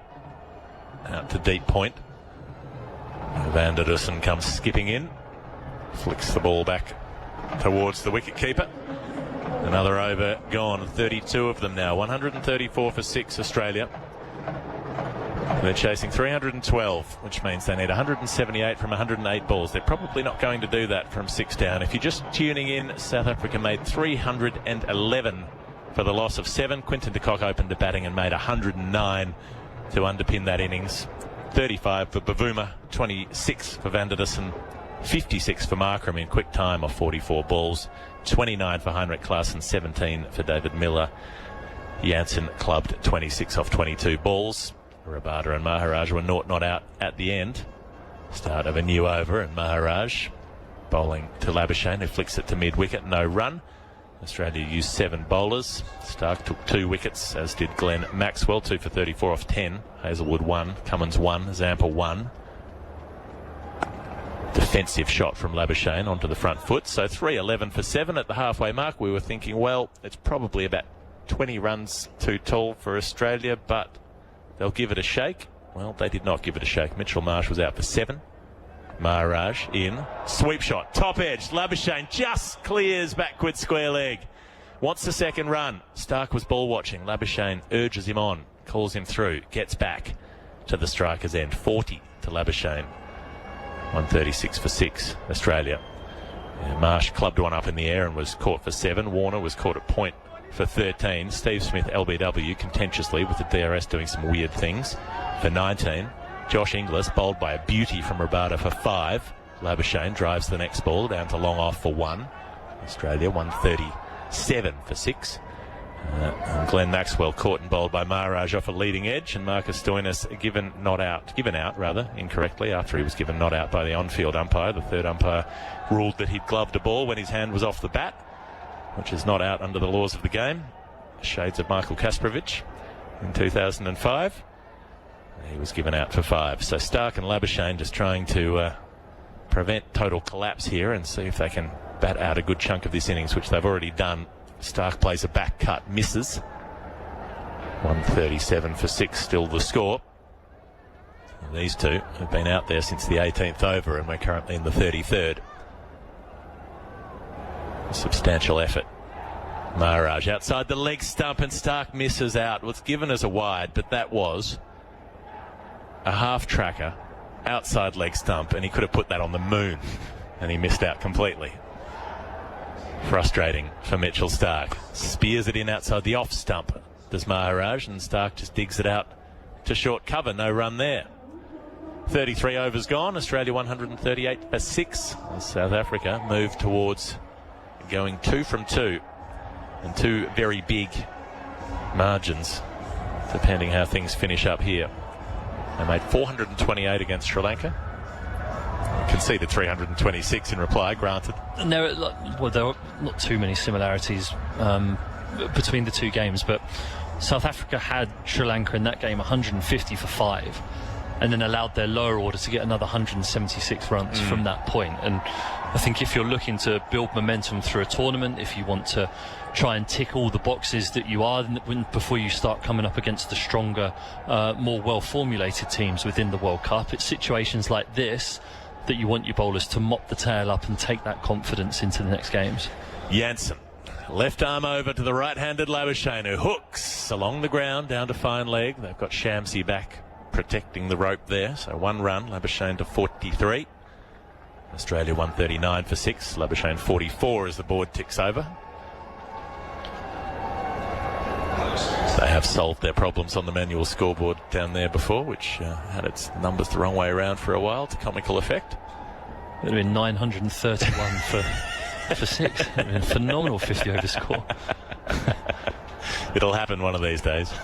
We saw a 9-ball half century in a T20 a couple of weeks ago between Nepal and Mongolia. Yes, that's correct. Janssen in at the stumps and standing up. Stark opens the face, guides it behind point, no run. Is that count as an ODI or a T20, it's a T20 international? It's a T20 international, yeah. So that, okay. So it's officially now the record. Yuvraj Singh had the record off 12 balls, I think it was, and that's now the record off 9. Unless you factor in some weird stuff with overthrows, you can't make 50 in fewer than 9 balls. No. Nepal versus Mongolia, it would have been high altitude, you'd think. Was it at the Asia Games? It was at the Asian Games. Here comes Maharaj, and Stark flicks it away. Is he caught behind? He is. Thick edge. Quinton de Kock moving to his left, and Mitchell Stark's resistance ends at last. 27 of 51 deliveries. He's batted well to at least provide something, at least stop South Africa from running through them. 139 for 7 now as Stark falls. Janssen with that cross-seam delivery. It took the glove rather than the edge as it leapt at Mitchell Starc and looped through for de Kock to take a comfortable catch. And this is as good a time as any for Firdose Moonda to rejoin us on the mic. Good evening. Good evening, Geoff. It's longer than I thought it was going to be. I didn't think I'd be back. Yeah, we weren't anticipating seeing you again, but here we are. But you may have come at a good time, because I was just chatting with Finney about how significant it is that South Africa are bossing this game, given they almost didn't qualify for this World Cup. If we go back 6 months, we were sure that they wouldn't qualify for this World Cup, because of course they were going to be beaten by England in a series that meant that they then would have to go through the qualifying tournament. Instead they beat England, and now they're here. Yeah, and that series against England actually came in the middle of the SA20, so they had to pause on their shiny new T20 competition to play those 3 ODIs. They played them in the Free State province in Bloemfontein and Kimberley, grounds with big outfields and actually that don't see a lot of international cricket, and it was thought that the vibe and the feeling around it wouldn't be too good, but in fact, because the SA20 managed to galvanize the cricket-loving public in South Africa and actually brought so many new fans to the game, people really rallied behind the team and rallied even behind Themba Bavuma, who wasn't picked up in the SA20. He ended up scoring a century in the first ODI and then got a deal. So it all worked out well for him. South Africa beat England 2-1, put themselves on track, then beat the Dutch, where players had to miss the IPL to go and play in that series. So Pat Cummins to the middle, right-hander, and he's getting a short ball and flicking it away just behind square. Gets past the keeper. Fine leg runs up from the rope. 140 for 7. A single for Cummins, who's off the mark. Yeah, and then in fact South Africa had to wait until Ireland's series against Bangladesh in May, where Ireland were required to win 3-0 and by big margins, so it always seemed unlikely, but that was when they confirmed their spots. So really, the automatic spot was confirmed very late. They also then welcomed a new white ball coach. They weren't even being coached by Rob Walter during that England series. Janssen up to Labuschagne now, who gets out of the way of a short ball. Thinks about playing the hook and in the end bails and just drops his knees, lets it go over his left shoulder as he spins. Labuschagne stays on 44. And I think what we're seeing now is that the split coach, Shukri Conrad, the red ball coach, Rob Walter, the white ball coach, the two of them know each other very well from the domestic circuit. Conrad coached at the Gauteng-based Lions, that's in Johannesburg, and Walter down the road in Pretoria. They have a lot of good synergy. Janssen up to Labuschagne. He'll flick a run down to fine leg. He'll race the first one and think about a second. He will turn back. Has to go around Janssen. He'll need to motor, and he does, but the throw was not close enough to the stumps to really challenge Marnus Labuschagne. So a couple more runs for him. He goes to 46. Australia 142 for 7. They need 312 to win. Oh, that's not going to happen. 34 overs have gone by. You're on Test Match Special. And our broadcast also going out across the ABC Sport Network, wherever you're listening there on the ABC Listen app or ABC Sport Digital, or if we're in your car somewhere driving around back at home. Hello to you as well, Geoff Lemon and Firdose Moonda with you, and Phil Long, our scorer and statistician. So you're telling us about the coaching setup with these South African teams. Yeah, and just to finish on that point, Rob Walter, who was appointed the coach in January and then took over in March, was actually given a long lead and told, you actually don't have to go and win the 2023 World Cup. What we want is 2027, because that's the World Cup that South Africa are co-hosting with our neighbours Zimbabwe and Namibia. So Rob Walter's been given freedom to just come here and have some fun, and looks like that's what they're doing. Maharaj to bowl his final over in at the toes of Cummins. He'll get a run driven down to mid-off. And he can comfortably walk through for the stroke in the end. 143 for 7. Cummins doubles his score. And I think it was unexpected, because all South African coaches are given this mandate. Go out there and win a World Cup. That's what South African cricket wants more than anything else. But Cricket South Africa have chosen to take the long view on this. And I think it's a strategy that may be working. I still think it's possibly too early in the tournament to be talking up South Africa's form. You know, they ran through the 2011 World Cup with good form as well. Maharaj to Labuschagne, who comes forward and plays the ball out to cover. No run. And in 2011 they got to the quarterfinals in Dhaka, and Faf du Plessis was run out at a crucial point in that match. Maharaj Loops it in towards the leg stump, and Labuschagne turns it square, thinks about a single, has to go back. Yeah, it's a curious one with Sri Lanka. If you say they're looking towards that next World Cup in 2027, and the listed hosts for it, of course. Maharaj gets the ball back at the top of his mark. Labuschagne tapping the bat.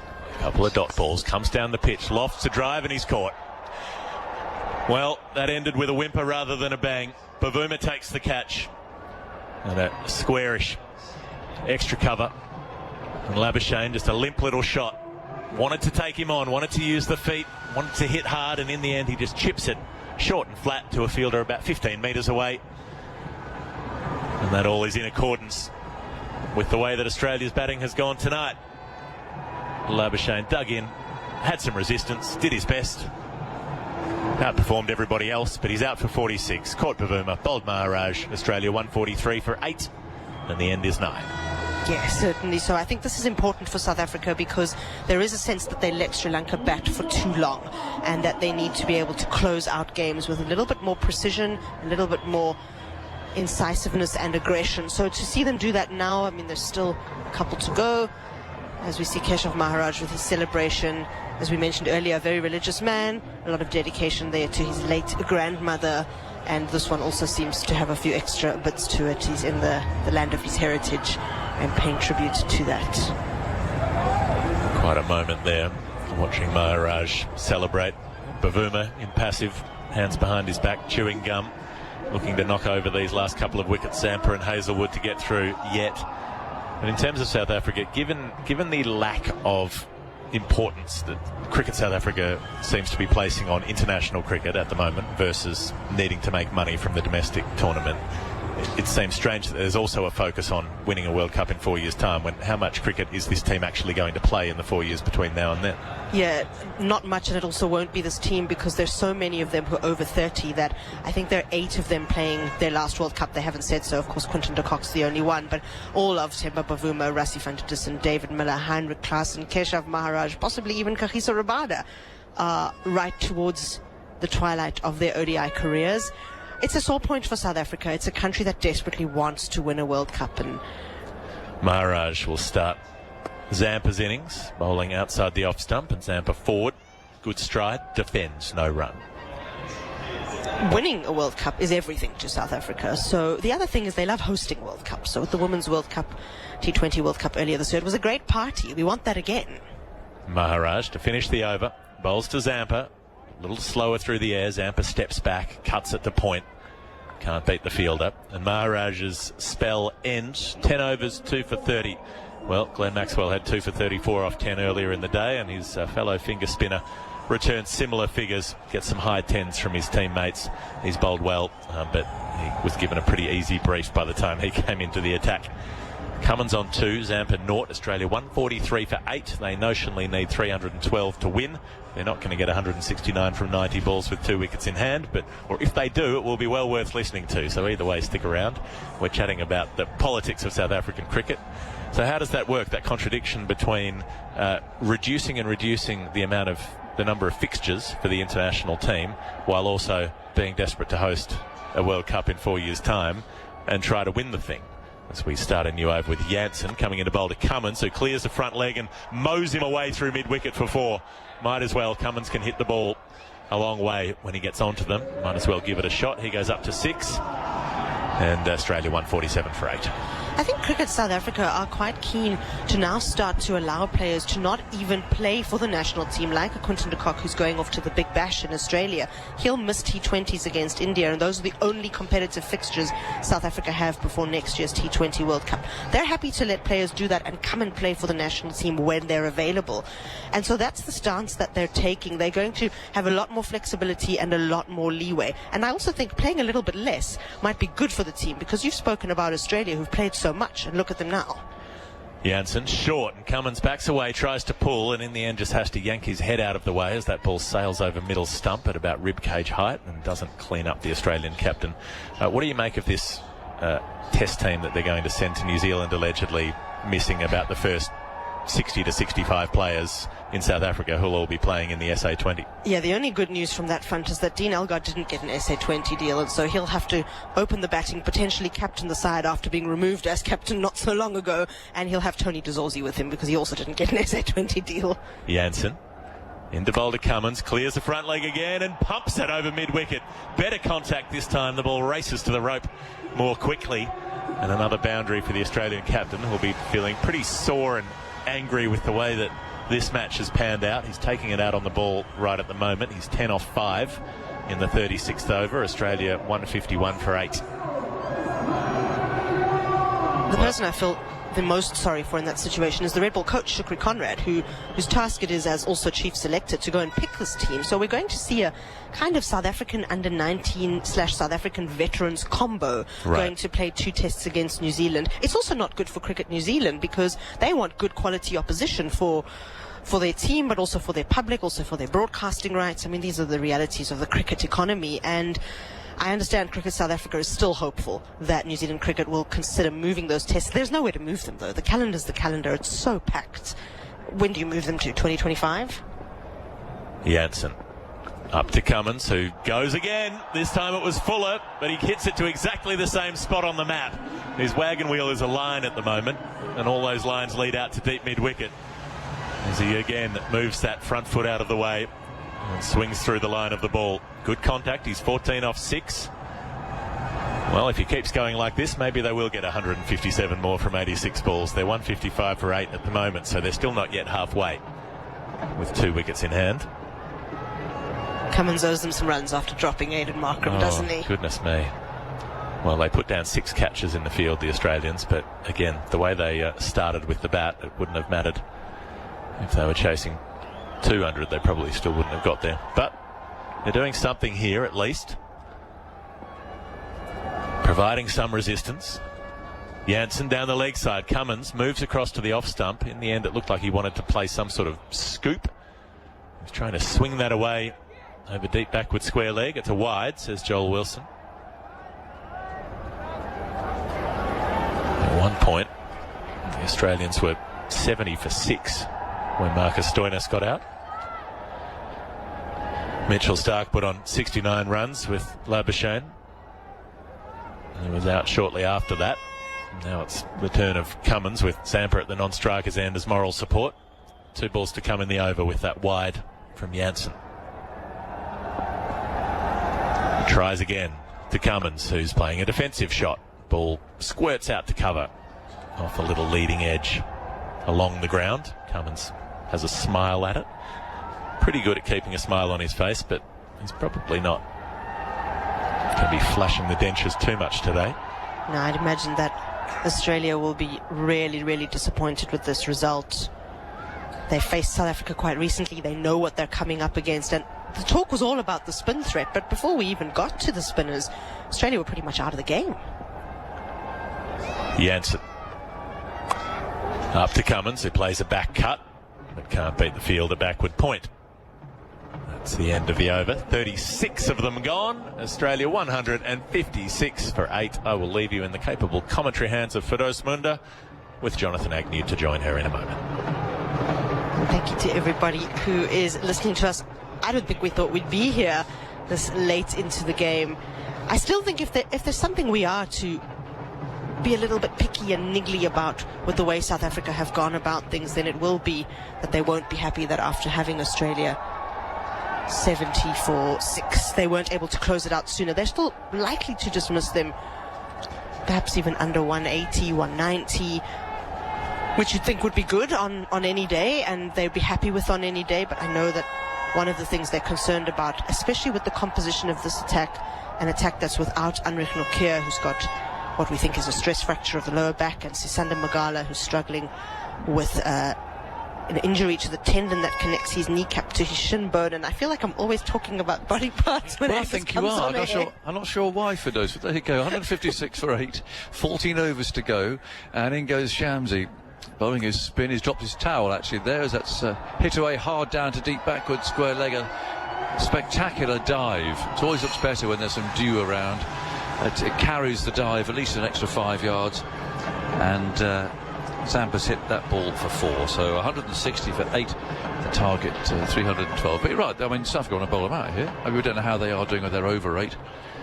Not just bowl them out, but bowl them out with a lot of efficiency and bowl them out without letting the tail score too many runs, because they'll need that in future games. Absolutely. Shamsi again. He's got his towel back now, tucked into the back of his trousers. And Zampa turns that away for Bavuma to pick up and field there. And now he's even that little distance there across the square requires a dry rub. There's marks on the tyres of the drinks trolley, very, very clear still. The bowler's run-ups. As the next one's short, pulled away out to deep back, good square leg, straight to the fielder. So just a single now, and that brings Cummins down on strike. 161 for 8.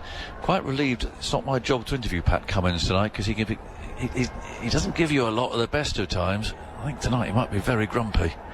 I'll have to let you know about that the next time that we're on air together. I think there'll be a lot of questions to answer. Yeah. Not least what his impressions are of those 2 dismissals. That's Stephen fielding. Smith and Marcus we Stoinis, could certainly settle on 4 catches, can't we, at least? I mean, I think Phil's gone high, haven't you? You've gone more than...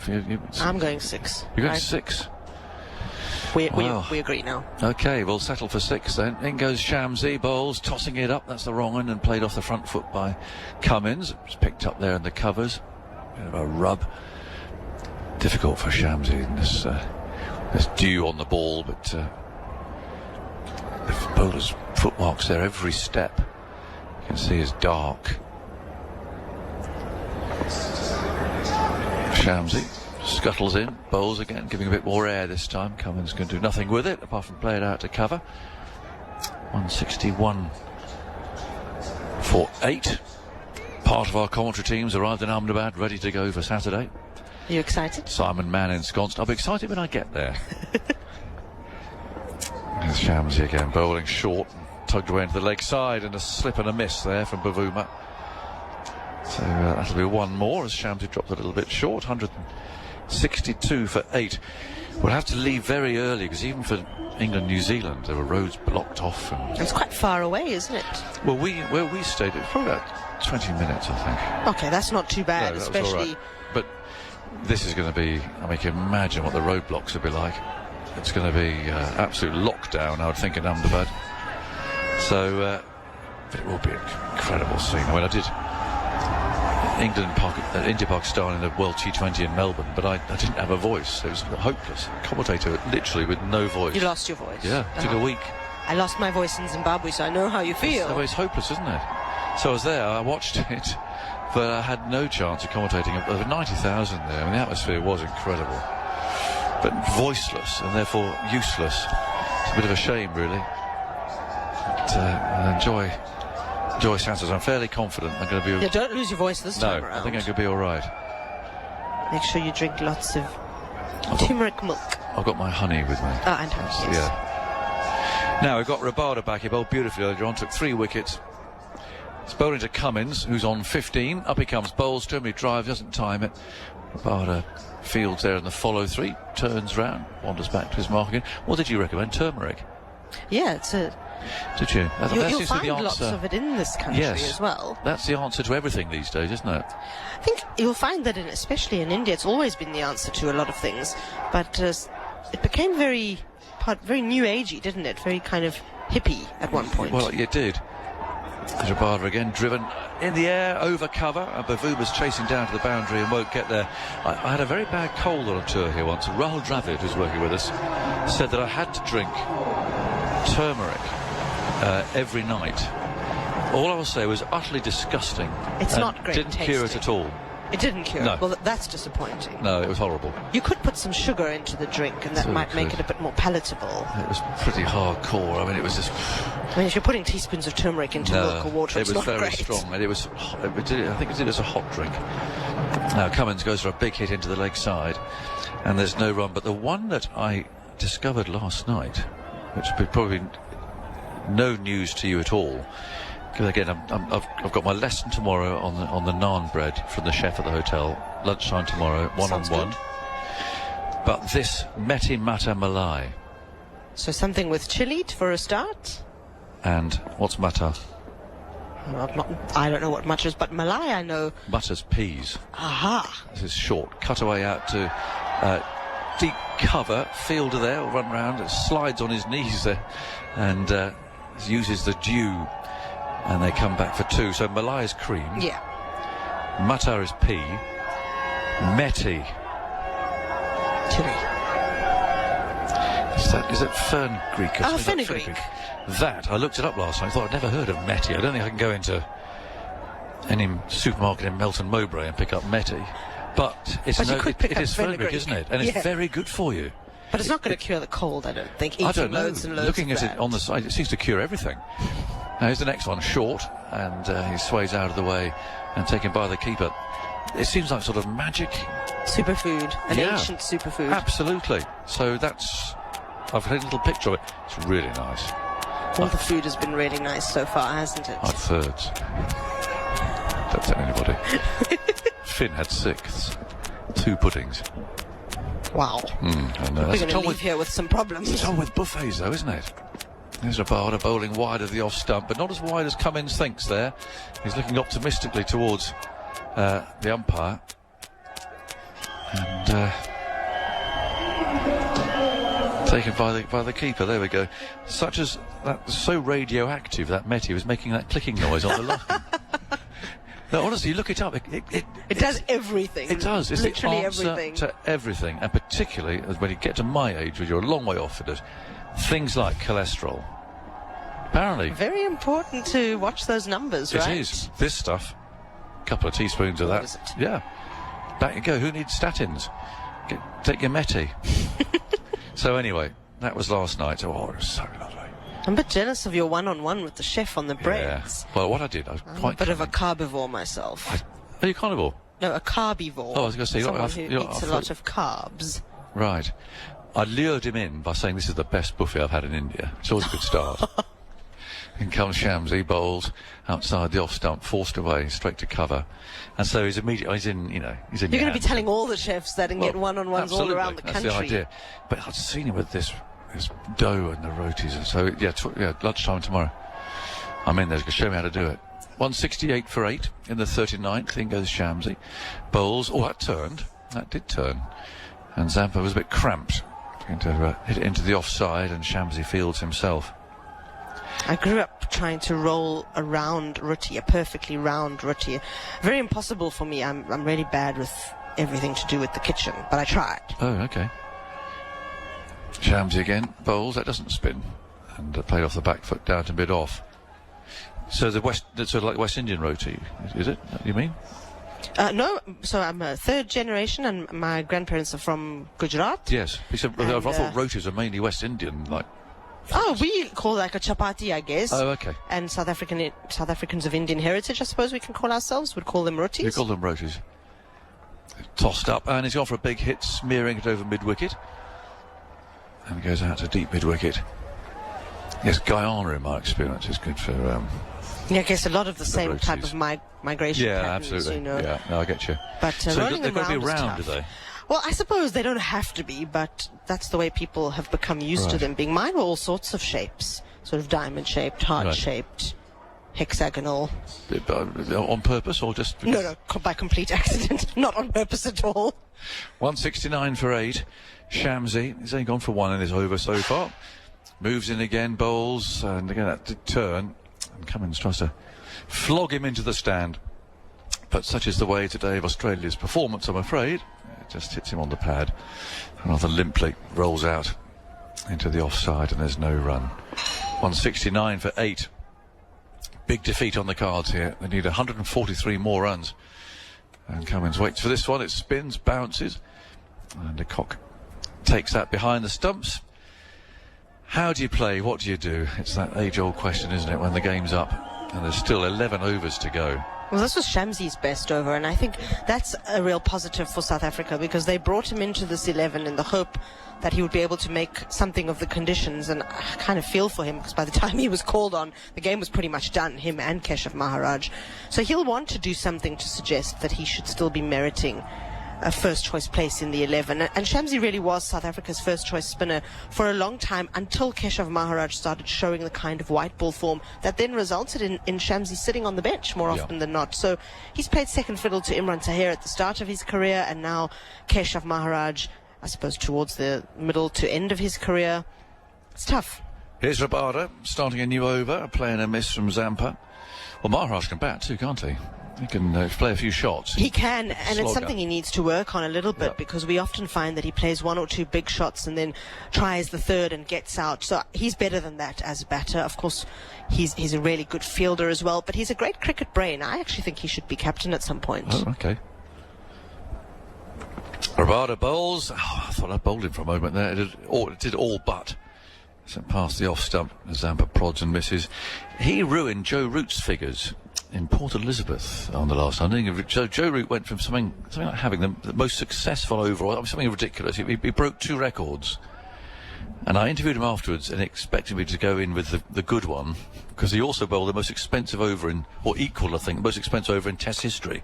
This is carved away down to third man for a single, because Maharaj got after him. So I always had a good relationship with Joe, and I went up to him and said, "Congratulations, Joe, terrific on your record." And he said, "Oh, thanks very much." I'm really pleased. I said, "Yeah, well, it's not every day you break a world record. The most expensive over in Test cricket, is it?" And his face fell.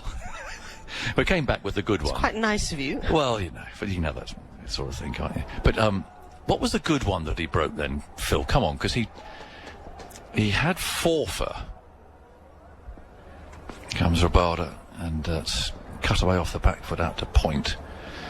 And they take a single. It's no good asking me what year it was, because the years are sort of merged these days.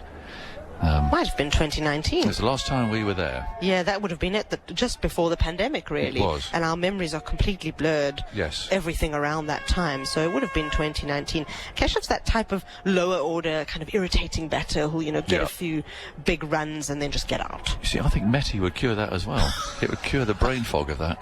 Now, that's a drive in the air, down the ground. Rolls away down towards the boundary, pursued by Bavuma, who slips diving to take a couple of runs. So 173 for 8. He took something like 4 for. It wasn't 4 for nothing, but it was something. It was something like that. That was a world record. It was definitely at Port Elizabeth, wasn't it? Yes, definitely. I do remember that. And we played. It was 4 tests that series. We did. Broad sunk you at Johannesburg. Yes.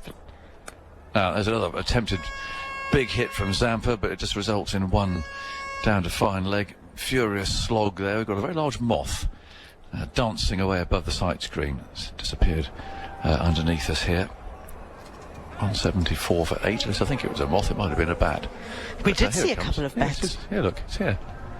Just dancing away in front of our window now. Very attractive moth. Squeamish, actually. Oh, yeah? Oh, when look. it comes to... You can't have South Africans love wildlife, don't you? Yeah, but like big wildlife, like lions and elephants, rhinos. Oh, that's a rather attractive moth. I think it knows that you don't like him. He keeps coming back. Have we found yet what Root did at Porters? Come on, Phil. Actually, I'm not... Well, actually, I'm going to be harder on Phil now. All this sympathy we had with this bus trip. Dealing with a very slow internet, that's my excuse. Well, actually, it has I can confirm that, because mine's just crashed too. The site can't be reached. That's not a good sign. Right, well, rather forlornly, the umpire signalled for the final power play here. But, I don't think anyone will take any particular notice of that. There are 4 fielders out, long on, deep mid-wicket, deep backward square leg, and deep point, as Shamsi moves in, bowls to Zampa, who steps away, goes for a swipe and misses. Bounces over the stumps. It's collected by de Kock, who's now seen something and is passing a message round. Now, de Kock's been really involved in the decision-making, and he's almost, the captain without the title. He was South Africa's captain and just couldn't deal with the kind of pressure and spotlight that came with that, but still very much involved at a senior level. Shamsi again, bounces in, bowls, tucked away into the leg side at deep mid-wicket. Cummins suddenly sees the possibility of 2, but it's not really on. I'll see if I can find what this is. There'll be people at home with wonderful internets who are shouting out the answer to this. It was 28 off the over. I've got that far. It was, yeah. and that was the equal of the world record, I think. That's most right. expensive over. Equal with Robin And now I'm Peterson, here. was it? Oh, yours is gone. But Robin Peterson also holds that record, and he conceded it. Was it Chris Gale?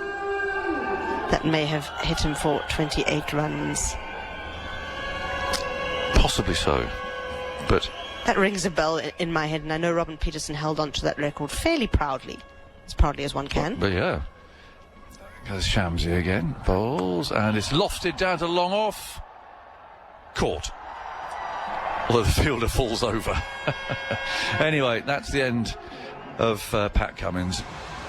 Just trying to do something, really. And Australia lose their 9th wicket, 175, and that now has produced or prompted quite an exodus down here. People starting to flood out of the ground. It's not great, you know, if you're Josh Hazlewood walking out to bat, all you need is 137 off 57 balls. And everyone's leaving. And everyone's leaving. It could be his moment of glory. It is quite a ride back into town. I'm not sure how far away you guys are, but certainly we struggled to leave the ground yesterday evening after we'd attended training and press conferences. Just to actually get someone to pick us up was a little bit difficult. Kept getting cancelled on by every That's not what you want to hear at this time of night.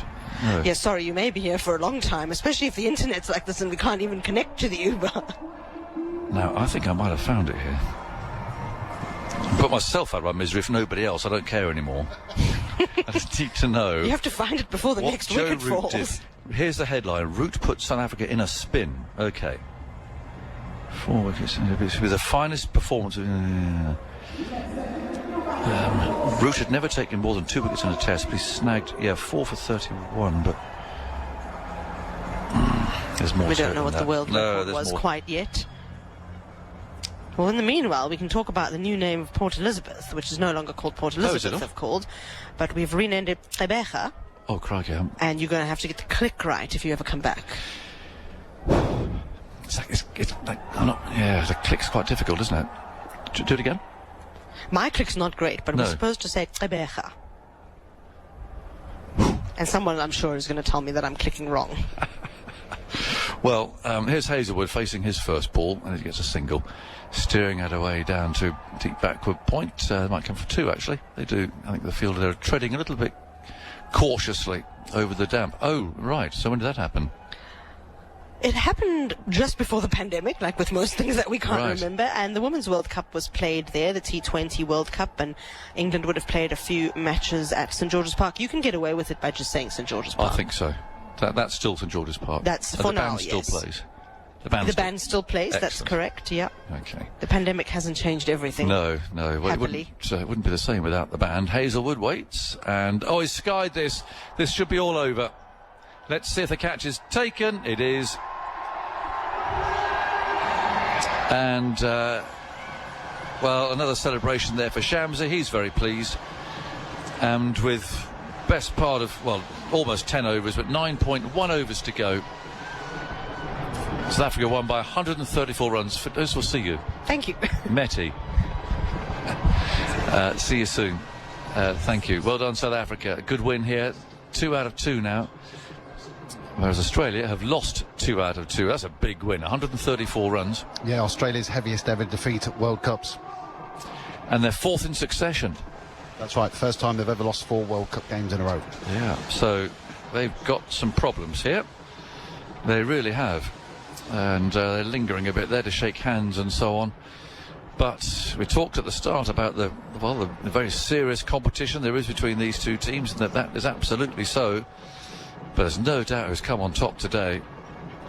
And that's a pretty un-Australian performance, I reckon, in all sorts of ways, really. They just didn't really look.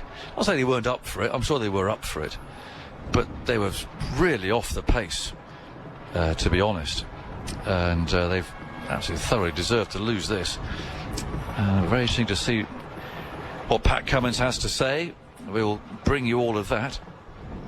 And how they are going to bounce back. 134 runs, and bearing in mind, really, for just about the whole of that reply, they weren't in the game, and the openers were out really very, very quickly, and they never really got back again. So Pat Cummins is out there shaking hands, but in that sort of stern, sort of a thin-lipped sort of a way. It'll be very interesting to see what he has to say later on.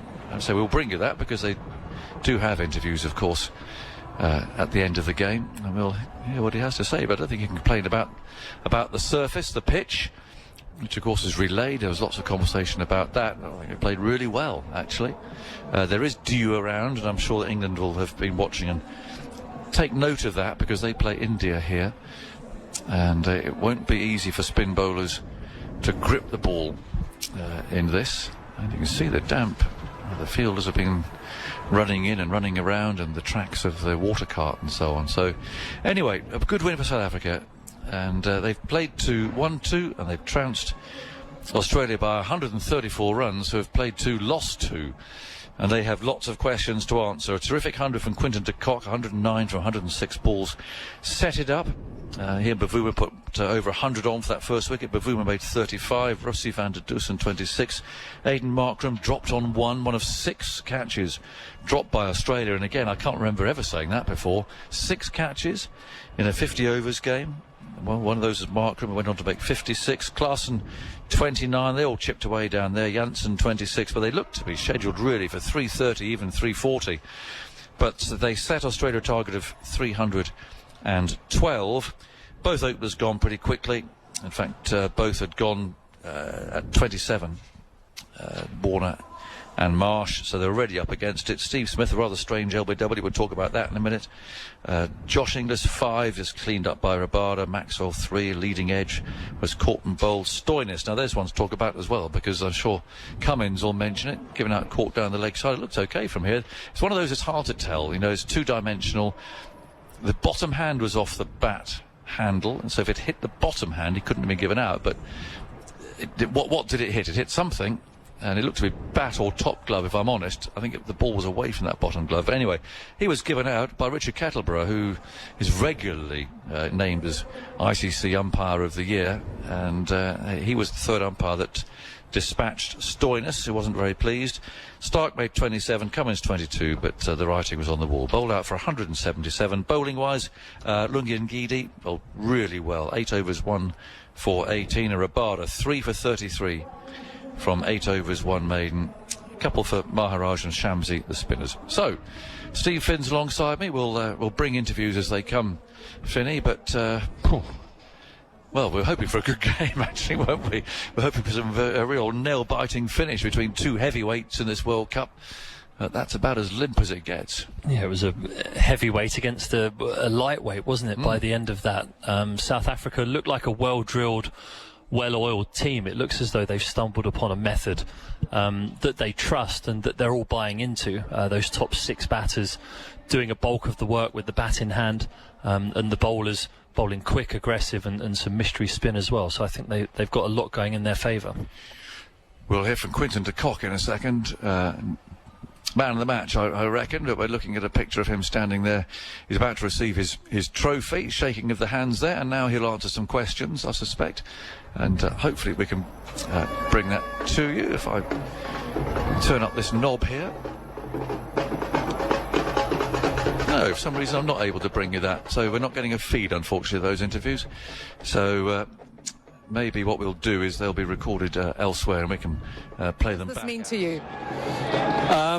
Yeah, it was a great win for the boys. I think to be honest, we didn't really know how the wicket was going to play, and I think we assessed conditions really well, and we just played accordingly. It was a great win for us. We knew it was going to be a difficult game for us, as long as we just played well and stuck to our strengths. And that's what we did, and we came up on top.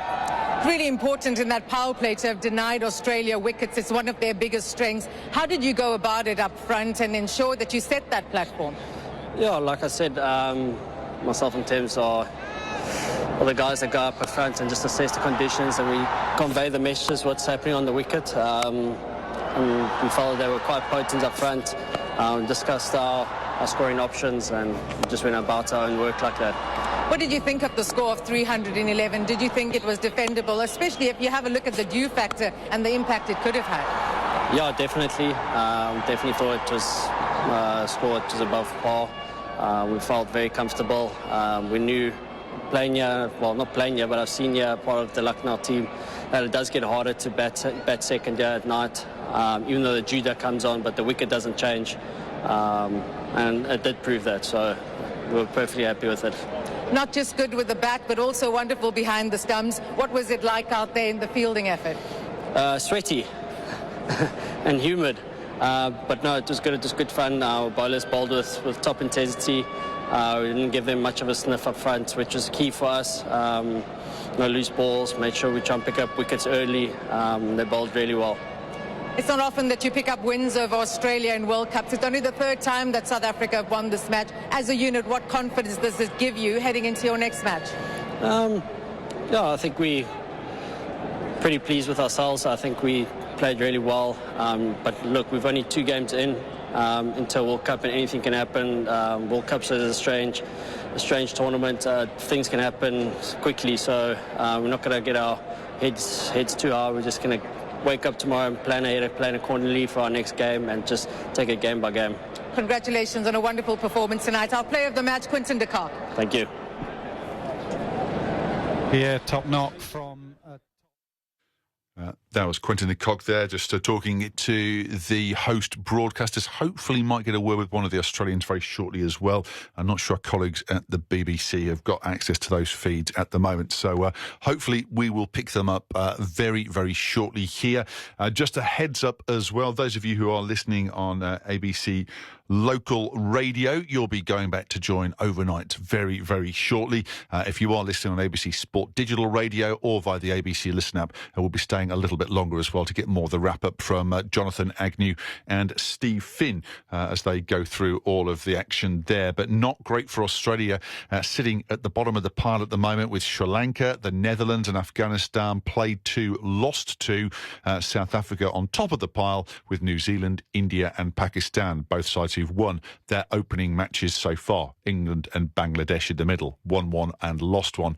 Australia back in Lucknow on Monday night, and they are taking on Sri Lanka. That is a vitally important match for Australia to try and get over the line and get the World Cup on track and bounce back a little bit and try and see if Australia or Sri Lanka has got some life in their campaign. But not a great night for Australia. A huge loss for them, going down by 134 runs to South Africa. And as you heard then in the interview with the man of the match, Quinton de Kock, only the 3rd time that South Africa has beaten Australia at a World Cup. So a bit of a concern for Australia to fall down to one of their big rivals. But South Africa at this stage in the tournament playing some very, very good cricket. A huge win that they had over Sri Lanka in the opening match, and then a big win they've had after that as well against Australia tonight. So Australia have some work to do if they're to survive in this tournament and to push on to the latter stages.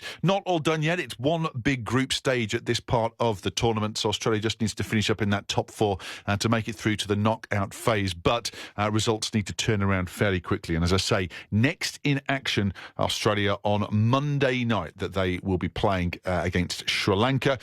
I'll be on deck again for that one on Monday night and with you through the evening then. And a reminder that there is plenty more cricket coming up over the next few days as well.